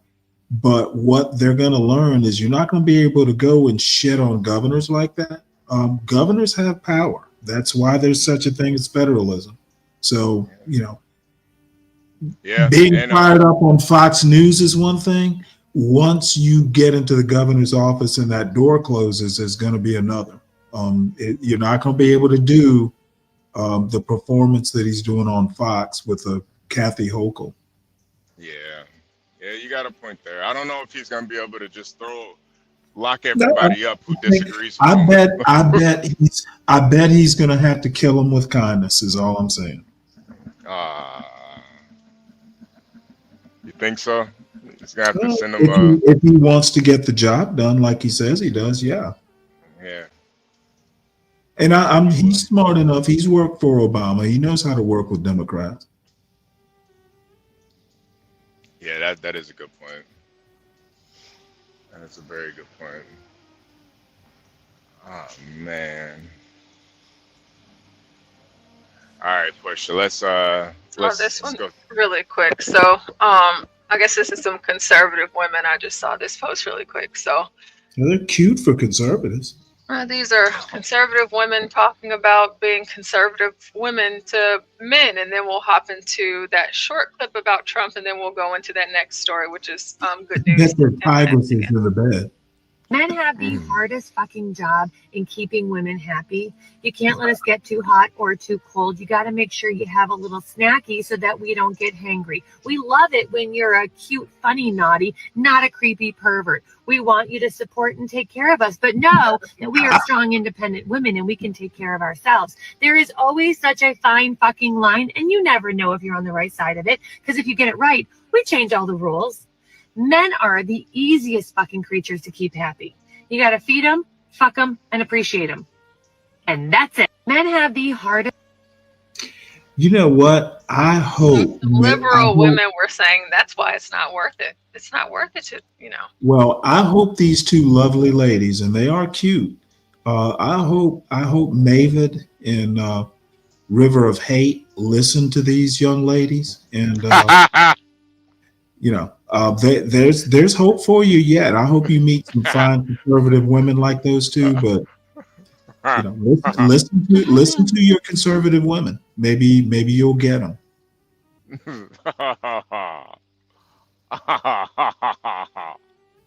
Yeah, no, River of Hate does it. He's not into women, but I think those are good, suggestions for River of Hate to keep his man in his life. Yeah, they were telling little incels like those two how to get them. Basically they're saying, don't be frustrated, little buddy. You can have a woman if you know how to treat her. No. They were speaking about how to get a man, and I think that's why. No, is that what they were talking? They were talking. I thought they were talking about how to get a man. That's why I think River of Hate. That's how you're gonna keep your boyfriend. You gotta, just like she said, you gotta feed him, fuck him, and appreciate him. That's what you gotta do, River of Hate. You want to keep that relationship going. You learn a lot, man. Wait, hold it. Yeah, he doesn't listen to women, so very funny, maybe there. All I have to say is you're getting all frisky in the chat, but you need to be listening to these conservative women. They can be hotties if you know how to treat them. Yeah. Stanley, we gotta get you a conservative woman, man. We gotta get you a nice. Yeah, I'm working on it. Yeah. All right, let's go to this Trump. Oh, okay. Unless they pay a big price, and the big price is tariffs. And he'd speak like that, but he was right. And then around in the early 1900s, they switched over stupidly to, frankly, an income tax. And you know why? Because countries were putting a lot of pressure on America. We don't want to pay tariffs. Please don't. They, believe me, they control our politicians. If you look at the kind of numbers that these guys make then and now, but we had a commission meeting in the, I think it was 1887. Think of this problem. We were so rich. We had so much money. We didn't know what to do. So they set up a blue ribbon commission on tariffs. And the sole purpose is what to do with all the money we had. We were so rich because we were taxing other people for coming in and taking our jobs. And China does it. That's what China did. If you want to open a factory and sell cars, if you build a factory here or have a factory, they don't take our cars. They wouldn't take our cars. But if you build a plant in China, you can do that. Elon did that. By the way, Elon is great. That guy is such a great guy. I think you're a fan of Elon. He is from a different planet. He's the greatest guy. That rocket coming in.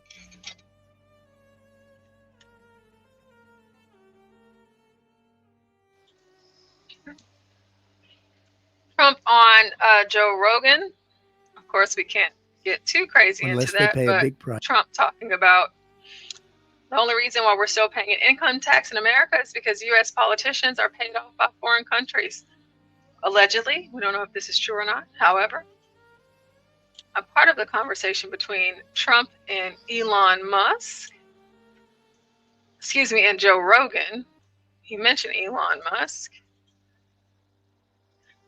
Now, this is a story that I said that I covered. And before I get into that story, because I have not seen any mainstream anything cover it, which they actually should, but, you know, because of instances like this, what we're about to see. Our first travel together. There's one baby. There's another baby. Hi, Kyle. Hi, baby. You see yourself in the camera? Mavid and River Hate. Wow. Hi, Rebecca. Oh, wow. Look at me, Rebecca. Wow. First travel. And so we're going to get into the House of Horrors, the gay activist couple who raped and abused their adopted sons. They got 100 years in prison. So I brought this story to you guys several months ago. This case has been an ongoing investigation for a while, and they finally got caught. Now, this is not us saying that all homosexual couples are engaged in this sort of thing. YouTube, that's not what we're saying. We're speaking specifically to this couple. However, they adopted 2 boys, and they were pawning their sons off online on the dark web and throughout their friend networks, and they were also raping these boys themselves. So William Dame Zullock and Zachary Jacob Zullock, a married gay couple who were arrested in 2022 after authorities in Georgia were tipped off that the 2 were using their adopted underage sons for pornography and possibly even allowing pedophiles to spend time with them, were sentenced to 100 years in prison. Wow! That's great. They should be sentenced to death. We covered the horrifying story when it broke.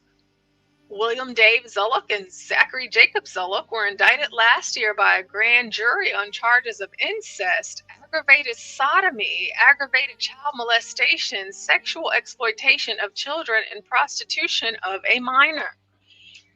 According to the 17-count indictment, the 2 men, who are LGBTQ activists, performed oral sex on both boys, forced the children to perform oral sex on them, and anally raped their sons, according to Town Hall.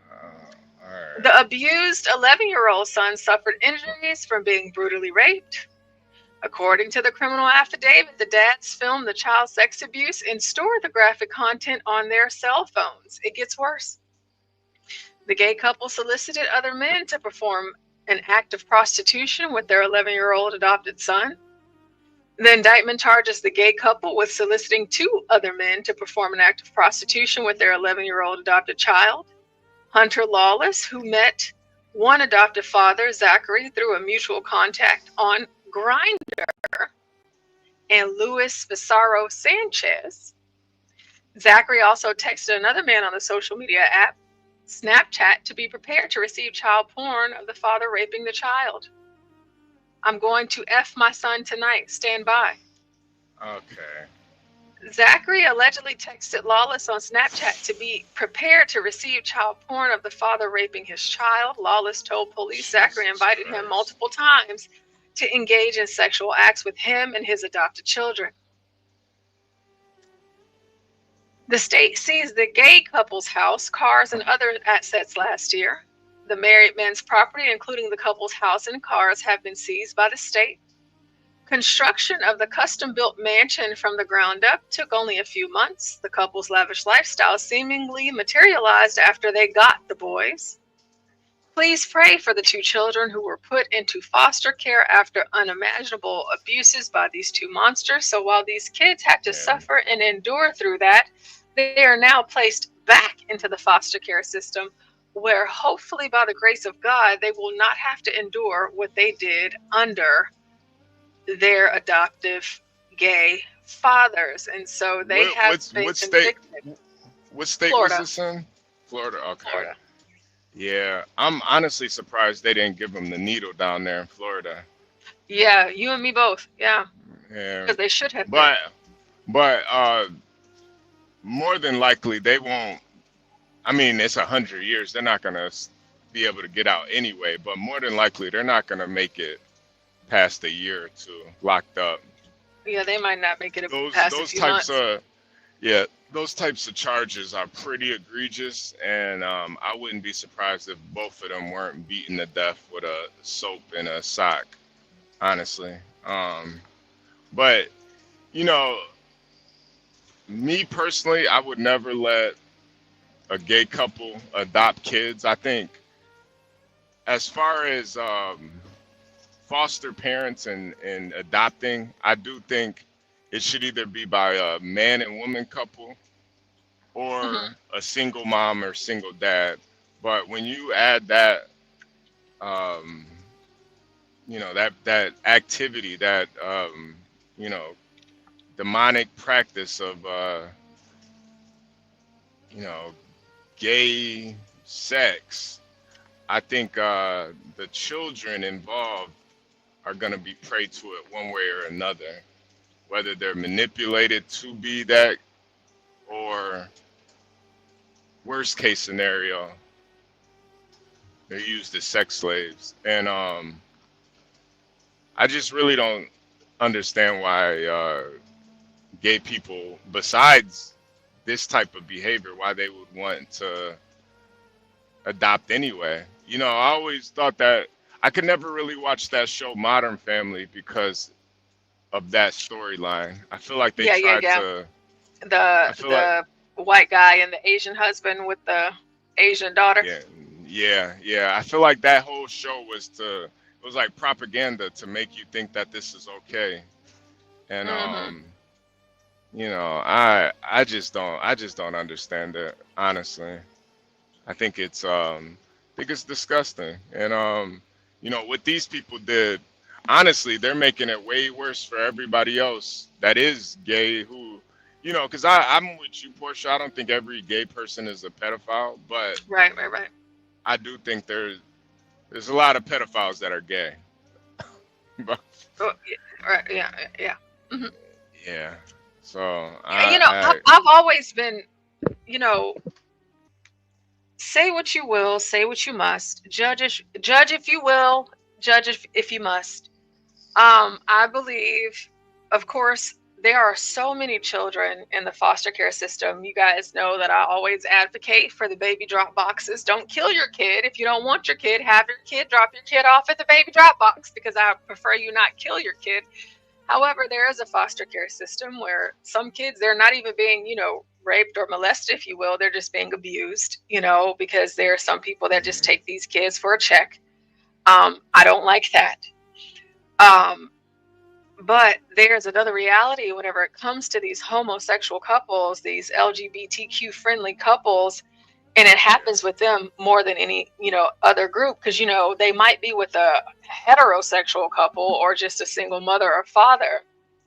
Well, we do have the single fathers that have done the same thing, but with these homosexual couples, it's just, and I don't care if it's 2 men or 2 women, if I'm being honest. To me, it's out of natural order. And I don't believe that they should have the same rights granted to them to adopt children and or foster children as other people, because adopting a child is not easy. That's why a lot of Americans go outside of the country to adopt children, because it's easier, because the process seems to be so painstaking here in the United States of America. However, when it comes to these homosexual couples, they seem to be faring off well with these children. And then you hear these stories every single time. And these kids, especially this 11-year-old that we just read about, he's going to be screwed. The older that he gets, he might become a Jeffrey Dahmer. Literally. You know, he might become a mass serial killer. You know what I mean?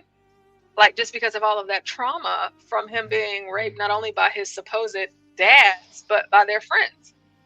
Or worse, he might become a conservative, you know?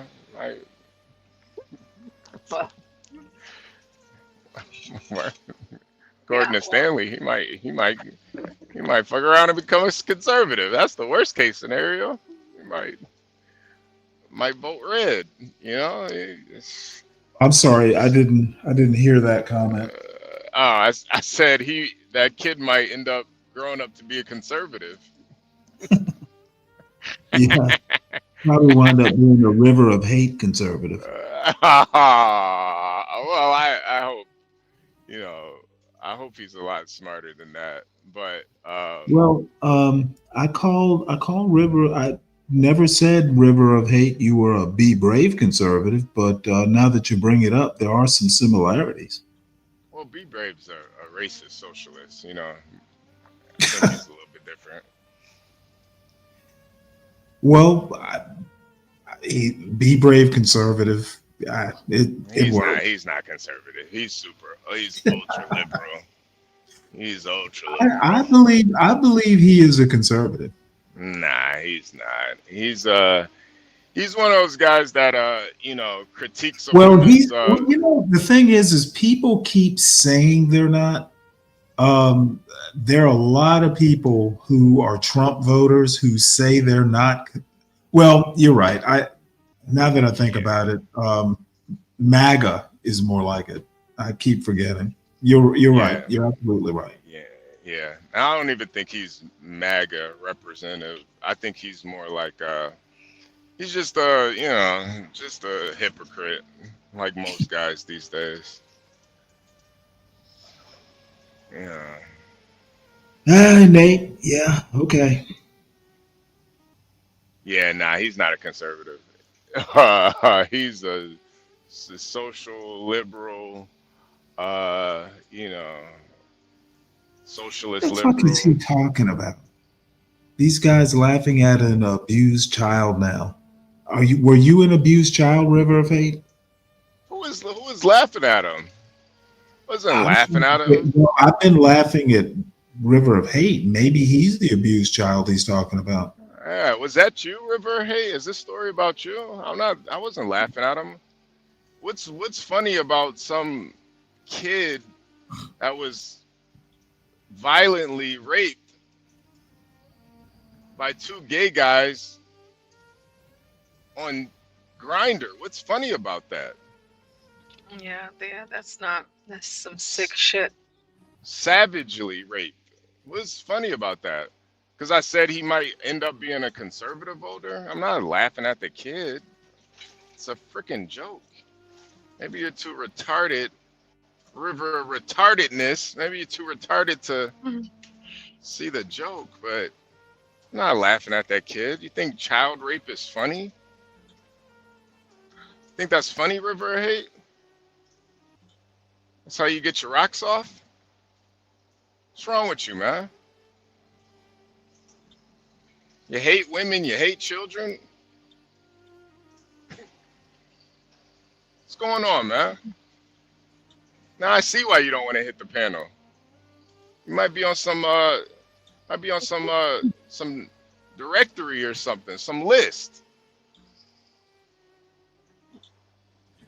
I think he needs to go back to his obstetrician. Is that, There's some part of your, hormonal.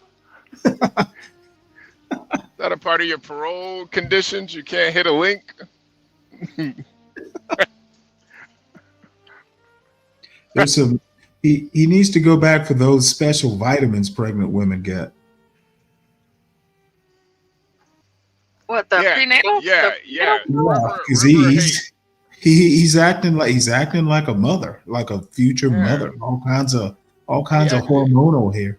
Is it like when a woman is on her period? Because you guys can. Well, no, you know, sometimes women, when they get pregnant, that first few months, you know, there's some hormonal stuff. You know, everything's trying to balance out, and that's what these guys are reminding me of. Yeah, they're like Karens, man. They're like chat Karens. This is like weird.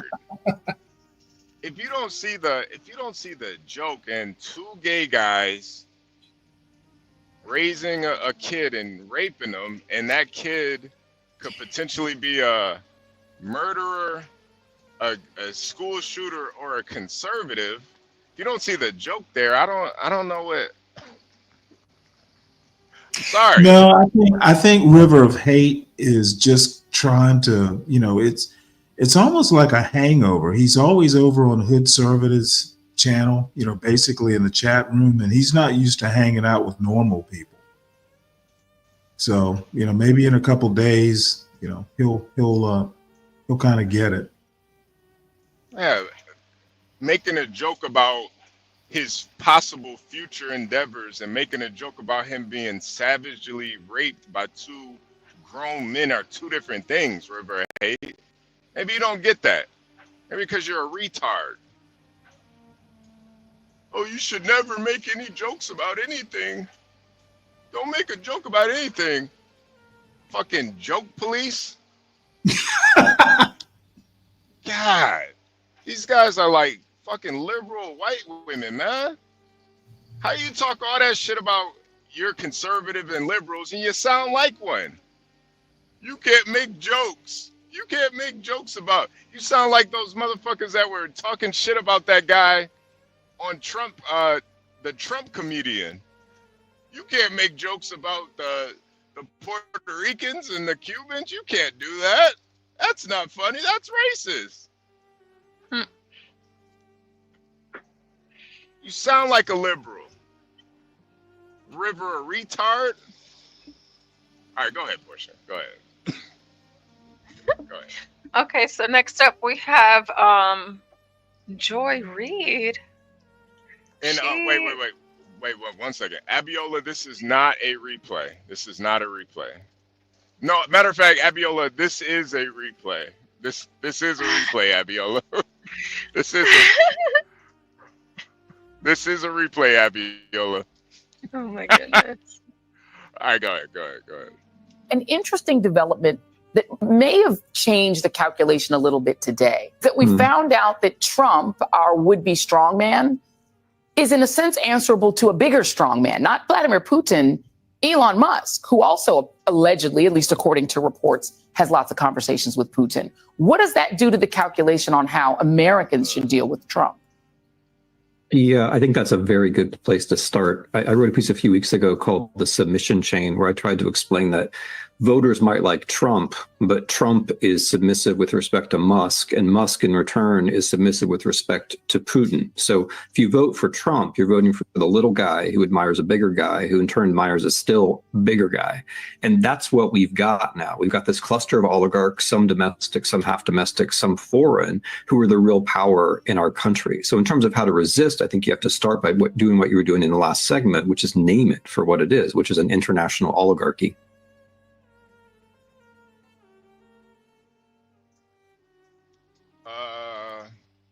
Did I miss something?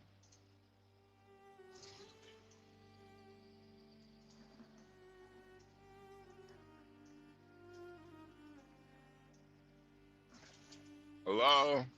Hello? Hello? Is anybody there? Okay, so essentially she's hold on, wait, where did he go? HB, come back. Okay, so essentially Joy Reid is saying that Elon Musk is in charge, not Trump. That he's in charge, he's the president, he's running things around here. And I don't know, it is 5 o'clock, so HB. He might be gone, folks. He might be gone. Ah, that stinks. But he does need to get his rest. And of course, that's what I want him to do more than anything. So so essentially there's been, you've heard it on The View, you've heard it from other folks on the left, essentially stating that, Trump is not in charge, even though he's not even the president yet. Joe Biden is still your current sitting president, folks, just in case you did not know. Joe Biden is still the president. Kamala Harris is still the vice president. It is still December. And we're about, a little less than a month out before the inauguration. And so the suggestion of, Elon Musk running, oh, there he is.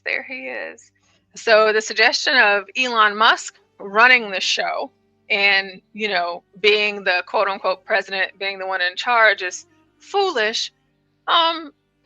Especially given the fact that, Trump he's quite literally not in power yet. He's not the president. Joe Biden, again, is still president, as is Vice president is Kamala Harris. And so the suggestion that he's running things is just silly to me.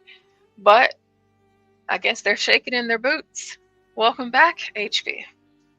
Yeah, I had some connection issues. Can you hear me? I can. Oh God, I can. my bad for saying I can hear you. Oh God, or can you hear me?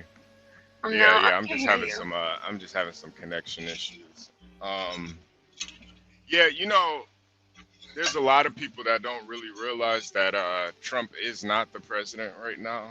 So, you know, they are very worried. But I think part of it too is they're just kind of gearing up for all the misinformation and fake news they're gonna put out about Trump, you know. So they're just kind of preparing right now for what's about to happen.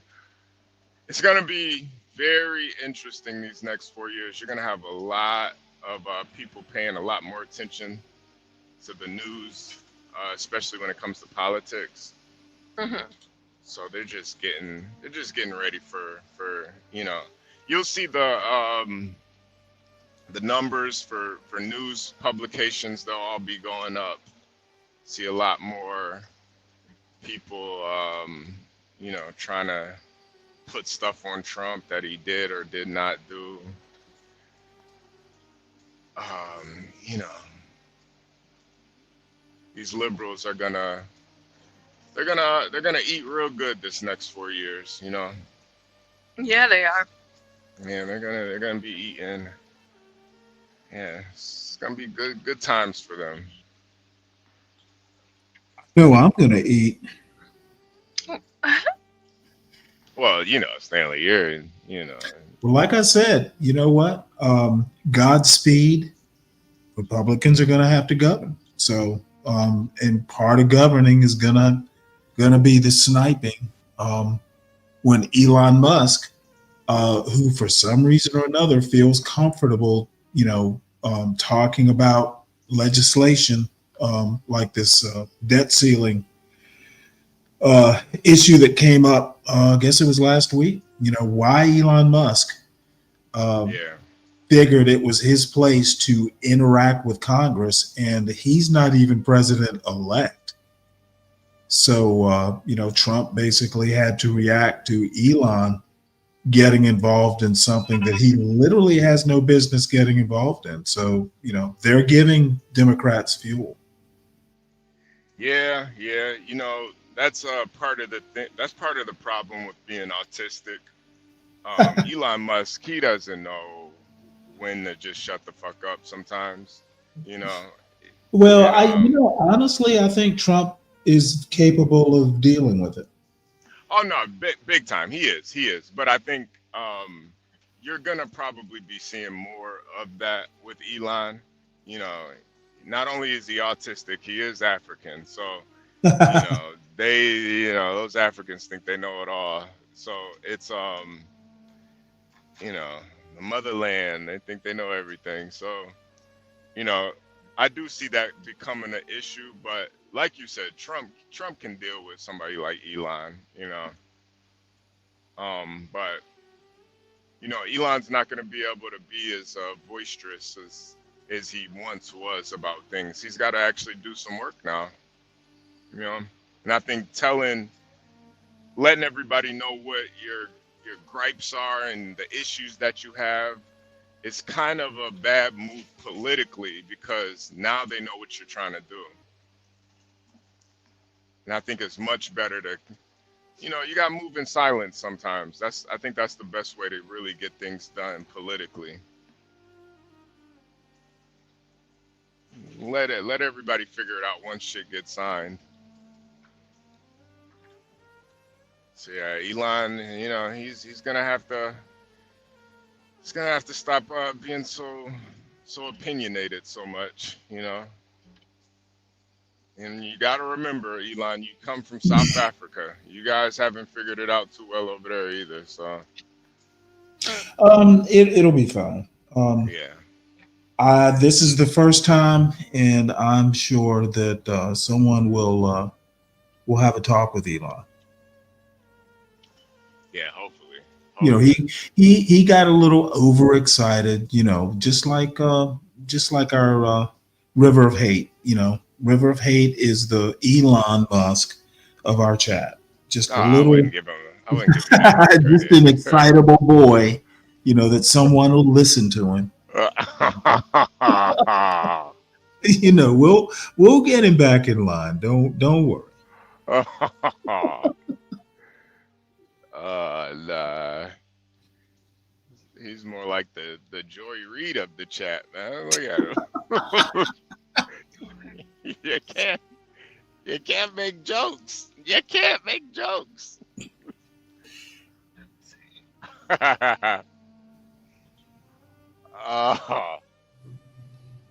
Oh no. We don't hate River. We're just trying to get him acclimated to a to a masculine space. I'll put it that way.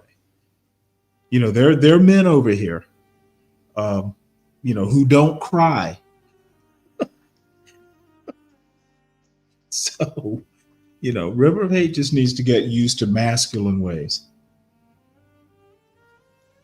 Yeah, man. We joke over here, River of Hate. We joke. Sometimes we roughhouse. I don't think he's used to that, man.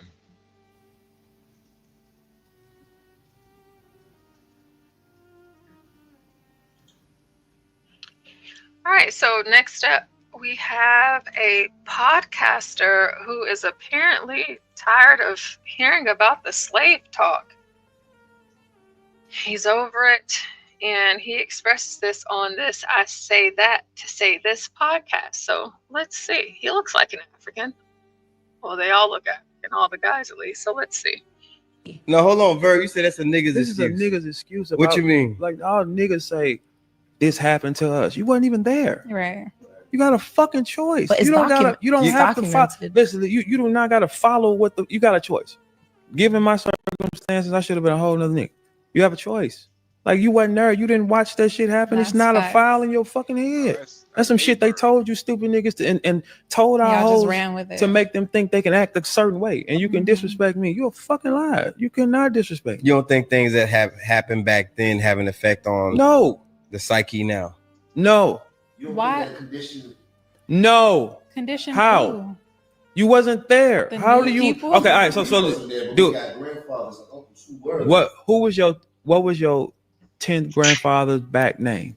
You don't know the nigga. So how the fuck we know what the fuck who he was? You don't think things are passed down in genes? Okay, Tendencies? Tendencies. Definitely. Like how alcohol. Yeah, I think this is just ignorant nigga babble. And by the way, that's battle rapper A Verb. He's pretty much kind of washed up now, so he's doing podcasts and stuff. But Oh, really? yeah, he's Okay. He's washed up. But I think there is some truth in it to a certain extent. Like in this day and age, you can't really blame your problems and your where you are in society on slavery.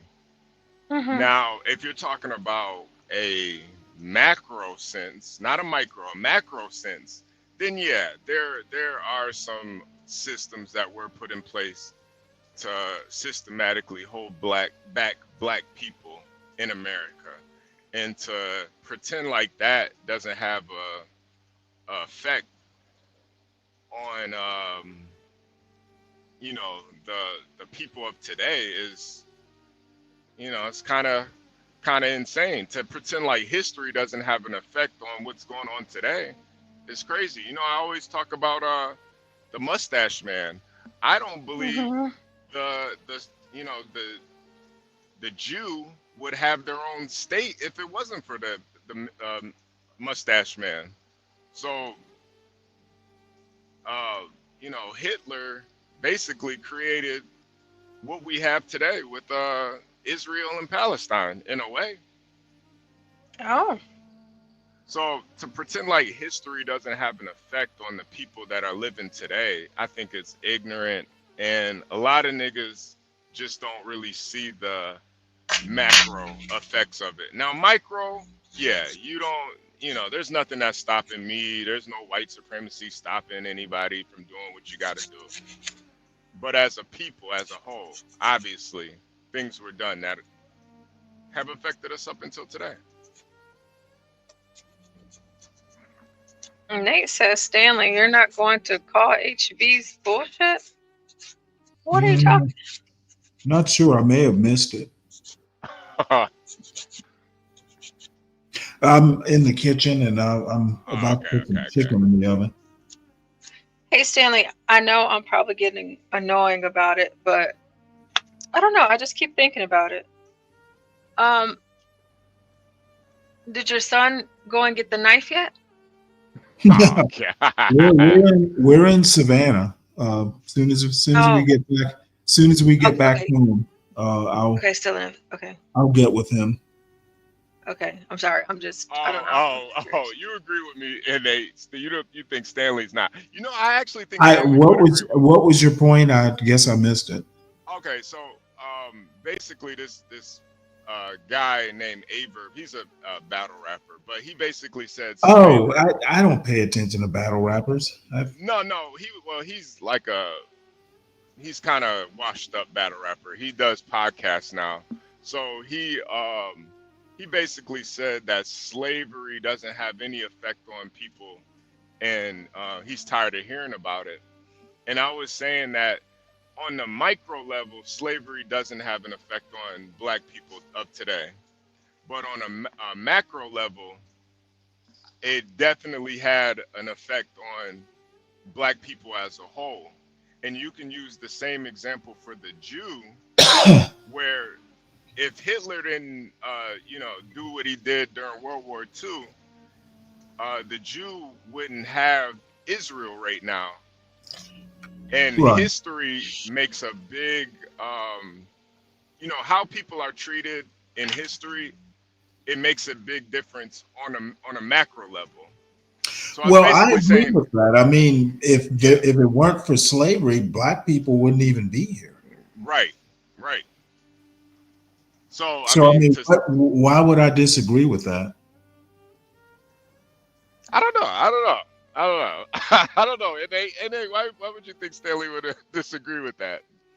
Stanley is pretty consistent about stuff. I think the whole. I mean, slavery doesn't affect me putting chicken in the oven. It hasn't affected my education other than learning about it. But on a macro level, and even that's a little bit of a shaky argument. Africans immigrate here all the time, but I think the history of African Americans in America probably wouldn't have happened. Slavery was the impetus. So, I don't know why he would think I would disagree with that. And even after slavery, because I think even Jim Crow. Of course, Jim Crow. Jim Crow basically affected where Black Americans are wealth-wise. There's been a lot of catching up to do since 1964, but day to day in 2024, you need to be aware that slavery existed. You need to be aware that, what some of the reasons that, there is an inner city at all, they're historical things, but I don't know. I don't see anything that you said that I would disagree with. I'll just leave it at that. Okay. Yeah. So sorry, Nate. And Nate, you know me better than that, I hope.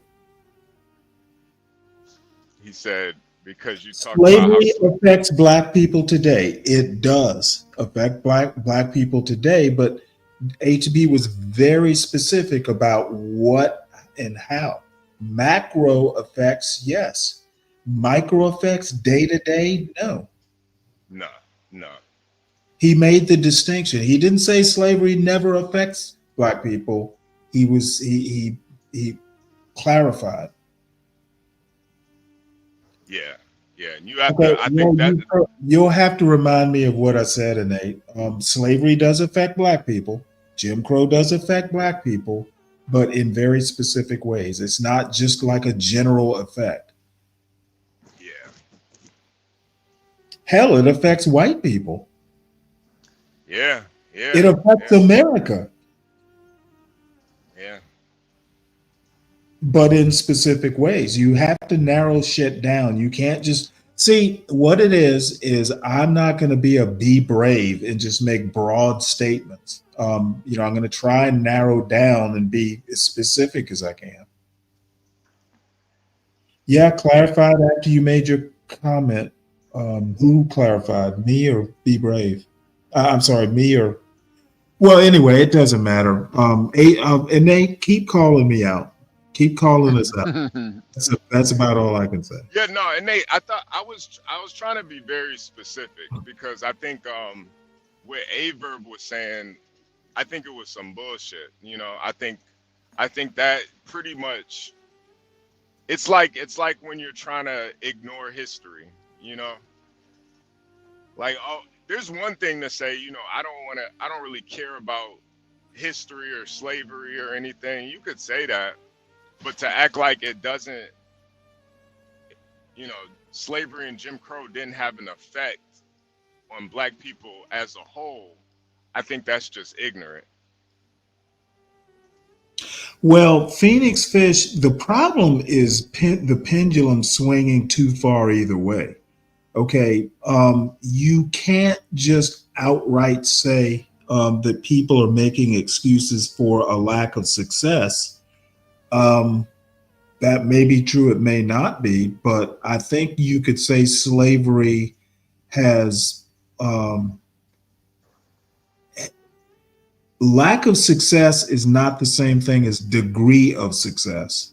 Yeah. I think had slavery not happened and all things being equal, the degree of success that black people have would be more on par with other demographic groups.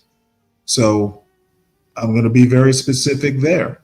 Lack of success is not the same thing as degree of success.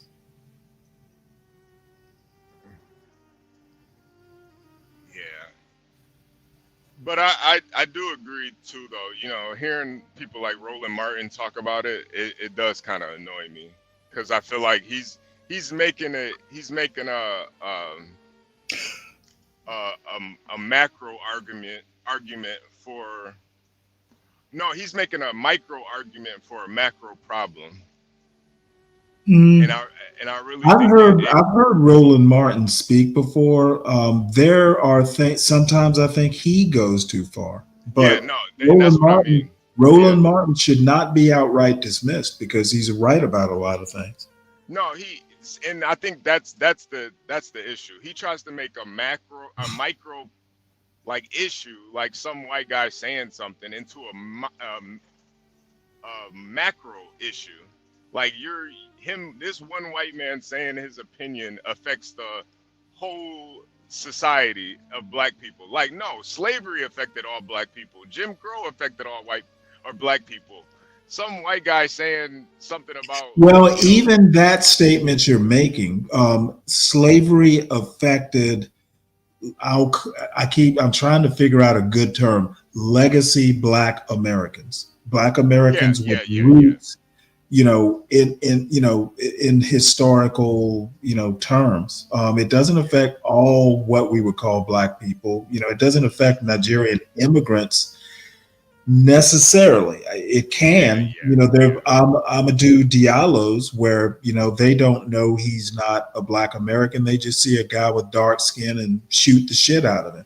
You could say that American, race issues affected him because he got killed. They didn't know, oh, hey, he's not, he's not, descendant of slaves. So it can affect, but by and large, it doesn't affect all black people the same way.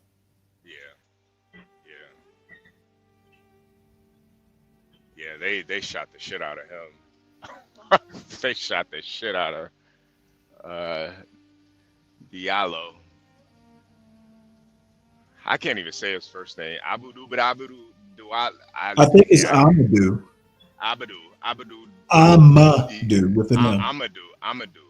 Yeah, there you go. Diallo. Yeah, Amadou Diallo. Yeah, they did him filthy, man. That I agree with that, Nate. It affects minds today. I think reparations aren't. It's not a matter of need reparations. It's a matter of owed reparations. Okay, no one needs reparations necessarily, but I think there is a good case for owed reparations. Mavit G, I think you should probably answer that question yourself, Mavit. I'll let you answer that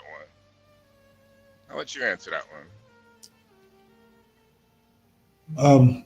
I don't know, Innate. Why don't you call in, Innate? Because it's probably working. Okay, well, I'm not sure. Yeah, I think Nate's called in. I don't know. Has he called in over here before? Maybe once. No, one of these days he will. Maybe once or twice. Because he's called in before, but I don't know if he has over here. And I'm thinking if he did over here, it was maybe once, maybe twice. But that was a long time ago. But sometimes going back and forth in the chat, it's a little difficult. Hey, your point can be, more concise and more clear whenever you pop up here. Yeah. The thing about reading text, you don't really get you can't really understand the sentiment when you're just reading the text. Oh, speaking of that, whenever you read minds, whenever you are able to. So I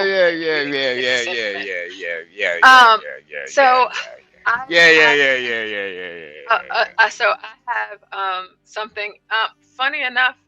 Mrs. Stoglin is watching, so she wants me to show this video to you. Okay. I don't understand what's wrong with young people today. You're bringing nothing to the table. You don't have your GED. Public education is free. And as I tell everybody, people come over here from other countries, don't even speak English language. And the next thing you know, that person is the valedictorian of your school or first in your class because other people don't want to take advantage of the free opportunities that you have here. Slaves were not allowed to read or write. And they ended up sometimes to their detriment, to their death, learning how to read and write. And here you are with free education and you don't take advantage of it. All you're doing is hanging around with your hoodlum friends. They're not up to anything. You're not up to any good. You're at the Bexar County Jail. I don't know why you get an attitude with me because I'll give you 180 days at the state jail facility to give you a little taste of what it is. Trying to injure your sister who's only 16 over a phone charge that probably neither one of you paid for. Look at you now. You're in an orange uniform, no education, and now you're going to be on paper and you're going to have this felony following you around wherever you go. I don't understand what's wrong with young people today. You're bringing nothing to the table. You don't. Wow. I mean, where is she at? Where is she? What state is she in? She read that little nigga like a book, man. Yeah, God, read him like a book. I don't know where God she's at. Damn. He probably ain't never heard nobody talk to him like that. God. Man, that shit, that hurt like, man. That was Yeah, deep. it's people coming over here. They don't speak English. They come out number one in the class, valedictorian. You're not even taking advantage of your education. You're out here fighting with your sister over a phone charger. Like, what we doing? I think that's what you have to. You really gotta beat that into a lot of the youth of these days because I think most of them you can't even talk to them. Honestly, I don't even really like talking to young people because there's really no getting to them. The only person that could really let them know anything of any substance is probably a judge. This lady right here. She didn't hold nothing back. Yeah, not at all. This is why I think, history matters not just to sit there and complain about it, but to appreciate how far we've come. Like, man, we ain't got nothing to, no excuses, nothing to complain about. People really had to go through it. You're over here doing dumbass shit, man. Yeah. That's when why, you should be taking advantage. I hope she does give him that 180 days, because I think that's the only real way you're gonna be able to teach some of these kids, honestly. Yeah, I agree. Just throw the book at him. Let him, let him sit in it. You know what I mean? Like, who cares? Yeah, Stanley, what'd you think about that judge? She seemed kind of like your type, man. Yeah, well, sometimes there are no excuses. It's really not. Jeez. I'm surprised they even let her. You just never really hear people talking like that to the youth anymore. That's like old school. That's like how, my aunt and uncle talk to me, like, you don't really hear that nowadays. Like, man. Yeah, you gotta talk to him like the way that it is. You gotta let him know. You can't sugarcoat it. You gotta be straight up. Like, hey. Yeah, but I and think, she needs to go ahead and give him that 180. Go ahead and give it to him. Yeah, but I do think, and this is what I agree with Stanley a lot with, I think the messenger definitely matters, and when you got somebody has your freedom in their hands, that message can have an impact a lot more than just, somebody on a YouTube stream. Right. Or their, non-existent parents who, could care less. A judge talking like that, that's gonna make a big difference. Well, I think in her case, a black female judge, someone who might shock you into remembering your mother or your grandmother. Yeah. Man. Hey, Jesus Christ. Man, it's like I felt it when she was talking to him. Like, man.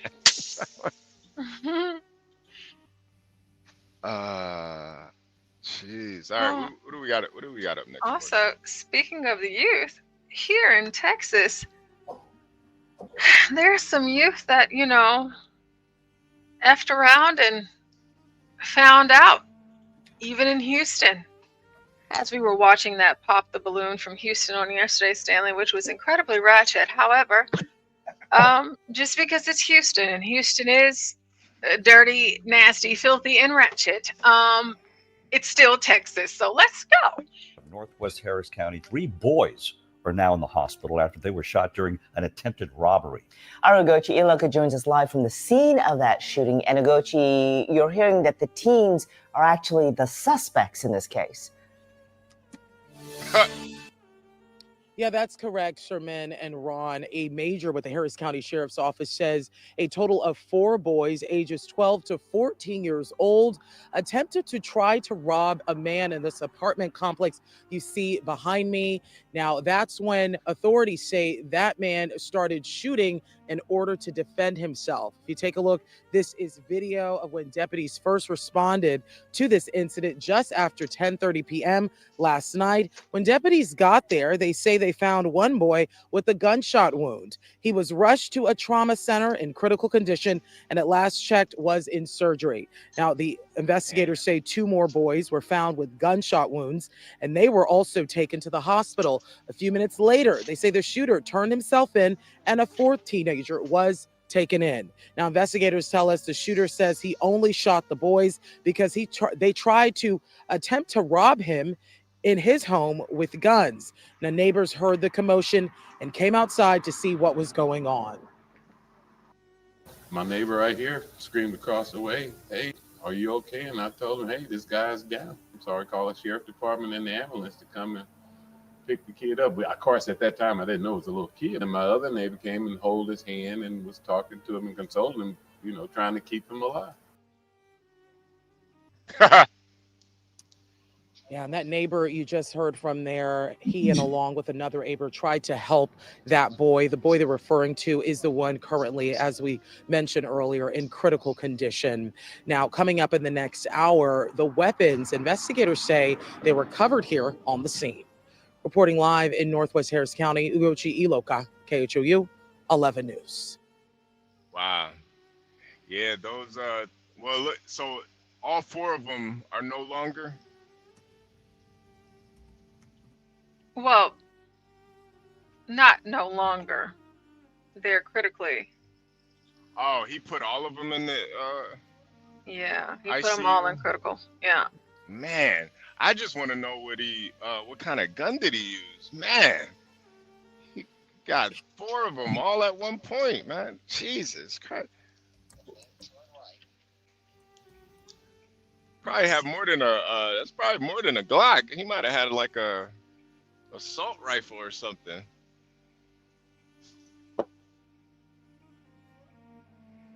Yeah, doing armed robbery in Chicago is one thing. They Doing were it in between Texas 12 and is 14 years old.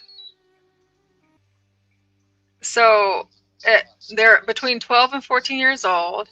They all were shot while attempting to rob an elderly man. The teens were all armed with pistols when the victim pulled out his gun, shooting 3 of them in self-defense. And old guy took out 3 of them kids. Oh, well, now here it says 4 kids. So it could have been 3 to 4 kids. Yeah.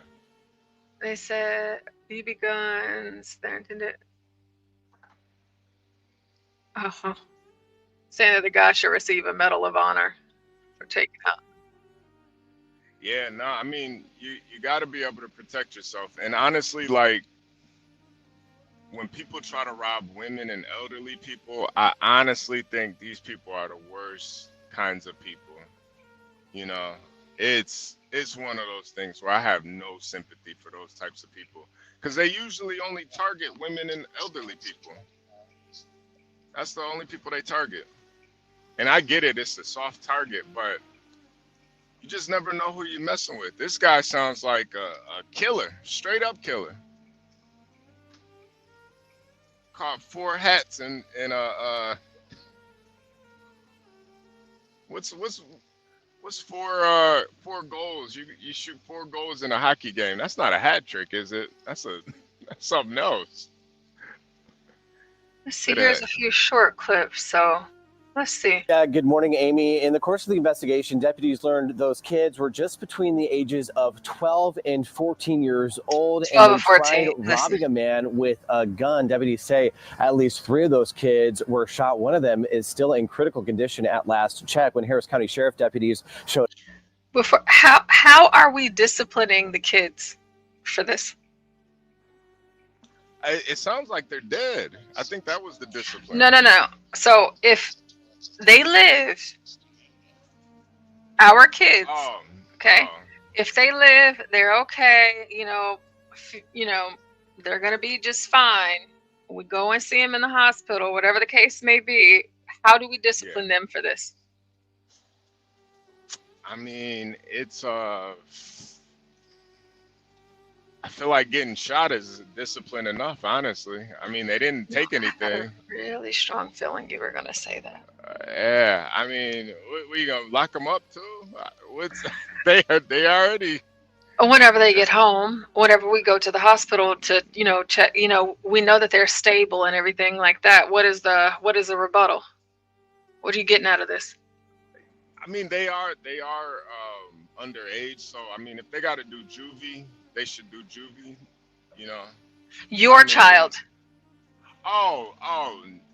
If that was my child, honestly, if that was my child, I'd probably go into that hospital and kill him myself. killing myself. That's exactly what I'm asking. So I'm saying, if this Yeah. was our kid, if one of these kids was our kid, and we get the phone call and we have to go to the hospital, what the hell is going down? Because you already know I'm crazy as hell. Yeah. I'm pulling the plug. You know, like nah. We can have another kid. We can make another kid. I'm pulling the plug on that kid. Yeah, I'm pulling the plug. He's done. You gonna rob first of all, you're gonna rob somebody in Texas. Yeah, this kid might have some mental issues. This kid might be he might be on the spectrum or something. Like, did we fail him? Did we fail him? Is it us? Yeah, you would have to take some accountability for it. I think so. It's like, why do you think, you know, I'm not raising no robber, you know, like robbing somebody. Because to me, it's like you must want to die today, and that's why you in the hospital right now, because you must have wanted to die today. And so since me and your dad weren't here while you were out here being stupid, now you're here in this hospital bed in the ICU fighting for your life. What do you want me to do for you now? Yeah, nah, I might just pull the plug, you know, no tears, not gonna be sad about it. It's just one of those things where, you know, you wanna play those adult games, you're gonna have to deal with the adult consequences. You know, 11, man, I was playing basketball, playing video games and stuff, robbing people at gunpoint. I doubt they even have real guns. How did 4 of them get shot and nobody shot back? They dumbasses probably robbed them with paintball guns, with airsoft. Well, there's this one clip, and then there's another clip that I'll play after this. That's also a short clip, and then as you're listening, hopefully you can formulate, you know, a different response, because it's ridiculous what happened here. But up here, they found one of the kids with several gunshot wounds. He was taken to a nearby trauma center in critical condition, as I just mentioned. And as paramedics were tending to him, 2 other kids were found with gunshot wounds. Both were taken to the hospital and are stable. Shortly after that, the suspected shooter, who deputies believe the teens were trying to rob, returned to the scene and turned himself in. I heard some gunshots sound like they were basically at my front door. And of course, as you can see from behind me, they were down the way a little bit. To be frank and honest with you, I grabbed my gun, which is in a holster, and walked outside to see what was going on. It is believed the incident occurred. This is classic Texan behavior. You hear gunshots, you walk outside with your gun. All right. So I don't know how it goes down in every other state, but hey, I heard something. I'm going to meet gunfire with gunfire. Chitty, chitty, bang, bang. Let's keep going. Due to an attempted aggravated robbery that involved the juveniles attempting to rob the adult male. During the incident, the juveniles approached the male and they were displaying pistols. The adult male retrieved his own pistol and shot the juveniles. Yeah, good morning, Amy. 3 to 4 kids. They all had a pistol. I don't even think they had a pistol. I think they had an airsoft gun. Ain't no way. But Let me find that other one. The old timer just had a quicker draw. That old timer knew what he was doing. They were playing with guns. He was serious. He was dead serious. Put him in the hospital. Yeah, you know, with that type of stuff, I could never raise a kid like that, honestly. So I couldn't even put myself in that situation. There's no way my kid is gonna be a part of doing stuff like that.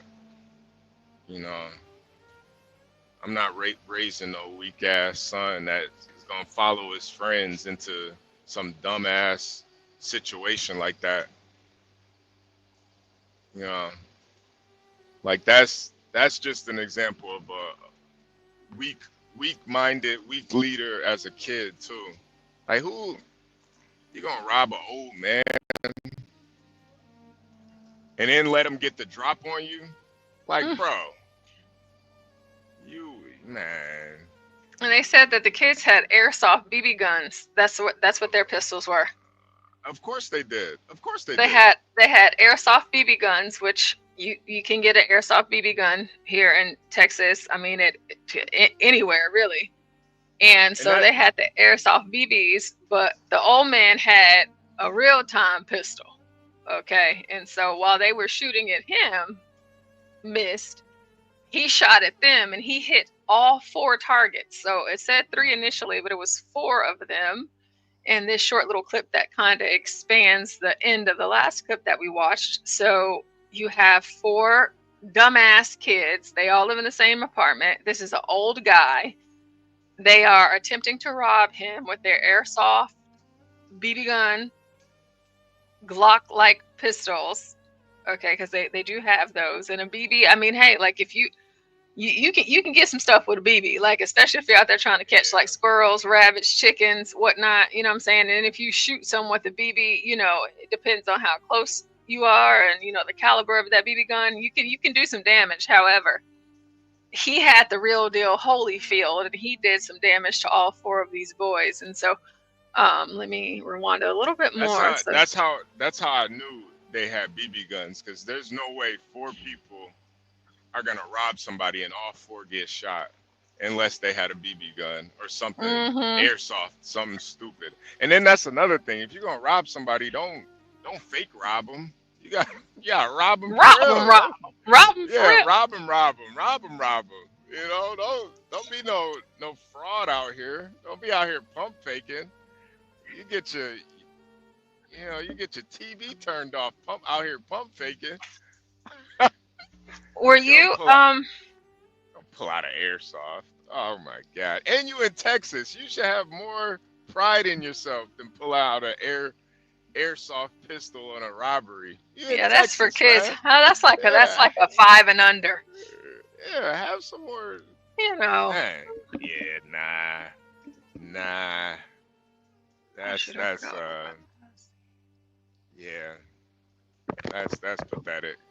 That's pathetic. I'd be really ashamed of my kid if that happened to him, honestly. So you using a BB gun I got you whenever you were 5 years old? Really? Yeah, seriously. Man, you gotta be a fucking idiot, man. Yeah, like, you know, like how they, you know, coming up, they had like those little candy machines that you could stick a quarter into. You can get like gumballs or now laters, stuff like that. Yeah. You can still see those types of machines here where you can get BB pellets, right? So you have your little BB gun because you have like your plastic, like, you know, just general BB guns, because those aren't, you know, lethal to an extent, right? But coming up, we could go and put a quarter in and get pellets for our BB guns. And so I'm thinking of this situation like, okay, these are airsoft BB guns. They're pulling them out like they're pistols. No, airsoft is something completely different than BB guns. The difference with airsoft and BB guns is like BB guns, usually you could tell that they're BB guns. Airsoft are like, they shoot out that plastic pellet thing, and it looks like a lot of the airsoft guns look like real guns, but they're not real. Like BB guns, they, you know, usually a BB gun is like a rifle, because you gotta have like a cartridge for it. But airsoft is like a completely different thing. So here I am. I have some pictures on the screen here. So you have your little pellets. You have BB guns that can look like anything. Oh man, these kids are idiots. Are you serious? I'm just thinking about the BB gun that I had growing up. Mine was like one of those rifles. Yeah, so I'm like let me go ahead and pull this up for you so you know what I mean. So you can go to, and you can put a quarter in the machine, and these pellets are just loose. So you put your quarter in, you turn it, and then you just get like your little handful of pellets, and you can put them in your pocket, whatever, right? And then you can load them into your little BB gun. And so like coming up, we had, if you can see here on the screen, we had all kinds of BB guns. And you see right here, BB gun and airsoft shopping, and here's a little kid right here. Like this is what we did as kids. You got your long rifle looking BB gun, you got your pistol looking BB gun, and you know, unbeknownst to you, here you have right here just airsoft guns. This little picture right here, you got your BBs. This is kind of what we did. You know, here's another one right here. This is our big bang air gun, full metal AK. I get the picture. I get the picture. Yeah. Right. So like Yeah. this is kind of, you know, so it's gonna look like, unbeknownst to you, it's gonna look like a real pistol, right? But it's a BB gun, and so they're shooting this gun, because this guy starts to shoot back at them, but they're shooting their BBs. But he got the real deal Holyfield, so he's like, okay, here we go. And so here's the rest of this video.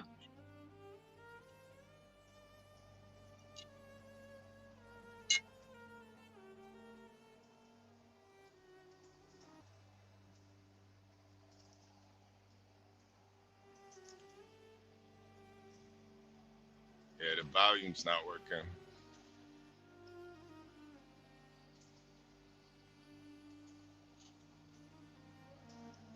It's no volume. No volume.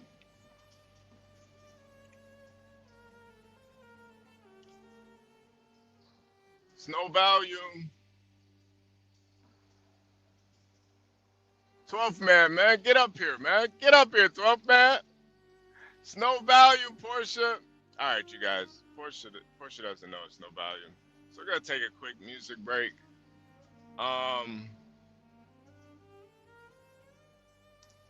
Gonna take a quick music break.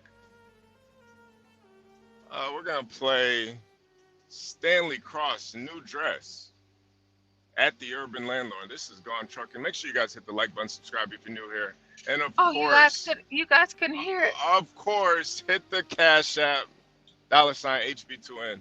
Here we go. Hey, are you going out again tonight? You was out last night. As a matter of fact, you've been out every night this week. Is that a new dress? Oh, you had it quite a while. I see. It looks good on you. Even though it's quite revealing, wouldn't you say so? Oh, you believe in letting it all hang out. Okay, well, I can dig it. But what I want to know. Oh, I can dig it. All right. Multiple juveniles and that were shot. The juveniles range from ages 12 to 14. They were all transported to nearby hospitals. Currently, there's one in critical condition and two in stable condition. Our crime scene investigators and our violent crimes unit investigators responded to the scene and are currently conducting early stages of their investigation. We do have a fourth juvenile detained and also an adult male detained. It is believed these are an attempted aggravated robbery that involved the juveniles attempting to rob the adult male. During the incident, the juveniles approached the male and they were displaying pistols. The adult male retrieved his own pistol and shot the juveniles. The real pistol. We asked the community for your patience because we are going to be out here for a couple of more hours or so, processing the scene, canvassing the area, interviewing our witnesses, interviewing all possible victims, and also the suspects. We do have also investigators at the hospital, and we will provide further results and updates on the condition of the juveniles that were shot. Woo! They got him up out of there. They got him up out of there, 12th man. 12th man. You hear that? Yeah. I was on mute. Hey, y'all. Getting ready to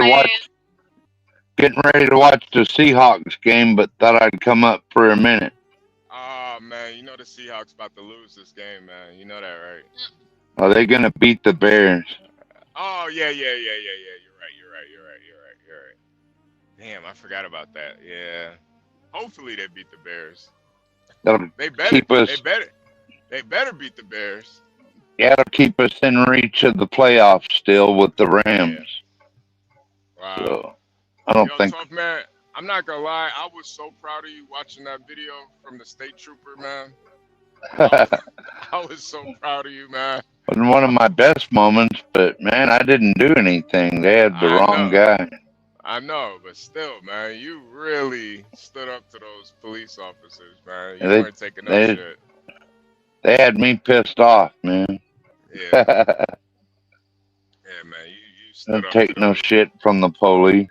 Hell no. I try to stay out of their way, but I don't know.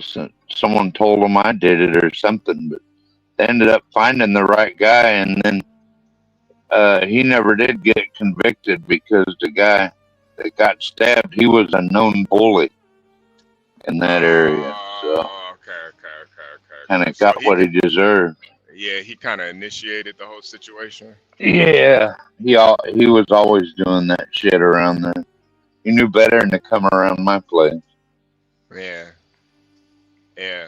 Oh, so the guy that got stabbed, he didn't actually die then. No. Okay. The way they were making it seem like, man, they made it seem like he got knocked off, man. Yeah, I know. What'd you think about this story Portia just played?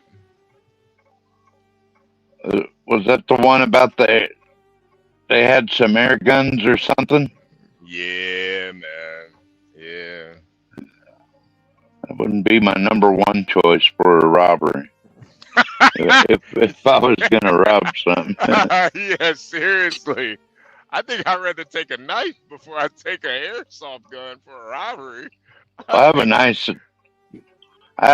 nice high-powered air rifle. It's a Humorex Hammer 50 caliber, and it can take down a moose. But I mean, still, you only got one shot basically until you can reload and get off another one. I think you're good. I'm good for about 10 shots before I need to air up again. Yeah. And it's flying out of there, I think, about 1,000 feet per second out of the barrel. So yeah, that's powerful for an air gun. Yeah, it is. Yeah, it is. Yeah, you gotta be an idiot to rob somebody with a airsoft gun, man. Come on, man. Or to rob anyone anyway, but yeah, seriously. with that way. But to do it with an air gun, you're just asking for trouble. They got shot. Yeah, and all four they ended up getting. Law enforcement got shot. No. All four of the kids got shot. They ranged Oh. from 11 to I think 15. Damn. Yeah. Yeah, they got put in the hospital, man. Man, lucky they didn't die. Yeah, they'd be glad that they didn't die. All four of them. Yeah, I think that whoever that guy was that shot, he must have had a high caliber, because those bullets probably went straight through him. That's the only reason they're still here. He wasn't playing around. No, he wasn't. He was not. What kind of store was it? Was it a jewelry store or something like that? Or It was an apartment building. He tried to. Oh wow. Yeah. Tried to rob him at his apartment building, man. Damn. That's a good way to get. You're tough, man. It's a good way to get got dead up here too. What's that, Portia? I saw this video last night of a black person that saw a moose for the first time in person.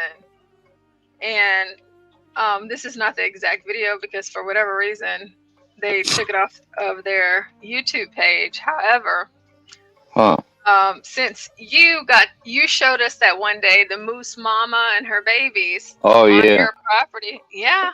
So, yeah, the moose mama. Did you didn't see that, HB? Yeah, I saw it. Just okay. Moose Mama's funny. Oh, so folks that have never seen a moose like up close in person, like you can talk to someone that has seen a moose and you might think that they sound ridiculous. It's like they're huge. They can get pretty big. Yeah. So Oh yeah. now that we got 12 men Especially here, the bulls, they get really big. I know. So this one is don't moose around. Clip of a moose walking down road in Alaska. Yeah. So Look at this big fella here. Big bull moose on the Wow, road. Kalia, look at him. He's huge. Ain't no damn Hey one. there, bud. Hey there, bud. You gotta. Ain't no way. I'm telling you. Hey there, bud. Hey there, It's got a beast. It's a giant beast. Got a beer See there, those bud. Huh? You antlers? just gonna send it? Yeah. Yeah, he needs to stop doing what he's doing right now. Okay.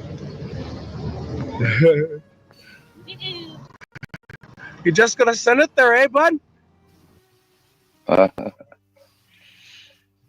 You had them walk like right up in Fred Meyer's here.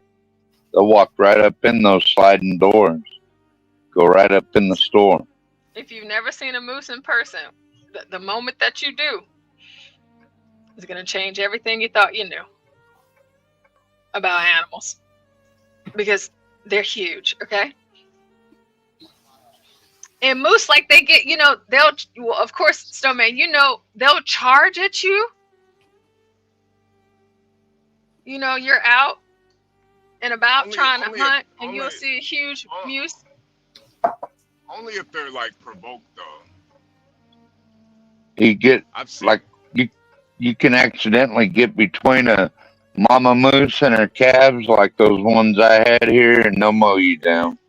Yeah. Get in between them. Yeah, they're really kind of gentle, but if you provoke them, they'll definitely kill you. I saw one in Utah.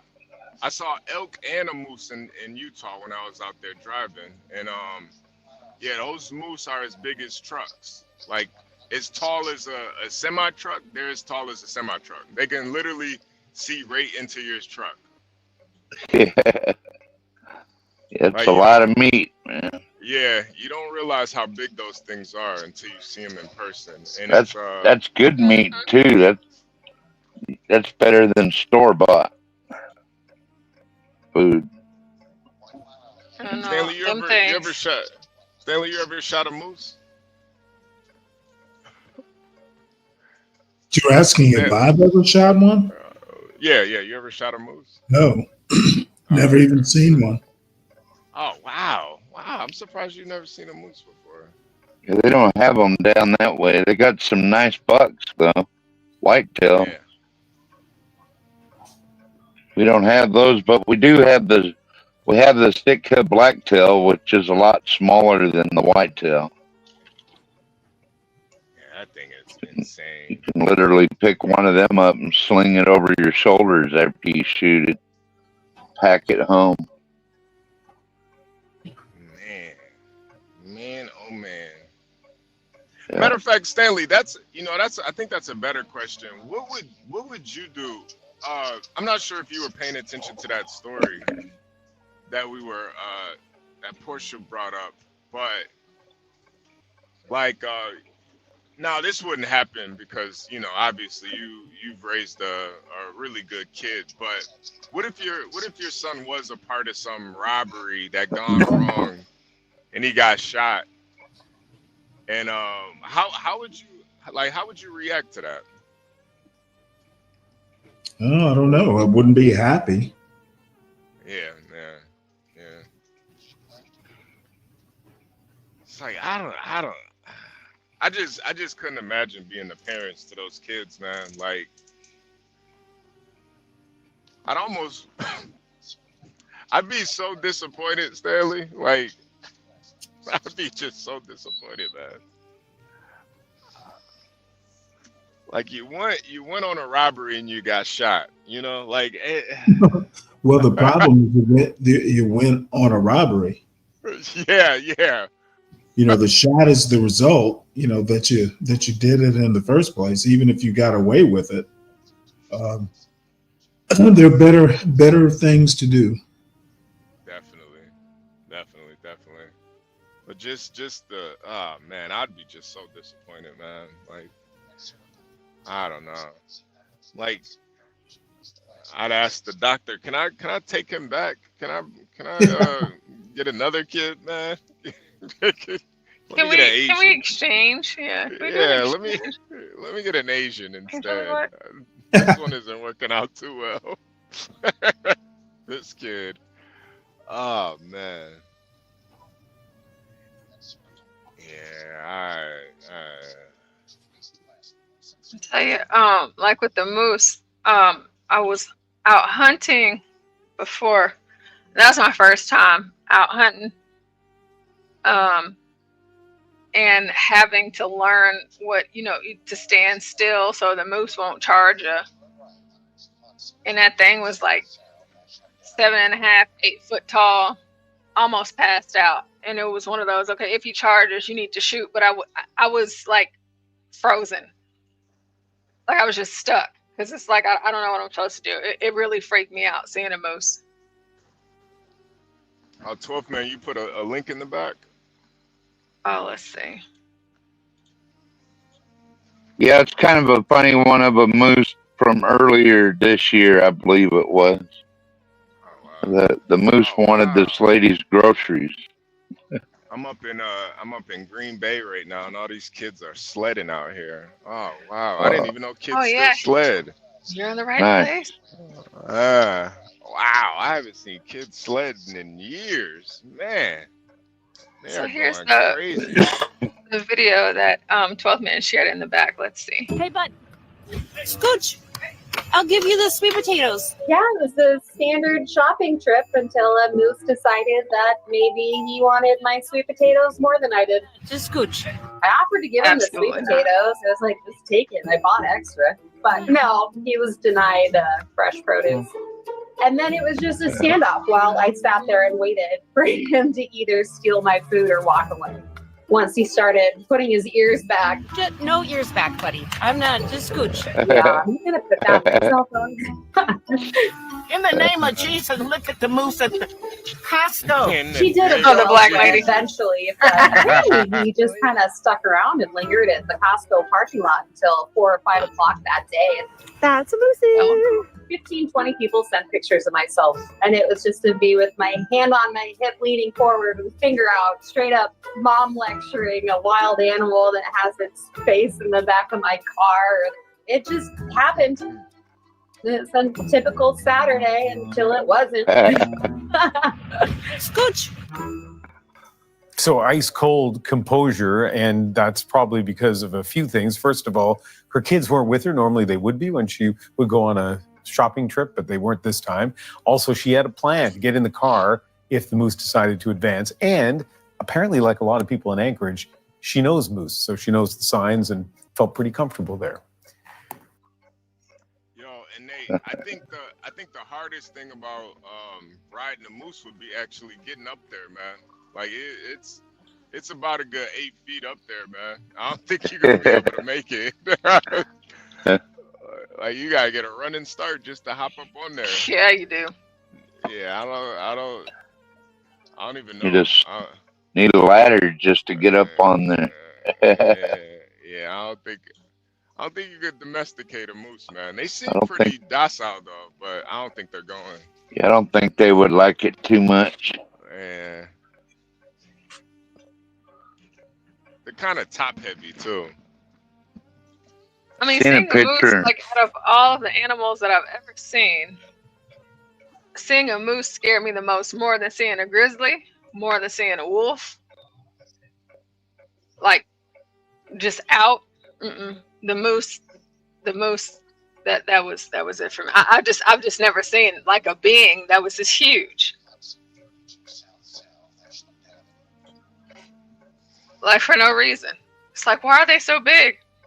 Oh, and then of course, if you get to catch them shredding their antlers. Nah, they don't. And Nate, no, they don't. Are you serious? Nah. All right. You gotta look it up, Portia. You gotta look it up. I'm gonna look at. I'm about to. Man, you can't put nothing past the white man. If they anybody's gonna ride a moose, it's gonna be a white man. Listen, man. Not 12 Seen men, a but a white man seen a might do it. picture of I think it was AI though, of a mountain man, an old picture of a mountain man on a moose, but I think it was AI. Yeah, this AI is getting out of control, 12 man. It really is. This Well, stuff this is looks getting to be really out of control. some dude that really, because this moose was swimming. Which I'll see this moose right here in the video that I have up right now. It's ridiculous. But here, right here in this video, in Canada, where else would you expect it? Let's see. Crazy ass Canuck.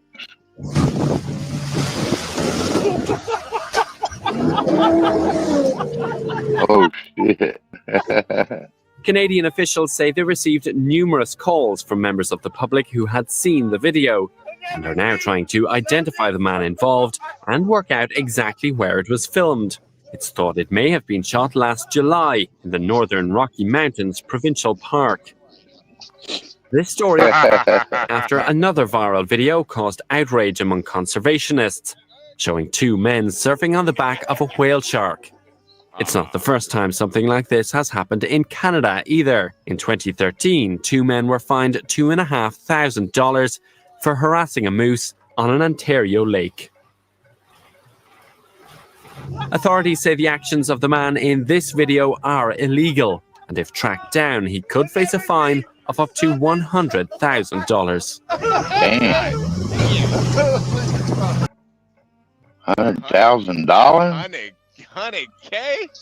God damn. Yeah, man. That's a really expensive ride right there, man. Yeah. Could have bought a Good for him. Only thing anyone seen was his backside, so maybe he'll be all right. Yeah. It didn't look like the moose. Can you tame a moose? harmed in that. And even better, can you ride one? There is a folktale about an old king outlawing the riding of moose.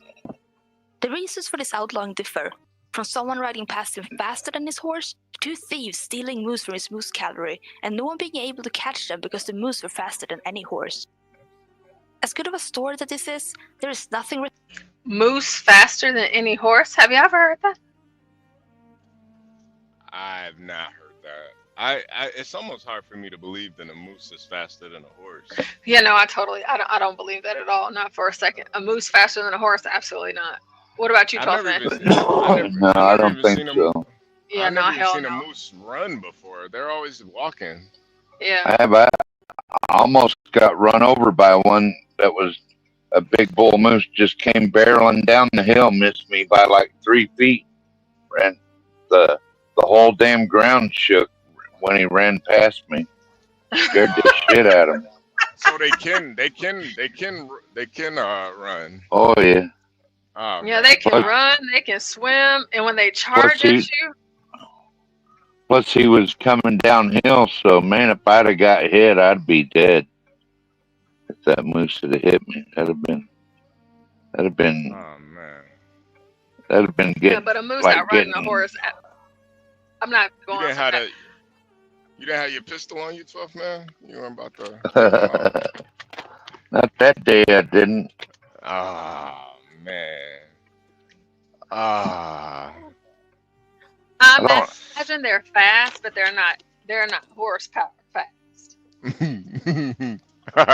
Hey, 12 man. Humble's president said, "Oh look, it's 12 man's dinner." Is he? Yeah. Something? Yeah. Humble. Is he on to something? That's good eating, man. No better eating than moose. And it's healthy for you. I would imagine that a horse would still be.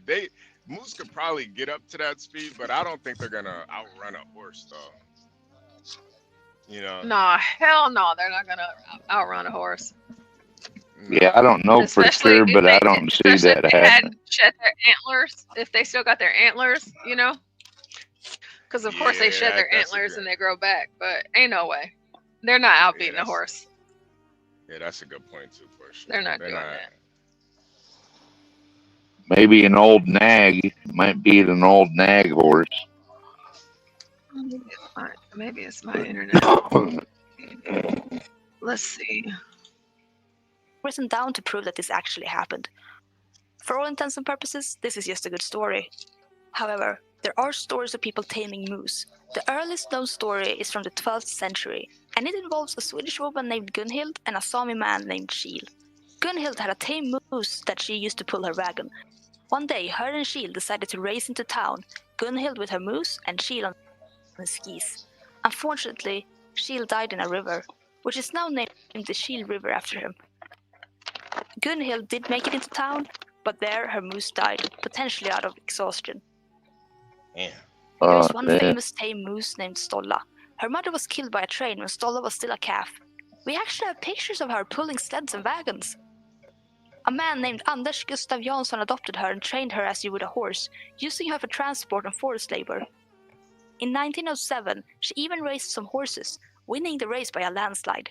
Later on, she was given to the animal park Skansen, where it seemed she would get the best care and quality of life. In more modern times, there are some moose that have regular contact with humans that are as close to tame as inherently wild animals can be. In the moose park owned by the company Dalslands Aktiviteter, there is a male moose named Tor. The owner, Kjell Johansson, wanted to train him to pull a wagon as he reacted well to humans, but the state denied the application on the grounds of it being animal abuse. There are quite a few stories around these parts of people taming and riding moose. There was a story about an attempt made in Russia, although it was debunked as having been made up for an April Fool's gag.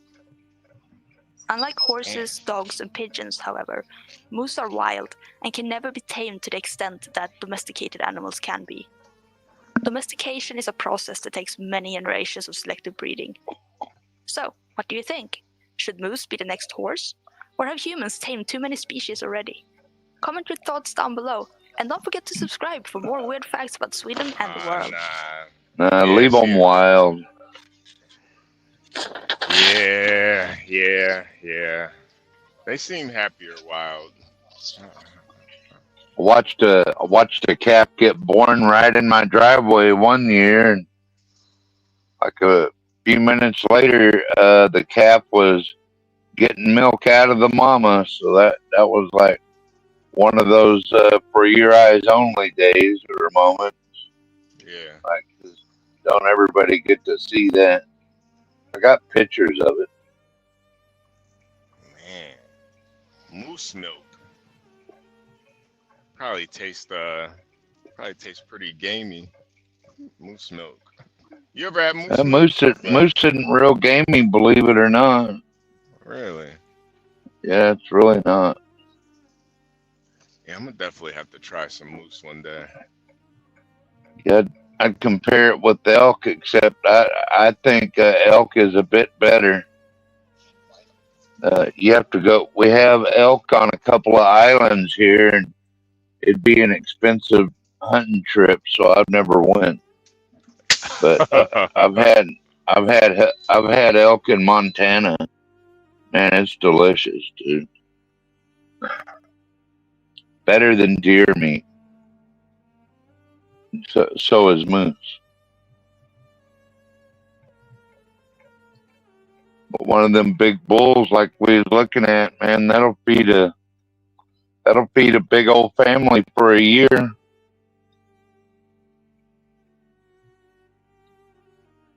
That's a lot of meat.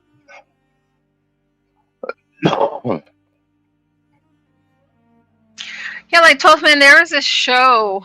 Maybe it was National Geographic. It's been years since I've seen it, but it documented, families out in Alaska, and folks that lived off the grid and whatnot, and how they would go out hunting. And some of the families, well, the couples anyway, they had grown kids. They were older, and they'd go out hunting, trying to find a wolf or a bear or a moose to have enough meat to get them through the winter time. I can't think of the name of the show. Yeah. But I used to watch that show, and I was like so interested in it because I was like, gosh, these folks, they're old. They're going out here trying to find, food and, whatnot, so they can, go ahead and. We got some tough ass old folks up here. Yeah. Yeah, and they go out and they catch whatever, and it's just like one animal. And since it's so cold there, they catch it, cut them up, they store the meat in the snow, bring whatever in the house, and it would get them through winter. Yeah. Yeah, I thought it was pretty Yep. badass. Yeah, there's a lot of those different kind of shows here, including my friend's The 30 show over in Seldovia. Yeah. They haven't done a lot of hunting yet, but they're doing a lot of homesteading with the chickens and what else they got? Ducks, they got quail, they got rabbits. Ooh, They just quail. butchered a I really do like quail eggs. yeah, they're getting those. And, they just butchered a pig. So they got doing pretty good on the homesteading. A lot of folks like you can go right on up to Whole Foods or Trader Joe's and get yourself some quail eggs, and you can if you have the resources, or you don't even have to have like a serious business incubator. You can get yourself a couple of desk lights and take your eggs that you bought from Trader Joe's or Whole Foods and put them up under the light, put some grass or some hay up under them, or some paper. You can, get some newspaper or any type of paper. You could just take notebook paper and put it in the tray, and then put the eggs on top of it to keep it warm. And you can, hatch your own quails, and you can have quail eggs. That's what they do. That's what they do in Seldovia. They incubate all their own. Well, not all the eggs, but a lot of them. So a lot of them, yeah. that way, A lot of them. Some will hatch and some won't, but you can incubate your own. yeah. And that way they keep the process going without having to buy any more birds. Right. And see, that's what I want to do. Like, I want to have like my own land, like a few acres. I want to have some chickens, some quail, some cows, maybe, a few goats. I want to have like some barn dogs, and of course my garden and all that, and like have the house and like the barn dominium.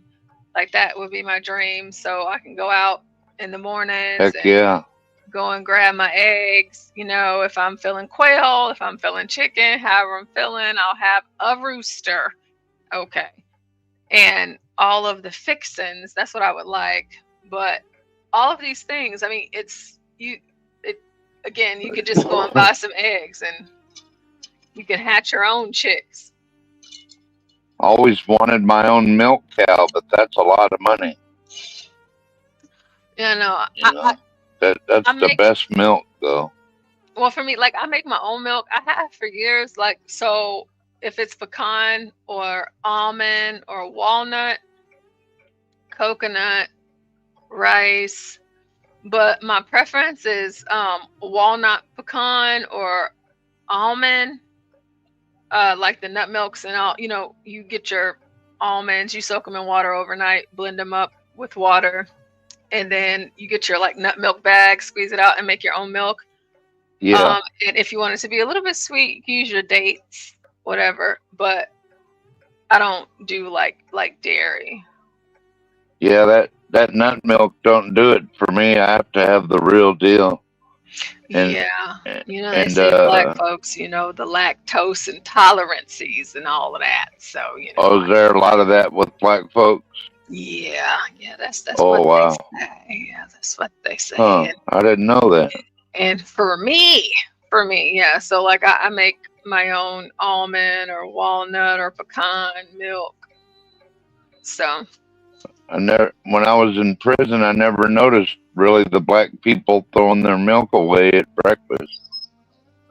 Maybe a lot of them gave it away to other people, maybe.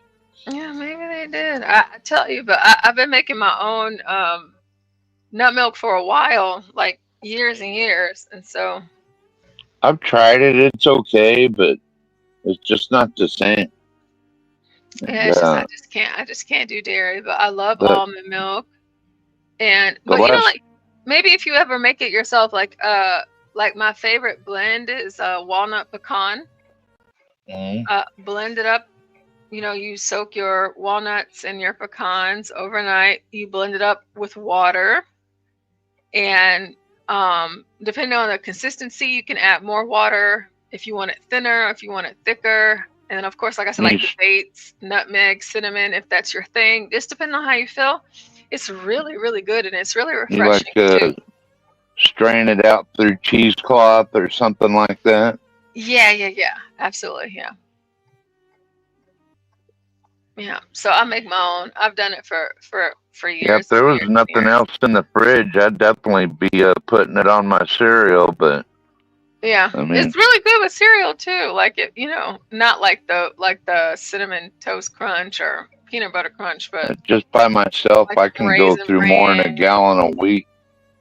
Yeah. More than Are you one of those white folks that likes to have a glass of warm milk before bed? No, I don't do the warm milk thing. Okay. But definitely like it with just about any meal. Really, You know, man. Yeah, white I folks wish I and could milk. drink milk, man. Well, I can, but I gotta get like the non-lactose milk. Yeah. That shit Huh. fuck my stomach up, man. Wow. I don't know when. I never knew that was a thing really among black folks. You know, it's because I think just like the older black people get, the more intolerant they get to it. Because I wasn't as a kid, but once I got Yeah, older, for sure. you know the crazy thing too, during COVID, I ended up being allergic to eggs during COVID. I can't even eat eggs. I can't even eat Probably eggs just part of the genetics. Like they probably didn't have milk cows in ancient Africa, so they probably they never drank milk for all those ages. So they're just genetically not kind of like the natives with alcohol. Like for all those thousands of years, they never had alcohol, and then when they got it, boy, it fucks them up, man. Ah, I never even thought about that. Yeah, you're probably right. They can't handle it. Yeah, you're probably right. I never even thought about that. It's in their genetics. Yeah, I don't know. It is weird. Yeah, I can't drink milk for shit, man. And eggs, I can't eat eggs, man. I think I caught COVID, and it made me allergic to eggs, man.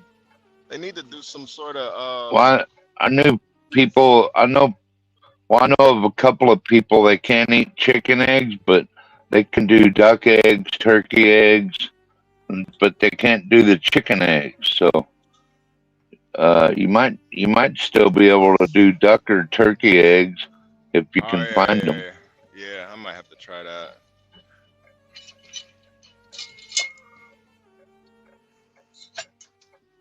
Well, that Trader Joe's, maybe they have turkey eggs. I'm not sure.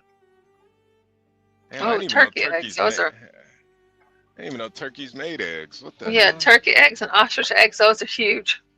Yeah. Those are huge eggs. Especially a turkey egg, man. Or I mean, an ostrich egg, man. Yeah, those are no, big. ostrich egg is something else. Like turkey eggs, they're huge, but ostrich eggs are something else. And like ostrich eggs, they cost so much money. Oh, and then, like their shell is so thick, it's so hard to get through. Like, sometimes you have to use a drill to get through that thing. So yeah, so I have here on the screen almond milk. So you'll soak your almonds in water overnight. Yeah. You'll pour that water off, and you'll just blend, and you'll add your water, and you can make your own almond milk. It is so good. And then I've it's a great had almond alternative. milk. So I liked it all right. And I don't even like buying it from the store. I don't like that. Like buying store bought almond. Yeah. I don't like that. And you see, she's throwing in her dates. The store bought, it just doesn't. I can't. I rather make it fresh myself. So. Nando, you seen a turkey egg before, man? Oh, hey, Nando. Quit capping, man. You ain't never seen no turkey egg before, man. Get out of here. Talking about turkey eggs, man. She could still use the pulp too, Portia, for like putting in yogurt or something like that. Yeah, so 12th man, like well, back whenever I was like eating like yogurts and stuff like that, like you can have like an acai bowl, so like you can go ahead and take after, because that's a nut milk bag what she has right there. So you're squeezing out all of the milk from your nut milk bag, and so you can take the almonds, like what's left over, and you can put them on the lowest temp in your oven, and you can have like a flour. So you'll, dry it out, and you can make almond flour. Yeah. Yeah, So like I have a lot of almond flour and stuff like that. I've seen turkeys, Nando. I actually see them on the road a lot, man. But yeah, I guess I never thought about them laying eggs. You're right. Yeah, T. I was gonna say something, but yeah, milk bag sounds crazy. It's called a nut milk bag. Nut milk bag is insane. That shit is crazy. A nut milk bag. Hey, yes. Hey, a nut milk bag. Hey, yo. Pause. Yeah, that's what they're called. HB gonna turn it into something nasty, ain't you? Yes, he is, 12th man. Yeah, you know what I'm here for. Me and him. Ooh, child. Ooh, child. Ooh, child. Don't you be talking about yours on the panel, sir. T saw a nut milk bag. She was like, ooh, child. Ooh, child. Yeah. Nut milk bag. Ooh, child. Oh, man. Yeah, I guess you're right though, Nando. A turkey would lay eggs. Yeah, I guess you're right. Yeah, they do. Tropes, no. We're talking about almonds, pecans, walnuts, pistachios. You can even make your own rice milk. You can make your own oat milk. Portia's talking about busting fat nuts today. So I don't bust them. You do. You do. So calm down. Almonds, pecans. No, I never made nut milk before. Walnuts, chestnuts. Nah. You haven't. The fuck? I look like Martha Stewart. That's okay. Making no nut milk. You don't have none? Let me get Portia out of here. Hold on. Okay. I'm over here trying to work. You don't have none? You don't have none, HB? Martha Stewart? Oh, I look like Snoop Dogg. I'm not Martha Stewart. But she added some vanilla to it. Looked like she added some vanilla to that or something. Yeah, she did. She added some vanilla and some dates. Yeah, he keeps playing with me, so I have to, I wonder, does that nut milk have omega-3 in it, like vitamin D milk? So that's a significant source of omega-3. And so she has her cheesecloth here, and so she's going to strain it, and then she has her other strainer, because you don't want to get like any pieces of the almonds in there. So you want to make sure it's like really smooth, really creamy, or you can make it as thin or as thick as you like, and it's really good.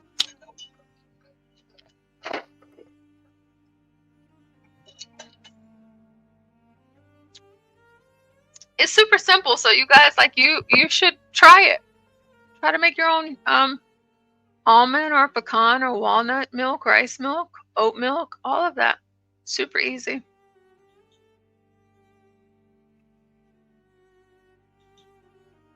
Yeah, sounds good.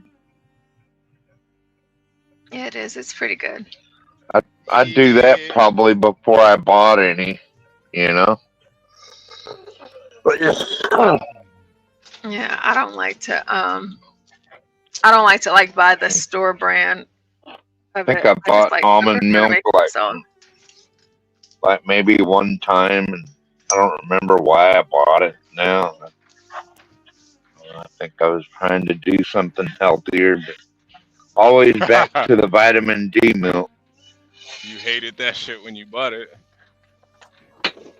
Yeah, it's not the same. Yeah, nah, that shit tastes like ass, man. That fucking almond milk. Oh, that soy milk, man. Get that shit Oh out yeah, of no, here. I've never wouldn't done the drink them. soy milk, but Yeah. That shit yeah, is all maybe ass, man. I'll have to make some for him, and he might like it. Nah, I'm good. Yeah, and I might. You You don't might want to not be even know giving what your to tell you. you don't want to be giving your man nothing soy. It breaks down your testosterone. Yeah, nah. You said Nah, no soy. HB, you think Snoop smashed Martha? Man, I think Martha smashed Snoop, man. No, 12th man. I wouldn't give him anything that wasn't good for him. I ain't eating no Yeah. drink. Yeah, Drinking no soy damn is good. almond milk. Yeah, All that like, soy no is soy, bioengineered. I've never done soy anything, so I can't speak to that. Can't even get organic soy anymore. It's all bioengineered. Mm. Hey Jewel. Hey Jewel.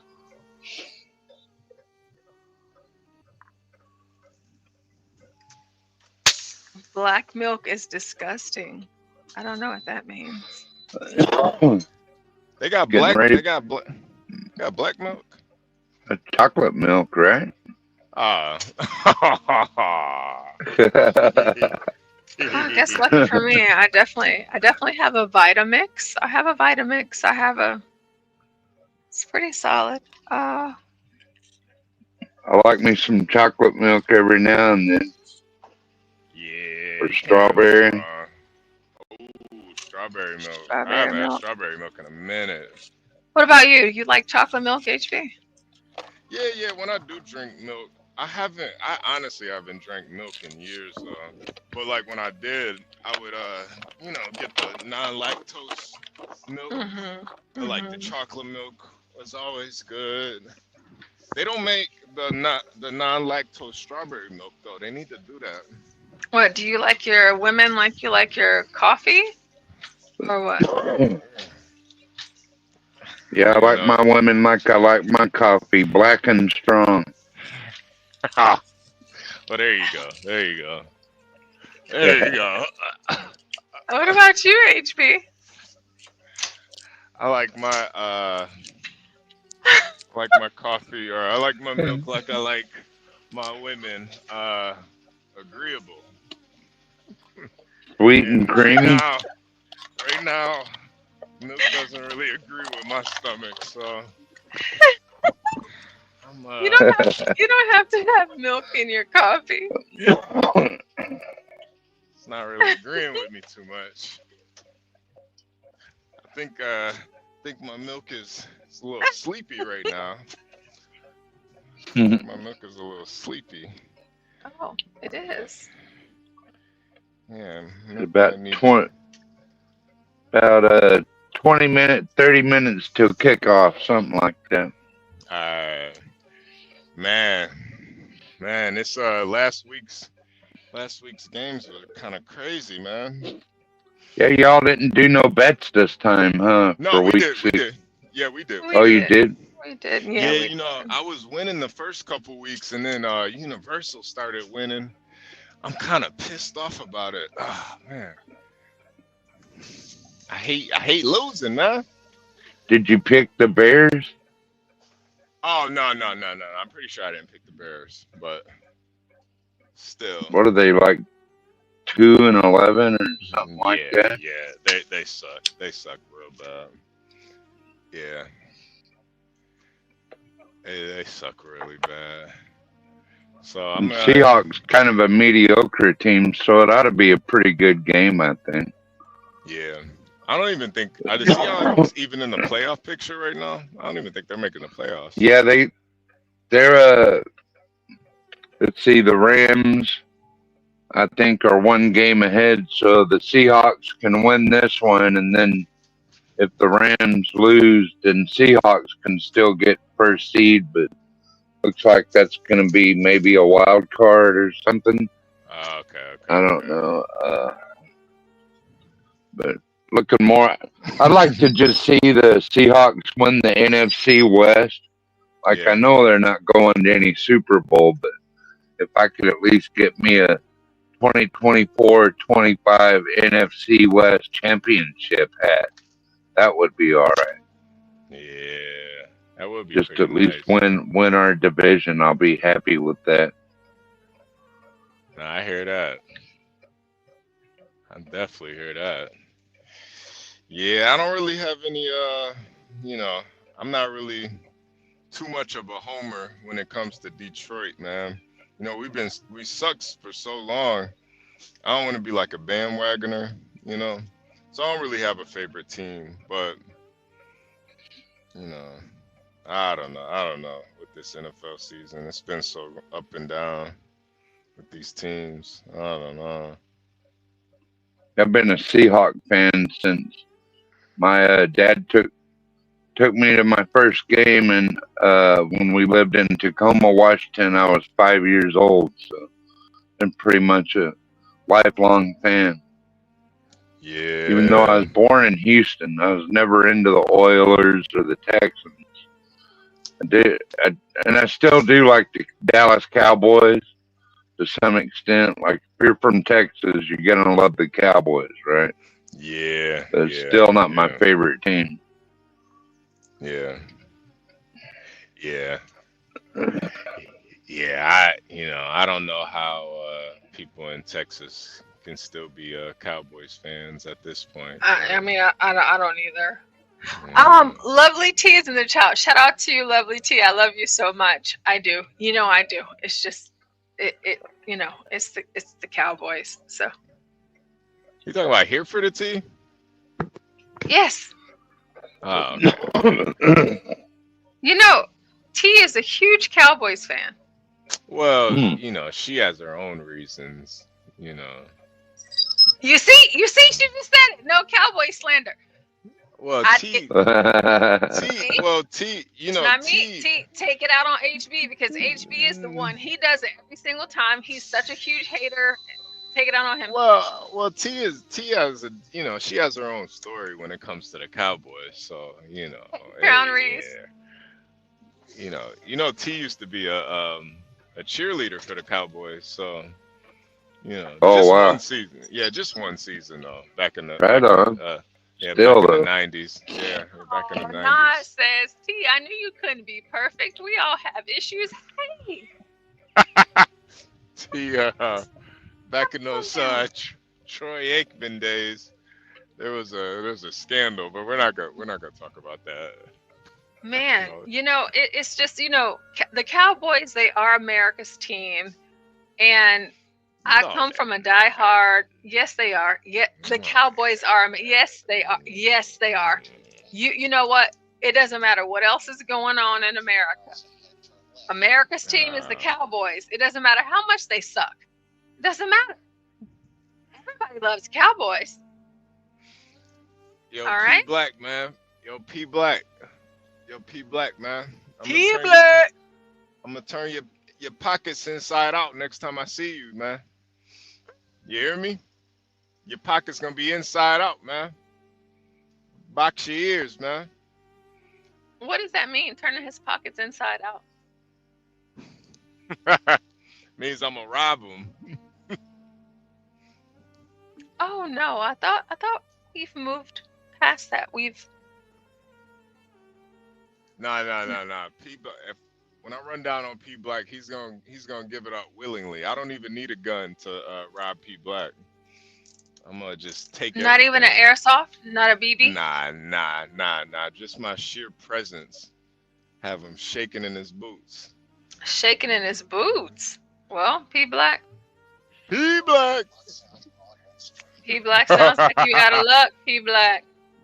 Yeah, Tyrone know what I'm talking about. He had to turn a couple niggas' pockets inside out. Tyrone know what I'm talking about. Tyrone, hey, give it up, man. I need all the things all the things. Yeah, All yeah. the things. All the things. All the things. I need the car keys, the house keys. I need all that. I need all that. Oh goodness. HB. P Black. P Black. P Black. Oh God. Get cracked right. Tyrone knows. What is Tyrone his, knows. hey babe, what is his audio? Oh no, I don't know. He probably got his mic up his ass right now. P Black, your mic is awful. Yeah. I'm sorry. Am I better now? You Yeah. probably why you sitting on your phone, All right, man? word. My bad. I was You on good? Bluetooth. You I good? was just screaming, HB, you sitting on know the that phone you still calling got the yourself? Addy, right? You sitting on the Excuse me? phone calling yourself, man? You good? You good? You got that vibrate This function on? question, if my You audio alright, is man? bad, I'll be back. Yeah, I'll be You back. good? No, I can hear I'll be you. back. You HB, sound don't go sound nowhere. good, man. P Shout Black, out to what the you say? chat. You sound perfect, man. Yeah, you Oh, sound word. perfect. howdy, P Black. Howdy. You sound perfect, man. Hey, you good, man? How's the family? Oh, he left. All right. What happened? Yeah, He dropped off. I guess he got that Obama Wi-Fi. yeah. The pressure. His Bluetooth is out. Nas says. Yeah, nah. He got that Boost Mobile, man. That shit, you know. That Yeesh. Boost Mobile. Oof. Yeah. I got AT&T. Overall, I'm pretty happy with it.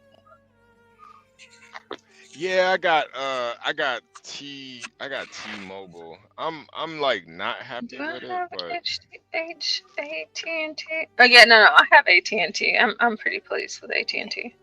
yeah, I got T-Mobile, but it's kind of ass. Yeah, I had T-Mobile and I had to. Yo, I need to upgrade my phone, but I'm like, man, I don't even want to. No, but you've been. Well, I mean, I don't want to update mine either, but you've been saying it for months. I know. I mean, it's been a long time. I know. I got a fucking 13 over here, man. This shit is. I mean, I do too. You got a 13? Yes, we both have the 13. Jesus Christ. I have the S24 Ultra, and it's the last phone I'm gonna We buy. have the same phone. Yeah, but you're a girl. You got that old ass phone, man. We have the same phone. Damn. We have the same phone. You got a 13 Pro though. I don't even got the Pro. I have a 13 Pro Max. Yeah, you got the Pro Max. Mine is just the regular 13. That shit is. I have 2 terabytes. I got the. That shit is over. Mm. Deputy T, you got a 13 too? She had 13 too. I mean, my phone works perfect. I'm pleased with it. Like, I don't need to get another phone. I'm good. Abiola said our phones are haram. Yeah, that's kind of how I'm feeling right now, Abiola. Yeah, I am the very same way. I don't upgrade my phones like that. Like, I've never been the upgrade type of female or person. I've never been like that. Like, if my phone is working and I don't have any issues, and you know how it is with Apple, we get the updates, you do the update, like your phone is just as good as the next. My phone is in mint perfect condition. I have the glass screen protector and I have my OtterBox. Like, I'm not worried about it. I'm not trying to get another phone for what? I don't waste no money. For what? Yeah, I kind of regret spending the money on this S24 Ultra, but I mean, now I don't need another phone for 10 plus years. I could just use this one. Yeah, I don't need another phone either. I'm okay. Like, it took me a long time to get over the button for the iPhone because I loved my button. But I'm now used to not having a button, so I'm great. I love my phone. Everything is straight. And I think, like, what is it? Like, we're like an iPhone 16, 17 or something like that now. Like, I'm just good. I don't need another one. I'm not sure why I have to have the S Pen because I never use it, but having the S Pen does add a little more width to the screen, so it does make for a little bigger phone. So I like that. Okay. I have taken pictures with the S Pen because you can set your phone like up in a tripod or whatever, and then use your S Pen to take pictures. So that's kind of cool. Yeah, like my iPhone 13, like the photos are excellent. They're great. Everything with it is just it's top notch. It's pretty good to me. I don't have any issues. They have like the new Apple Watches and like they're huge, but I still have like my super old Apple Watch, but my Apple Watch we're best friends. So I'm not, I don't have any damage to my Apple Watch or my iPhone. The only thing that has damage right now is my MacBook, which I'm trying to deal with that right now, and I should be getting that taken care of soon. Beyond that, my iPad and everything else, we're all good. I don't need a new phone. Yo, humble president, man. That's how I'm feeling too with this 13, man. Let me find out my POAS got a better phone than all y'all. Man, Well, I mean, humble, if you got the 16, shout out to you. I'm not getting no 16 because I don't even do iPhone. Yeah, 12 man. Why don't you do iPhones, man? Yeah. I've always been a Samsung guy. Oh, okay. Yeah, and that's okay. Always got to have the flagship though, not just any Samsung. You don't like It's got to be their top of the line. You don't like FaceTiming with your ladies, man? You can do that on Samsung. Oh, I didn't know that. Okay. Yeah, no, I mean, Dude, no, you really can't. I mean, it's not the same. this thing's like walking around with a desktop in your back pocket. Is it really? You can simulcast to any smart TV, like whatever's on my screen, just blast it up on any 5S TV. to 14, had that 5S for a decade, held me down. Like Tropes, I had like an iPhone 6. That was like the first one that my parents bought me. And I didn't even want to upgrade it then because I wanted my button. But a few years ago for Christmas, so for my birthday, they gave me my Apple Watch. And then for Christmas, they had me a new phone. It was the iPhone 13 Pro Max. And I'm like, okay, whatever. But, Hey, 12 man. Now I said you only use burners. Is that true, man? No. I can't remember the last time I bought one of those. Yeah, it's been a while since I had a burner too. I've always been kind of spoiled when it comes to phones. I always got to have the flagship. No matter what Samsung I'm running, it's going to be the best that they came out with that year. Yeah. And this one I have now, it's the latest of the latest. Is it really First that time good, I ever had a phone like that. Huh? Is it really that good? A Samsung, is it really that good? Fuck, I love it, man. Damn. Because I'm almost thinking about getting Some another people, phone. though, if you're always been iPhone, though, I'd probably recommend staying with iPhone. I mean, you're probably not going to like switching to Android if you've always been an iPhone user. Yeah, so I've there's always been that. an iPhone user. I don't even know how it would, there was That latest iPhone is pretty badass, though, from what I hear. Yeah. It could do everything that Samsung does. There was always so much more like parity with phones back in the day. I just feel like a slave right now to this iPhone. Yeah, it's like, damn. I mean, my mom switched from iPhone to Android, and she likes Android better now. So that's not necessarily rule of thumb that just because you've always been iPhone that you're not going to like Android. You might. Yeah, you might. I mean, make sure before you sign that $1,500 or $2,000 contract or whatever it ends up being for 3 years. iPhones are actually way cheaper than they used to be nowadays, man. They're like $900, man. Heard they're offering it free for new contracts now, but Yeah. I find out that whenever they say that, they don't really mean it because they end up billing you for the phone anyway. P Black still got a Nokia, man. He still got the Nokia phone. I don't even know how he's up here, honestly. P Black, I'm I back. really don't. P P Black, Black. you still got a P Black? Nextel? You still got a Nextel, P Black? You know, honestly, I wish I did. I don't have. Listen, they was kind of exclusive. I bet Chicago was. No, listen, Portia, they were kind of. There has never been a walkie-talkie phone since then. Like it was one of a kind, yo. Like those joints was different. P Black Was it like the Nextel, Yeah. like the Boost Mobile? That's where Boost Mobile came from. They got it from And the Nextel. Nextel, the Boost Mobile. Okay. Yeah, but next, I know what you're talking about then. because even Kanye, he was like, "Where you at?" The whole city behind when they had that shit. Yo, P Black, how lit was Chicago when the Nextels were out? Oh man, it was brighter than 1,000 suns. It was that lit. Niggas was bugging when that shit. Are you serious? Yeah. Niggas was bugging, man. You didn't have to dial. So look, right. So you would have to have they walkie-talkie ID number or whatever. As long as you got that, you know, and 9 times out of 9, that was your friend, your man's or whatever. You good. You ain't even have to call them. You just pick their name, press that button, and go beep, beep. That was exclusive. And it's not like you could block chirp. I don't know if you could block chirp back then. You couldn't. You had to. It go through. It don't matter what. Yeah, it go through. That was exclusive, yo.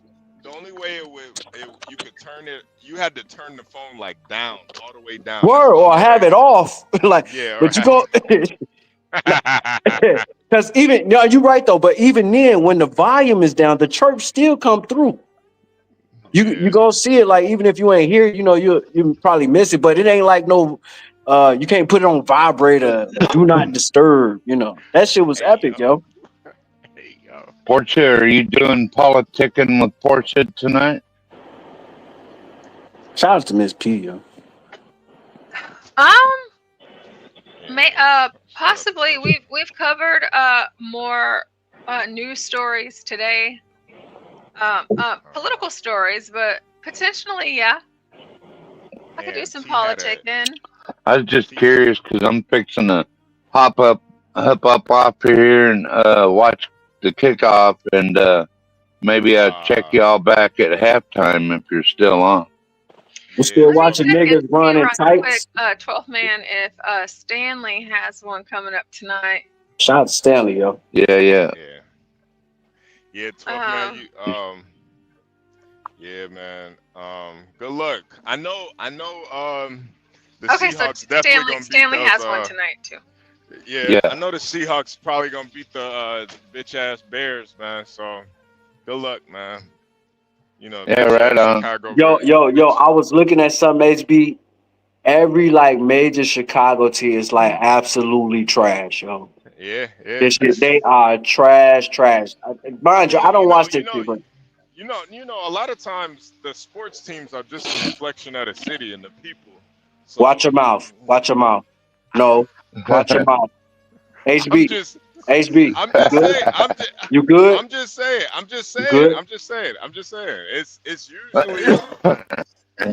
It's usually a reflection of the people. Like, listen, I'm from Detroit, man. We've been trash for a long time, man. Absolutely.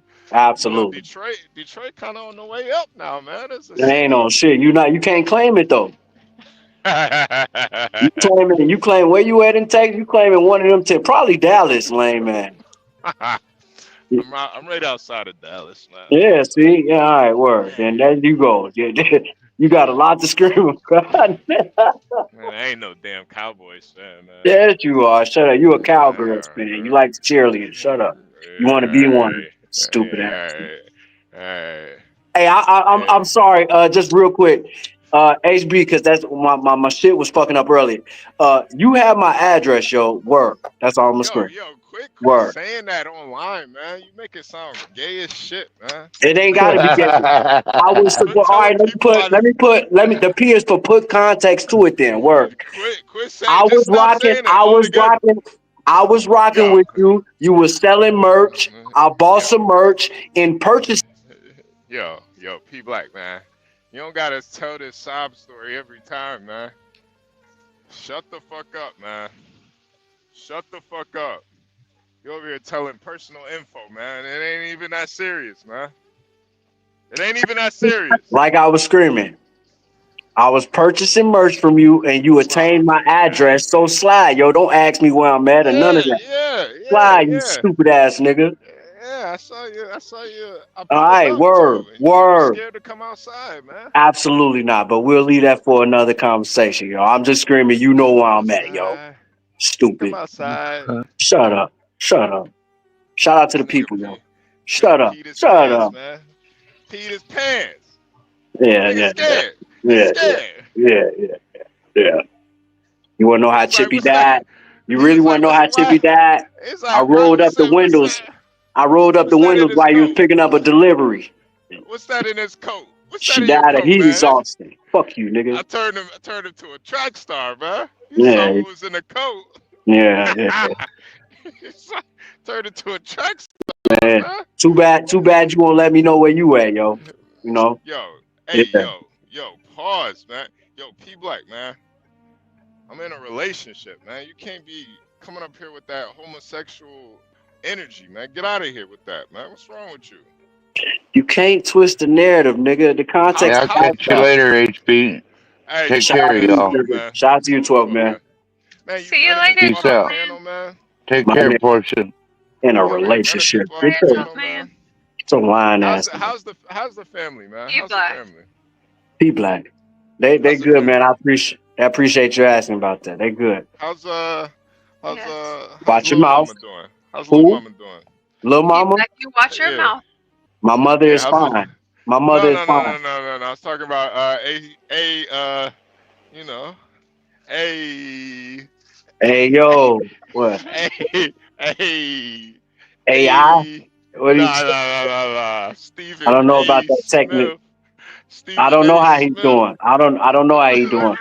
No, I don't know. I'm talking about A. Smith. How's she doing? How's she doing, man? She doing all right? HB. How's she doing? She You- asked about me lately? She asked about me? Can we go to commercial real quick? I gotta make a phone call. She asked about me again? HB, answer the phone. Answer the phone. Tell her I'm doing good, man. Okay. Yeah. Tell her I'm doing good, man. I got you. No problem. Just answer. Tell her I'm healthy. Okay. Okay. You still sober? You do? Yeah. You working hard? Yeah. Tell her I'm healthy. You think you could be a stepfather? You willing? You ready to take that step? Yeah. Tell her I'm got you. healthy. Yeah. Handsome. You know. Oh, really? That's mad question. All right. Yeah. Tell her I'm doing real good right now, man. I got you. All right. I know she answer. asked about me, man. Yeah. Look, I'm finna answer the phone real quick. Matt, I'm doing a live right now, you bitch ass nigga, man. Shut up. All right. I'll call you soon after this is over. Soon after this is over. Tell A. Smith I'm gonna be calling her. Shout out to A. Smith. You know what I'm saying? Shout out to her. Who is A. Smith? A. Smith is my baby. That's my life. I would kill anybody in the world. That's your daughter? Yo. No, that would be fucked up if it was. No, it's Portia, respectfully. Okay, Portia. Hold on a second, Portia. I'm not that much of a scumbag. I'm not that much of a scumbag. Is that his wife? Yeah, that's his wife. Yes, that is my soulmate, yo. In layman's terms. She's screaming, is that your daughter? I mean, I don't know. I haven't got to meet her. No, I understand. Yo, I would be the worst nigga on earth if I was talking about that about your daughter. Yo, that'd be crazy. That would be Black, crazy. I guess next time we're there, I'll have to meet your wife and you. I'm down. Listen, I'm down. I'm down with that. Hey, it's quiet as hell. I invited HB saw what's up, video chat him and everything, or video called him. He saw, I was with her and I had a nice little friend for him and all that shit. This nigga, I don't know what he was on. He wasn't down with. We was downtown Chicago. It was going down. What But are you he, you know, talking about? well, I'm just screaming that. You know, You I said you had a nice little friend for him. When was this? Hey, wait, hold on a second. Can we stop talking about all this When was this? extra? Oh Not shit! at Wait, all. my When was bad. Can we this? stop talking about all this No, when was this? extracurricular? When There's a was few. this? There's a few years ago. Portia, Oh, can a you few years relax? ago. Yeah, Okay. yeah. Yo, I mean, I'm y'all just talking out of this. Y'all talking real no, out of I'm bounds right now, man. just making sure because you Portia, don't. this what I be saying. You be yapping a little too much, man. You I Oh, yapping a little too much. Portia, P you. Black is the one that said that he had a nice little Yeah, friend for but you. people, No, that was years ago. and Yeah, that was years ago. and you didn't hear conveniently didn't hear what he said afterwards too, did you? You missed that part out, didn't you? What I screamed? What? What he missed? Did I pull up P or Black, nah? you know, No, he Black, Did I did. No, pull he up? didn't. Texas, He right? didn't. Nah, he. All right. You see how she conveniently missed that part? I didn't pull Oh, up. we got something going on. Hold on. The P is for peculiar conversation. You see what's going on here, man? You see how girls only want to So hear what they want to Portia, hear? for whatever it would benefit you, when I invited him and all that, he did not show up. None of that. I was kind of mad because I thought he was gonna kick and I could whoop his ass in person. I thought I was gonna be able to make him, but he did not show up. He ain't fall for it. You know, scary. So I can't lie about that one. He did not show up. I was highly Portia over disappointed. here. Yeah. We talking way too much out of bounds shit, man. Y'all are some messy little girls up here right now, man. Y'all some messy little girls. Watch your mouth. Girl in the panel. Right, ain't no girl on the panel. It's a grown ass woman. And you're confused that. Shut up. Grown ladies up here right now. That and Grown-ass me. ladies You're right. It's and two me. grown ladies and me. Nah. I beat you to it. And me. Yo, people like, man, I'm gonna kill you, man. You I'm gonna might as fucking well kill kick you, bro. you. You might as well I'm gonna kick kill me, you, right? man. You might as well kick me, nigga. I'm gonna kill you in real You life, can kick man. me before you kill me, nigga. That's a fact. Ain't none of that. Slide, nigga. Slide. I'm gonna kill this nigga, man. He said two ladies and me. Nah, me, nigga. I'm gonna watch the life. I'm gonna watch your soul lift, my nigga. I'm gonna watch Yeah, your soul lift right yeah. out your body, man. Yeah, if we Enjoy cool as it. I think we are, you know, if that happens, you get the better of me. Take care of my family, all right? Oh no, I'm gonna take care of your family, all right. Yeah, You know what I'm yeah, saying? yeah. I'm gonna Stupid nigga. take Visit good you, care of him, man. visit you in your dreams, nigga. It's over. Take good care of him, man. Yeah, stupid nigga. Oh, how's that relationship going you screamed about? All right. P Black, yo, I'm sorry. This nigga P Black is a victim of Chicago public schools. So you know, Portia, he really doesn't put two and two together. He one of them niggas that think 1 × 1 = 2. You know, he one of them types of niggas. So Oh, like you Solid know, Snake. yeah, it's hard for him to put things together. So I'm gonna bring him back up. Cause you do have a video in the back that I want to Real get quick, before y'all go to the next content. Think about that, yo, because it had me kind of fucked up, yo. It really did. And I know basic multiplication, but I was like, at least I pondered, the people pondered upon it. 1 × 1 can't equal 2.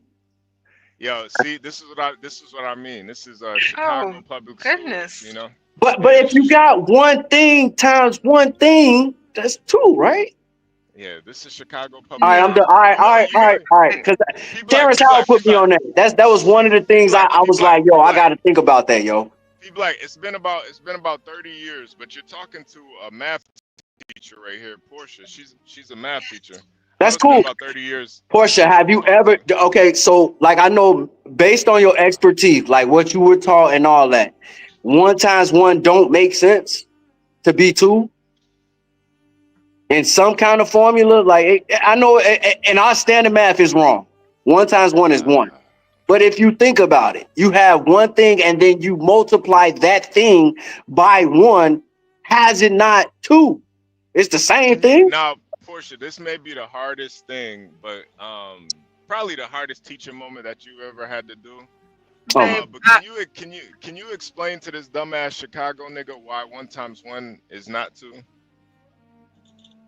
I know that based on what I learned, but I was like, yo, I consider based that upon it could be 2. 1 times 1. Okay, so whenever we're speaking in terms of math, we have addition, subtraction.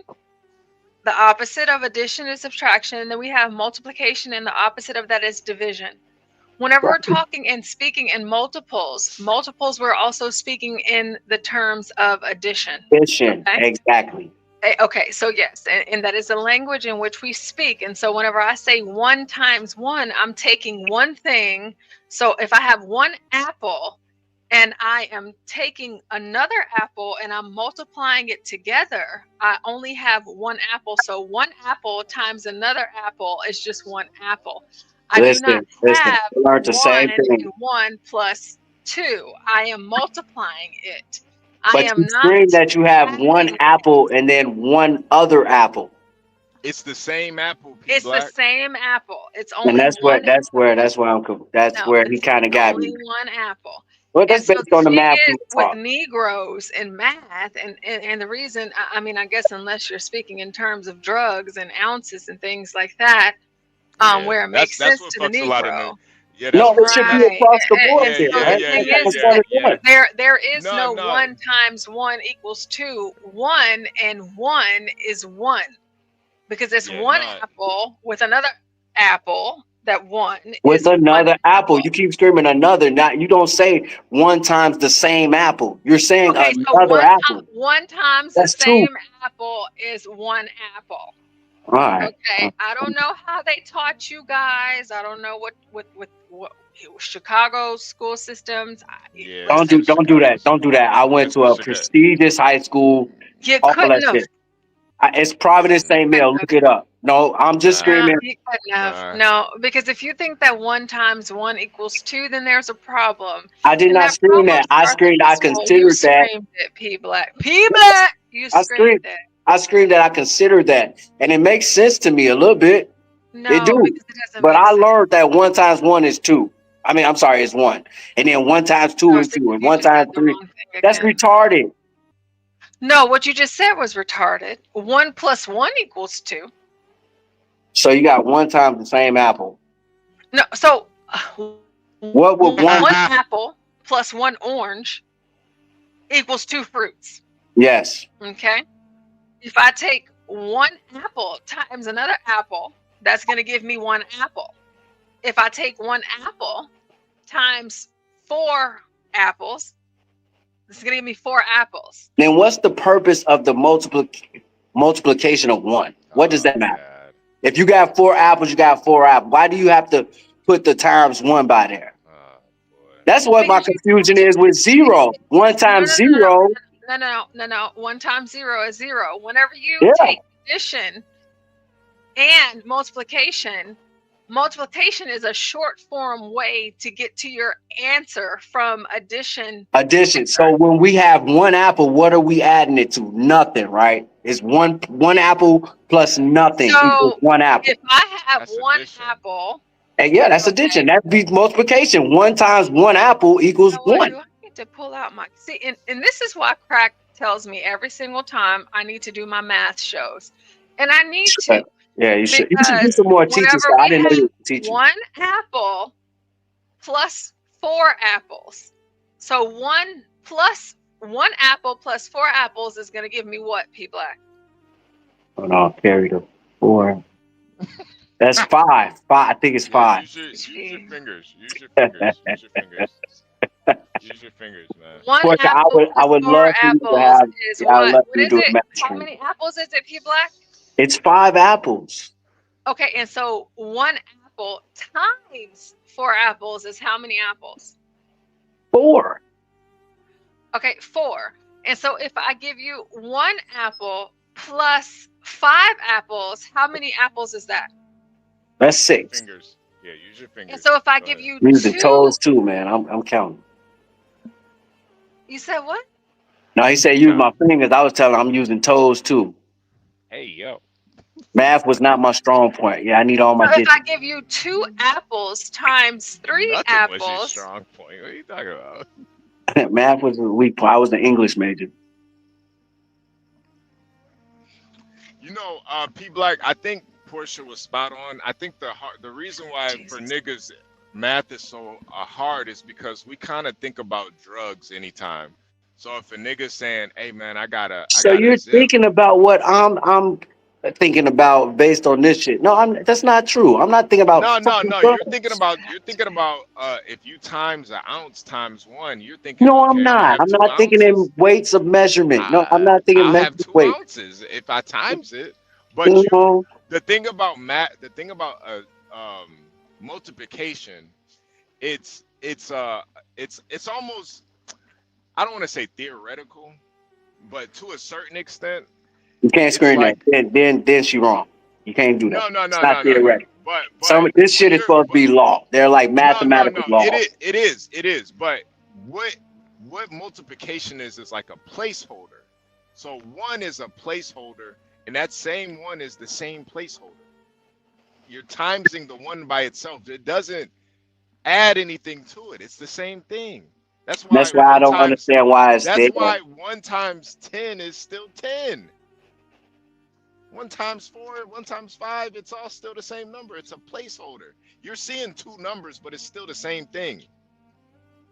All right, I'm done with it. This is beyond my pay grade or beyond my expertise, my field expertise. Let me screen that. This nigga's a retard, man. Yeah, because I graduated, you know, I took what they taught us at traditional math and all that, and I passed. I was good. Nigga, you did 1 semester at community college, man. Stop it. Watch your mouth. I did more. I went to Eastern Illinois University. Shout out to them. All right. you didn't major in math, correct? Absolutely not. No, man. It was an English and journalism major, a double major, second year. Okay, so math wasn't your strong suit.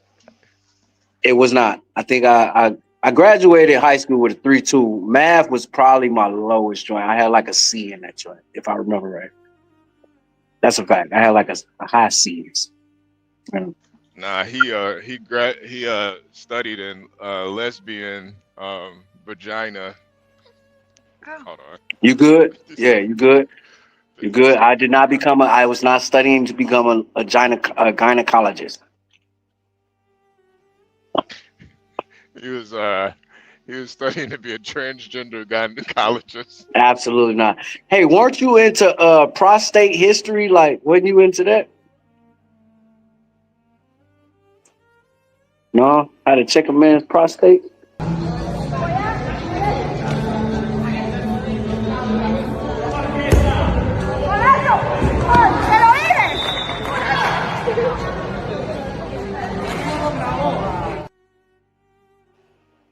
Damn. I mean, shout out to A. Smith. Gotta kill this stream. Yo, so yeah, Portia, listen, I did not know you were a teacher, yo. I would love to you know, get some more streams where you like actually like screaming at people about that. I don't know how your system is, the public school system out there is. Our shit is fucked up. Our shit is fucked up. Oh yeah, so you know, They don't even have contracts yet. It's almost the end of the year. no, maybe tomorrow I'll upload like a lesson 1. I might do like a pre-record, or I might do it live.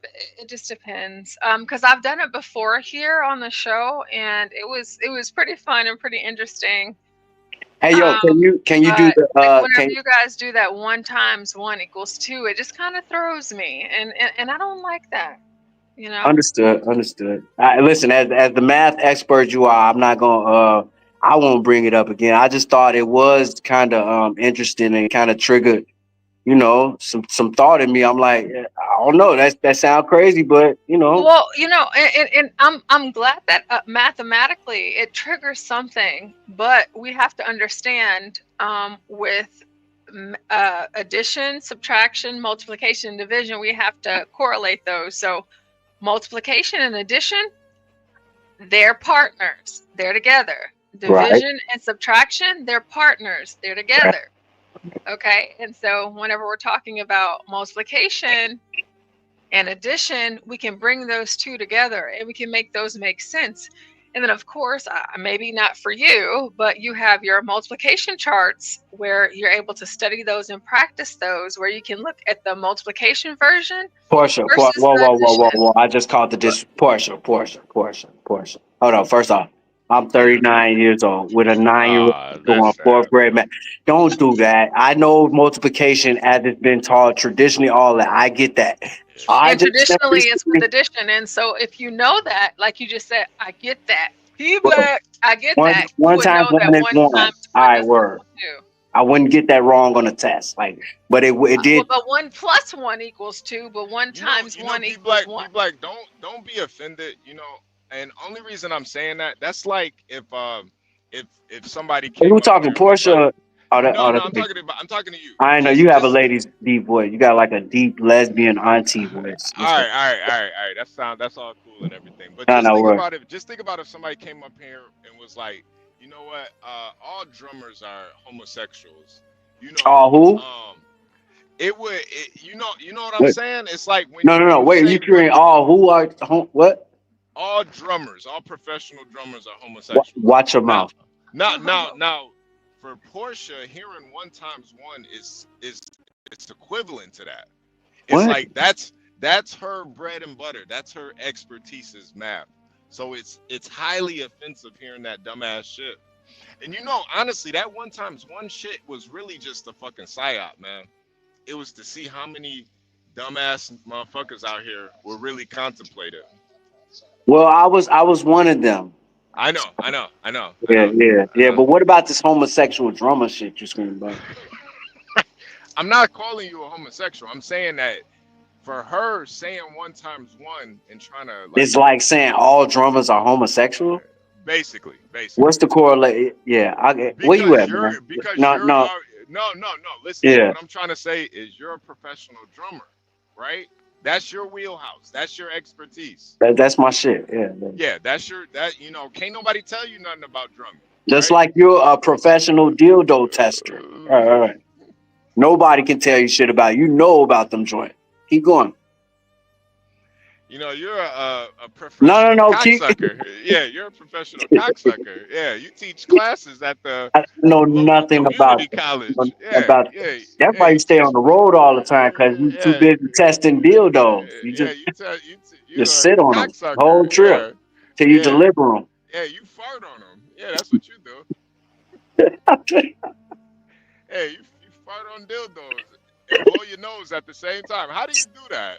I don't know. You know how. You know how. I don't know. How are you able to fart on a dildo and blow your nose at the same time? That's honestly, that's yeah. It shouldn't only a skill you would know about, you know. It shouldn't be possible, honestly. Nah, but you would know. You've had practice. How long you been a truck driver right now? Listen, man. All right, what up? Maybe you didn't get the correlation, and I get it. You think I didn't, and you did not explain it at all yet. But word. Maybe it was a bad metaphor. You know, maybe it was. That's why. That's what I was curious. Horrible. Okay. Let me give you a better. All right. If I were to say the drummers are the least talented of the musicians. The least talented of the musicians. If I said a monkey could play the drums, it would be one of those things where it's like you would be offended by that, right? It's the same. You screamed a flunky? They're the least talented of the musical world. Like a monkey. No, I said a monkey. The monkey. Oh yeah. A monkey could play a set of drums. No, yeah. I think Godzilla could come up with Zion. How about that? Yeah. How about that? Yeah. Niggas probably don't even know what we scream about at that. You do. I think King Kong Ghost wrote Zion. Hey, 20K, man. 20K. No, I didn't have to sign no Diddy contract. 20K, man. What we talking about? No Diddy contract. No Diddy contract. What do you check, man? What we talking about? Hey yo, have you ever played? Darian says for P Black, the weed man sells weed in 8-gram bags. If a buyer buys 3 bags, how many grams of weed did they buy? It's 24 grams, right? What the fuck? Yeah, y'all playing me, yo, and I understand. I get it. I'll rock with it, but I mean, the one thing did, it definitely intrigued me. It did, but It all right, was a psyop, man. It was a psyop. It was for all right, dumb then I niggas fell to fall for it. for I it. fell Yeah, for it. it was a psyop for dumb Thank God I have people of y'all intelligence and expertise and Portia to, steer me back to the right, mathematical shit. Spirit to the mathematical knowledge. I appreciate that. No. Yeah, absolutely. I thought you were stream. God bless you. Please don't, God. No, Please. I'm saying God bless Portia. Yeah, absolutely. No, I yeah. want everything bad to happen to you and only you. No, That's yeah, it. word. Yeah. Only you. I want peace in the world and all the evils and the wrong to happen to you. Yeah.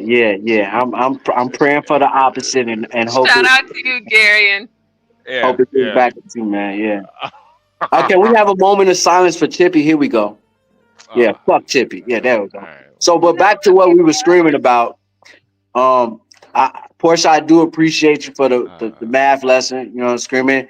That is, I ain't gonna lie. It was this year. I was listening. I'll be totally open about it.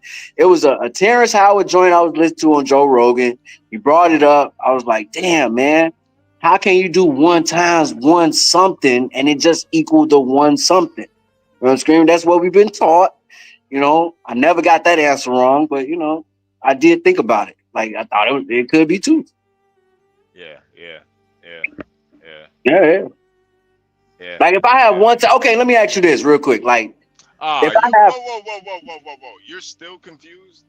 I'm not confused. I just got questions about it. P-Black, it's only one apple, bro. It's only one apple. So if I have 1/5 of Jack Daniels, and then I times it by another 5th of Jack Daniels, I'm just timesing it by the same bottle. It ain't another Jack. It's the same bottle. It ain't another Jack, man. It's the same Yes. bottle, man. All right. It's the same bottle. It's the same bottle, fifth. man. Yes, it's the same fifth. All right. You pull out your shot glass. You have 2 ounces in that shot glass of Jack Daniels, okay? You pour that 2 ounces in there for that shot. You multiply it by another. You don't add to it. You're multiplying it by itself. So it's But to the same multiply amount. means to add in some sense. Right? Addition and multiplication, Go they can go together. hand in hand. They can go hand in hand, but you have to surpass the singular. So you have one of So I the got 2 ounces shots. of Jack Daniels, and then I'm just pouring 1 out. You're taking that 2 ounces against the And then- other 2 ounces. That would You're be not addition adding and it together. subtraction, You're man. multiplying. Listen. All right. Yeah, Negro math is crazy, G. No, it's not Negro math. It's P Black math. P Black. This is Negro math. Cause you know who really like sparked this whole conversation? It was fucking Terrence Howard, dumbass. You really listen to Terrence Howard, man? Think about that, people. Do I like what's the word? Do I like follow adhere to what he screams as law and all that? Hell no. He just had some interesting concepts, and that was one of them. That was one of them that got me. That was one of them. But other shit he was screaming because it was proven wrong and all that shit.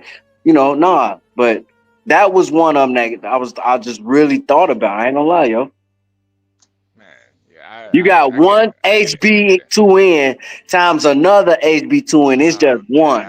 I thank God for that math. If that's true, I thank God it ain't 2 of them. I thank God 1 times 1 is 1 then.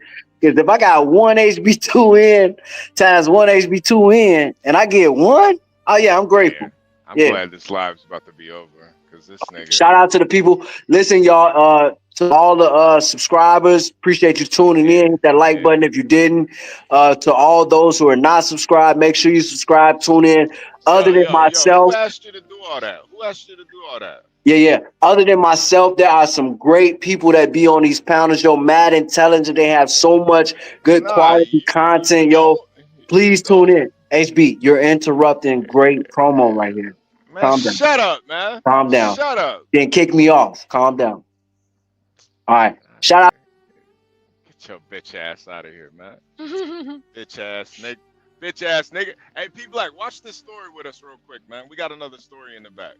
We ain't trying to hear all that. All right, I'm down. My bad. Shout out to the All people. right. Shout out to the Let's- chat. let's- All right, well, all right. HB, you a fat. I hate you. I'll kill you, nigga. Yeah. And local religious and anti-violence leaders gathering in Coney Island tonight to remember that victim who was burned to death on the subway. Fox 5's Jessica Formoso joins us live from the Stillwell Avenue station where they all have come together. Jessica, what's the latest?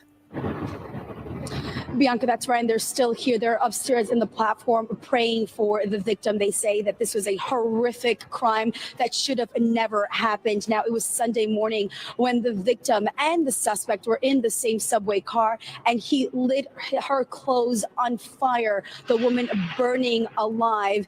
Now, the prayer vigil taking place here at the same subway station where the woman was burned alive. Her identity still unknown. We are told that they actually did DNA testing, but they still can't identify the victim. All we know about her so far is that she was homeless. The suspect remains behind bars. Police say he's a Guatemalan migrant who entered the country illegally back in 2018. Sebastian Zapeta was deported just days after entering the U.S., but then he snuck back in. The morning of this vicious crime, police say after setting the woman on fire, he then walked out of the subway car and sat on the bench here at the platform and watched her burn alive. Her body burned beyond recognition. Faith leaders here today saying this should have never happened. They say the system failed her. So we're calling on the police commissioner, we're calling on the governor, we're calling on the mayor. The slogan in this city is, if you see something, say something. But no one said nothing. No one did nothing. They just watched this young lady burn on fire alive. Homeless lives matter. She was burnt up so bad that the police cannot even identify who she is. And they say the mayor and the government and the governor need to do something about this subway crime. Again, they are here praying for the victim. They are asking the public for help.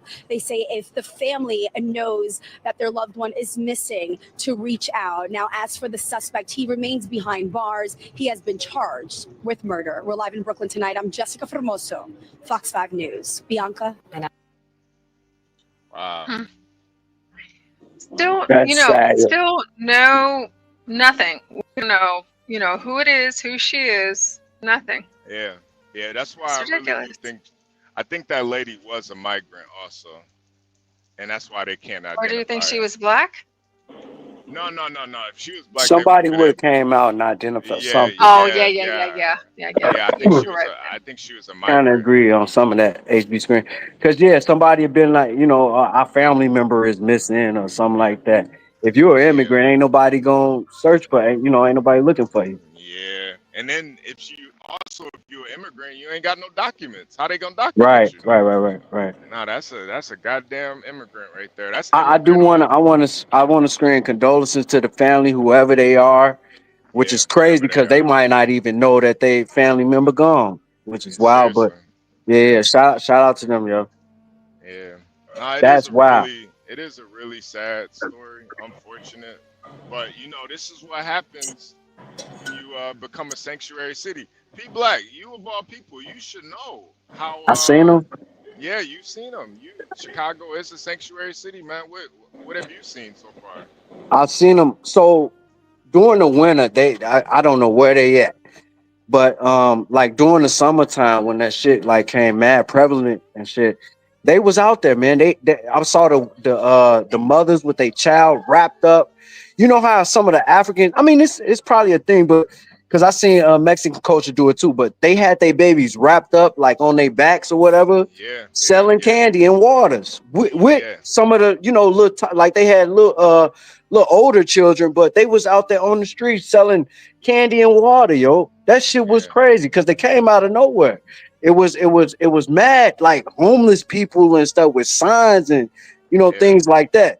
This is one thing. At least the ones I saw, they mad resourceful. I don't know where they got the money or the idea even to get candy and water to sell it, but they got that and they hit the streets. They was on the streets, but it was mad. It was mad amount of them on the streets, yo. I ain't gonna lie, cause it's the winter. Maybe they got shelters or something. I don't know. But I don't see them as much. But definitely during the summer, yo, they was mad. They was here. That's a fact. I mean, they pretty much stole your job out there selling candy and water. Wait, what? My fault. What? They moved in on your territory. They didn't. No, I don't know. No, they didn't. Don't you be out there on the side of the road playing the drums, selling waters and stuff? HB, where you at though?